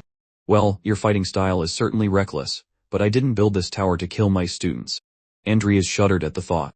Old man, if I had destroyed the tower, there would have been no way to undo it. Modras stretched out his hand, revealing a necklace with a blue stone pendant. In any case, take this. Your promised reward. He placed the object in Adrias's hands. Lifting the necklace, Adrias examined it. This was the glow of the silver light, a rare artifact capable of sharpening the wearer's mind, making them more efficient in the use of mana and aura. Adrias thanked the mage's projection. But as he analyzed the necklace, a thought crossed his mind. This is an amazing item, but it should be four. Before he could finish, Modras spoke again. Intriguing. A beast that achieved perfection in life, a mythical creature, and even an undead capable of borrowing the power of a god. Modras took a deep breath. All of them would have been research subjects that would have driven me to madness. But the most intriguing of all is you. Adrias furrowed his brows. He didn't understand what Modras meant. The old mage continued. It's as if you were a being from a distant mythical era. No, perhaps something even older. And more dangerous resides within you. The revelation hit Adrias like a thunderclap. Confused and intrigued, he tried to end the awkward silence. Can I leave now? Modras confirmed that he could. His body began to fade, transforming into a shimmering golden light. Before vanishing completely, he spoke his final words. In any case, don't trust the gods too much. And please, guide this world in the right direction. And then he was gone. Adrias held a faint smile, his gaze filled with contemplation. He figured it all out, even as a projection. Moments later, a notification appeared before him. Achievement unlocked, recognized by Modras. The tower had been cleared. Adrias finally stepped outside, surprised by the number of people waiting for him. Everyone was stunned. There he is, it's Adrias Cromwell. Among the crowd stood academy students, journalists, and members of the nobility. However, a woman named Minius stepped forward decisively, passing even the imperial princess without hesitation. She approached, gave a slight bow, and declared, as the head of House Morham, I have a proposal for Count Adrias. May I be granted this opportunity? The imperial princess was taken aback but allowed Lady Minius to take the lead. Minius cast a glance at the other important figures, silently daring anyone to object. The crowd was in shock. Observing from a distance, Deanna murmured, the way she's behaving in front of the imperial princess. I suppose all we can do is wait and see. For Vivien, however, the simple fact that Adrias had emerged alive was more than enough. Minius stepped closer to Adrias, her gaze filled with confidence. Not only did you break the previous record, but you also became the first person in history to conquer Modras's tower. She extended her hand. I want you under my protection, Adrias Cromwell. For a second, Adrias hesitated. I expected to be noticed by a high-ranking noble, but not someone this important from the start. Minius Morham, the head of House Morham, was one of the 4 great dukes of the empire. Instead of shaking her hand, Adrias bowed respectfully. I, Adrias Cromwell, greet you, your grace. Please forgive me for not shaking your hand, as mine are dirty. Minius didn't seem to mind, but she withdrew her hand, silencing her vice commander, who began to criticize Adrias for his lack of respect. Adrias's expression tensed, but he said nothing. Minius ignored the matter and continued, have you decided what you'll do after graduation? Adrias replied that he had not. He was caught off guard when Minius stepped even closer and asked bluntly, do you have a lover? A bead of sweat rolled down Adrias's face. No, I don't. But why do you ask? Minius smiled, please. Good. Then she made an irresistible offer. How about this, Adrias? How about forming an alliance between House Morham and House Cromwell? The word alliance caught Adrias by surprise. Before he could ask, Minius continued, if you agree, I can protect you from your political rivals. In addition, I promise financial and military support until House Cromwell regains its former glory. This offer was made in front of everyone. It was too good to be true. Adrias raised an eyebrow. And what does House Morhem gain from such a generous offer? Minius smiled once more. This won't be a mere alliance of words. It will be a blood alliance. I want you to marry me, Adrias. Cromwell. Silence fell over the crowd. The nobles, Deanna, and everyone present were utterly shocked. However, no one was more astonished than Vivien. Her eyes widened, and her body froze. No response came from Adrias, prompting Minius to continue. Why hesitate? It's a good offer. Are you worried about our age difference? I thought I was keeping my body in shape. He looked down at herself, placing a hand on her stomach. Her vice commander cleared his throat, uncomfortable. Lady Minius, a little elegance, please. Minius ignored him, and turned back to Adrias. Do you not find me attractive as a woman? Adrias swallowed hard. No, you're attractive and beautiful, for sure.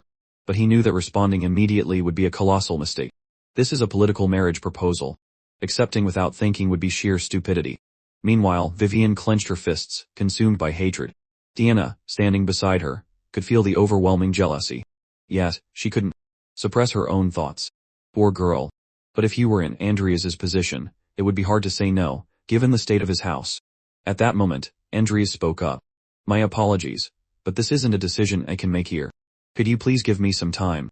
I believe it's customary at the academy to hear offers from other nobles as well.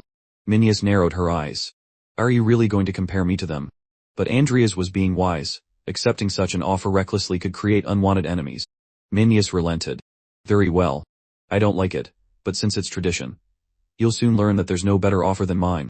I'll forgive you if we have dinner together in the future, she added. Adrias bowed, thanking her again. But the moment he looked up, a sweet voice called out, Adrias Cromwell. I am the third imperial princess, Michaela Rodlin. I also have an offer for you. The next day, Adrias walked through the corridors of the Knighthood Academy, muttering to himself, from one of the four great houses to a member of the imperial family. I never want to be in that situation again. From afar, someone called his name. It was Selena. Are you here to practice your sword skills? She bowed slightly. If you have time, would you mind training with me? Adrias apologized. In truth, he was looking for Vivien. Selena seemed a bit awkward but quickly gave him the answer he needed. Since yesterday, she's been in the training grounds that were closed after that incident. Without wasting a second, Adrias ran off. Behind him, Selena muttered that she had taken a quick look but hadn't stayed long because the atmosphere was far too unsettling. As he passed a pillar of the training grounds, a massive explosion erupted. He turned to see Vivien surrounded by a blazing aura. Her hair fluttered wildly, and the fire around her burned intensely. It was a perfectly clear aura, she hadn't lost control. Seeing this, Adrias smiled gently. Just when I thought I had finally caught up, she's already a step ahead again. He called her name, and Vivien flinched. The situation only worsened when he said he had been looking for her. She quickly turned her back to him and stammered, Wait, I'm a mess right now. Adrias didn't understand, but he stepped closer and asked if she was all right. The poor girl was in a complete panic and shouted that she smelled awful. Adrias didn't care. He approached and wrapped her in his arms. Vivien froze in shock. He whispered softly into her ear, It's perfect. It suits you, just as I expected. And then he stepped back. Vivien instinctively touched her neck, trying to understand what had just happened. That's when she realized he had placed the blue gemstone necklace on her. Why? She murmured in confusion. It's my way of thanking you, Adrias explained. I got this on the top floor of the tower. It's supposed to help calm the mind. I thought it would be perfect for you. Vivien trembled, her face burning red with embarrassment. She bit her lip, flustered. Adrias called her name again, snapping her out of her daze. He held out a red potion. You don't look well. You should drink this and rest. But instead of accepting, she turned away. Later, Adrias. Later. With that, she stormed off, leaving him puzzled. He glanced at the necklace he'd given her. Does it really have that effect? Or did that old man Modras lie about it? Sometime later, Adrias was in his personal laboratory. His status window was activated. The rewards for his new title were ready to be claimed. Upon accepting them, he gained a random talent related to magic. New talent acquired, magic firepower, light element genius. Sitting at his desk, Adrias muttered, "Genius. I haven't even learned light magic yet. For now, it's just for show. I guess I'll pick it up gradually." He activated his subdimensional space and called out to Neckel, giving a direct order. "Step into the magic circle." Neckel positioned himself at the center of the circle drawn on the floor. There, a corpse had been lying undisturbed for almost half a year. Adrias had been waiting to use it until his necromancy had improved. He stared intently at the body. It belonged to the former fairy queen, Mullen. Now, he was going to awaken her. A loud noise erupted from the laboratory as black and gray smoke billowed out. Adrias coughed, shielding his eyes. A notification appeared. Summoning successful, Shadow Banshee legendary corpse's level was high, granting a status bonus. Corpse's level was transcendental, allowing it to regain part of its ego. Upgrade, Shadow Banshee Fairy. The fairy queen flew before him, joy evident on her face. It worked, he celebrated. The sun shone on the port city of Mail. Aboard a ship, restaurant called Blessing of the Sea, Lady Minius and Adrias were dining together. "Eat as much as you like," she said. "I want to have a nice, long conversation, so I reserve the entire ship. Since it's mine, there's no need to be shy." Adrias maintained a polite composure. "I should be the one inviting you, as an apology for my rudeness." She smiled as she sipped her wine. "You're my future husband. There's no need to apologize on our first date." The protagonist swallowed hard. "Pardon." Minius burst into laughter. "I'm just joking. No need to look so uncomfortable." However, nothing about it sounded like a joke. Minius was the kind of person who would stop at nothing to achieve her ambitions. Anxious about how things would unfold, she placed her wine glass down forcefully. "So, have you made your decision?" "I am not a patient person. I want your answer." Adrias interrupted with a smile. "As is said before, I'd like a little more time. My house has fallen, so there is much I need to do before I graduate. That is my answer." Minius traced her finger along the rim of her glass, then rested her chin on her hand, giving him a sly smile. "So much to do, huh? Well, that's no surprise. After all, the Cromwell house is hated by the Emperor for no reason." That caught Adrias's attention. "Is that so? I don't think His Majesty's punishment was without reason." "Anyone can see it was without reason," Minius retorted, tearing a bread roll in half. "Yet you remain so calm. Tell me, why do you hesitate to ally with me?" Silence filled the atmosphere. Adrias looked at her, and thought, when should I tell her? She thinks in terms of losses and gains. Depending on the situation, she could betray me. Minius couldn't bear the pause. "You're a naturally cautious person," she stated. "Don't worry, not even a rat can speak here without my permission." "You're still hesitating, because you don't trust me. Do you want me to insult that white pate of an emperor?" The comment made Adrias choke. "That came out of nowhere," he said, wiping his mouth. "So, are you ready to talk now?" Minius continued. "If you want, I can even get you a written declaration." With an uncomfortable expression, Adrias realized Lady Minius was a bit unhinged. "No, if you're willing to go that far, I have no choice but to talk. As you said, His Majesty wants to crush the Cromwells. That's why I need to build my power and foundation at any cost." Minius found that contradictory. "If that were true, you should be joining me immediately. But if I do that, a problem will arise," he explained. She crossed her arms. "Are you saying your power would become too great?" Staring at her, Adrias confirmed. "Exactly. It's because the Cromwells are nothing more than a speck of dust that we are safe right now." Minius swallowed hard. "So, you're saying the moment you gain power, the Emperor will start suppressing you again?" Taking a sip of wine, Adrias continued. "That's right. And House Morhem might also end up in the Emperor's sights." His thoughts, however, were on a different question. What's her reason for wanting me, even at the risk of becoming a renegade? Minius thought for a moment. "You see, I was planning to have a child born from extremely talented blood to make him the next head of the family. But it turns out I've created a poison chalice." "Oh, bingo," Adrias thought. That was the reason. The Morhem family has political power, vast resources, and a powerful mercenary army, but they've never had an aura master or a sorcerer from their direct bloodline. Leaning closer, Minius said, "I've always wondered. Why is the Emperor so determined to destroy House Cromwell?" Adrias knew he needed to reveal part of his hand to gain her trust. "My father, Count Cain Cromwell, fell victim to the Emperor's ambitions. He wants to create an era of gods and rule the world as an absolute monarch. The only way to do that is by collecting the greatest treasures of all, the 7 deadly sins." With a serious expression, he added, I must stop him. That is my duty as the heir of House Cromwell. She looked at him, intrigued. So, revenge for your father. The Emperor's ambitions are far more dangerous than that. They could shake the entire world, he replied. She continued, now that I think about it, I heard the Emperor is searching for something in the north. He's absolutely bloodthirsty about it. That information caught Adrias off guard. The 7 deadly sins in the north. Just getting rid of the spies won't change history, he thought. History never recorded who employed the assassin, but now I know it's the Emperor. Minius interrupted his thoughts. You've gone quiet. Your expression suggests you know something. Adrias revealed, soon, there will likely be a war with the north. Minius stopped eating. You sound like a prophet, Adrias. The borderlands, the tribal chiefs in conflict. If you provoke them the right way, a justification for war can be created. Considering how the Emperor operates, it makes sense, doesn't it? She had to agree. Yes, that is exactly the kind of thing that Paid would do. Adrias continued, and once the war ends, the nobles who weren't prepared will fall into panic. But if a house is well prepared, it could hold a strong position in the post-war era. Upon hearing that, a smile played on Minius's lips. So, you're saying I should stock up on supplies? Yes, Adrias affirmed. That was a very generous warning, Adrias, she said.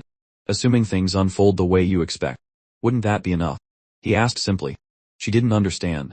He clarified, when the pigs at the center, weakened by their own tyranny, are ripe for the taking. Wouldn't that be the perfect opportunity? What she heard made her freeze completely.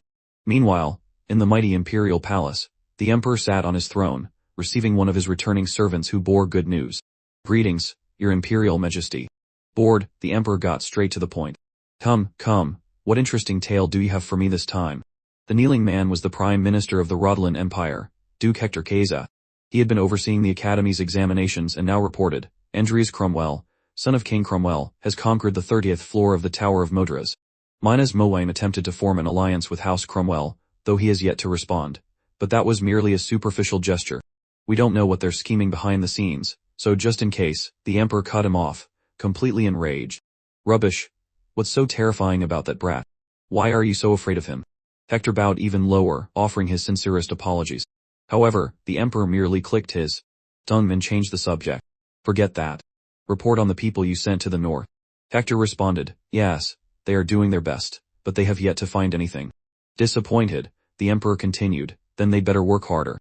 Master Jester claims he found something related to the 7 deadly sins in the north. Hector's face twisted in shock. The Emperor's objective was drawing closer, and he was determined to find it. We are then taken to a colder, misty atmosphere. A carriage was being pulled through a snowstorm. Inside, Master Jester was present. To obtain wrath, we have to fight the great chief. How troublesome. He gazed at a photograph of a small boy who still looked like a child. Suddenly, someone called him through his communicator. Jester, it's been so long. It was Luna making contact. Guess what? Luna found out. Luna knows who killed Kyler. His eyes widened in shock as he asked who it was. Without the slightest hesitation, she answered, it was Adrias Cromwell. Luna was practically bouncing with excitement in front of Kyler's destroyed hideout. Before her stood a strange green specter. Jester asked, Luna, are you sure Adrias was the one who did it?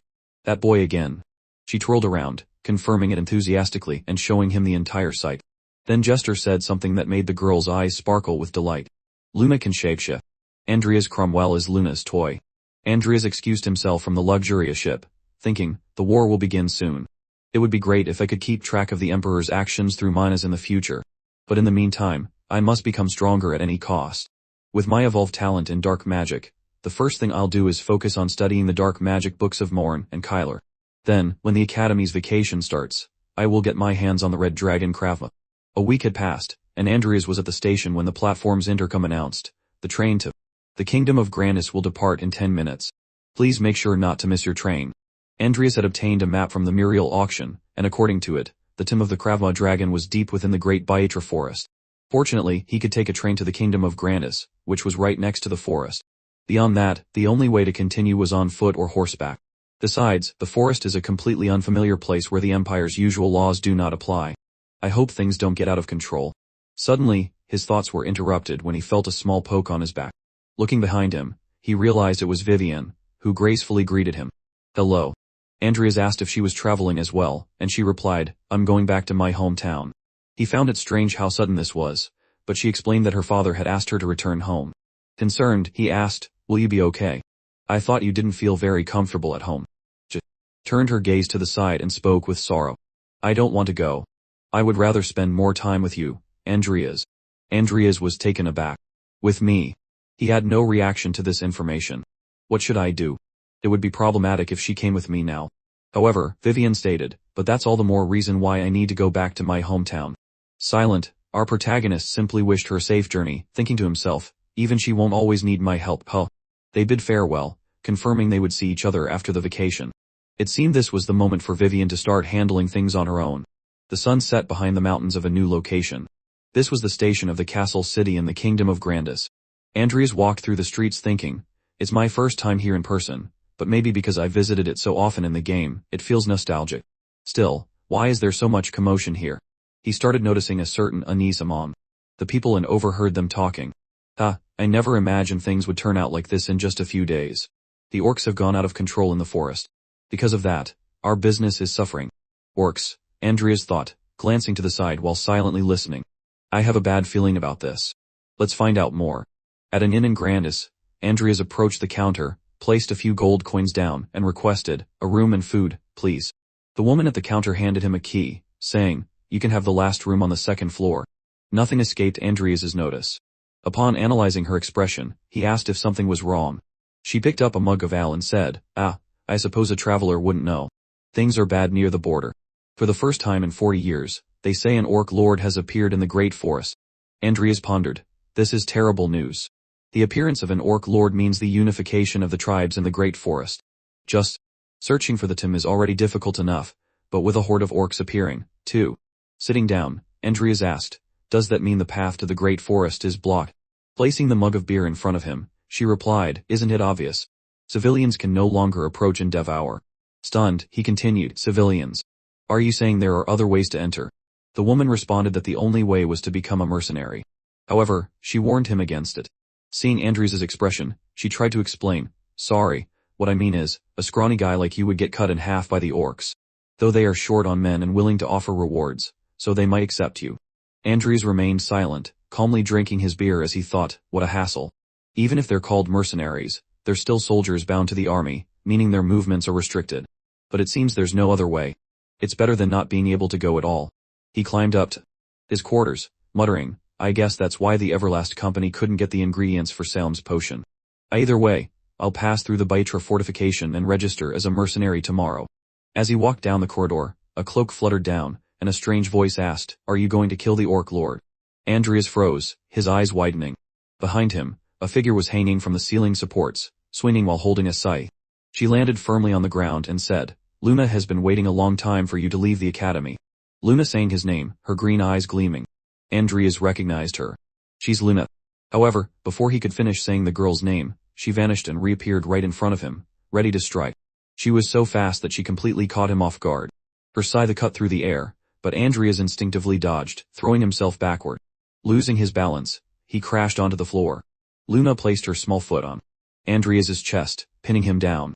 She raised the tip of her scythe high above him and, with eerie eyes, hummed, this is going to hurt a little. As she drove the scythe into his chest, the dark energy that had once protected Kyler now shielded Adrias. It detached from his body and clung to the scythe. Luna was astonished. She could see the energy materializing and rebelling against her, instantly pushing her away. She burst into laughter.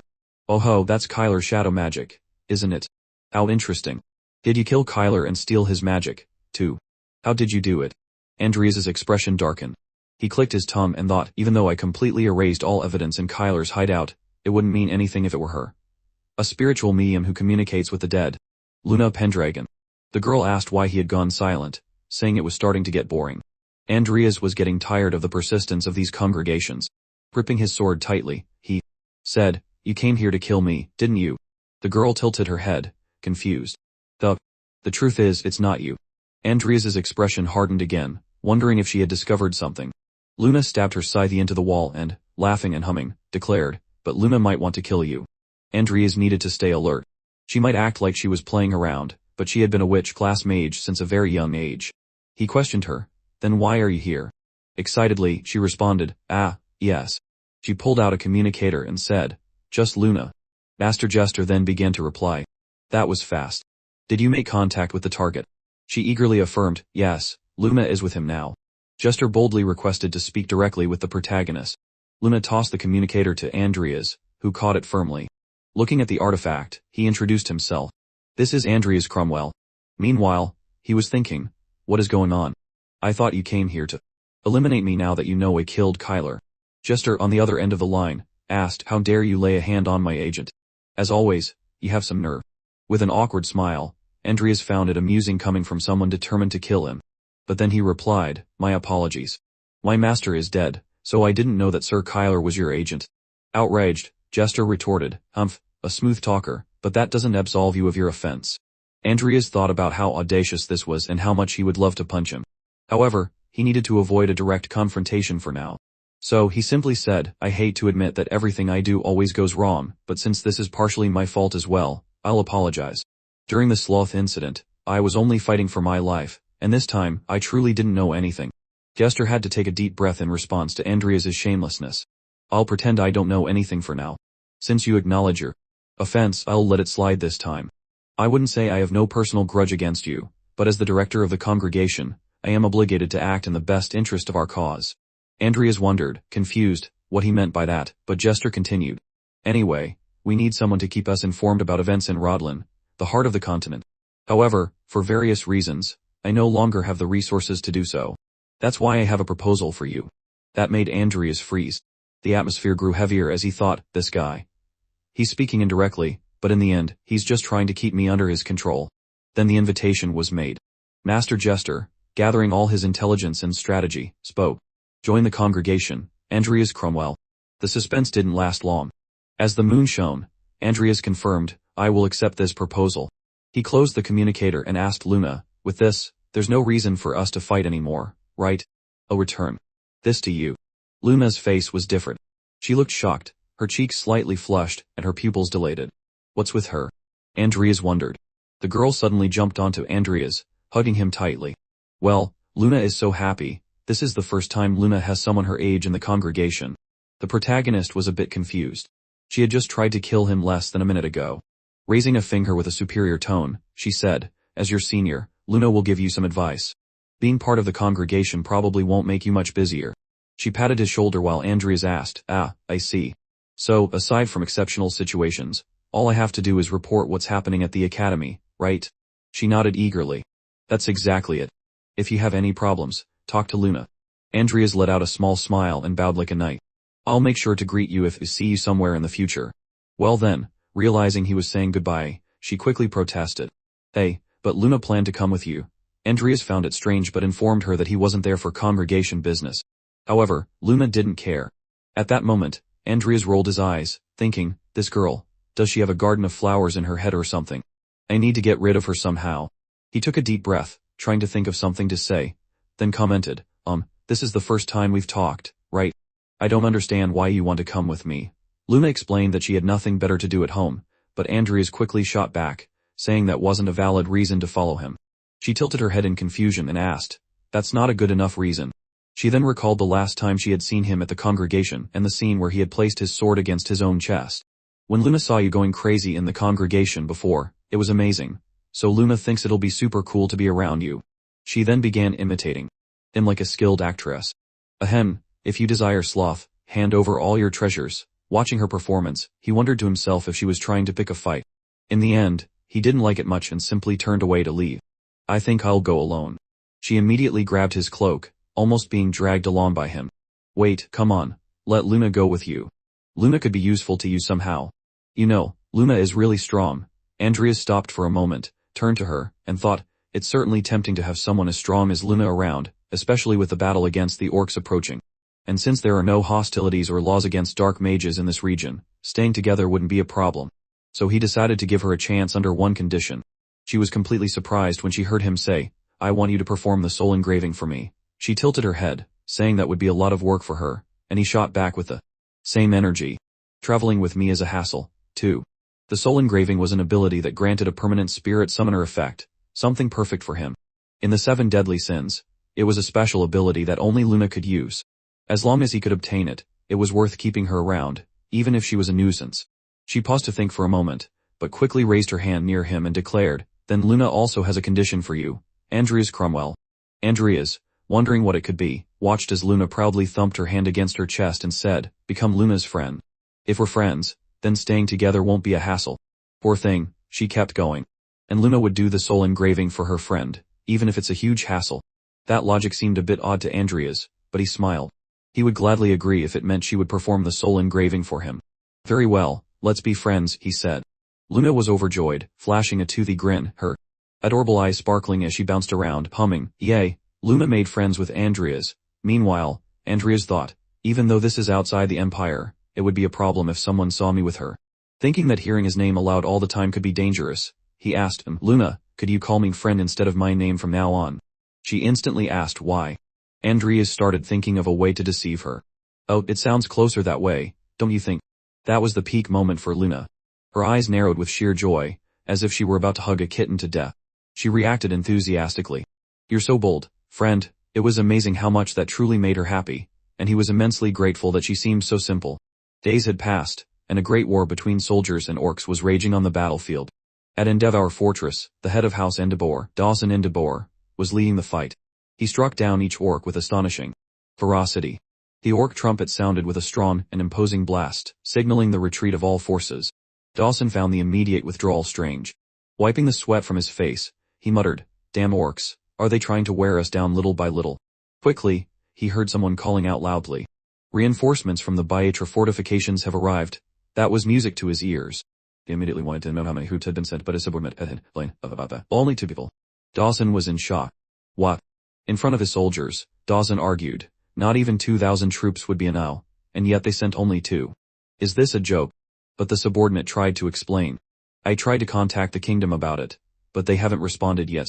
But fortunately, it seems that one of them is Luna Pendragon." Dawson knew of Luna. She was a dark mage said to be on the same level as an aura master, which made him question, why would someone like that be in this remote place? The young man had no answer, and Dawson stated that it was unfortunate. Ideally, she would have been a necromancer. "Then what about the other one?" Dawson asked. The subordinate replied, He's a wandering mercenary called Barry. Barry Sanders. The name didn't sound familiar to Dawson at all, but that wasn't enough for the head of the house to refuse help. "Very well, prepare a feast. I will meet them personally," he ordered, calling for everyone to clear the area. "Barry Sanders." Luna questioned Adrias about his new name. "Yes, it won't be an issue here, but it will be if rumors spread that an imperial noble is a dark mage," he explained. Seeing him disguise himself like Clark Kent, she teased, "So, you're going to wear that ridiculous mask all the time?" "That's right. You can never be too careful," he affirmed. They approached a door. "All right, let's go in." Luna was more than excited. She entered shouting, "We're here to kill the orc lord." Meanwhile, Adrias, more humble, simply introduced himself. "My name is Barry Sanders. I greet Lord Endebor." Dawson introduced himself. "First, thank you for coming. If you perform well in battle, I will report to the king and promise an appropriate reward. Please have a seat." Dawson was seated at the dining table where a feast had been prepared. Beside him, another man also introduced himself. "Welcome. I am Frieren Endebor." Everyone sat at the table, but Adrias was eager to know the current situation. Dawson then began to explain. "To be direct, it's desperate. As you know, we don't even have enough men to hold them back, let alone launch a counterattack. If the Orc Lord and his chiefs who are waiting in the shadows join the fight, this fortress will be finished. Without support from the kingdom, it's only a matter of time before we fall." Luna was in despair, but not for the reason one might expect. She was devouring a huge chicken leg while Adrias stated that the situation was worse than he had imagined. Dawson continued, "What's truly grave is something else. The enemy leader, the Orc Lord, is an aura master." Both of them widened their eyes in shock. However, to Luna, this sounded exciting. She immediately declared, "Luna will fight the Orc Lord." The 2 men were stunned by the girl while Adrias questioned himself, an aura master. Can Luna defeat him alone? If I help her, we might manage. But then again, war isn't always that simple. Luna returned to her juicy meat, stating, I need to finish this meat first." To Adrias, her unpredictable nature was also a concerning factor. That moment was interrupted when someone rushed in, shouting, "Sir, it's an emergency." Vivien firmly urged him to report what was happening. The soldier, panting, said, "Right now, below the walls. The Orc Lord has appeared." Everyone in the room was shocked. A night had fallen, and everyone wanted to know what he was planning. Dawson and Adrias stood atop the defensive wall, watching as a massive orc approached, leaving behind his main army and coming here with only a few of his chiefs. In any case, everyone stay on high alert. The Orc Lord had long hair and an extremely powerful physique. He opened his mouth, and his ominous voice echoed across the battlefield. Hear me, humans. Shock spread through the ranks. How could he speak the human language? All of our attacks so far have been mere simulated battles, giving my warriors a taste of the battlefield. But now they are ready. Luna, also present, covered her ears, saying, "Ooh." Luna feels like her ears are going to explode. The Orc Lord continued his speech. At dawn tomorrow, we will launch a large-scale attack. But ending it like this would be too boring. So, with the honor of this lord at stake, I will give you a chance. Win a 1-on-1 duel against my 6 warriors here, and I will spare you for 1 day. Dawson broke into a cold sweat, unable to respond immediately. His subordinates murmured, "Damn it, they want to toy with us before killing us." Vivien also commented, "This is definitely a trap. There's no way these orcs have honor." Exactly. We should kill them, while we have the chance. With their main army far away, I am sure we can do it. Dawson turned to him and firmly responded, "We're facing an Aura Master. Even if we catch them off guard, it will be difficult to kill them before their main army arrives." In the distance, the massive orc army waited, ready to intervene if anything went wrong. Hesitant, Vivien asked, "So, are you going to accept their deal?" Dawson replied, "If we can hold them off for at least a day, we might still have hope for reinforcements." That was when Adrias spoke up. Should I go? But in his thoughts, he pondered, the problem is that the only ones who can fight them are Luna Pendragon and me. Dawson and everyone around him widened their eyes in surprise. What? You want to go? Luna glanced at him sideways. Curious. After a moment of silence, Dawson took a deep breath, and with a nod accepted the offer. Yes, please. Make a deal with the Orc Lord. Adrias walked confidently toward the battlefield, thinking, Orc Lord, eh? Let's get a closer look at that face of yours. The field was shrouded in dust as he calmly approached his opponents. The Orc Lord, excited, bellowed, "Great, let's begin," and laughed uncontrollably. From atop the wall, Dawson watched intently. A fight format where the winner continues to the next match. It benefits us, given our lack of skilled fighters, but it means he'll have to fight until he loses. Vivien, standing beside him, murmured anxiously, what is he thinking? Did he come here to die for Endeavor? As Adrias reached his first opponent, he didn't hesitate. With a swift movement, he drew his sword and mercilessly cut down the orc soldier. The sound of the blade slicing through flesh echoed across the field as the orc collapsed. Adrias' firm voice broke the stunned silence. Next. The second orc charged, roaring in fury. Adrias rolled to the side, dodging the attack, and with an agile motion, drove his sword into the creature's throat, killing it instantly. The battle continued, and within minutes, 4 of the Orc Lord's champions lay dead. Only one remained, a female orc who advanced with a meat cleaver, her cold eyes fixed on Adrias. Are you the last one? He asked. She responded with a fierce leap, bringing her cleaver down against his blade. The clash of steel sent sparks flying. The orc's strength was immense, but Adrias didn't back down. From above, Dawson watched, impressed. Who is this man? He defeated orc chiefs who are as strong as human knight captains. Even more shocked, Vivien murmured, Barry Sanders. Could he be an Aura Master? Hard to say, Dawson replied. But for a man so unknown, he is formidable. The fight continued until Adrias, with a decisive strike, took down the orc woman. Looking over his handiwork, he calmly stated, Finish. The human soldiers, still in shock, murmured among themselves, all 6. Alone. Instead of becoming. Enraged, the Orc Lord let out a thunderous laugh. Ha, you have surprised me. That was a fantastic battle, honorable warrior. Tell me your name. The orc was twice Adrias' size. The young man, staring at his imposing opponent, thought, he looks tough. Even tougher than I expected. Finally, he responded firmly, Barry Sanders. The Orc Lord struck the ground with his axe and roared to his army, My fearless orcs. Remember the courage of this human warrior, Barry Sanders, for he has granted our champions an honorable end. Adrias took a deep breath and sheathed his sword, relieved that the gesture was a salute, not a threat. The Orc Lord continued, as promised, I will grant you 1 day of respite. We must also take time to honor the glorious deaths of our warriors. In that time, I expect you to prepare to die with dignity. Then he turned and departed. Standing there, Adrias felt a lingering pressure. Anyone unable to use aura would have fainted from his fighting spirit alone. So this is what it's like to face an Aura Master on the battlefield. If I'm going to defeat him, I have to wait for the right moment. In the war room, Vivien was furious. Sir, this is outrageous. How can they refuse to send reinforcements? It's as if Grandis has abandoned us. We've dedicated our lives to defending the borders, and this is how they repay us. Dawson slammed his fist on the table. Enough. I will not tolerate insults against the kingdom.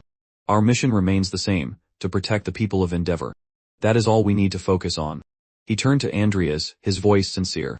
Barry, you risked your life to buy us a day of respite, but it was all in vain. Hearing those words, Adrias thought. What an excellent commander. He keeps his men united, and their morale high, despite everything. What a waste of talent. He gave a slight bow. It's all right. In war, the unexpected happens. Buying time to discuss our options was worth it. Dawson was grateful.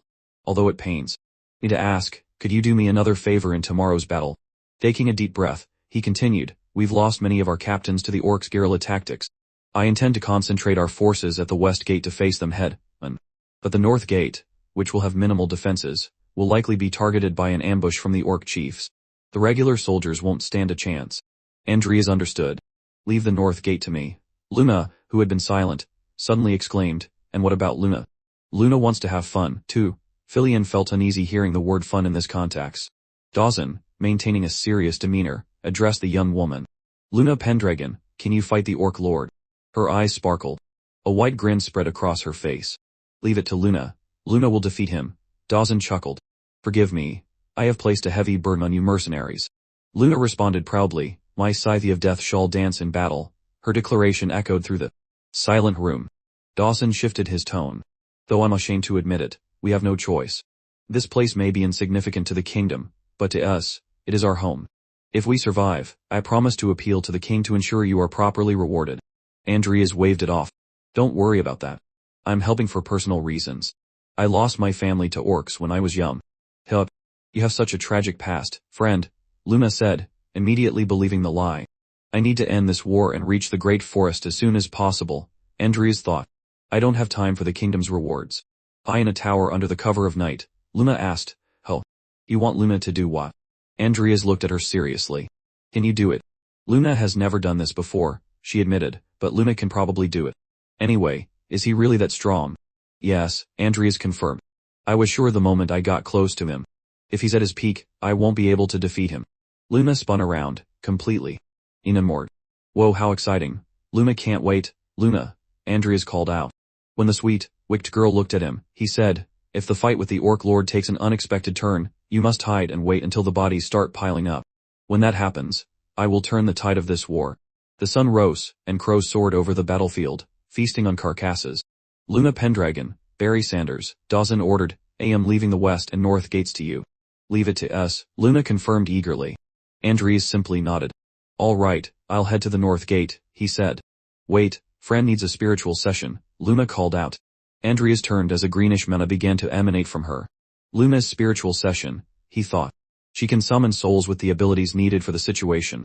Luna closed her eyes, chanting, Ashami, Trundi Pusher. Then she placed her glowing hand on Adrias's chest. Energy flowed into him. When she finished, she smiled. This should make your fight easier. Notifications flashed before Adrias's eyes. The soul of the Warhound, Tor, has been summoned. Your attributes will be temporarily enhanced. The trait of the Warhound, Tor, tracking, has been temporarily acquired. His eyes gleamed with a greenish hue. I can see everything happening on the battlefield.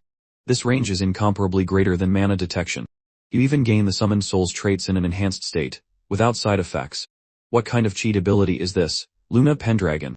That moment was interrupted when Adrias, using his new ability, warned, the enemy is coming. Roars echoed as the orcs approached.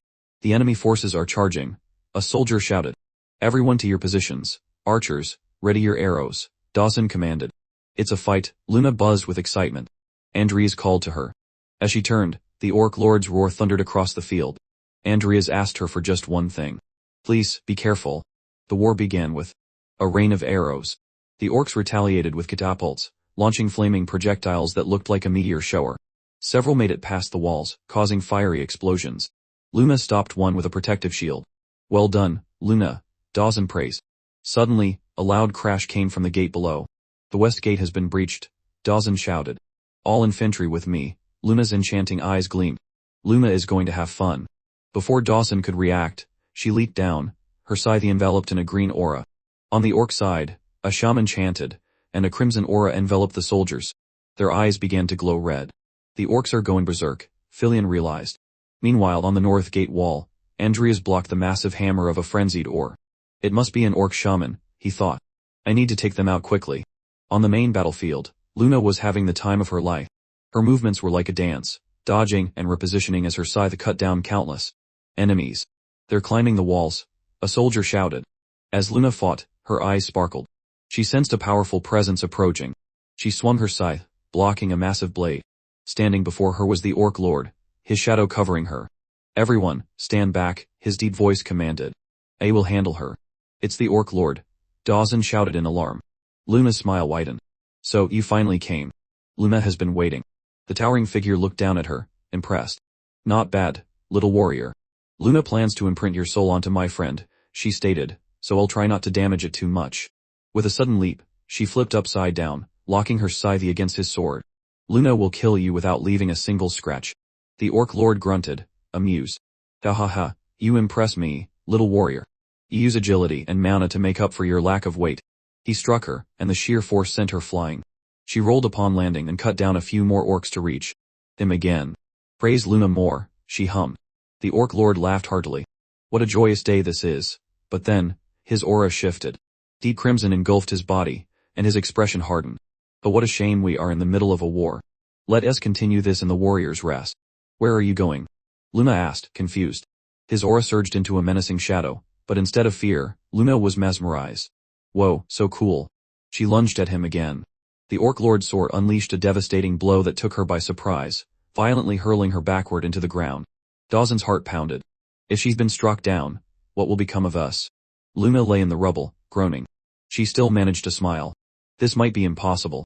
Elsewhere, an orc roared at Adrias before being swiftly cut down. "Are you all right, Barry Sanders?" a soldier asked.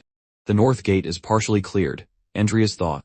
He activated the Warhound's soul, and surveyed the entire battle. A troubling thought crossed his mind. Things don't look good on Luna's side. 869 corpses detected. They've pushed this far. His aura flared. Ignoring the soldiers calling his name, Adrias gave a firm order. "Send all able-bodied men from the north gate to the west gate." Back on the main battlefield, the soldiers noticed something strange. The corpses. "They're moving." Adrias's piercing gaze swept the field as he completed his command. "From this moment on, this battlefield is mine." Greenish mana ignited in his hands. "My mana reaches the edge of the battlefield. All who have died here are at my disposal." The corpses began to rise. The soldiers watched, stunned. The sight of the mana controlling the bodies revealed the truth. Adrias was a necromancer. He raised his hand and ordered, "Finish them." The corpses formed ranks, ready to attack. Meanwhile, a bloodied Dawson widened his eyes in disbelief. The Orc Lord stood before him. "You caught me off guard, human. But it was a poor decision. You should have attacked me instead of protecting her." Dawson held an unconscious Luna in his arms. The Lord raised his sword. "But if this is the path you have chosen, I will honor it." Luna pendered him. "Forgive me," Dawson whispered. "You've exhausted all options." Suddenly, something sped past him. It was Adrias. "Sorry for the delay," he murmured. The Orc Lord recognized him. "Barry Sanders. I never imagined a swordsman like you would be a necromancer," the Lord remarked as Adrias's mana flared into a magic circle. "Barry Sanders," Dawson called out, coughing up blood. "It's too late for me. Unlike her, my wounds aren't something a potion can heal."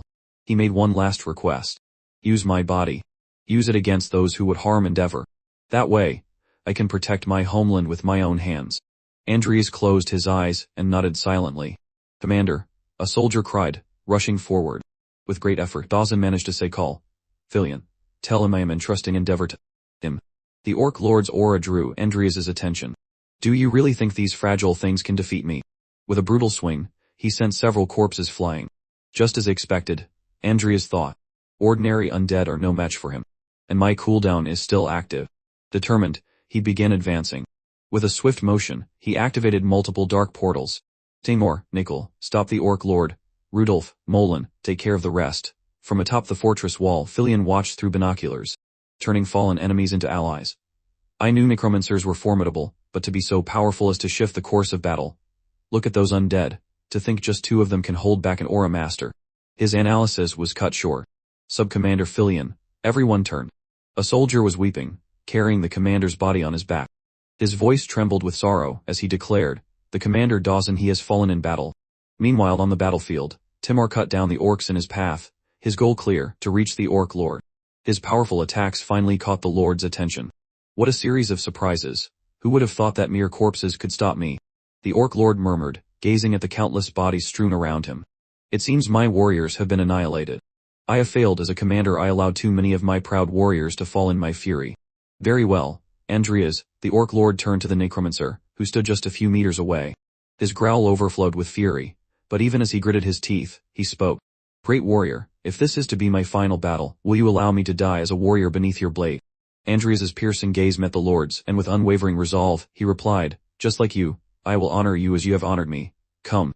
The protagonist drew his sword, which began to glow intensely. The Orc Lord, with a sly grin, requested, then guide me to the great Valhalla. And so, the two warriors charged at each other. Adrias's sword, now resembling a spine of bones, slashed through the air toward his opponent. However, the Lord's powerful aura caught it as if it were nothing more than a mere thread. With a precise strike, he unleashed a golden slash that struck the center of the blade, managing to sever even Adrias's arms. Yet, the necromancer's shimmering mana was still present, leaving the Lord bewildered. The real Adrias was beneath the sword, ready to block the attack. Debris scattered through the air, and a deafening impact rang out as their weapons clashed. Dust surged in all directions, obscuring visibility. From a distance, Nickel watched in confusion, unsure of what was happening. The Orc Lord's sword clashed repeatedly against hardened bones, producing a trembling resonance with each strike. Adrias had raised a wall of bones to protect himself. Then, as his feet began to be coated in bone plating, he chanted, bone armor. One wrong step and he'll cut me in half, he reflected in his mind. The armor rapidly covered his entire body, forming a protective shell. The Orc Lord, impressed, grinned at the transformation. You still have tricks up your sleeve, huh? But Adrias knew that to face such a formidable opponent, he had to use everything at his disposal. Now fully clad in bone plating, Adrias advanced, prepared for the final clash. The Lord's excitement grew as his aura condensed with even greater intensity, making his presence almost tangible. Come, great warrior who will change the world, I shall make you join me in my final battle. Fueled by immense courage, Adrias gripped his sword tightly and charged in for the decisive strike. The two warriors exchanged increasingly powerful blows, the metallic clashing of their weapons echoing across the battlefield. The Lord's laughter rang out. Amidst the chaos. To think that I could face two warriors like this. I have no regrets in this life. He raised his sword high, ready to deliver the final blow. Adrias, positioned beneath him, held his blazing blade. The moment their swords collided, an explosion of energy erupted, unleashing a devastating shockwave. Dust billowed into a dense curtain, making it impossible to see the outcome of the battle. From atop the wall, Frien's voice trembled as he asked, then where is the commander's body? Still weeping, the soldier began to respond. He said he would protect this land. His voice gradually faded as the scene returned to the battlefield. The dust slowly settled, revealing the aftermath of the final strike. However, what was seen was not what anyone had expected. The Orc Lord's mighty sword had not struck Adrias's weapon. The greatest surprise was a soldier clad in armor, firmly holding back the Lord's aura-infused blade. It was Commander Dawson. He had become one of Adrias's summoned warriors, rising amidst the flames of battle to continue protecting his homeland. A voice thick with emotion, yet filled with pride, echoed among the soldiers. Even if he had to become an undead to do it. That was the decisive moment. The Orc Lord maintained a wide grin, even as blood trickled from his mouth. The world is vast, he thought. As he felt the pain of a sword piercing his body, he murmured, it was a battle without regrets. Adrias, his gaze steady, replied, I'm sorry. I wanted to face you head on until the very end, but there was someone who insisted on settling things with you. I kept my promise. You defeated your enemy with your own hands, hero of endeavor. This was the final consecration, the recognition of the great commander who had fought to his last breath to protect his home. As the battlefield began to fall silent, news of the victory was already echoing elsewhere. At Baitra Fortress, a messenger rushed in, delivering the shocking news. What? The Orc Lord. Yes, Your Excellency. It seems the Orc army was nearly annihilated. The man, stunned, quickly asked, and what about the damages in Endeavor? Fortunately, there were no major civilian casualties, but it appears that Endeavor lost more than half of its regular forces. And Commander Dawson, he was killed in the Orc Lord's attack. Dawson's name echoed in the man's mind, his face twisting in shock. Dawson, he stammered repeatedly, struggling to process the loss. No. How could this happen? He is gone. If I had known this would happen, I would have disobeyed the Emperor's orders and sent reinforcements to Endeavor. Suddenly, a man emerged from the shadows, asking in a firm tone, and now, what do you intend to do? The man flinched slightly at the unexpected presence, but after taking a deep breath, he responded in a more controlled tone. It seems that Endeavor was victorious against the Orc army. Although Suraven's reinforcements turned out to be unnecessary, he gestured with his hand, trying to regain composure. Very well, as long as no more lives are lost, that is what truly matters. But still, defeating the Orc Lord, could Lord Dawson have been an Aura Master? The soldier, astonished, replied, no. It seems that two mercenaries played a crucial role. A spirit summoner, and a necromancer, apparently. The mysterious man was intrigued. A spirit summoner, you say? The soldier, realizing he had said more than he should have, quickly added, "Yes, Sir Ivan. You know her well. Luna Pendragon, daughter of Eve Millennium, one of the 10 greats of the continent." The man, appearing to be in his 50s, with a sharp gaze and a daring smile, was Ivan von Orleans, the White Paladin. With a smirk, he muttered, well, to think I would come across such a troublesome seed here. This must also be the will of the gods. The man receiving the soldier's report was completely unsettled by the situation. In his thoughts, he revealed, "Damn it, Sir Ivan is an inquisitor of the Holy Nation. The news came so suddenly, I didn't have time to smooth things over. To think I ended up betraying the hero of Endeavor. What a careless mistake." Meanwhile, elsewhere, a voice urged them to hurry, saying that Luna Pendragon must be waiting for purification. Another voice questioned the rush, but the reply was that there was no time left. Their conversation crackled alongside the flames of a campfire beneath the night sky. A twig began scratching the green grass on the ground, leaving behind thin lines of dirt. It was Luna who, after tossing the small branch aside, said, "But I heard you prepared a lot of meat." Adrias, sitting beside her, responded, "When I return from the great forest, I'll bring you plenty of meat." Excited, Luna asked if that was a promise, to which our protagonist affirmed that, in some way, it was. They were near a small magic circle on the ground where the Orc Lord's body lay. Adrias asked if she was ready, and Luna replied, "The effect of the sigil will be permanent, just like the summoning I did for you last time. I can't extract all the power he had when he was alive, but even a single one of his abilities will be incredibly useful." Pointing to a specific spot in the circle, Luna instructed Adrias to stand exactly there. Adrias remained still, his thoughts drifting, his expression worried. "If I evolve you as an undead, you'll become a tremendous force. But since I don't get many chances to summon undead, it wouldn't hurt to strengthen myself as well. I don't know when I'll see Luna again." With an awkward smile, she added, "By the way, it's not Luna performing the soul marking. Take care." Adrias didn't understand what she meant, and confused, asked her to wait, but it was too late. Luna's hair flowed as a soft, shimmering mana radiated around her while she chanted, "Ashame to mana," which ignited across the entire area. Luna's body floated for a few seconds as Adrias, perplexed, tried to understand what was happening, until he heard a different voice say, "This is truly rare. It's the first time I've been summoned to help someone instead of killing them." Adrias began to realize that this might be someone else inside Luna's body. It was the legendary witch, Eve Millennium. Eve spoke, "Tell me, boy, what are you to Luna?" With a smile, Adrias stated that he was just a friend. This surprised Eve. To think she made a friend. Adrias responded, "Well, it just kind of happened. Haha, though for the most part, it was against her will." Eve smiled at his words, but she was ready to begin. She pointed her finger at the body and started chanting, "Ashok, Kamiyo Danaba." The Orc Lord's body was enveloped in a green mana that seemed to peel away his entire skin. She spoke in an incomprehensible dialect until she said, "This soul, a poor soul that could only find meaning on the battlefield. Perhaps it would be better with you." At that moment, Adrias thought, he communicating with the soul. What a strange sight. His thoughts were interrupted when Eve placed her hand on his forehead. With gentle eyes, she warned, "I should warn you. This is going to hurt a lot." Adrias's eyes widened as he felt something reach into his very soul. A scream of terror and pain echoed through the forest. He cried out endlessly, tears streaming down his face, his body trembling violently. Eve watched him, thinking, he's still conscious. Most people pass out the first time, no matter how strong they are. The Lord's soul, like a shadow, loomed behind Adrias. The same movements, the same pain Adrias felt, the soul experienced as well. Eve smiled gently as she observed. Adrias let out his last groans of pain until his eyes regained focus, now brimming with tears. Eve stated, "You did well. You should have just passed out, it would have been easier." Adrias struggled to stand, still feeling the pain, while Eve laughed at his suffering. He couldn't stop thinking about how close he felt to death. Before him, the system screen displayed, "Unique skill, Orc Lord's soul sigil possesses the strength of many in one. Mana recovery rate increases during battle 0.1 per enemy, up to 1000. Recovery rate increases by 200 during battle. Constantly emits the aura of an enemy of the masses, proportional to charisma and mental fortitude." His eyes widened in shock as he thought, what is this? In large-scale battles, this is practically unlimited mana, and they'd recovery. This is completely broken. Adrias remained silent for a long time, allowing Eve to take the opportunity to speak. "Judging by your reaction, the sigil was a success." However, as she looked at him, she furrowed her brow as if noticing something strange. Placing a hand on his chest, she puzzled him further. She explained, "Wait a second. Something's not right. Why is there still space left in your soul? A normal person can only have one soul sigil, but you have room for another."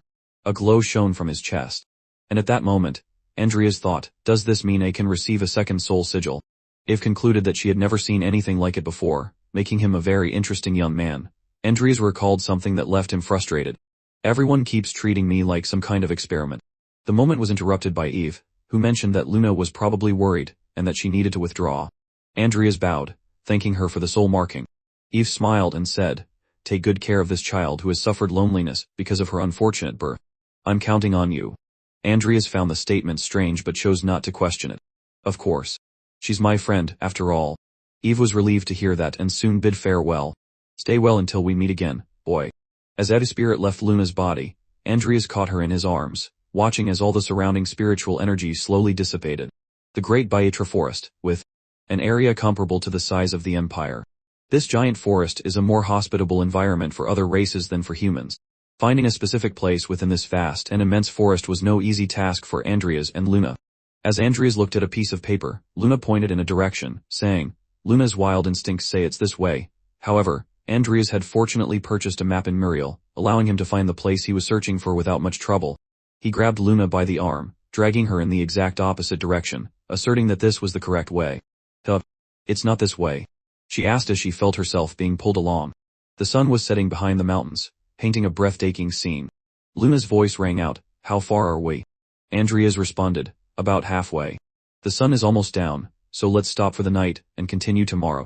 Night had already fallen, and mist had blanketed the area. From afar, only two distant shadows could be seen traveling along the path. Beneath a formation of stones and plants that concealed the location, there was a portal. Whoa, it really exists, Luna exclaimed. There's no way anyone would have found it hidden in a place like this. And even if they did, Luna doubts they could have entered. Adrias didn't understand why, but noticing Luna's keen gaze, she explained, maybe because it's a dragon's tomb, but it seems like there are many things inside. Behind her, Adrias remained silent, observing her while thinking, things. Not just the dragon's corpse. This could be dangerous. Maybe we should look around first. Before he could figure out a way to enter safely, Adrias turned pale as he saw Luna stepping inside. That girl went in without thinking again, Adrias exclaimed to himself. He rushed after her, passing through the portal while cursing under his breath. Damn it. Whatever happens, happens. And so he moved forward, regardless of the outcome. The moment Adrias arrived at the location, a notification appeared before him, a place where a dragon died. The scream of Kramaha has been discovered. As he walked carefully, Adrias thought, looks like this is the right place. Where is Luna? Adrias continued walking until another notification appeared, informing him that he had entered a hidden dungeon, the repeating nightmare. The scenery changed completely, and a loud bell rang ceaselessly. In the distance, the sounds of children laughing and running echoed. Give that back. No way. Get it back yourself if you want it. Adrias widened his eyes as if waking up from a dream. Startled, he thought, wait. He was sitting at the edge of a water fountain, watching children chase each other. He slowly stood up, wondering where he was. Looking around, he saw what seemed to be a small, ordinary village. It said this was a hidden dungeon, he thought. But this place doesn't look any different from a normal street in the city. Suddenly, Adrias heard someone calling him. Friend, he quickly looked up and saw Luna on top of a roof. What kind of place is this? It's shocking, she said, excited. Usually, dungeons are dark and gloomy, but this place seems fun. Adrias took a deep breath and replied, there you are. Did you find something unusual? Luna jumped from the roof directly into one of the streets, saying, yes, the people in this town, everyone here is a ghost. The revelation left Adrias surprised. What? Looking at the two children who had been playing earlier, he asked, you mean everyone here is dead? Luna nodded, saying that it was the first time she had seen something like this. We came looking for a dragon's corpse but ended up in a ghost town. Adrias remained silent for a moment, observing everything around him. Then he placed his hand on his waist and said, I'm not sure what this place has to do with the dragon's tomb, but let's investigate first. Excited, Luna replied, all right, time to form an investigation team. As they walked, Adrias spoke to her about how they could clear a place like this. He believed it was a dungeon like any other, and they needed to destroy the core. However, one thing kept lingering in his mind. But who knows? This place might have something to do with the dragon. Luna thumped her chest proudly like an honorable girl and said, leave it to Luna. She then turned to a pot merchant and started talking to him. After a while, they arrived at another shimmering blue portal. It's a dead end, just like the other side. Adrias had already considered this. It really seemed impossible to leave the town. He looked at a nearby house and pointed to the streets. We should take a look around. Placing his hand on his face, analyzing the situation, Adrias said, it's hard to find any clues since we ended up here so suddenly. Luna, do you remember anything before you? However, as he turned to the side, he realized he was speaking to himself. Luna was no longer there. Soon, he heard her voice from a distance. Then, I have no choice. It was obvious that Luna had gotten distracted by something else again. The famous street theaters filled the alleys of the village. In one of them, an actor dressed as a soldier wielded a sword, staring at a red dragon painted on the backdrop in front of him. I'll kill you, you evil dragon. Luna was charmed. A show about the dragon. Adrias thought it might be essential to watch, as it could offer some clues. Suddenly, a voice caught his attention. Hey man, never seen you before. Are you a mercenary? Adrias turned around and saw a man with a slightly reddened face, probably from drinking. He nodded in confirmation.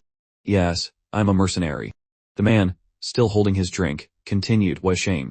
You came a little too late if you wanted to join the Fire Dragon Subjugation Squad. They left a few days ago. Adrias furrowed his brow, confused. Sorry, what is the Fire Dragon Subjugation Squad? The man, still hugging his drink, seemed surprised. You really don't know anything. Yeah, I haven't been a mercenary for long. The man took another large gulp of his drink before commenting, well, maybe it's a good thing you don't know. It could have been deadly for a rookie like you. After wiping the liquid from the corner of his mouth, the man looked behind Adrias and pointed. Ah, perfect. They're doing a play about the Fire Dragon Subjugation Squad right behind you. The actor playing the fearsome dragon was growling and acting as the man explained, a fire dragon built a lair near this town, you know, and the high priest of Lord Lethe, fearing for his life, called for an expedition to kill it. Adrias understood it was referring to Kramaha. He turned to the man and asked, when you say Lord Lethe, do you mean the ancient god? The man didn't understand what he meant by ancient, so the drunk man explained, Lord Lethe is the guardian deity of our town. That's why before the squad left, they received his blessing. Adrias was surprised, lost in thought. The blessing of Lethe for a dragon, hunting expedition. Could it be? This town is a place from the ancient era. Hidden dungeons are often associated with ancient ruins, so there's a good chance this place is one of them. The drunk man continued. Anyway, wait a few more days and you should get news from the expedition. And no matter how strong the dragon is, they're accompanied by 3 knights of supreme warrior rank. They even have Lord Lethe's blessing, so it's practically a done deal. In the play, the fearsome red dragon was embarrassed to be defeated by a mere human. The acting brought joy to everyone, including Luna, who, with tears in her eyes, said, what? That was so emotional. Adrias looked at her in shock as she finished with mucus running from her nose. It's the first time Luna has seen a play. The man turned to leave, smiling cheerfully and saying to Adrias, maybe you missed your chance to join the expedition, but since you're here, you might as well enjoy it. Dragons usually choose a place to die and spend the rest of their life there. It's called Dragon Mountain. Adrias remembered the message he had received when entering the dungeon, a place where a dragon died. The scream of Kramaha was discovered. He had felt something strange when seeing the phrase a place where a dragon died. However, it made sense if the expedition had been successful. Luna, by his side, was completely different from Adrias. She loved everything and for her, it was fun. However, she turned to him with a shiver, remembering that they had an investigation to do. Adrias turned to her and commented, it's getting late. Let's find a place to stay. Excited, she added to the request. Let's have dinner, too. Luna is exhausted from all this investigating. The sun was setting as they walked. By the way, was it the first time you've seen a play? Asked Adrias. Yes. Luna is always being chased, so I've never seen one before. Adrias was intrigued, wondering why Luna was always being chased. As they walked, a man in a white cloak appeared in front of them. Luna Pendragon and Adrias. The two were shocked upon hearing this. Even was there, facing them coldly as he asked, what are you doing here? Adrias wondered who the man was, already suspecting his identity due to his clothing. Luna trembled just seeing him, even stammering as she asked, why are you here? The two took a defensive stance, as if they were ready to fight at any moment. I remember. That man has some history with Luna. He was an enemy of Eve Millennium, one of the top 10 in the continent, and a natural enemy of black mages. Even Von Orleans. Even remained calm, hands on his hips as he asked, you've grown. Luna Pendragon. With fury on her face, she shouted, don't speak to Luna so casually. Luna hates you. In the next moment, Adrias gripped his sword, ready to unsheath it. The man continued, when I heard about you in Endeavor. You know the trouble I went through to find you. Adrias looked at the man with a flicker of fear. Damn, he thought. I thought I wouldn't cause a problem if I was the only one hiding my identity. I never thought someone as dangerous as him would show up here. The man, however, seemed eager to set all that aside, which confused Adrias. Soon, even concluded, tell me what exactly is going on here. The people around them began to disappear in a strange dark smoke, as if they were dissolving into the air. The people are turning into smoke, Adrias said. He even drew his sword, ready for combat. Well, it looks like some kind of special magic, but it doesn't matter. I'm only here to purge you black mages, and then leave this place.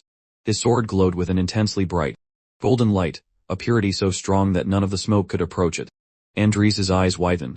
Vivien, the white paladin, had golden flames in his eyes that shone brightly, dissipating the darkness around him. With no choice, Adrias unsheathed his sword, gritted his teeth, and prepared to face him. However, something unexpected happened. The arm holding his sword was torn off, flying in front of him, completely severed from his body. Luna, terrified, screamed his name, raising her scythe to attack. But the white paladin was already too close. With a swift motion, he violently pushed her away. A cry of pain escaped her as she was thrown to the ground. Luna, Adrias screamed, holding the bloody stump where his arm used to be. The black smoke obscured his vision, making it impossible to see what was happening to her. In the next moment, a searing pain pierced his chest. The shock paralyzed him. His eyes widened as Vivien's voice cut through the haze. The light burns the black smoke. I see. So Barry Sanders was just your pseudonym. Blood spilled from Adrias's mouth. I couldn't see this coming at all, was his only thought. Am I going to die here? Suddenly, everything went dark. A long, deep darkness stretched out as strange laughter echoed. Two enigmatic eyes appeared, followed by a faint smile, his teeth clearly visible in the blackness. I can't stand watching this, the voice said. Not only are you deceived by a pathetic illusion, but you're being killed by mere humans. A strange being appeared.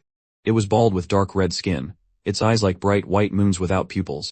Its huge teeth, fixed in a wide grin, made its expression terrifying. It knelt before Adrias, who was hanging upside down. Such weakness is truly impressive, it razzed. Half unconscious, Adrias questioned who this horrifying creature was. The creature laughed. You still have the strength to play tough. Well, let's see if you can escape from here. The creature, resembling a red Smeagol, held Adrias's severed hand, still gripping the sword. Twisting its neck in a bizarre manner, it said, take this. It's something you left behind. An even more intense pain coursed through Adrias's body. He screamed desperately. The scream forced him to open his eyes, and he woke up in a cold sweat. Sobbing and gasping, he fumbled over his body, making sure he was still alive. His heart beat erratically. The bells he had heard earlier began ringing again, and the voices of children echoed. Give it back. No way, if you wanna, try to take it back. Adrias widened his eyes. Wait. Has time turned back? Once again, he was sitting by the fountain, watching the children running. The village seemed normal. He remembered the notification he had seen upon entering. You have entered the hidden dungeon, recurring nightmare. A recurring nightmare, Adrias murmured aloud. So that's what it meant. The only difference was Luna, who appeared running toward him, calling his name desperately. She hugged him tightly. Thank God, I was worried what I would do if you weren't here. Adrias tried to calm her, noticing the tears in her eyes. Luna, you're safe. What happened to you? Luna wiped her tears. I'm not sure. After that guy hit me, I passed out. Then there was this mist, and after that, I can't remember anything. When I woke up, I was back where we started. So Luna didn't die and come back, Adrias thought. The black mist is suspicious. Luna, he murmured, looking at the people in the marketplace. It seems this town is repeating the same day over and over. When the day ends, only we return with our memories intact. By the end, do you mean? When we die? Luna asked. That's a possibility, Adrias replied. Or it could be when the clock strikes midnight. But that guy. He's still here. It's unsettling. He was referring to Vivien, who was walking through one of the village's arches. This place is beyond God's providence, Vivien said to himself. I'll have to purify it. At that moment, Adrias and Luna positioned themselves for battle. There's no need to be so alert, Vivien said seriously. If I wanted to kill you, I would have done it from the start. You attacked us not long ago, Luna shouted. So, are you proposing a truce until we leave this place? Adrias asked. A reasonable response from someone so impure, Vivien replied. Adrias made a bold suggestion.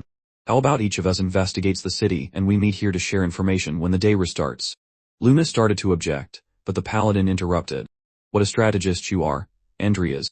What guarantee do we have that you'll share all the information? If you find an exit, won't you just escape?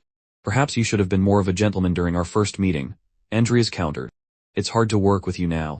Oh heavens, it looks like you're under a misunderstanding, Vivien said, his gaze intensifying. If I wanted to, I could kill both of you the moment you wake up every day. The statement took them by surprise. Adrias, however, found it interesting. With a mischievous smile, he said, all right, let's work together. No way, Luna protested. I didn't expect to be able to argue with a brainless knight. Adrias continued, goading him.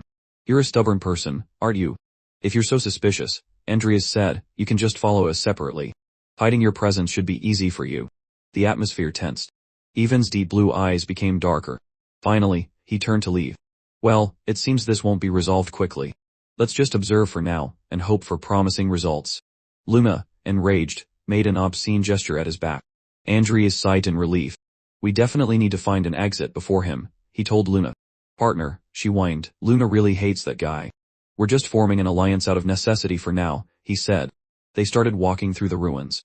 Adrias remembered that the priest of this town had requested a dragon hunt, which led them to a large, imposing temple.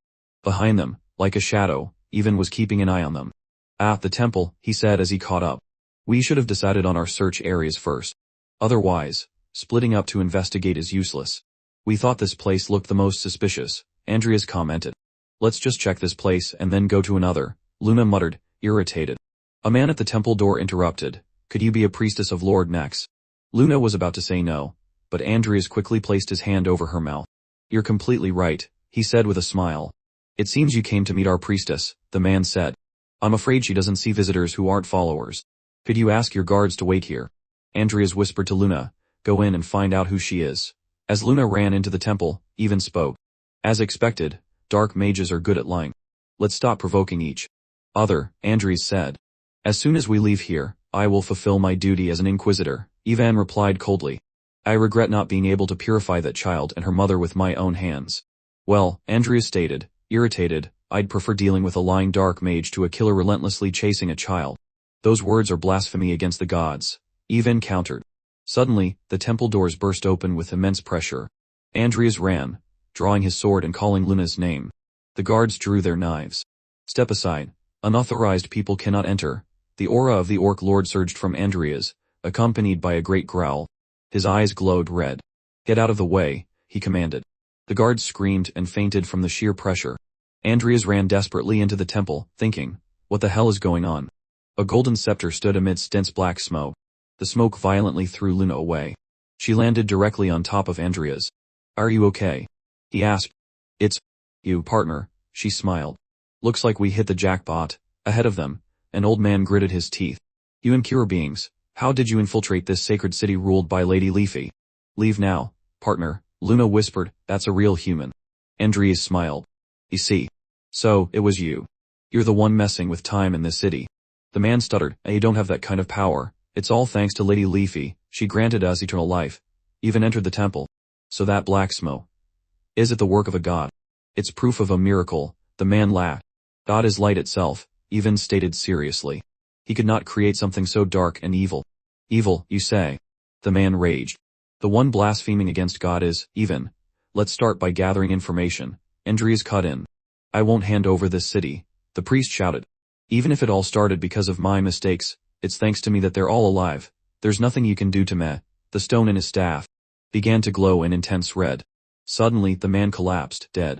A pool of blood spread from his head. Luna knelt beside his body. It's no use. His soul is already gone. So his soul has already returned to the start of the loop, Adrias said. It seems this priest is the cause of the repetitive time, Ivan concluded. But we still don't know how he managed it. There must be some kind of device or special artifact somewhere. Probably the dungeon's core. But we don't have enough clues to find it, Adrias said. Then capturing him alive after a reset, and extracting information is the quickest way, Ivan stated. He positioned his sword against his own neck. Until next time. Luna and Adrias watched in shock as he fell to the ground, dead. An awkward silence filled the room. It's satisfying, but somehow also annoying, Luna grumbled. So, should we start working, too? She asked, grabbing her scythe.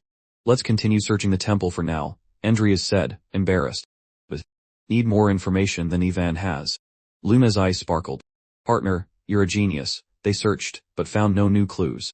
As evening approached, the people outside began to transform into smoke again. We don't know what's happening with time outside this dungeon, Adrias said, explaining why they couldn't stay forever. He had people to protect. That surprised her. Noticing the mist, Adrias said his goodbye to Luna. The next day, they rushed to the temple. The guards were already on the ground, Ven's work. Inside, everything was silent. The priest lay dead again. It looks like he took his own life before we could reach him, Adrias observed. Vivien's voice echoed from the entrance. This will be a long battle. The next day, they were passed again. And again. The third time, everyone was dead. So it went on the 10th time, the 47th time, the 83rd time. Adrias stopped counting after the 120th time. He never got used to the disgust of seeing them take their own lives. On one of the occasions, they arrived to find a message written in blood on the ground: "You are all trapped. There is nothing you can do." "He's playing with us," Vivien commented calmly. To provoke us, he even tore off his own arm. Adrias was fed up. He gritted his teeth, his body shuddering, and then he gathered all his strength and roared, "You bastard." Rage overwhelmed him, and he drew his sword, slashing through the air. As he panted, lamenting, "Damn it, what should I do?" Luna suddenly embraced him. She closed her eyes and said softly, "Today, I will stop dying." Some time had passed, and the sun was blazing outside a tavern. "Luna already told you. It's a waste of time. Why are you coming with this?" she said to Vivien. "Let's just say I am here to keep an eye on you too," the paladin replied. He turned to the bartender. "Can I have the strongest drink you serve here, please?" "Is that something a holy paladin should do?" Adrias asked. "No, it's forbidden," Vivien admitted. "But the all-merciful God will probably forgive his knight for having one mug after going through the trial of death more than 100 times. He poured a drink and handed it to Adrias. "Now, as those who have shared death, let's drink." "Did he lose his sanity?" Luna whispered. "He's more bearable now, though. For now, let's just drink, Luna," Adrias said. They all drank. With the first sip, Vivien let his glass fall, spilling the liquid as he passed out completely. "What the hell?" Adrias was stunned. One of the greatest warriors on the continent collapsed after one sip. "This is our chance." Luna got excited, standing up cheerfully. "Just this once. Let's do it. Let's kill him." Adrias instantly blocked her attack. "Luna, are you drunk? Calm down." "Why not? We'll all just revive anyway," she argued. "We shouldn't be doing these things to each other," Adrias replied seriously. Luna swallowed hard, her face flushed at his words. An awkward silence lingered. Suddenly, she grabbed Adrias's cheeks, massaging them. "Friend, you're way too serious," she commented affectionately. "You know, sometimes even the precious things you hold onto so dearly can still slip away. Are the people you care about so weak that they're defenseless without you to protect them?" Adrias was taken aback by her words, his feelings mixed as he heard her comment. Luna continued, "Look, even Luna is still alive, right? Of course that's thanks to Mommy protecting Luna, but still." At that moment, Adrias drifted into thought. "Right, they're all powerful in their own right. I guess it was arrogant of me to think I needed to protect them." His attention snapped back when he heard a scream. Luna placed a hand on her head and said, "But Luna was protected by Mommy, so we have to get out of here quickly so you can protect them." While the white paladin remained unconscious, Adrias took a deep breath, trying to calm himself. "It's fine. They're not that weak." Luna was surprised and asked if that was really true. Adrias affirmed that it was and finally suggested they explore the city to sober up. At that moment, Vivien slowly opened his eyes in silence, as if he had been awake the whole time. Adrias and Luna walked through the village streets when she asked where they were going. The protagonist thought they could visit the temple once more before nightfall. Curious, she asked why, since the old man was already dead. Adrias replied, "Before, in our rush, we tried to catch the culprit as quickly as possible, right? So this time, I plan to find the weapon of the crime. I doubt he was able to cause the events in that dungeon alone." They arrived at the site of the massacre, and he continued, "Most likely, there's some kind of magical catalyst." Luna suggested that maybe it wasn't even there. Adrias looked around, remained silent for a moment, then commented, "Come to think of it, no matter how quickly we get here, he's already dead, right? That means this place is both his point of rebirth and where the magic was activated. There's a high chance that this place holds that secret." At that moment, Luna interrupted, startled. "Look, there's black mist. Coming out of the spot you destroyed before." A dense black mist began spreading throughout the area. Immediately, Adrias grabbed his sword and told her to stay back. He smiled confidently and declared, "Looks like we made the right choice coming here." Luna, overjoyed, cheered, "Go for it, friend, break it." A powerful explosion erupted from the spot. As the smoke gradually cleared, Adrias and Luna noticed something peculiar, a set of stairs leading down into darkness. Without a second thought, and without fear, Luna rushed ahead. "Bingo, let's go down." At the same time, Adrias intervened, telling her to wait. "Let's wait until the mist clears a bit. This mist might be responsible for the loot." They began discussing the amount of mist in the area, and how it might dissipate with Vivien's light. Adrias fell silent, his expression tense, thinking, "Light. Oh, if I'm not mistaken in this spell." Suddenly, he managed to concentrate a small flame of pure light in his hand. Luna, upon seeing it, was impressed. Whoa, how did you do that? A notification appeared, talent, magic power light element, genius acquired. He recalled when he had been in his office analyzing the notification. I guess this is thanks to the light element talent I received as a reward for conquering the Tower of Metas. Luna was completely thrilled. Teach Luna how to do that. But Adrias replied that it was his first time doing it, so that was all he could manage. He stretched his hands forward while thinking, if I had known, I would have practiced. The light dissipated the dense mist and illuminated the long path leading to a stone wall. Adrias began descending cautiously and warned Luna to do the same, as the stairs were very steep. Naturally, Luna started descending without a shred of concern or caution. Upon reaching the bottom, they realized the place was incredibly dark. However, they heard a whispering voice. Living beings. Luna turned to Adrias and asked if he had heard it. Too. He confirmed that he had. There was something there. As they walked further ahead, they heard it again. Set me free. Adrias found it strange, but Luna, astonished, responded, there's someone up ahead. She turned to Adrias and asked, can you make the light a little brighter? Adrias, pushing himself to the limit, wasn't sure if he could, but he decided to try. He clasped his hands together, straining even more while thinking, just keeping the light on is hard enough. Can I do it? Remove the heat from the fire magic spell. Refine the light by reorganizing it. Repeat this process multiple times. His hands became surrounded by magical circles as he executed each step. Suddenly, a burst of pure light exploded, dispersing even more of the mist and illuminating the area. Whoa, incredible, Luna said, amazed. Adrias could hardly believe his eyes. Before them, a massive red dragon lay dormant. Is that a dragon? Luna stammered. Adrias was equally shocked. From Aha. So, it was here all along. The dragon lay coiled in its own wings, trapped within the space. The mist started spreading rapidly, overtaking the surroundings. Let's get out of here first, Adrias said. However, at that moment, a powerful wind began to rise. Damn it, Adrias thought, I can barely maintain this small light. And yet Luna, feeling the pressure, realized the light was weakening more and more. But this was the best Adrias could do for now.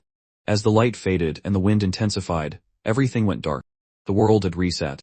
The lab bells tolled as children ran after one another, playing and fighting over a toy. He was sitting at the fountain again when he heard Luna shouting, friend, hurry up. Luna ran toward him, frantic.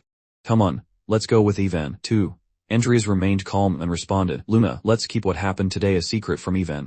She couldn't understand why and questioned him. Adrias then explained, we may be working together now, but he still wants to kill us, remember. But deep down, Adrias was only thinking, first, we need to find a way out of here ourselves. The light was so intense that it could be seen from outside the cave where they were. The priest's body and Vivien's lay on the ground. Luna, shielding herself from the strong light, urged Adrias to keep going just as he was. With a smile on her face, she exclaimed, the light is much stronger than before. They could see the dragon's body still coiled, but she noticed something strange. She turned to Adrias and said, there's something on the dragon's chest. Adrias then stated, that must be its core. Destroy it. She nodded and leaped forward, raising her scythe directly against the dragon. A loud crash echoed, and the impact stirred up a dense cloud of dust. Luna swallowed hard as Adrias called out to her in concern. The core lay before her, glowing red, completely intact. Adrias was pushing himself to his limit, feeling like he couldn't go any further than this. Looks like we'll have to leave this for next time. The next day, both of them were running as always toward the temple. The heart, he said, Adrias muttered. Luna confirmed, saying it was glowing red. Gritting his teeth, he thought, the dragon's heart. If Luna's attacks didn't work, there's no way we can handle it alone. Then an idea struck him. He turned to her and said, let's ask Vivien for help. Luna didn't understand why they would ask him now. Seeing her hesitation, Adrias asked, you don't like the idea, do you? Well, for now, let's just focus on getting out of here. Vivien stood in front of the temple, preparing himself, gripping his sword, ready to unsheath it. As always, the guards lay defeated on the ground. The white paladin was about to push open the doors when suddenly someone shouted, wait, Vivien. The paladin turned around, suspicious of the yelling, and saw the duo running toward him. Luna continued to shout, we found the core, immediately. Vivien asked where it was, but Adrias intervened with a condition. Before that, you have to promise me one thing. Vivien looked slightly confused. Promise? He asked, not understanding what kind of deal this was. Adrias took a deep breath, and answered seriously. When we leave the dungeon, you won't hunt Luna and me down for an entire month. Vivien stared at him in silence, thinking and analyzing his words. Luna, noticing the delay in his response, covered her mouth and whispered to Adrias, see. I told you it's impossible. Look how much he hates the idea. However, Vivien suddenly agreed. all right. Both of them widened their eyes, not expecting him to actually accept. Adrias smiled, wanting to hold Vivien to his honor above all else, and said, "It's a promise with a holy knight, after all. I'll trust you." The trio stood at the entrance of the hidden passage, but something was different from the other days. No here priest's body. Luna pointed at the entrance and commented, "It doesn't matter if he's here or not. All we have to do is destroy the core, right?" Vivien grabbed his sword, agreeing with Luna. Exactly. The priest must have fled as soon as he realized there was no hope. However, Adrias' expression seemed to indicate that he wasn't entirely satisfied with that. That's true, he thought. But suddenly, the three of them heard a voice and quickly turned around. "I gave you a chance to integrate into this world, so why? Why do you want to destroy this city?" The priest shouted in fury. Adrias responded, "You bastard. What's the point of endlessly repeating a world that has already ended?" Still enraged, the priest said, "There is meaning in the fact that they are still alive. Even God forgave them." Adrias seized the opportunity to provoke him further. "God forgave them. Do you really believe that? Or is it just your own wishful thinking?" This only enraged the priest even more. "What? Shut up." But Adrias continued, "You incited the young ones to fight against the fire dragon, but they failed, didn't they?" Each time Adrias provoked a response, the priest told him to shut up. Adrias went on, and the tragedy didn't end there. Judging by the lack of age or gender distinction among the city's residents, this city must have been annihilated in an instant. In other words, it was your reckless expedition that caused this place to be destroyed by the enraged dragon, Kramaha. The moment Luna understood what Adrias was saying, she was utterly shocked. The image of the mighty dragon annihilating the city flashed in everyone's mind. The priest muttered, "Lethe, Sama performed a miracle on this land but it was no use." Adrias kept countering, "A curse, you mean? Like children forever waiting for a father who will never return from an expedition." Adrias grew even bolder, making the priest grit his teeth in anger. "Lethe, Sama is merciful, just, and impartial." The man grabbed his staff and struck it into the ground with a loud boom. At that moment, a dense black mist surged, and soon after, the ground began to crack with a blinding light. Suddenly, the mighty red dragon emerged in a furious rage, shattering the ground and causing the trio to lose their balance. "There's the dragon," Luna shouted. Vivien, realizing the situation, asked, "Is this what we need to defeat?" Adrias confirmed, saying that the core was embedded in its chest. Then he warned, "Watch out for the black smoke." The dragon opened its mouth, gathering a tremendous amount of its flaming power. As it prepared to unleash its fire breath, Adrias rushed to Luna, telling her to be careful. The flames were released, destroying everything in their path. Adrias used his black defense while Luna raised her shield. Vivien endured the intense fire engulfing the area. Suddenly, Luna was no longer Luna. Eve Millennium appeared, looking at Vivien with a smile and saying, "It's been a while, Vivien." The paladin was shocked. "Eve, how are you here?" She smiled at him again and said, "Thank you for taking care of my daughter." However, embarrassed by such words, Vivien asked her not to say strange things. He seemed unsettled, no longer maintaining the calm composure and patience he always felt. His demeanor had changed so much that he even raised his voice. This was something Adrias had noticed, especially when Eve commented, "But look at her. She's grown up so well, hasn't she?" Vivien replied, "It wasn't easy for me to hurt a child, but that's no longer necessary now." Realizing they were arguing at such an inopportune moment, Adrias stepped in. You two, this really isn't the time for this." The priest suddenly spoke loudly. "Lethe, Sama, the just and impartial, they punished the wicked beast that burned God's children, and then hid away, using divine power to resurrect this land with the beast's heart and granted the people here eternal life." As he spoke, the mighty dragon rose, emanating an overwhelming power behind him. Eve immediately raised her hand, filled with green mana, and retorted, "Do you really call this eternal life?" Adrias looked at him, thinking, even without the light, the smoke is dissipating. Luna's body reacted. I can hear the screams of the souls. A cruel god indeed, imprisoning his children in the flow of time. Atop the red dragon, the priest remained silent, simply listening to Eve's words. However, this only fueled his rage even more, and he vowed, I will deal with you first, you witch priestess." Then the dragon unleashed another breath of fire. The trio backed away slightly, unsure of its target, but soon they heard the man's voice shouting, "I will return." The flames struck the temple gates, and soon the entire village was engulfed in fire. The place was in chaos. Eve turned to the paladin and said, "Vivien, I'll disperse the smoke. You bring him down." However, Vivien hesitated, insisting he didn't need any help. Still trying to act tough, she responded with a gentle look, as if she had known him for a long time. Vivien gripped his sword tightly, which now shone with an intense light. But something took both of them by surprise. Even Adrias and Eve widened their eyes, wondering what it was. Behind the priest, a massive portal appeared, and from it emerged Temor and Rudo. Could it be a giant corpse? Yvonne's voice echoed as the priest's fate remained uncertain. Adrias' summoned beings leaped over the giant red dragon, ready to strike. The dragon was at least 3 times the size of the already massive giants. The priest looked up in outrage. Eve was astonished by what she was witnessing. So, giants really do exist. Even seeing the corpse of the Tiger King, Temor, she was still overwhelmed with surprise. She could only wonder who exactly Adrias Cromwell was. Beside her, the protagonist received curious glances as he skillfully commanded his summons. Temor and Rudo launched multiple attacks against the dragon, but they seemed to have no effect. The priest laughed uncontrollably, knowing it was all a waste of time. Mere corpses, they won't even leave a scratch on the dragon's body. He raised his staff high and a thick black smoke began to spread, leaving the two confused about what it could be. Adrias widened his eyes and swallowed hard, thinking, the miss. Something was not going according to his plans, and it left him visibly surprised. Everything seemed chaotic to those standing and watching the scene unfold. This doesn't affect the undead. Rudo stood in front of the red dragon with the burning city completely engulfed in flames behind him. The priest shouted, if the mist doesn't work on them, it's impossible to wound a dragon's skin, this won't make any difference. But Adrias seemed satisfied. He claimed the mist was God's authority. So what is this, priest? You're nothing more than a servant of a dragon's corpse. The priest bit his lip and narrowed his eyes, nearly losing control. Adrias had a way of getting under his skin. Meanwhile, behind them, Eve commented to the paladin, Luna's friend. He seems to be better at insults than you, doesn't he? Yvonne remained quiet, analyzing everything. Seeing these corpses, supposedly dead, parading in front of me, he tried to contain himself, gripping his sword tightly as it shone brightly. He then finished his sentence. It's truly disgusting. In the next moment, Yvonne lost control of his impulses. His sword gleamed as he raised it above his head, his eyes filled with an overwhelming sense of duty.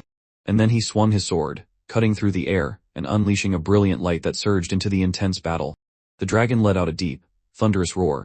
Its core embedded in its chest glowed red. Yvonne's light engulfed the entire area, cutting across the battlefield. Adrias had to shield his face from the overwhelming radiance. This is Yvonne's true power, he thought. However, the priest continued to laugh uncontrollably. It seemed that a shield had formed, leaving the dragon completely unscathed. Laughing maniacally, the priest declared, as long as the dragon's heart remains here, it's useless. Yet deep inside, he trembled, wondering who these people were that had come so close to breaking his shield. Eve turned to Yvonne and said, it's difficult, isn't it? According to ancient texts, a dragon's skin is immune to physical attacks, and its heart is practically invulnerable to aura and magic. Dissatisfied, the paladin stated that if something was that resistant, he simply needed to use more power. In a swift motion, he charged at an unreal speed, gripping his sword tightly. Adrias glanced at him, narrowing his eyes as he thought, damn, muscle-headed fool. Temor, Rudo, fall back for now. The dragon lifted its enormous claw, ready to strike just as the priest shouted from above for all to hear. I don't know what you're planning, but let's see if you can withstand this earthquake. The three were caught off guard by the threat. The dragon's massive claw slammed into the ground, producing a tremendous crash. Dust and debris were thrown into the air from the impact. Instantly, the trio managed to evade, jumping to the sides. The priest sneered. That man, he's the most troublesome of them all. He was talking about Yvonne, who had leaped above him. Yvonne looked at the dragon in surprise as it opened its mouth once more, gathering fiery energy. The blast was powerful, like a tunnel of flames. Adrias and Eve worried about the consequences. But while the dragon was occupied with Yvonne, Adrias saw an opportunity to strike. He quickly formed a summoning magic circle, and a portal opened behind him from which a tiny fairy emerged. Stealthily, the fairy positioned herself to attack, making everyone on the battlefield anxious. Damn, that shield even reacts to Molin's stealth attack, Adrias thought. Eve was impressed. That child, he's far too accustomed to battle for his age. And those two soul spaces he possesses must be hiding some secret. The artifact once again released the black mist, while other creatures began to emerge near the dragon. The priest smirked, saying, you little pest. I'll give you a real opponent. The mist transformed into knights. Fearless, the priest pointed at his enemies and commanded, attack. Adrias did the same. He opened his subdimensional spaces once again, summoning Temor, Rudo, and Nickel, instructing them to handle the situation. Rudo swung his sword, slicing through one of the knights, which instantly dissolved back into mist. Nickel did the same with his blade, while Temor delivered a ferocious punch. Eve turned to Adrias and said, shall we? I'll dissipate the mist. Adrias agreed, stating that he would leave it to her. As he rushed toward the priest, the man stepped back in fear, pointing his staff at him and threatening, stay back. The dragon appeared even more menacing amidst the dark smoke, its eyes glowing with an intense golden light. Eve, in Luna's body, extended her hands, releasing a wave of green energy that expanded outward, creating a clear tunnel for Adrias to pass through. The priest's eyes widened in shock and fear as the protagonist closed in on him. He raised his sword and struck, but once again, the shield emerged, blocking the attack. The priest sighed in relief, smirking. "I told you, it's useless." However, Adrias noticed the panic on his face. Something was definitely off. "But you're panicking. Is it because your attacks have no effect on my undead? And those knights, they're the souls of the fire dragon expedition. The ones who die because of you, aren't they?" The priest was stunned. How do you know?" Adrias responded, "You didn't just send them to their deaths. You torment their souls as well." Unable to bear the truth, the priest shouted at him to be silent. "After all, they're still alive, aren't they? They weren't spared the punishment of death, were they?" However, he had failed to notice something. And when he lifted his gaze to the sky, it might have already been too late. A brilliant light tore open a portal, and from it, countless cross-shaped swords, summoned by Vivien, rained down. The blades struck the red dragon, causing it to roar in agony. Adrias had to dodge, shielding his face with his arms as he leaped backward. The priest was terrified, but his shield once again managed to block some of the swords. "How?" he stammered. The dragon's skin. The dragon had collapsed to the ground, defeated by Vivien's power. Adrias clenched his teeth, furious that Vivien had seized the opportunity and had also targeted him in the process. Eve glanced at him sideways. What a sophist. Meanwhile, the priest, overwhelmed with fear, muttered, "You weren't consumed by the flames." Even walked through the fire, his gaze serious and piercing as he declared, "Binding the dead is nothing more than the selfish desire of those who violate the natural order. Will bring the wrath of the gods upon your folly." The priest glared at him with fury, gritting his teeth and sweating coldly as he said, "As expected, you are the greatest obstacle." The red dragon spread its wings wide, displaying its full, majestic power. Adrias watched Vivien, wondering if this was some kind of secret aura technique. If so, it was truly incredible to witness firsthand. However, with his usual calm demeanor, Vivien simply stated, "You don't even realize that your greatest obstacle is yourself." The priest snapped back, "Shut up. I am the protector of the city. Death is too luxurious for you. I'll trap you in a cage of souls and fire and make you suffer for all eternity." The battle raged on, flames consuming the city's houses, intensifying the already heated conflict as the fate of the repeating nightmare hung in the balance. As Adrias surveyed the chaos, he thought, "That old man. Does he plan to turn the entire city into a sea of fire? Just how much mana does that dragon have?" While analyzing the situation, he failed to notice Vivien preparing another attack, one that would place Adrias directly between him and the enemy. When he finally looked ahead, he was startled to see the attack already coming his way. Adrias leaped into the air, managing to evade it just in time. The attack, millions of swords, collided with the priest's shield, proving ineffective. "He's deliberately aiming at me again," Adrias thought, glaring at Vivien. He questioned aloud, "Are you unable to aim properly at your target?" In response, Vivien remarked, "You're quite agile, so I gave you a chance, but your perception can't keep up with your movements." That put Adrias on high alert. He couldn't quite grasp what Vivien was implying. Recalling the last move, he realized, that wasn't harassment, but an attempt to create an opening for me to attack. Vivien interrupted his thoughts. "Well, since it seems like you can't keep up, I'll just have to do it myself." Adrias smirked. "If that's the case, you should have just said so from the start." As the two argued, Eve, still inside Luna's body, shouted, "Watch out. It's coming again." The jet of fire obliterated everything in its path. Why does he keep repeating such a simple attack? Vivien wondered as he ran. He failed to notice the dragon's tail swinging toward him, and the impact sent him rolling across the ground. "This is bad," Adrias muttered. Eve, standing beside him, yelled, "With that, Vivien can't counterattack. Even if it's just the two of us, we'll have to use a big move." Adrias agreed. "If this attack fails, I'll figure something out." Eve stared at him, unable to understand what was going through his mind. At that moment, a system notification appeared. The legendary Phantom of Sloth will now execute its intent. A shimmering blue energy began to manifest around Adrias. He raised his sword before the imposing dragon, stunning the priest atop it. The priest attempted to strike the dragon, shouting, "What?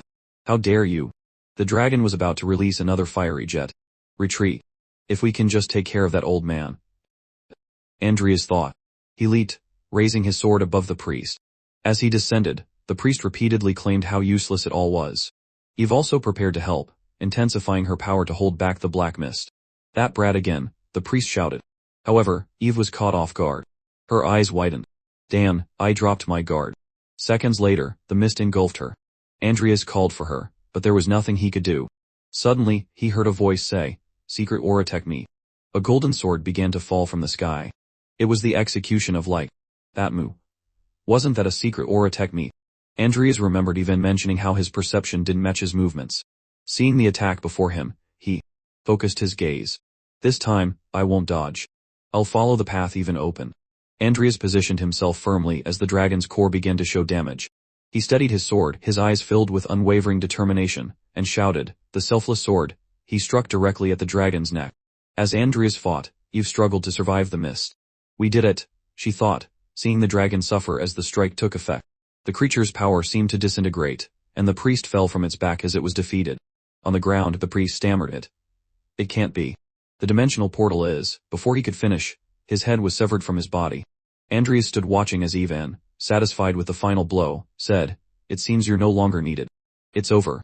Let's escape." "We finally succeeded," Adrias agreed. "But I'm going with Luna. You go ahead first." Vivien remained silent for a moment. He couldn't forget that they were enemies, but he simply responded. With one word, understood. And then he left. Adrias approached Luna, who was still surrounded by the black mist. The old man is dead, but the smoke. He thought.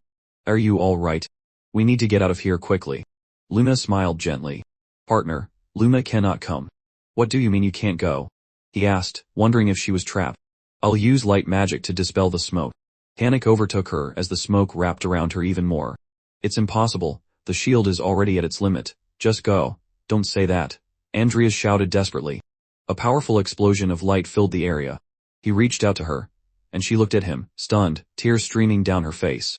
He tried to hold his light and shouted, Quick, take my hand. If you stay trapped here, you won't even be able to die. You'll wander for all eternity. Her hand reached out to meet his. Just as he was about to reach her, she started losing her energy. It's okay, partner, Eve's voice said. Her smile and tears mixed as she tried to reassure him. I'm used to things like this. A black sphere formed, throwing Adrias away. He fell to the ground, his clothes scorched. He stared in disbelief at the massive black sphere that had enveloped Luna. A powerful explosion of light occurred outside the dungeon. Vivien was out there, trying to understand what had happened. So once you leave, you can't come back, he thought, narrowing his eyes. That was careless. We should have left together. Why haven't they come out yet? Inside, Adrias knelt before the black sphere, his head down and filled with rage. This can't be happening, he lamented. I will definitely get out with Luna. Suddenly, he felt a sharp sting as he heard a familiar voice. You're really greedy. He swallowed hard. The original sin, he realized. The voice continued. Oh, so you noticed. It seems you're not completely useless after all. You want to save so many things, even though you're so weak. Adrias laughed. Coming from someone who would also be wandering forever if they stayed trapped here, that's pretty funny. I wasn't complaining about that, Greed explained. Suddenly, the crown of greed left his body, startling him as it landed in his hand. The crown would suit someone as greedy as you, the artifact said. Adrias put the crown on. You have become the true master of the crown of greed. The transcendental emotional state of greed has been surpassed. Mana absorption, 666 mana resistance, 666 mana control, 666 physical regeneration, 666 talent acquired temporarily, perception genius physical strength temporarily, immutable state acquired, transcendental emotional state of greed duration, 66 seconds. Adrias held a ball of light energy. Perception genius. The magic I could barely control before now works effortlessly. With this, I can save Luna. He inserted his power into the black sphere, causing an explosion of light. At the same time, in the infinite darkness, Luna found herself alone.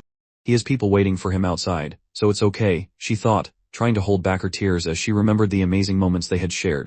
Wiping away the tears, she said, but Luna had so much fun.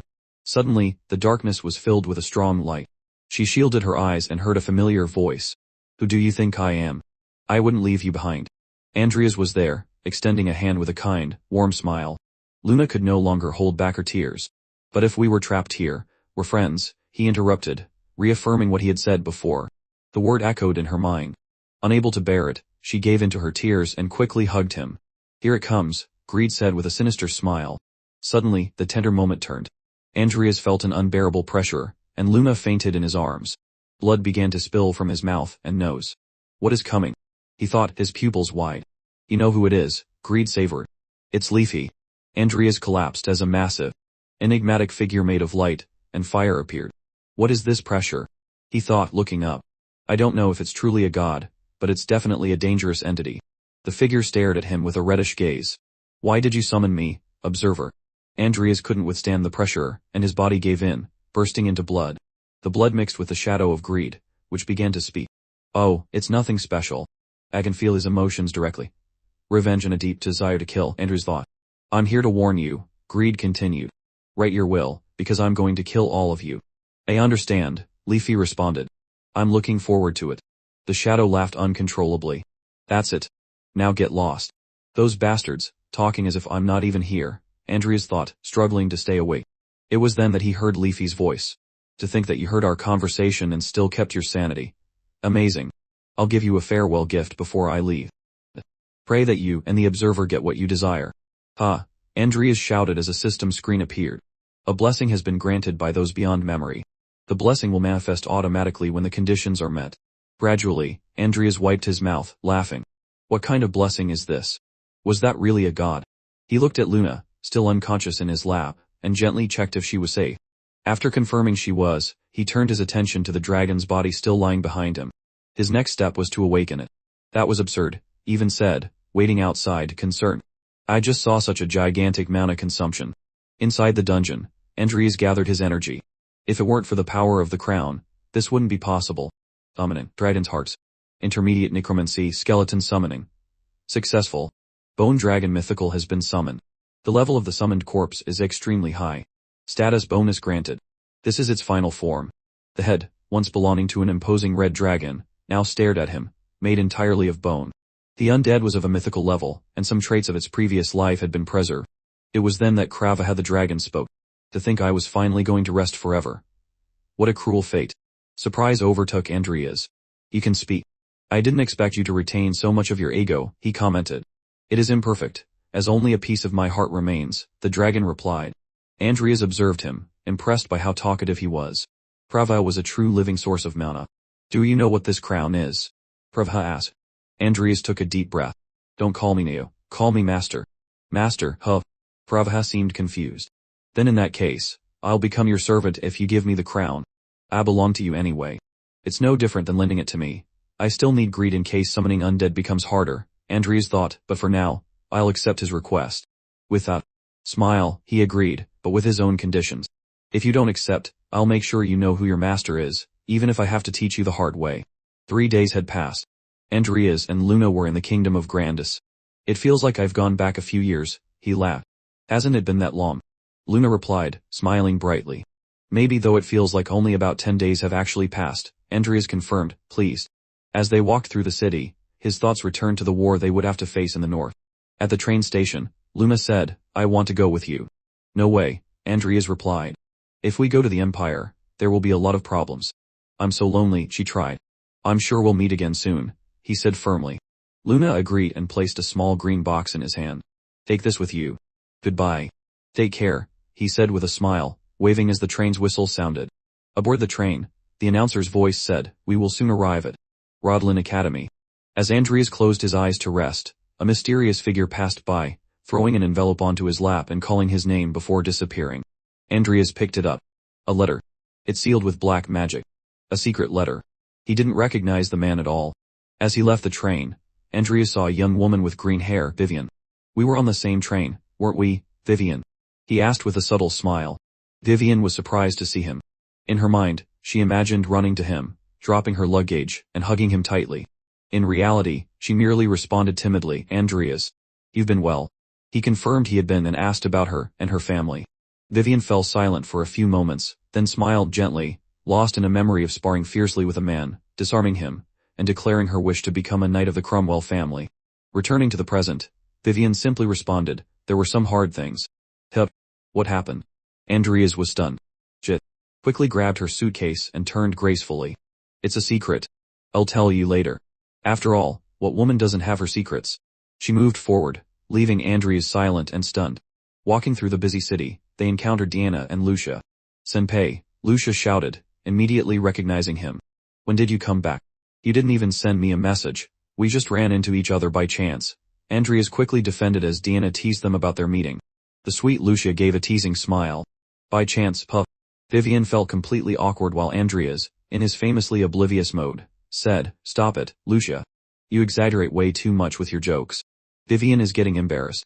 As chaotic as it was, Adrias was happy to see his friends.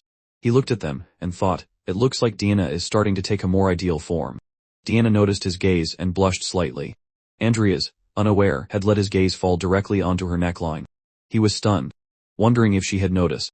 Diana remained silent, checking her clothes. Completely embarrassed, she pulled her cloak tighter and asked, "What are you looking at?" Lucia's eyes widened in disbelief while Adrias began to sweat nervously, unsure of how to explain as he started apologizing. "Senpai, please understand the situation," Lucia said, trying to contain her laughter. "I already told you that's not it," Adrias finished, creating a completely comedic scene out of nowhere. "Well, they're growing just fine on their own," Adrias mused, sitting in the individual research building at Rodlin Academy. He was thinking about the other powerful individuals now under his protection. Maybe I'll watch the first-year fencing class later. He took the letter he had mysteriously received on the train from his pocket. As he opened it, he began to read the elegant script. To the lazy contributor, the rising star of the dark magic world, Adrias Cromwell. You are hereby invited to the next meeting. Adrias was surprised. An invitation to a meeting. This is perfect. He found himself thinking that with the soul sigil of the Orc Lord, and the acquisition of Kramaha's body, his powers had increased significantly. However, what he needed now was an information network to know all the events that would differ from the game. I want to know the Emperor's movements in advance, he thought. His side can probably be dealt with through the Mohan family, but the congregation's side, that's when he thought of Luna. He considered using her for this, but an image of her flashed in his mind, beaming and saying, "Just tell me the next plan. Adrias wants me to investigate." Smile. Adrias shook his head, dismissing the idea. He set the letter on fire, watching it burn. No, there's no way.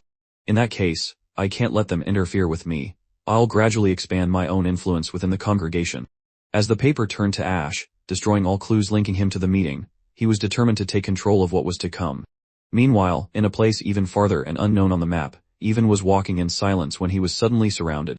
Several hooded figures in white robes pointed their swords at him. They were three master-class inquisitors. A man who appeared to be their leader emerged from the depths of the dark forest. "Ah, so this level of force is necessary. Answer me, even von Orleans. Why did you defy the will of God?" The white paladin removed his hood, revealing his identity, and replied, "I wrote this in the report. I achieved enlightenment. Have you been tainted by dark magic?" The man interrupted. "For you, the symbol of the holy nation, to write such a report, even observe the hooded soldiers positioning themselves for a charge." He commented, "Think of it as a difference in interpretation." The man, joining his hands, declared, "If it is a difference in the interpretation of God's will, then you must prove it with blood." Even remembered the image of Adrias, a killer desperately after a child. "I think a lying dark mage is better than that." He slowly drew his sword while thinking, "This is not God's will." Suddenly, as everyone began advancing toward him, an even more mysterious man spoke. "Ah, are you busy?" Everyone looked at him in shock. "Why are you here?"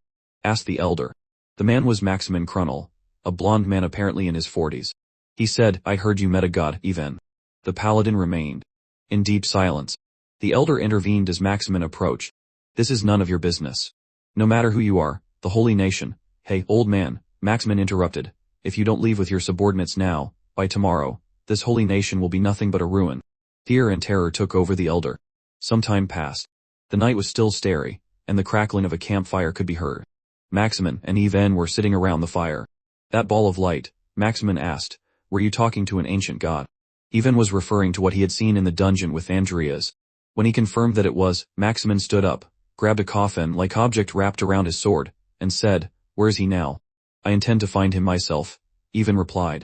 "I don't intend to hurt him," the man insisted. "Just tell me his name." "It seems he has the answer I'm looking for." In a large building at the academy, a meeting was taking place. Several professors were gathered, and surprise filled the room. No one could believe that someone had conquered the Tower of Metas. The supposed unbreakable record of Maximin no longer exists, one professor confirmed. She also held up a paper where a magical circle in the shape of a flower was drawn. By activating it, she revealed that the same person who had broken the record had created this red flower. Although the flower seemed ordinary, the professors realized that the formula shaping it was fascinating. Curious, they wanted to take a closer look. As soon as they touched the flower, something incredible happened.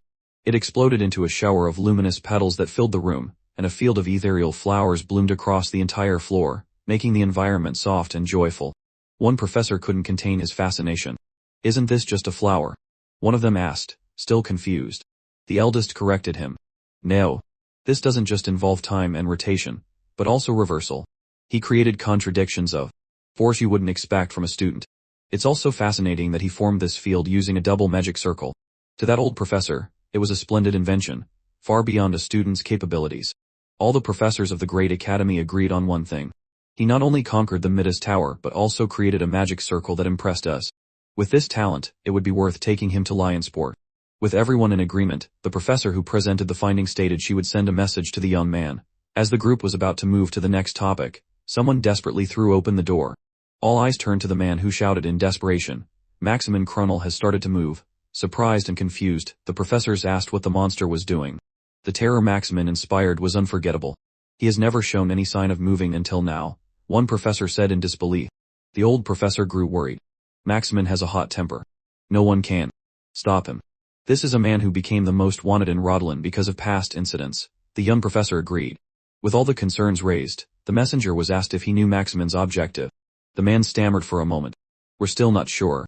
However, according to the report that just arrived, he has already crossed the Rodlin border." The professors couldn't believe it.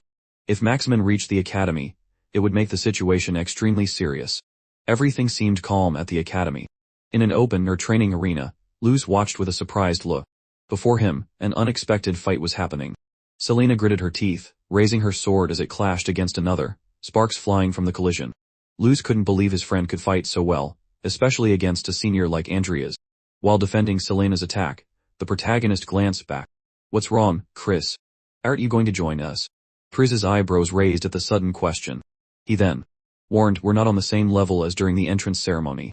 Aren't you underestimating us too much?" Adrias just teased him in response. "If you don't have the confidence to fight, you can just admit it." This ignited Chris's pride. He immediately advanced, shouting, "I'll make you regret saying that." As he approached, Chris launched a horizontal strike, but his sword found nothing. Both he and Selena were surprised by Andreas's movement. Spinning in the air, Andreas appeared above Chris, teasing him. "Are you the type who barks but doesn't bite?" Luz was impressed by the way Andreas dodged the attack while being pressured by Selena. Gracefully, the protagonist landed on the other side of Chris. He even noted that the young ones had improved. The moment Andreas landed, Selena jumped for a rear attack. The girl thrust forward, but Andreas dodged by moving to the side. This created an opening for Chris to launch an aerial attack, but raising his sword, the protagonist managed to block it. With a double attack from Selena and Chris, Andreas retreated, putting distance between himself and the duo. Clicking his tongue in irritation, Selena didn't give up. Looking to the other side, Luz was incredulous to see an aura. Chris held his sword raised in front of him, breathing deeply as a crimson aura was released, showing he would use powers far beyond simple fencing. Chris moved quickly, alerting Adrias. The protagonist saw something approaching fast that surprised Chris by blocking his attack. Sword against sword, he pushed Selena's hand down to avoid her strike. Since the two were so close, Andreas smiled maliciously, thinking about how to punish them. Immediately, a circle of white light appeared beneath Andreas's feet. This frightened the duo. Before they could defend themselves, they had been disarmed, their swords flying into the air. With a crossed slash of energy, they were defeated. "Magic," Louis stammered upon seeing it used. Falling to the ground, Chris growled, refusing to accept defeat. It's not fair to use magic." But Andreas mocked him. "Can you say the same on a battlefield? I think it's a great idea to gain some fighting experience against magic users." "Got it." While Chris tried to argue, Andreas ended it, surprising them. "Putting everything aside, you two really have become stronger." He first addressed Chris, praising his sword technique, which had become more refined. As for Selena, he congratulated her for finally being able to hold the sword the way she wanted. Luz wanted to join the conversation, too, but heard someone shout for Andreas. "Seated head, sir, what are you doing here? You promised we'd try a new mixture." Luz was surprised to see Lucia in the training area. Passing by the young man, Andreas apologized for not being able to fight with him. "Let's leave the confrontation for another time," he said, saying goodbye. Luz frowned, but nodded affirmatively. As they walked, Lucia stretched. "Finally, it's a new semester. Do you have any goals for this semester, senior?" Andreas tried to think, but before he could reveal any, he heard Lucia's excited voice. "My goal for this semester is to learn several new spells." She winked at Andreas, reminding him that she had gotten a new chance thanks to him, so she didn't want to waste time. She also said she wanted to enjoy school life a bit more. Hearing the girl talk non-stop, Andreas rolled his eyes. Lucia put her hand in front of her body, closing her eyes as she spoke. "There are so many things I couldn't see when I was sick. So many fun things." Andreas looked at the girl, contemplating her innocent desires. After saying everything she wanted, Lucia asked Adrias what his goal was. The protagonist thought for a moment. He would like to participate in the congregation meeting but was just waiting for the day to come. Based on the information he had obtained, there was still some time before the war in the north would begin. Putting all that aside, Adrias answered, "I think I'll do some research on magic." Surprising his friend, he said he wanted to try using techniques that combined various magic attributes with fencing. "There are many situations where I can't use undeads, so it wouldn't hurt to prepare." Hearing that, Lucia cheekily commented, "So that means you're my rival. I'm also planning to focus on learning magical combat." The girl proudly declared that the only reason Adrias was getting so much attention was because she had been too sick to show her superior skills. With a slight look of disbelief, Adrias let her think whatever she wanted. However, the girl noticed his look and argued, upset. While the two joked around, a small dust cloud hovered in the air in the garden outside. Adrias's gaze was drawn to the nearby building where it came from. Lucia noticed the surprised look on his face, and before she could ask what was happening, a huge explosion occurred, creating a gigantic fireball in the building next door.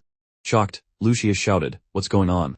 Seeing the dust and smoke, Adrias realized the main gate had been hit. Immediately, he moved while telling Lucia to run to the gate behind the school, opposite the explosion. The girl extended her arm, worried, trying to understand what he was going to do. As he ran toward the courtyard, Adrias tried to imagine what had happened, since he didn't remember any attacks on the academy at this time of year. He wondered if it was an attack launched by the congregation. Approaching the explosion site, Adrias was stunned. Amid the dust and smoke, several people lay unconscious on the ground. The first person he identified was Director Zeus. On the other side, even Professor Ivy had been hit. While the protagonist tried to wake the professor, someone approached from behind. Feeling the presence, Adrias heard his name called. Behind him, a man carried a coffin on his back. In his hand, he held an unconscious professor. The man, wearing a magic college robe and a sword on his hip, spoke darkly. "It seems the man I was looking for has appeared." Looking up, Adrias came face to face with none other than Maximin Kronel. The protagonist hurriedly wondered why Maximin was there and, pretending not to know him, asked, "And who are you?" Releasing the man he was holding, Maximin revealed he was there looking for him. Adrias frowned, and suddenly saw Maximin disappear. The sinister man reappeared behind Adrias, challenging him. "First things first, let's see if you're really as good as they say." The protagonist reacted in time and dodged Maximin's fist, which struck the ground, tearing everything in its path. Having evaded, the protagonist asked what Maximin was doing. Maximin did not answer. Instead, he put his hand behind him, grabbing the sword on his back. Immediately, Adrias felt a strong pressure. Reacting quickly, the protagonist used a stone shield spell, raising a large wall between them.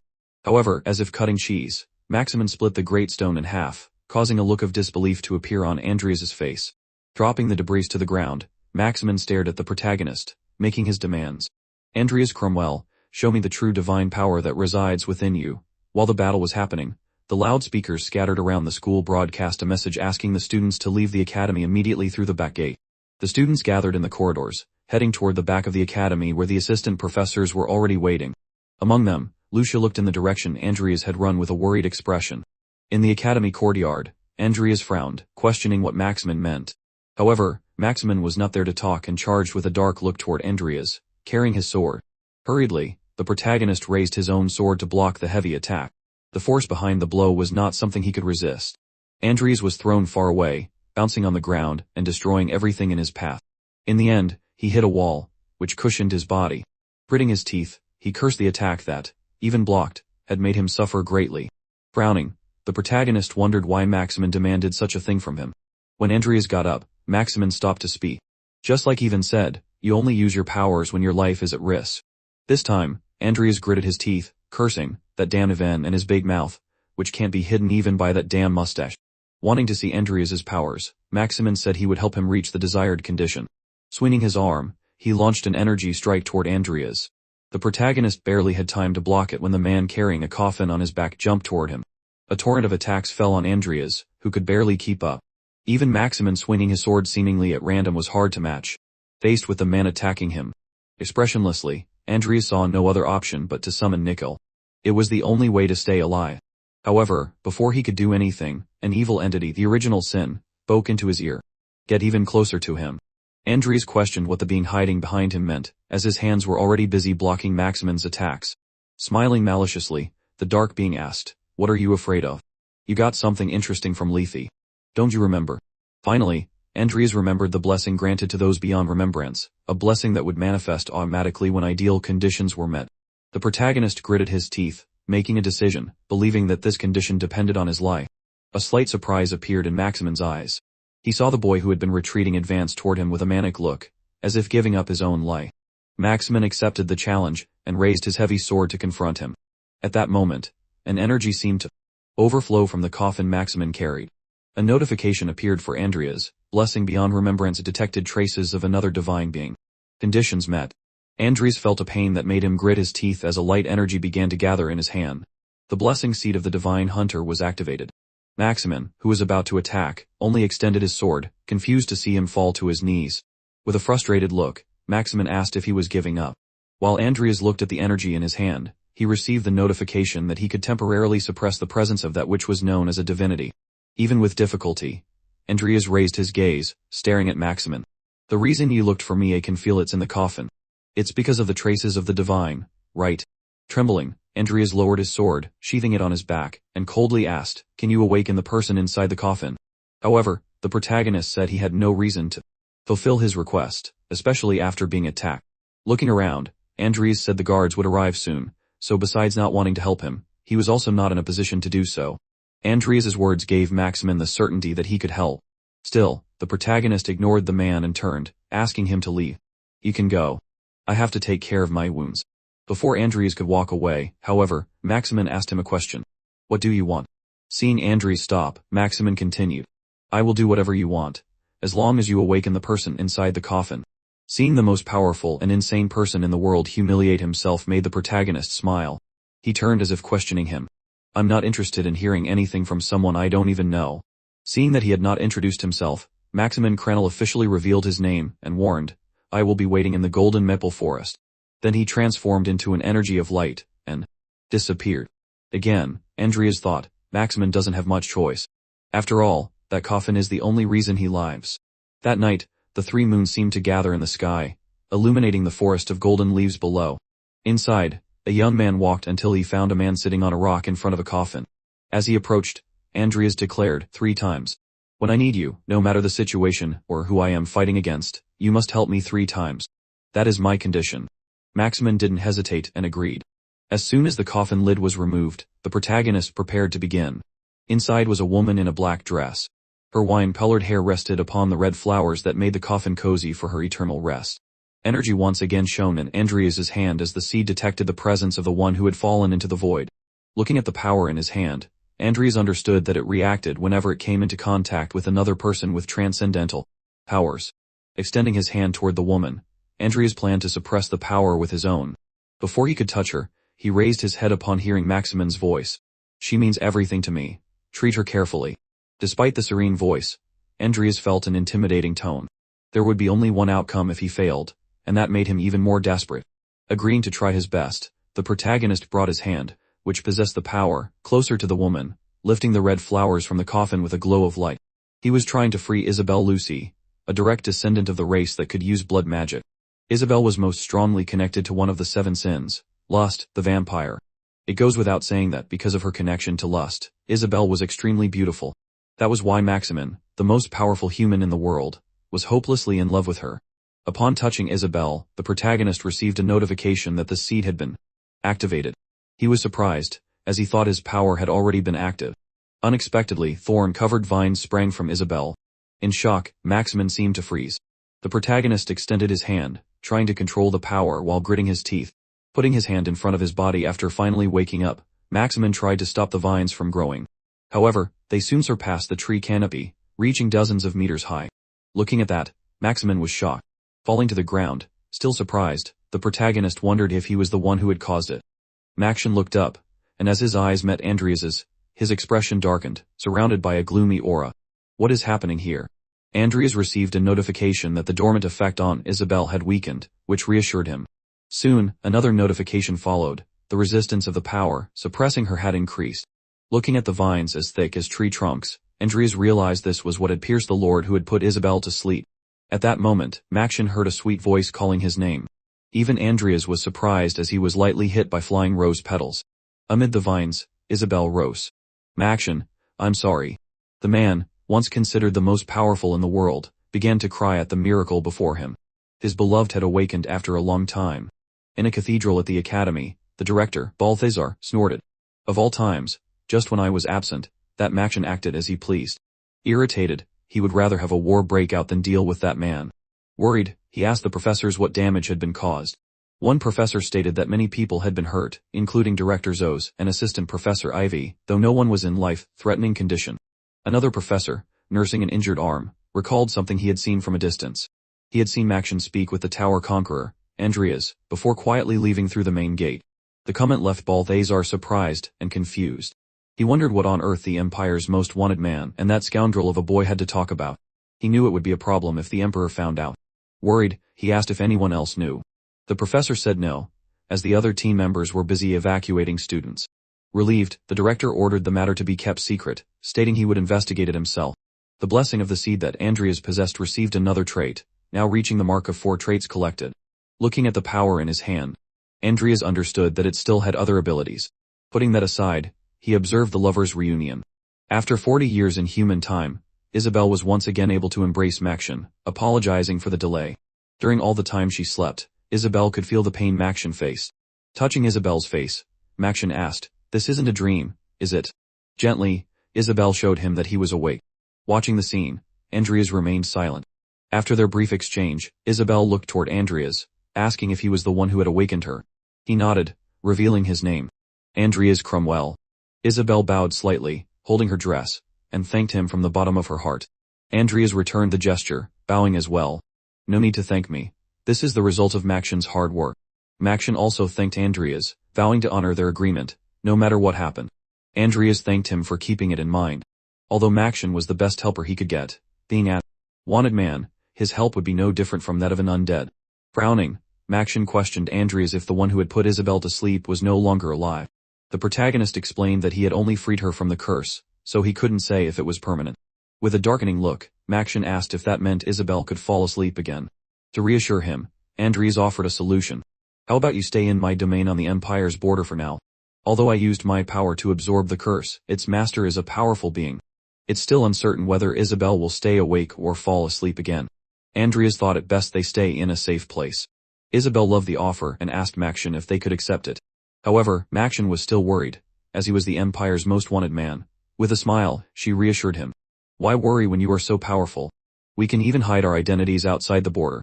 Isabel truly wanted to live a normal life for a while and asked Maction to fulfill her wish. Although she seemed normal, Isabel had once been on the path to becoming the vampire queen. By following that path, she meddled in matters she shouldn't have and became a victim of the sleeping curse.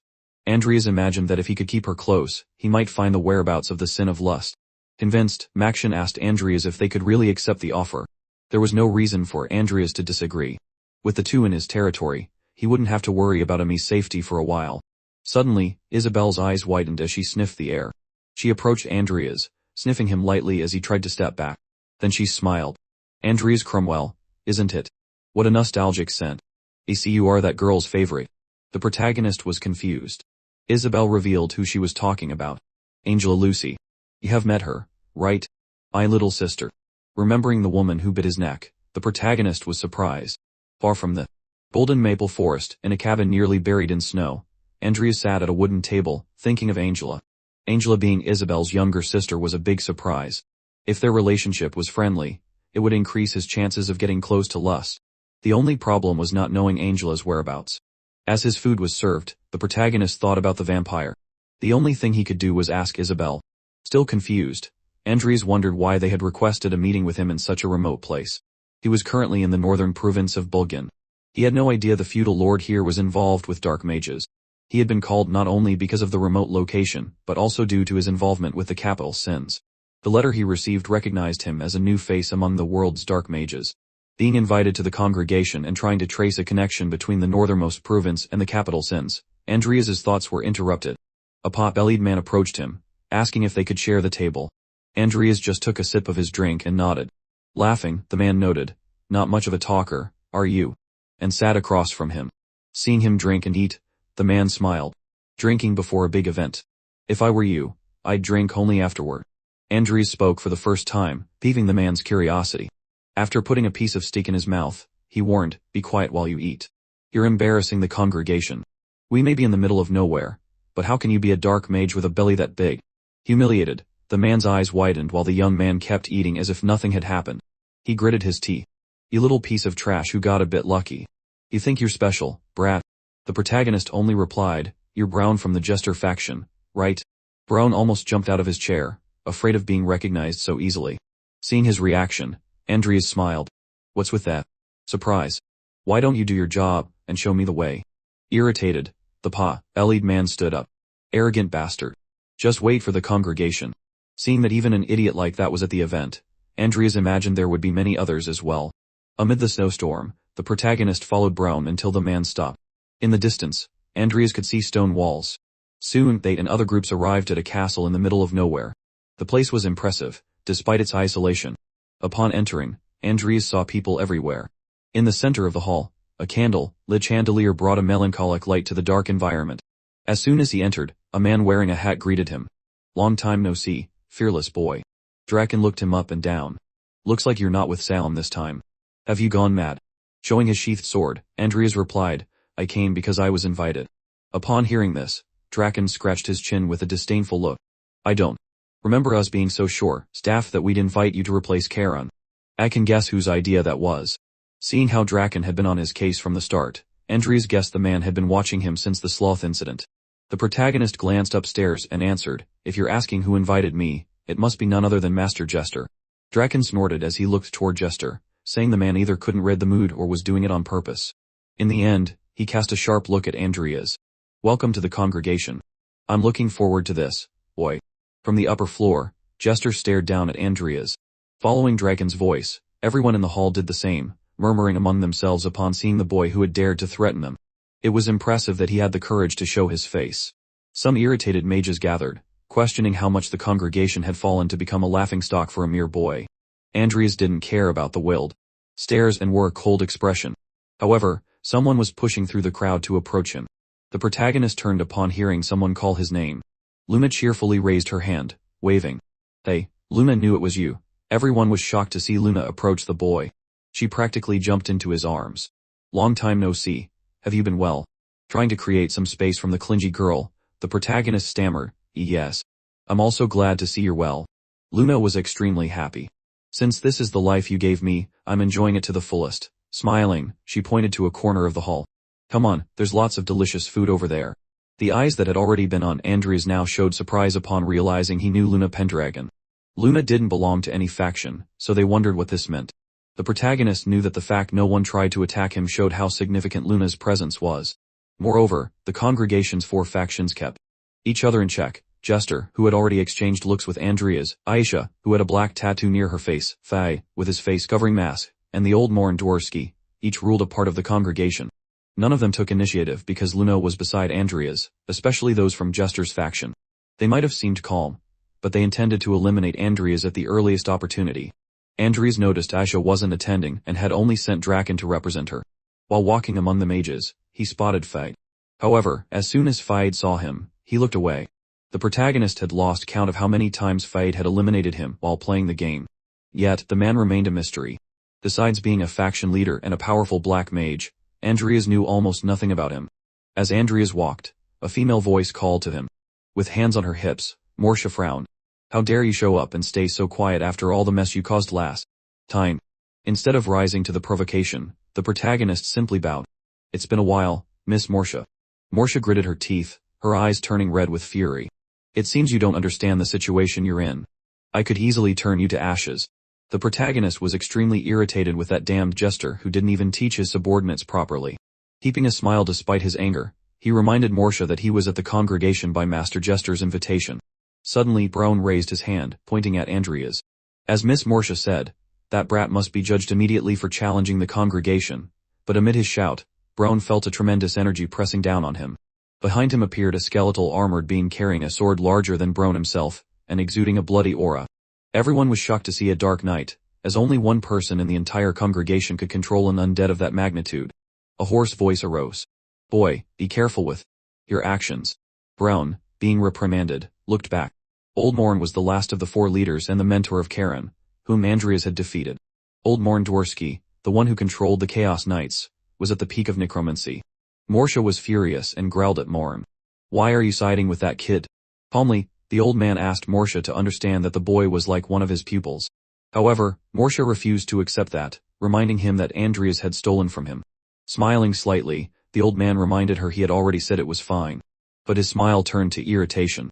Or do you harbor ill thoughts about me giving him my possessions? With irritation in Morin's eyes, his knight displayed a cold energy. At that point, Jester was forced to intervene. Leave things as they are. The boy is my guest. Despite being irritated, Morsha could not go against her master. Raising one hand and striking his staff on the floor, Morin began to dissipate his knights. Especially in the presence of so many important guests. Please forgive this old man for reacting so aggressively. Luna ran to the old man. Grandpa, take it easy and rest. Faced with such a charismatic girl, he smiled, telling her not to worry. Adrias bowed his head. Master Morin, I still can't thank you enough for helping me again. The old man smiled. Isn't it normal to avoid unnecessary conflicts? Showing his sincerity, Adrias apologized for what happened to Master Cain. However, the old man told him not to worry, as those things were just fate. While the two talked, Jester descended to the hall. It's been a while, Morin. And you too, Adrias Cromwell. Morin greeted the robed man, as did Adrias, who bowed slightly. Thank you for the invitation. However, the man corrected him. I should be the one thanking you since you accepted my invitation despite all the enmity between us. Frowning, the protagonist tried to understand what Jester meant. Although it seemed sudden, Jester wanted to get straight to the point, and made an offer. Join my faction, Adrias. The invitation shocked everyone, from Morsha to old Morin. But not Adrias, who realized how cunning Jester was being. By making him join his faction, Jester could keep an eye on the academy again and strengthen his influence by using the connections Adrias had with Salem. Seeing the young man's silence, Jester asked if it wasn't a good offer. However, Adrias knew Jester only wanted him to become a lackey. His next actions would cause a commotion, but he had no other choice. He bowed slightly. Thank you for the offer, but I'm already planning to form my own faction in the congregation. His words scared everyone present, though they excited Luna. People thought they had misheard, but Luna jumped and shouted, that's right, Luna will join her friend's faction. While Jester was still confused, Morsha shouted, the congregation is not a game. Even Morin warned him, boy, I'm not sure that's a wise idea. Stomping his foot, Jester warned him. Adrias, do you understand the implications of what you said? He extended his hand, showing a ring. To form a faction, you must take possession of this ring, the proof of a faction leader, or have it passed to you. Learning the rules for the first time, Adrias replied, I understand. It doesn't seem like I can do that anytime soon. Seeing the boy back down, Morsha grew more furious. You brat, enough with the insults to the congregation. Your mouth is really cheeky. Amid Morsha's fury, Jester silenced her to make a suggestion. He extended his hand with the ring. Jester, put my faction's ring on the line. I want you to fight Morsha here. Everyone was surprised by the suggestion, and the high-risk bet. Even Morsha wanted to understand why he was going so far. However, she soon thought, with this, I erase any justification for Morin to interfere. Although he is just a boy, he has contacts with Maction. If he's not going to be ours, then this is our chance to deal with him. Smiling maliciously, Morsha was tempted to accept. Morin immediately realized the trap. Mockingly, Morsha extended her hand, asking if Adrias would accept. Frowning, the protagonist knew that if he wanted to take control of the congregation, he would have to walk this path sooner or later. Morin was about to intervene when Adrias began to speak. This is an exceptional offer. It would be rude of me not to accept. Seeing her future boss accept the challenge, Luna celebrated, her eyes sparkling. Arrogantly, Morsha declared, let's go outside. I'll show you how formidable this congregation is by carving it into your body. The duel was to take place in front of all the members. In an arena near one of the castle's exits, the two competitors faced each other. Morsha, as always, was haughty. There's no Salem or anyone who can intervene. He still managed to act tough despite that. In silence, Adrias analyzed Morsha. He didn't know her true strength, only that while she wasn't at the level of a warlock, she was undoubtedly stronger than Cain and Kyler. When Morsha finished speaking, Adrias taunted, is that all? That made her grit her teeth, losing composure. Adrias saw her lose her temper as she suddenly charged, swinging her cloak shaped like a vulture's wing and cursing, how dare you provoke me? The protagonist quickly drew his sword, defending against an attack that created an explosion of wind and snow. Amid the smoke, Adrias looked back. Behind him, sharp feathers were piercing the ground. Morsha's subordinates were surprised to see Adrias block one of her attacks. Confident she left no openings, Morsha smiled maliciously. You better stay alive until I vent all my rage. Adrias, raising his sword, panted lightly. The attack felt like facing a metal wall. He knew he could defeat her if he used all his powers, but it wasn't wise to reveal them here. A careful approach was necessary. Seeing the young man tense, Morsha advanced again. She leaped in front of the sun, trying to dazzle him like a crow before its attack. A great explosion erupted as her kick struck the ground. Adrias gritted his teeth, feeling the impact. At the same moment, his opponent plucked one of her black feathers and moved behind him, mocking, "Or did you underestimate me?" Morsha smiled, about to use her final attack. But Adrias's cold gaze showed he was pleased she had come close, entering the range of his skill. A skeleton carrying a sword appeared behind Morsha through a portal. She felt its presence and was surprised. Adrias might have been holding back, but against a confident opponent, he could easily turn the tide. The skeleton launched its attack, exploding the arena once again. Morn Dworsky watched with narrowed eyes alongside Luna and others who were impressed. Jester did not expect the summoning of a ghost, while Faye hid his expression behind his mask. Behind the curtain of snow, Adrias wondered if he had hit her. The skeleton had launched a horizontal strike that was blocked by Morsha's cloak of feathers. Having defended the attack, Morsha gritted her teeth. "You smart idiot." Frowning, the protagonist tried to understand what had happened to Nickel, but something more important caught his attention. Morsha released a dark energy, and began to mutate. Her face elongated, forming a sharp beak, while her hair fused with her cloak, becoming dark feathers. The skeleton ignored the transformation and raised its sword again, unleashing a crushing attack on Morsha. Simultaneously, Adrias attacked with a horizontal strike of his own, cutting off her escape. Caught mid-transformation, Morsha was targeted by both extremely dangerous attacks. However, from within the cloud of snow kicked up by their powers, a giant crow cawed deafeningly. Morsha raised her face, opening her sharp beak, and releasing a sonic wave that could rupture the eardrums of those nearby. Adrias quickly covered his ears. Even Luna, and some others farther away did the same. The skeleton would not allow the crow to act freely, and brandished its sword toward her massive foot. Suddenly, a second undead struck the crow's head, throwing it to the ground and silencing it. Many were shocked to see a second undead.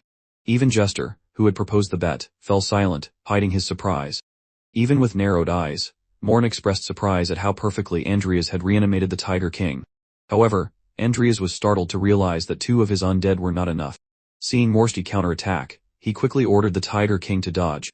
The beast managed to leap high, avoiding the blows from the giant crow's wings. Retreating, it landed beside Adrias and Neckel.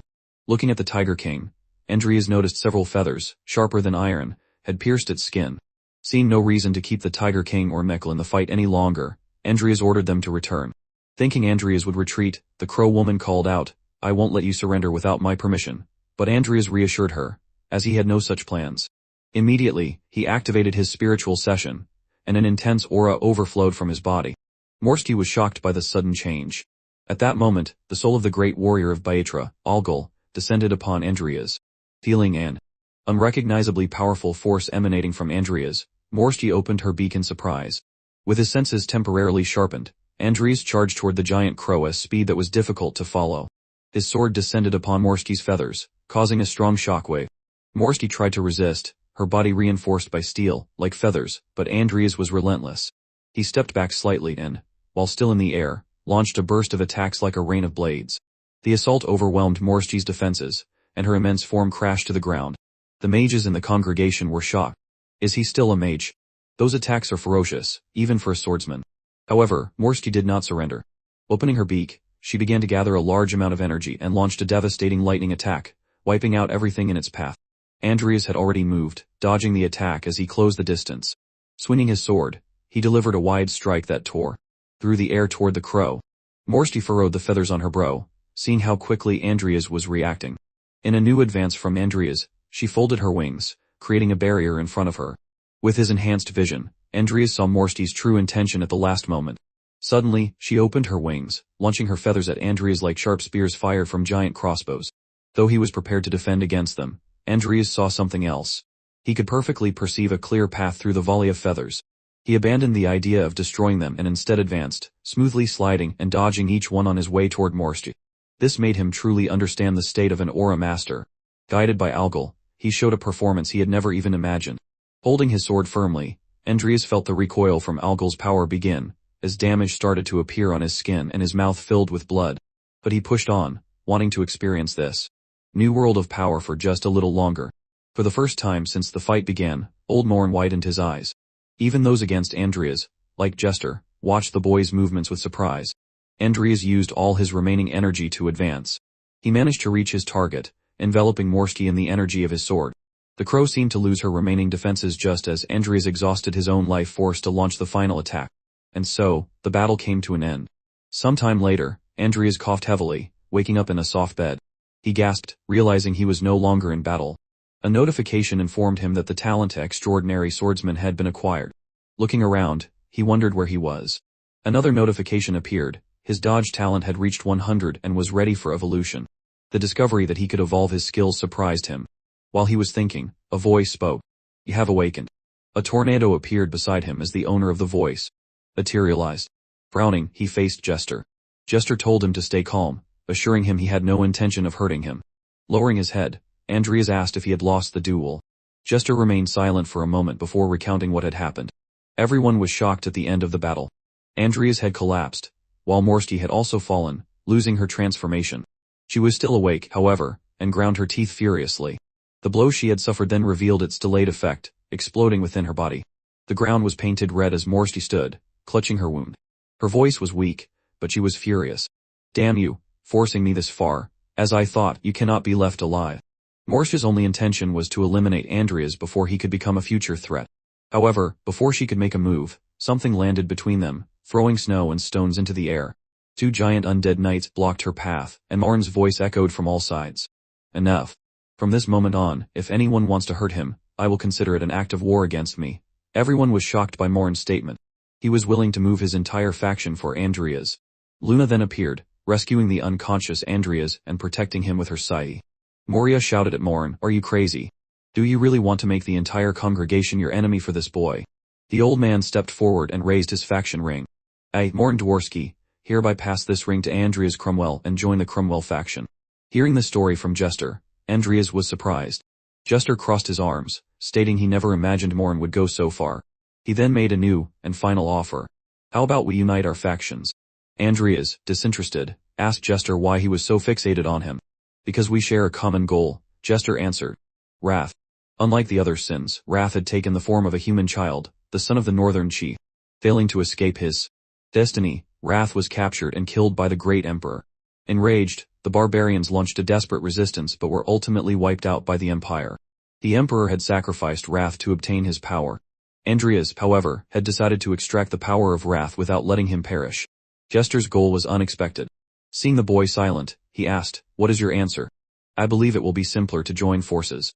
Slightly smiling, the protagonist tried to dismiss him. What if I say my goal is not Wrath? He didn't know if Jester was monitoring him or simply casting bait. Jester was silent for a moment. "Should I consider that a rejection of my offer?" Sighing, Adrias declined the proposal. "I apologize." "Don't apologize," Jester said as a whirlwind of energy began to form around him. "It was your choice. Now, face the consequences." As Jester vanished, Adrias thought about Wrath.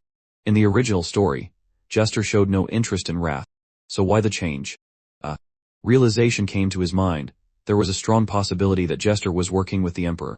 If that was true, all of his actions had likely already been exposed. Suddenly, the door opened and Luna ran in. "Friend, you're still." She stopped when she saw Adrias sitting up on the bed. Trying not to drool, she covered her eyes to avoid seeing his bare chest, but her excitement at seeing him alive was obvious. With her was Morn, who smiled through his beard. "I'm glad you're well."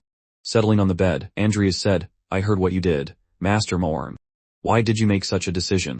The old man looked confused. "I'm talking about the ring and about you joining my faction," Adrias clarified. Morn extended the ring to him. "It is yours. You see the possibility of a new era in you." Luna intervened.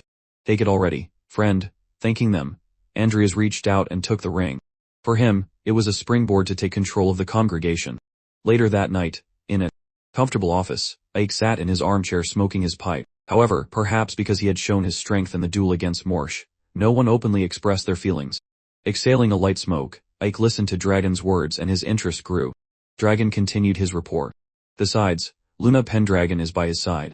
Ike was surprised to hear about Luna. That boy even charmed the silly girl. Ike laughed out loud, imagining what the scene must have been like. Too bad I missed such a spectacle. I should have joined the event this time.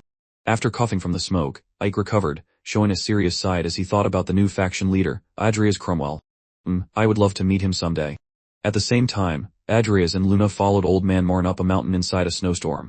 The duo, following the old man, wanted to at least understand where they were going. Adrias complained, "You told us to follow you, but didn't even say where we were going." The old man's steps continued forward while he recalled, "I was just impressed by your undead. However, I thought your defenses left a little to be desired." Remembering how Timur's skin had been easily pierced by Morsha's feathers, the protagonist couldn't help but agree. After making the young man recall what had happened, Morn continued, "That's why we came here. I thought it would be good to introduce you to a skilled blacksmith."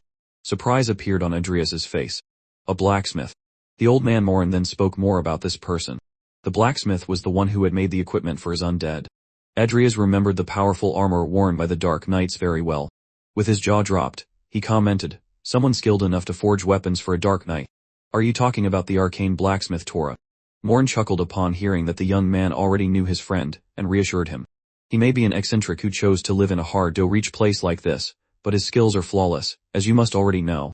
Well, trekking through the snowy mountains, the group ended up encountering fierce wolves. With dark expressions and auras, they snarled at the invading humans.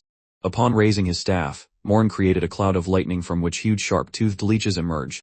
The undead descended from the sky, attacking the bloodthirsty wolves before they could flee. Each of the leeches bit one of the wolves, lifting it up as it devoured it. Watching the wolves being defeated without any effort, Adrias was shocked. Mid-level dark mages would barely be able to handle one of them, let alone an entire pack. Hearing the old necromancer sigh, Adrias stared at his back, impressed. Morn was terrifying. Although he was a gentle man, it was obvious why he was, without a doubt, the strongest necromancer. Standing next to Morn, the protagonist tried to find out how long he had known the arcane blacksmith Tora. Remembering the past, Morn revealed that they had met for the first time 50 years ago. At that time, he was not yet known as someone who made magical swords. While Luna was sneezing because of the cold, Morn began a story. "The first time he came to meet me, he was just a common and distressed dwarf." Hearing the revelation as they moved through the snow, Adrias expressed his surprise. "He was the one who approached you first." There was a profound meaning in these actions, which shocked Adrias even more. Melancholically, he verbalized what the reason must have been.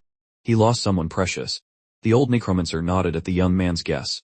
"Yes, only those who have fallen into great misfortune, or those who have lost someone dear, would seek the help of a necromancer in this cruel world." Adrias knew someone who had done the same, Baron Belair.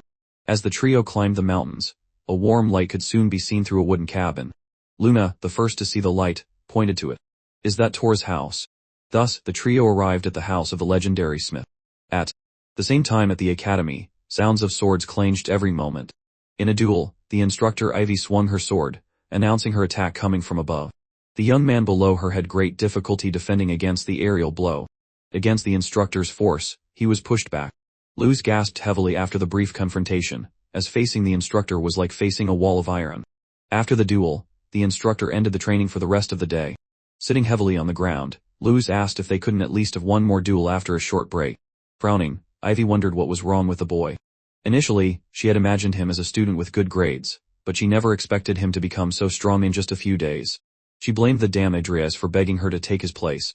It was vexing, but the boy's words that she shouldn't waste her time were proving to be true. After all, he seemed to be a better judge of people. After a minute's rest, Luz got up and addressed a different topic. "Oh, Assistant Professor Ivy, I heard you are now an Aura Master. Congratulations." Hiding her shyness from being weak against compliments, the instructor cleared her throat. "It's nothing special, really." Avi's humble words made the young man disagree. "That can't be true. I heard that only a few managed to pass the screening." Looking away, she tried to diminish her own achievements, stating that a screening like that was ridiculous, but ended up showing an air of arrogance that scared Luz. Remembering that she had been the youngest to achieve this feat, Luz continued to praise her with great respect. Cutting the knight's small talk, she raised her own sword, and told him to do the same. Holding the sword firmly, he nodded. "I will be in your care." Before they fought, Ivy asked something she had been curious about for a while. "What's your deal with that seedy-haired guy? You don't seem like someone who has anything to do with him." Confused upon hearing the instructor talk about a deal, he revealed his thoughts. "I thought you were helping me train, because you and Senior Adrias were close friends." Annoyed, she almost punished him for the mistake of saying that. However, the young man was still confused and asked why she was helping him. Without even being sure, the instructor claimed she had just become curious about Adrias's recommendation. Remembering how Adrias had said they would fight another time, Luz realized that the senior had sent the instructor to train him as compensation for delaying the promise. Suddenly, Ivy put away the training sword, abandoning the confrontation. "Remembering that seaweed had made me lose the mood to train." Let's continue tomorrow. Surprised by the teacher leaving so suddenly, Luz called out to her in a hurry. With an investigative look, she turned around asking what he wanted. Unexpectedly, she saw the young man bow politely and thank her. Despite your reasons, I would like to thank you deeply for spending your time with me.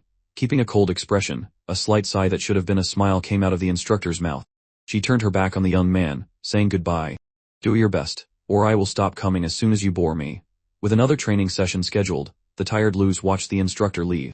At the same time, the trio that had left the congregation had already entered the blacksmith's house and made their request. However, the answer of the burly dwarf, the blacksmith Tora, was direct. I refuse. In front of the bonfire that separated them, the three visitors were silent, surprised. Adrias had imagined that Tora would accept the request immediately since it would be made by Morn, but that was not the case. The old necromancer smiled, asking his friend to change his mind. Come on, don't make me look bad. Tora's decision was unyielding. Lord Morn, I only accepted the request because it was you. To be frank, lowering myself to creating equipment hurts my pride. Not to mention that it would be for a kid's undead whom I barely know. Being attacked directly with words, Adrias remained silent, as they were not lies. Tor continued, certainly any blacksmith would agree with me. No one wants their creations held by a nobody. This time, Adrias was shocked and irritation arose in him. However, he kept his patience since he was in front of the best blacksmith in the empire. Frowning, Adrias wondered if there was any way to convince the dwarf. It was then that Tora stated something that Adrias thought of using. The blacksmith demanded that the young man have an undead at least on the same level as Morn's Dark Knights, but not believing it was possible, he recommended that the young man try to convince another blacksmith. It was at that moment that a skeleton holding a sword appeared behind Tora. The protagonist smiled, asking, if you don't want a nobody like me to hold your weapons, then what about him? A.B. An undead with an ego can interest you. The blacksmith looked back as the young man commented and came across the skeleton that stared at him deeply. Tor got up in a hurry, looking at the skeleton that released a sinister aura, and questioned, confused, is he a ghost? I'm surprised he has an ego. Despite being impressed, the blacksmith did not think the undead was as strong as Morn's. Adrias was surprised by the statement, not knowing how to respond. However, Morn knew. To Tor's surprise, he praised the undead summoned by Adrias, calling it fascinating. The old necromancer made a proposal. How about this? If he can prove his prowess against my undead, you will consider creating a weapon for him. The proposal shocked both Tora and Adrias for different reasons. The protagonist was about to question old man Morn when Luna shouted, we're going to have a fight. The blacksmith also interrupted, accepting the proposal to Adrias' surprise. Very well. Against such conditions, I have nothing to complain about. Upon reaching a more open area, still under the heavy snowfall, Morn instructed the young man not to hold back and to show everything he had. Adrias was ready to reveal his best. Something Morn could already tell from the skeleton he had summoned. The old man even laughed. Ho ho ho. I can already tell your undead is excited. The skeleton swung its sword with downward cuts, warming up for the battle. Immediately, Morn summoned one of his undead, several times larger than Adrias's. It wore full-body armor, a wine-red cloak, and wielded an immense sword. Morn introduced his undead named Ruderan.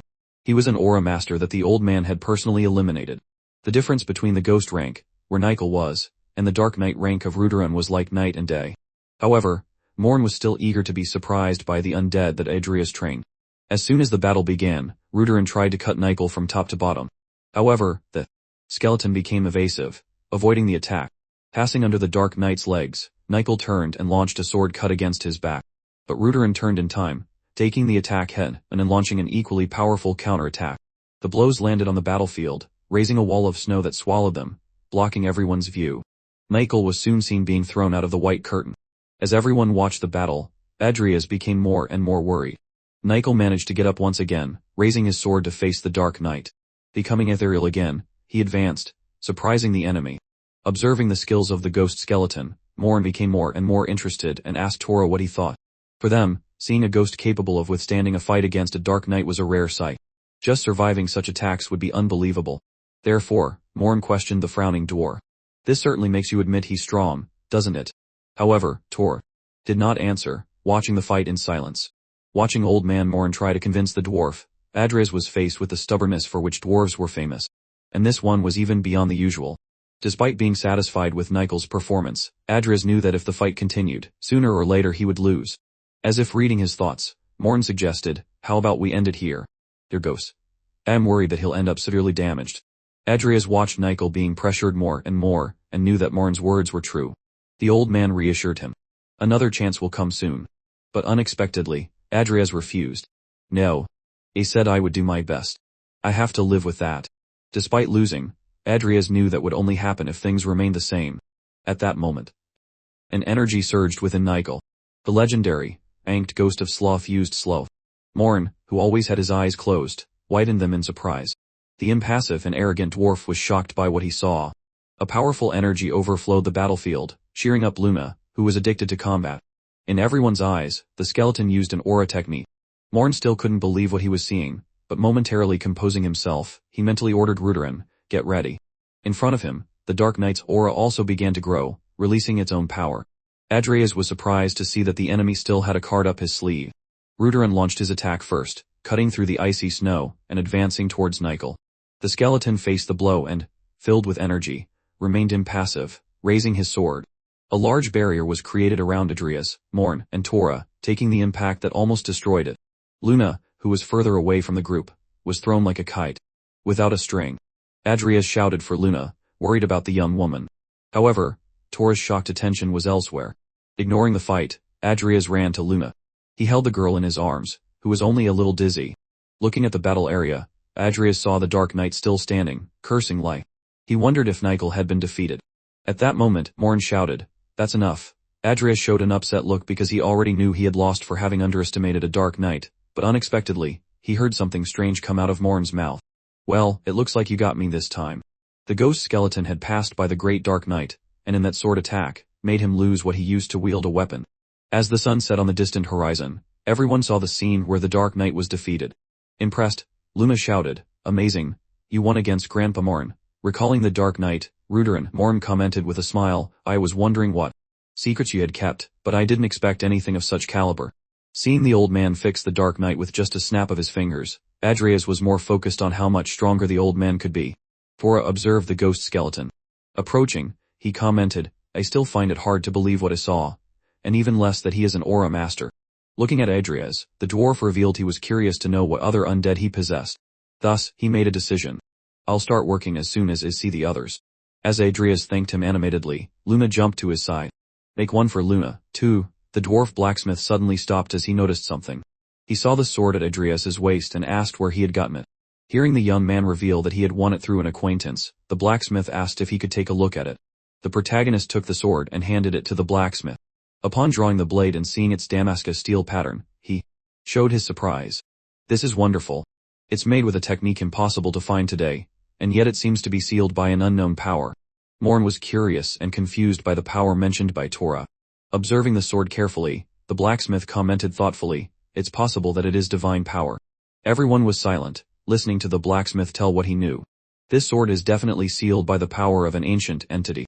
In a city where there wasn't even snow, a hooded person walked, talking to himself about the books of the ancient entities, something he had never believed in. However, it was Adrias who had told him where to find such a book, which was why he was there. A young woman with green hair was reading peacefully when she noticed someone approaching. Greeting the hooded person, the girl was soon questioned. "Are you the Cromwell's maid?" The young woman, laughing irritably, corrected him. "I'm Emmy, sister of the head of the house, Count Adrias. From well. And who are you?" Sarcastically, Salios, in his feminine appearance, answered, surprised, "Oh, is that it? I'm here to pay a debt I owe your brother." However, before Salios could say anything else, he felt a strong attack hit him. After being struck by a hand, he was thrown several meters back. Annoyed, he gnashed his teeth as he hadn't even been able to detect the enemy's presence. As Isabella protected Adrias's sister, she asked her husband not to scare the guest. However, Maximus had a strong opinion. No way is someone who hides their identity a guest. Coldly, he addressed the disguised person in front of him. "Who are you?" Feeling enraged, Salios blurted out, "If you want to know, I'm ready to tell you." Isabella observed the woman in front of them, commenting to her husband that she seemed strong. Agreeing with his wife, Maximus placed his hand on his sword. "She's strong enough to make me draw my sword." Seeing the blade the man pointed at him, Salios was surprised, as he recognized the sword of the traitorous executioner. Having an idea of who the man was in front of him, Salios didn't attack. Instead, he asked the person who was protecting the house, "Are you Maximus?" Surprised to be recognized, Maximus stared at the figure in front of him. In an area far from there, Luz was training exhaustively. The young man's attacks fell on Vivien, who blocked each of them with attention. As the two fought fiercely, each clash seemed devastating. Someone was watching them. For the instructor, Ivy, it was unbelievable.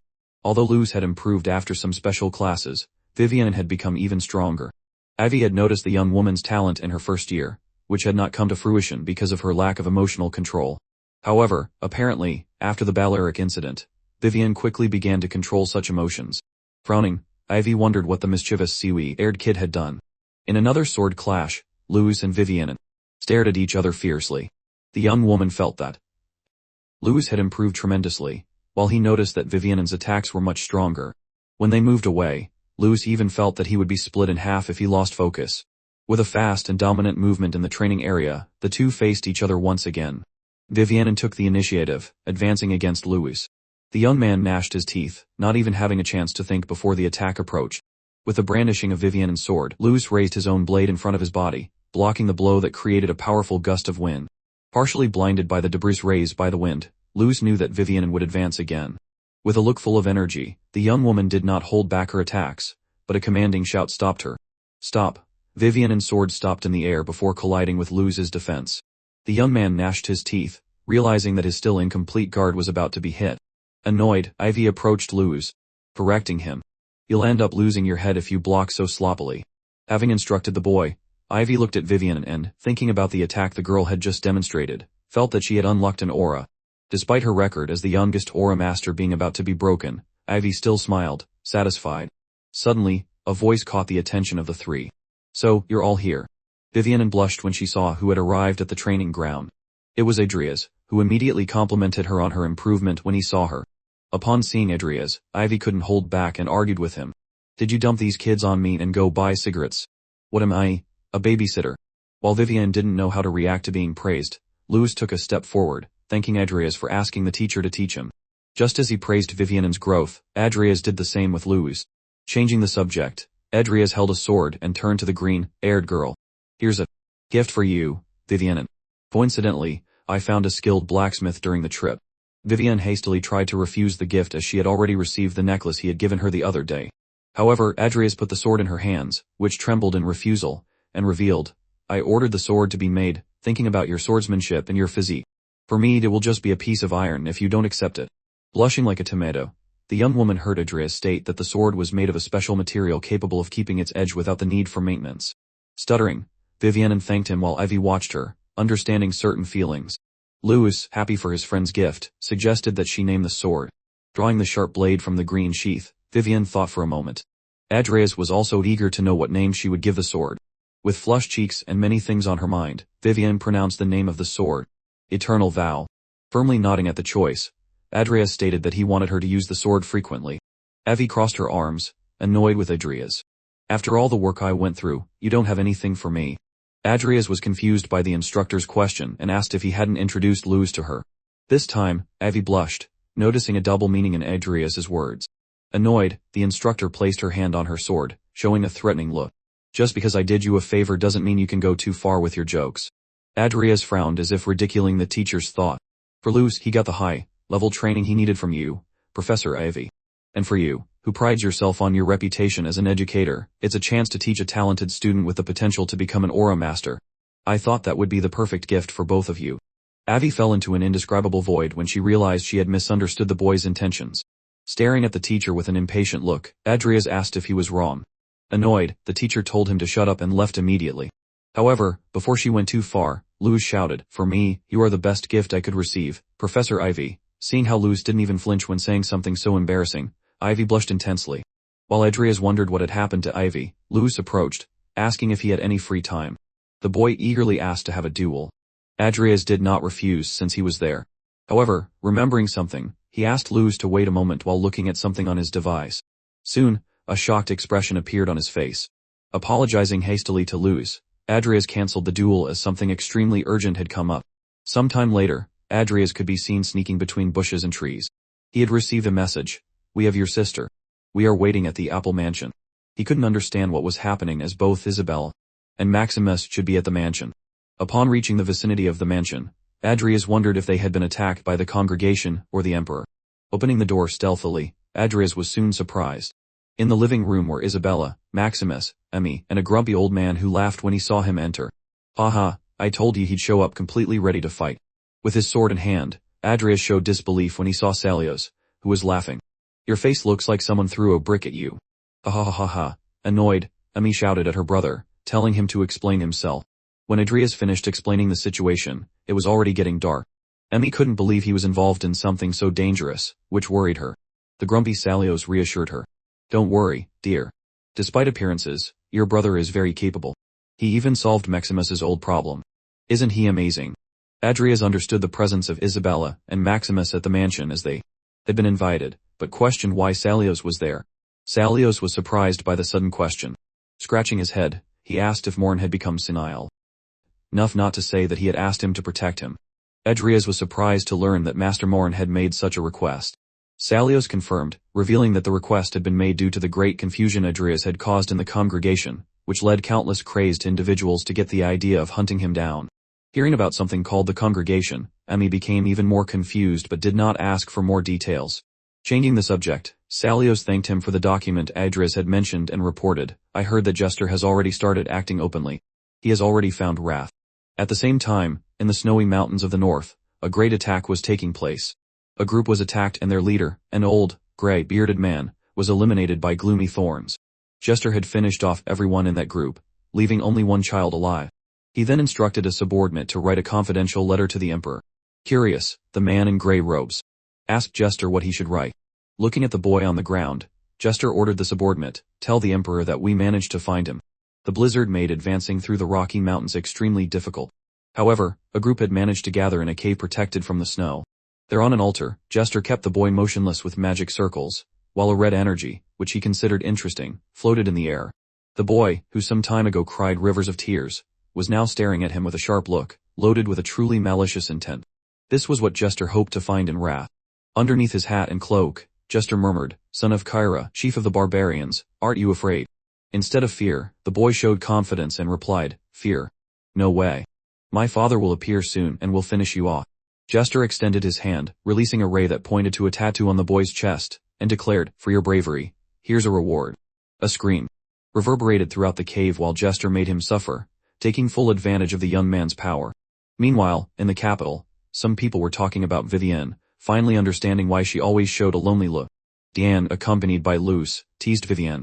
She's sad because a certain someone had to leave again, and it's been a few days since she last saw him. As the trio walked, they ended up finding some soldiers. Unexpectedly, they were part of the Imperial Knight Corps.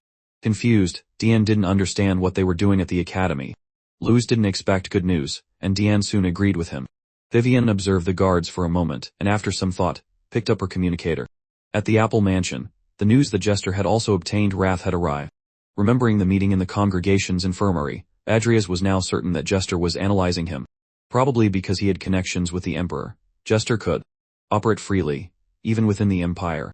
Initially, Adrias thought that by eliminating Bloody Dan, he would delay the start of the Northern War, but instead, he only worsened the situation with the Emperor and Jester joining forces. This became a concern for Adrias as it could put his state, territory, and even Emi in danger. Having assimilated a lot of information, Adrias went to Salios to make a formal request. Sighing, the protagonist asked if Salios would stay in the territory for a while. With the granted pleasure of hindering the boy, Salios confirmed, That's my plan. Otherwise, you wouldn't be able to move in peace, would you? However, contrary to what Salios expected, Adrias thanked him. At that moment, Adrias received a message, and upon picking up his communicator, realized it was from Vivien. The protagonist was surprised to see a photo of Imperial Knights at the academy. For Adrias, this was a sign that things were already happening. The Empire had finally begun to mobilize the academy students for the Northern War. Not knowing what Adrias had read, Salios asked why he had a sour expression. To everyone in the room, illuminated by the sunset, Adrias revealed, It is likely that there is an imminent war. His words caught the attention of Salios, Isabella, and Maximus, leaving Emi surprised and confused. With a serious look, Adrias asked his sister and the group to listen to him. As soon as the war begins, we will be forced to follow the rules of the Count's house and provide the Empire with 5 knights and 500 soldiers. However, since we don't have this number of people, we will need to raise a war tax of 1 billion every month. Emi was stunned to hear her brother, not knowing how to react. When she asked in a weak voice if she had heard the amount correctly, Salios laughed with contempt. Those greedy idiots. That's exactly why I became an anarchist. Looking at his sister, Adrias stated that it would be difficult to raise that amount of money, even with the value she could obtain from the commercial groups. When the young man was about to suggest that he would create a new potion, Emmy interrupted him. It's possible. Surprised, Adrias listened to his sister speak. Thinking aloud, Emmy commented, this means I'll have to expand the business, but I think it's possible to get 1 billion a month. Adrias avoided showing his surprise upon discovering that his sister had managed to expand the commercial groups to such an extent. Although Emmy said she could do it, Adrias's concern did not end. He revealed that he believed what she was trying to do might work for a few months, but when the war dragged on for years, it would become even more difficult. Hearing the reality projected by her brother, Emmy was stunned, realizing she had forgotten something so important. Adrias reminded her of several cases in which commercial groups went bankrupt because they ran out of money to keep operations running, and for this reason, advised his sister to continue keeping the commercial group operating as it currently was.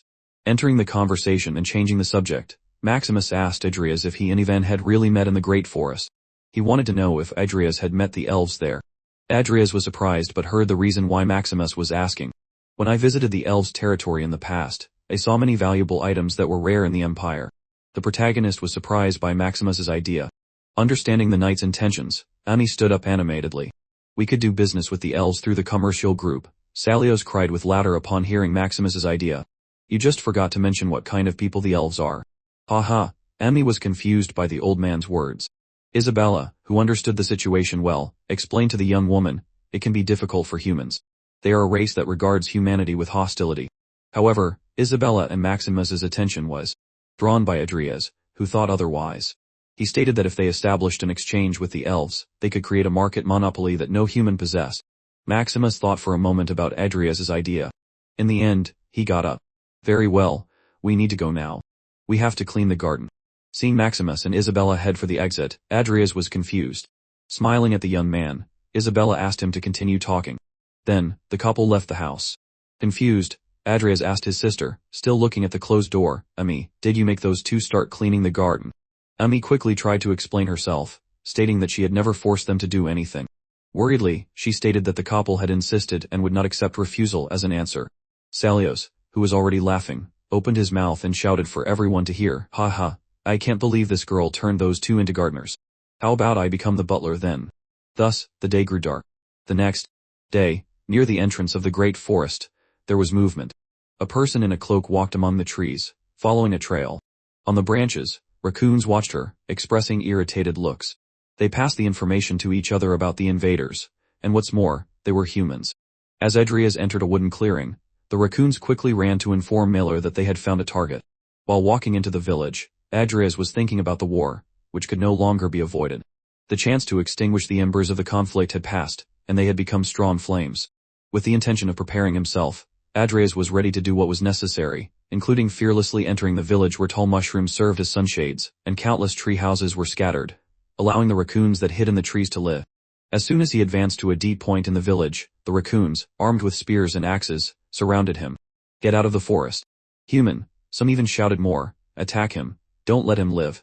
Adrias had gone to such a place because Maximus had told him that a raccoon dog named Miller could help him. Despite believing Maximus's words, Adrias was not very excited about what he had found. Having come so far, Adrias was not intimidated and shouted, I'm here on the recommendation of Maximus to talk to Miller. Where's Miller? The raccoons on the aerial bridges of the village could clearly hear the humans' words. Immediately, they jumped from the trees, surrounding Adrias on the ground with ropes, axes, and spears. The raccoons swung or maliciously licked their battle tools. And while gnashing their teeth, one declared, it's been centuries since we had the chance to flex our muscles. Let us take you to Miller.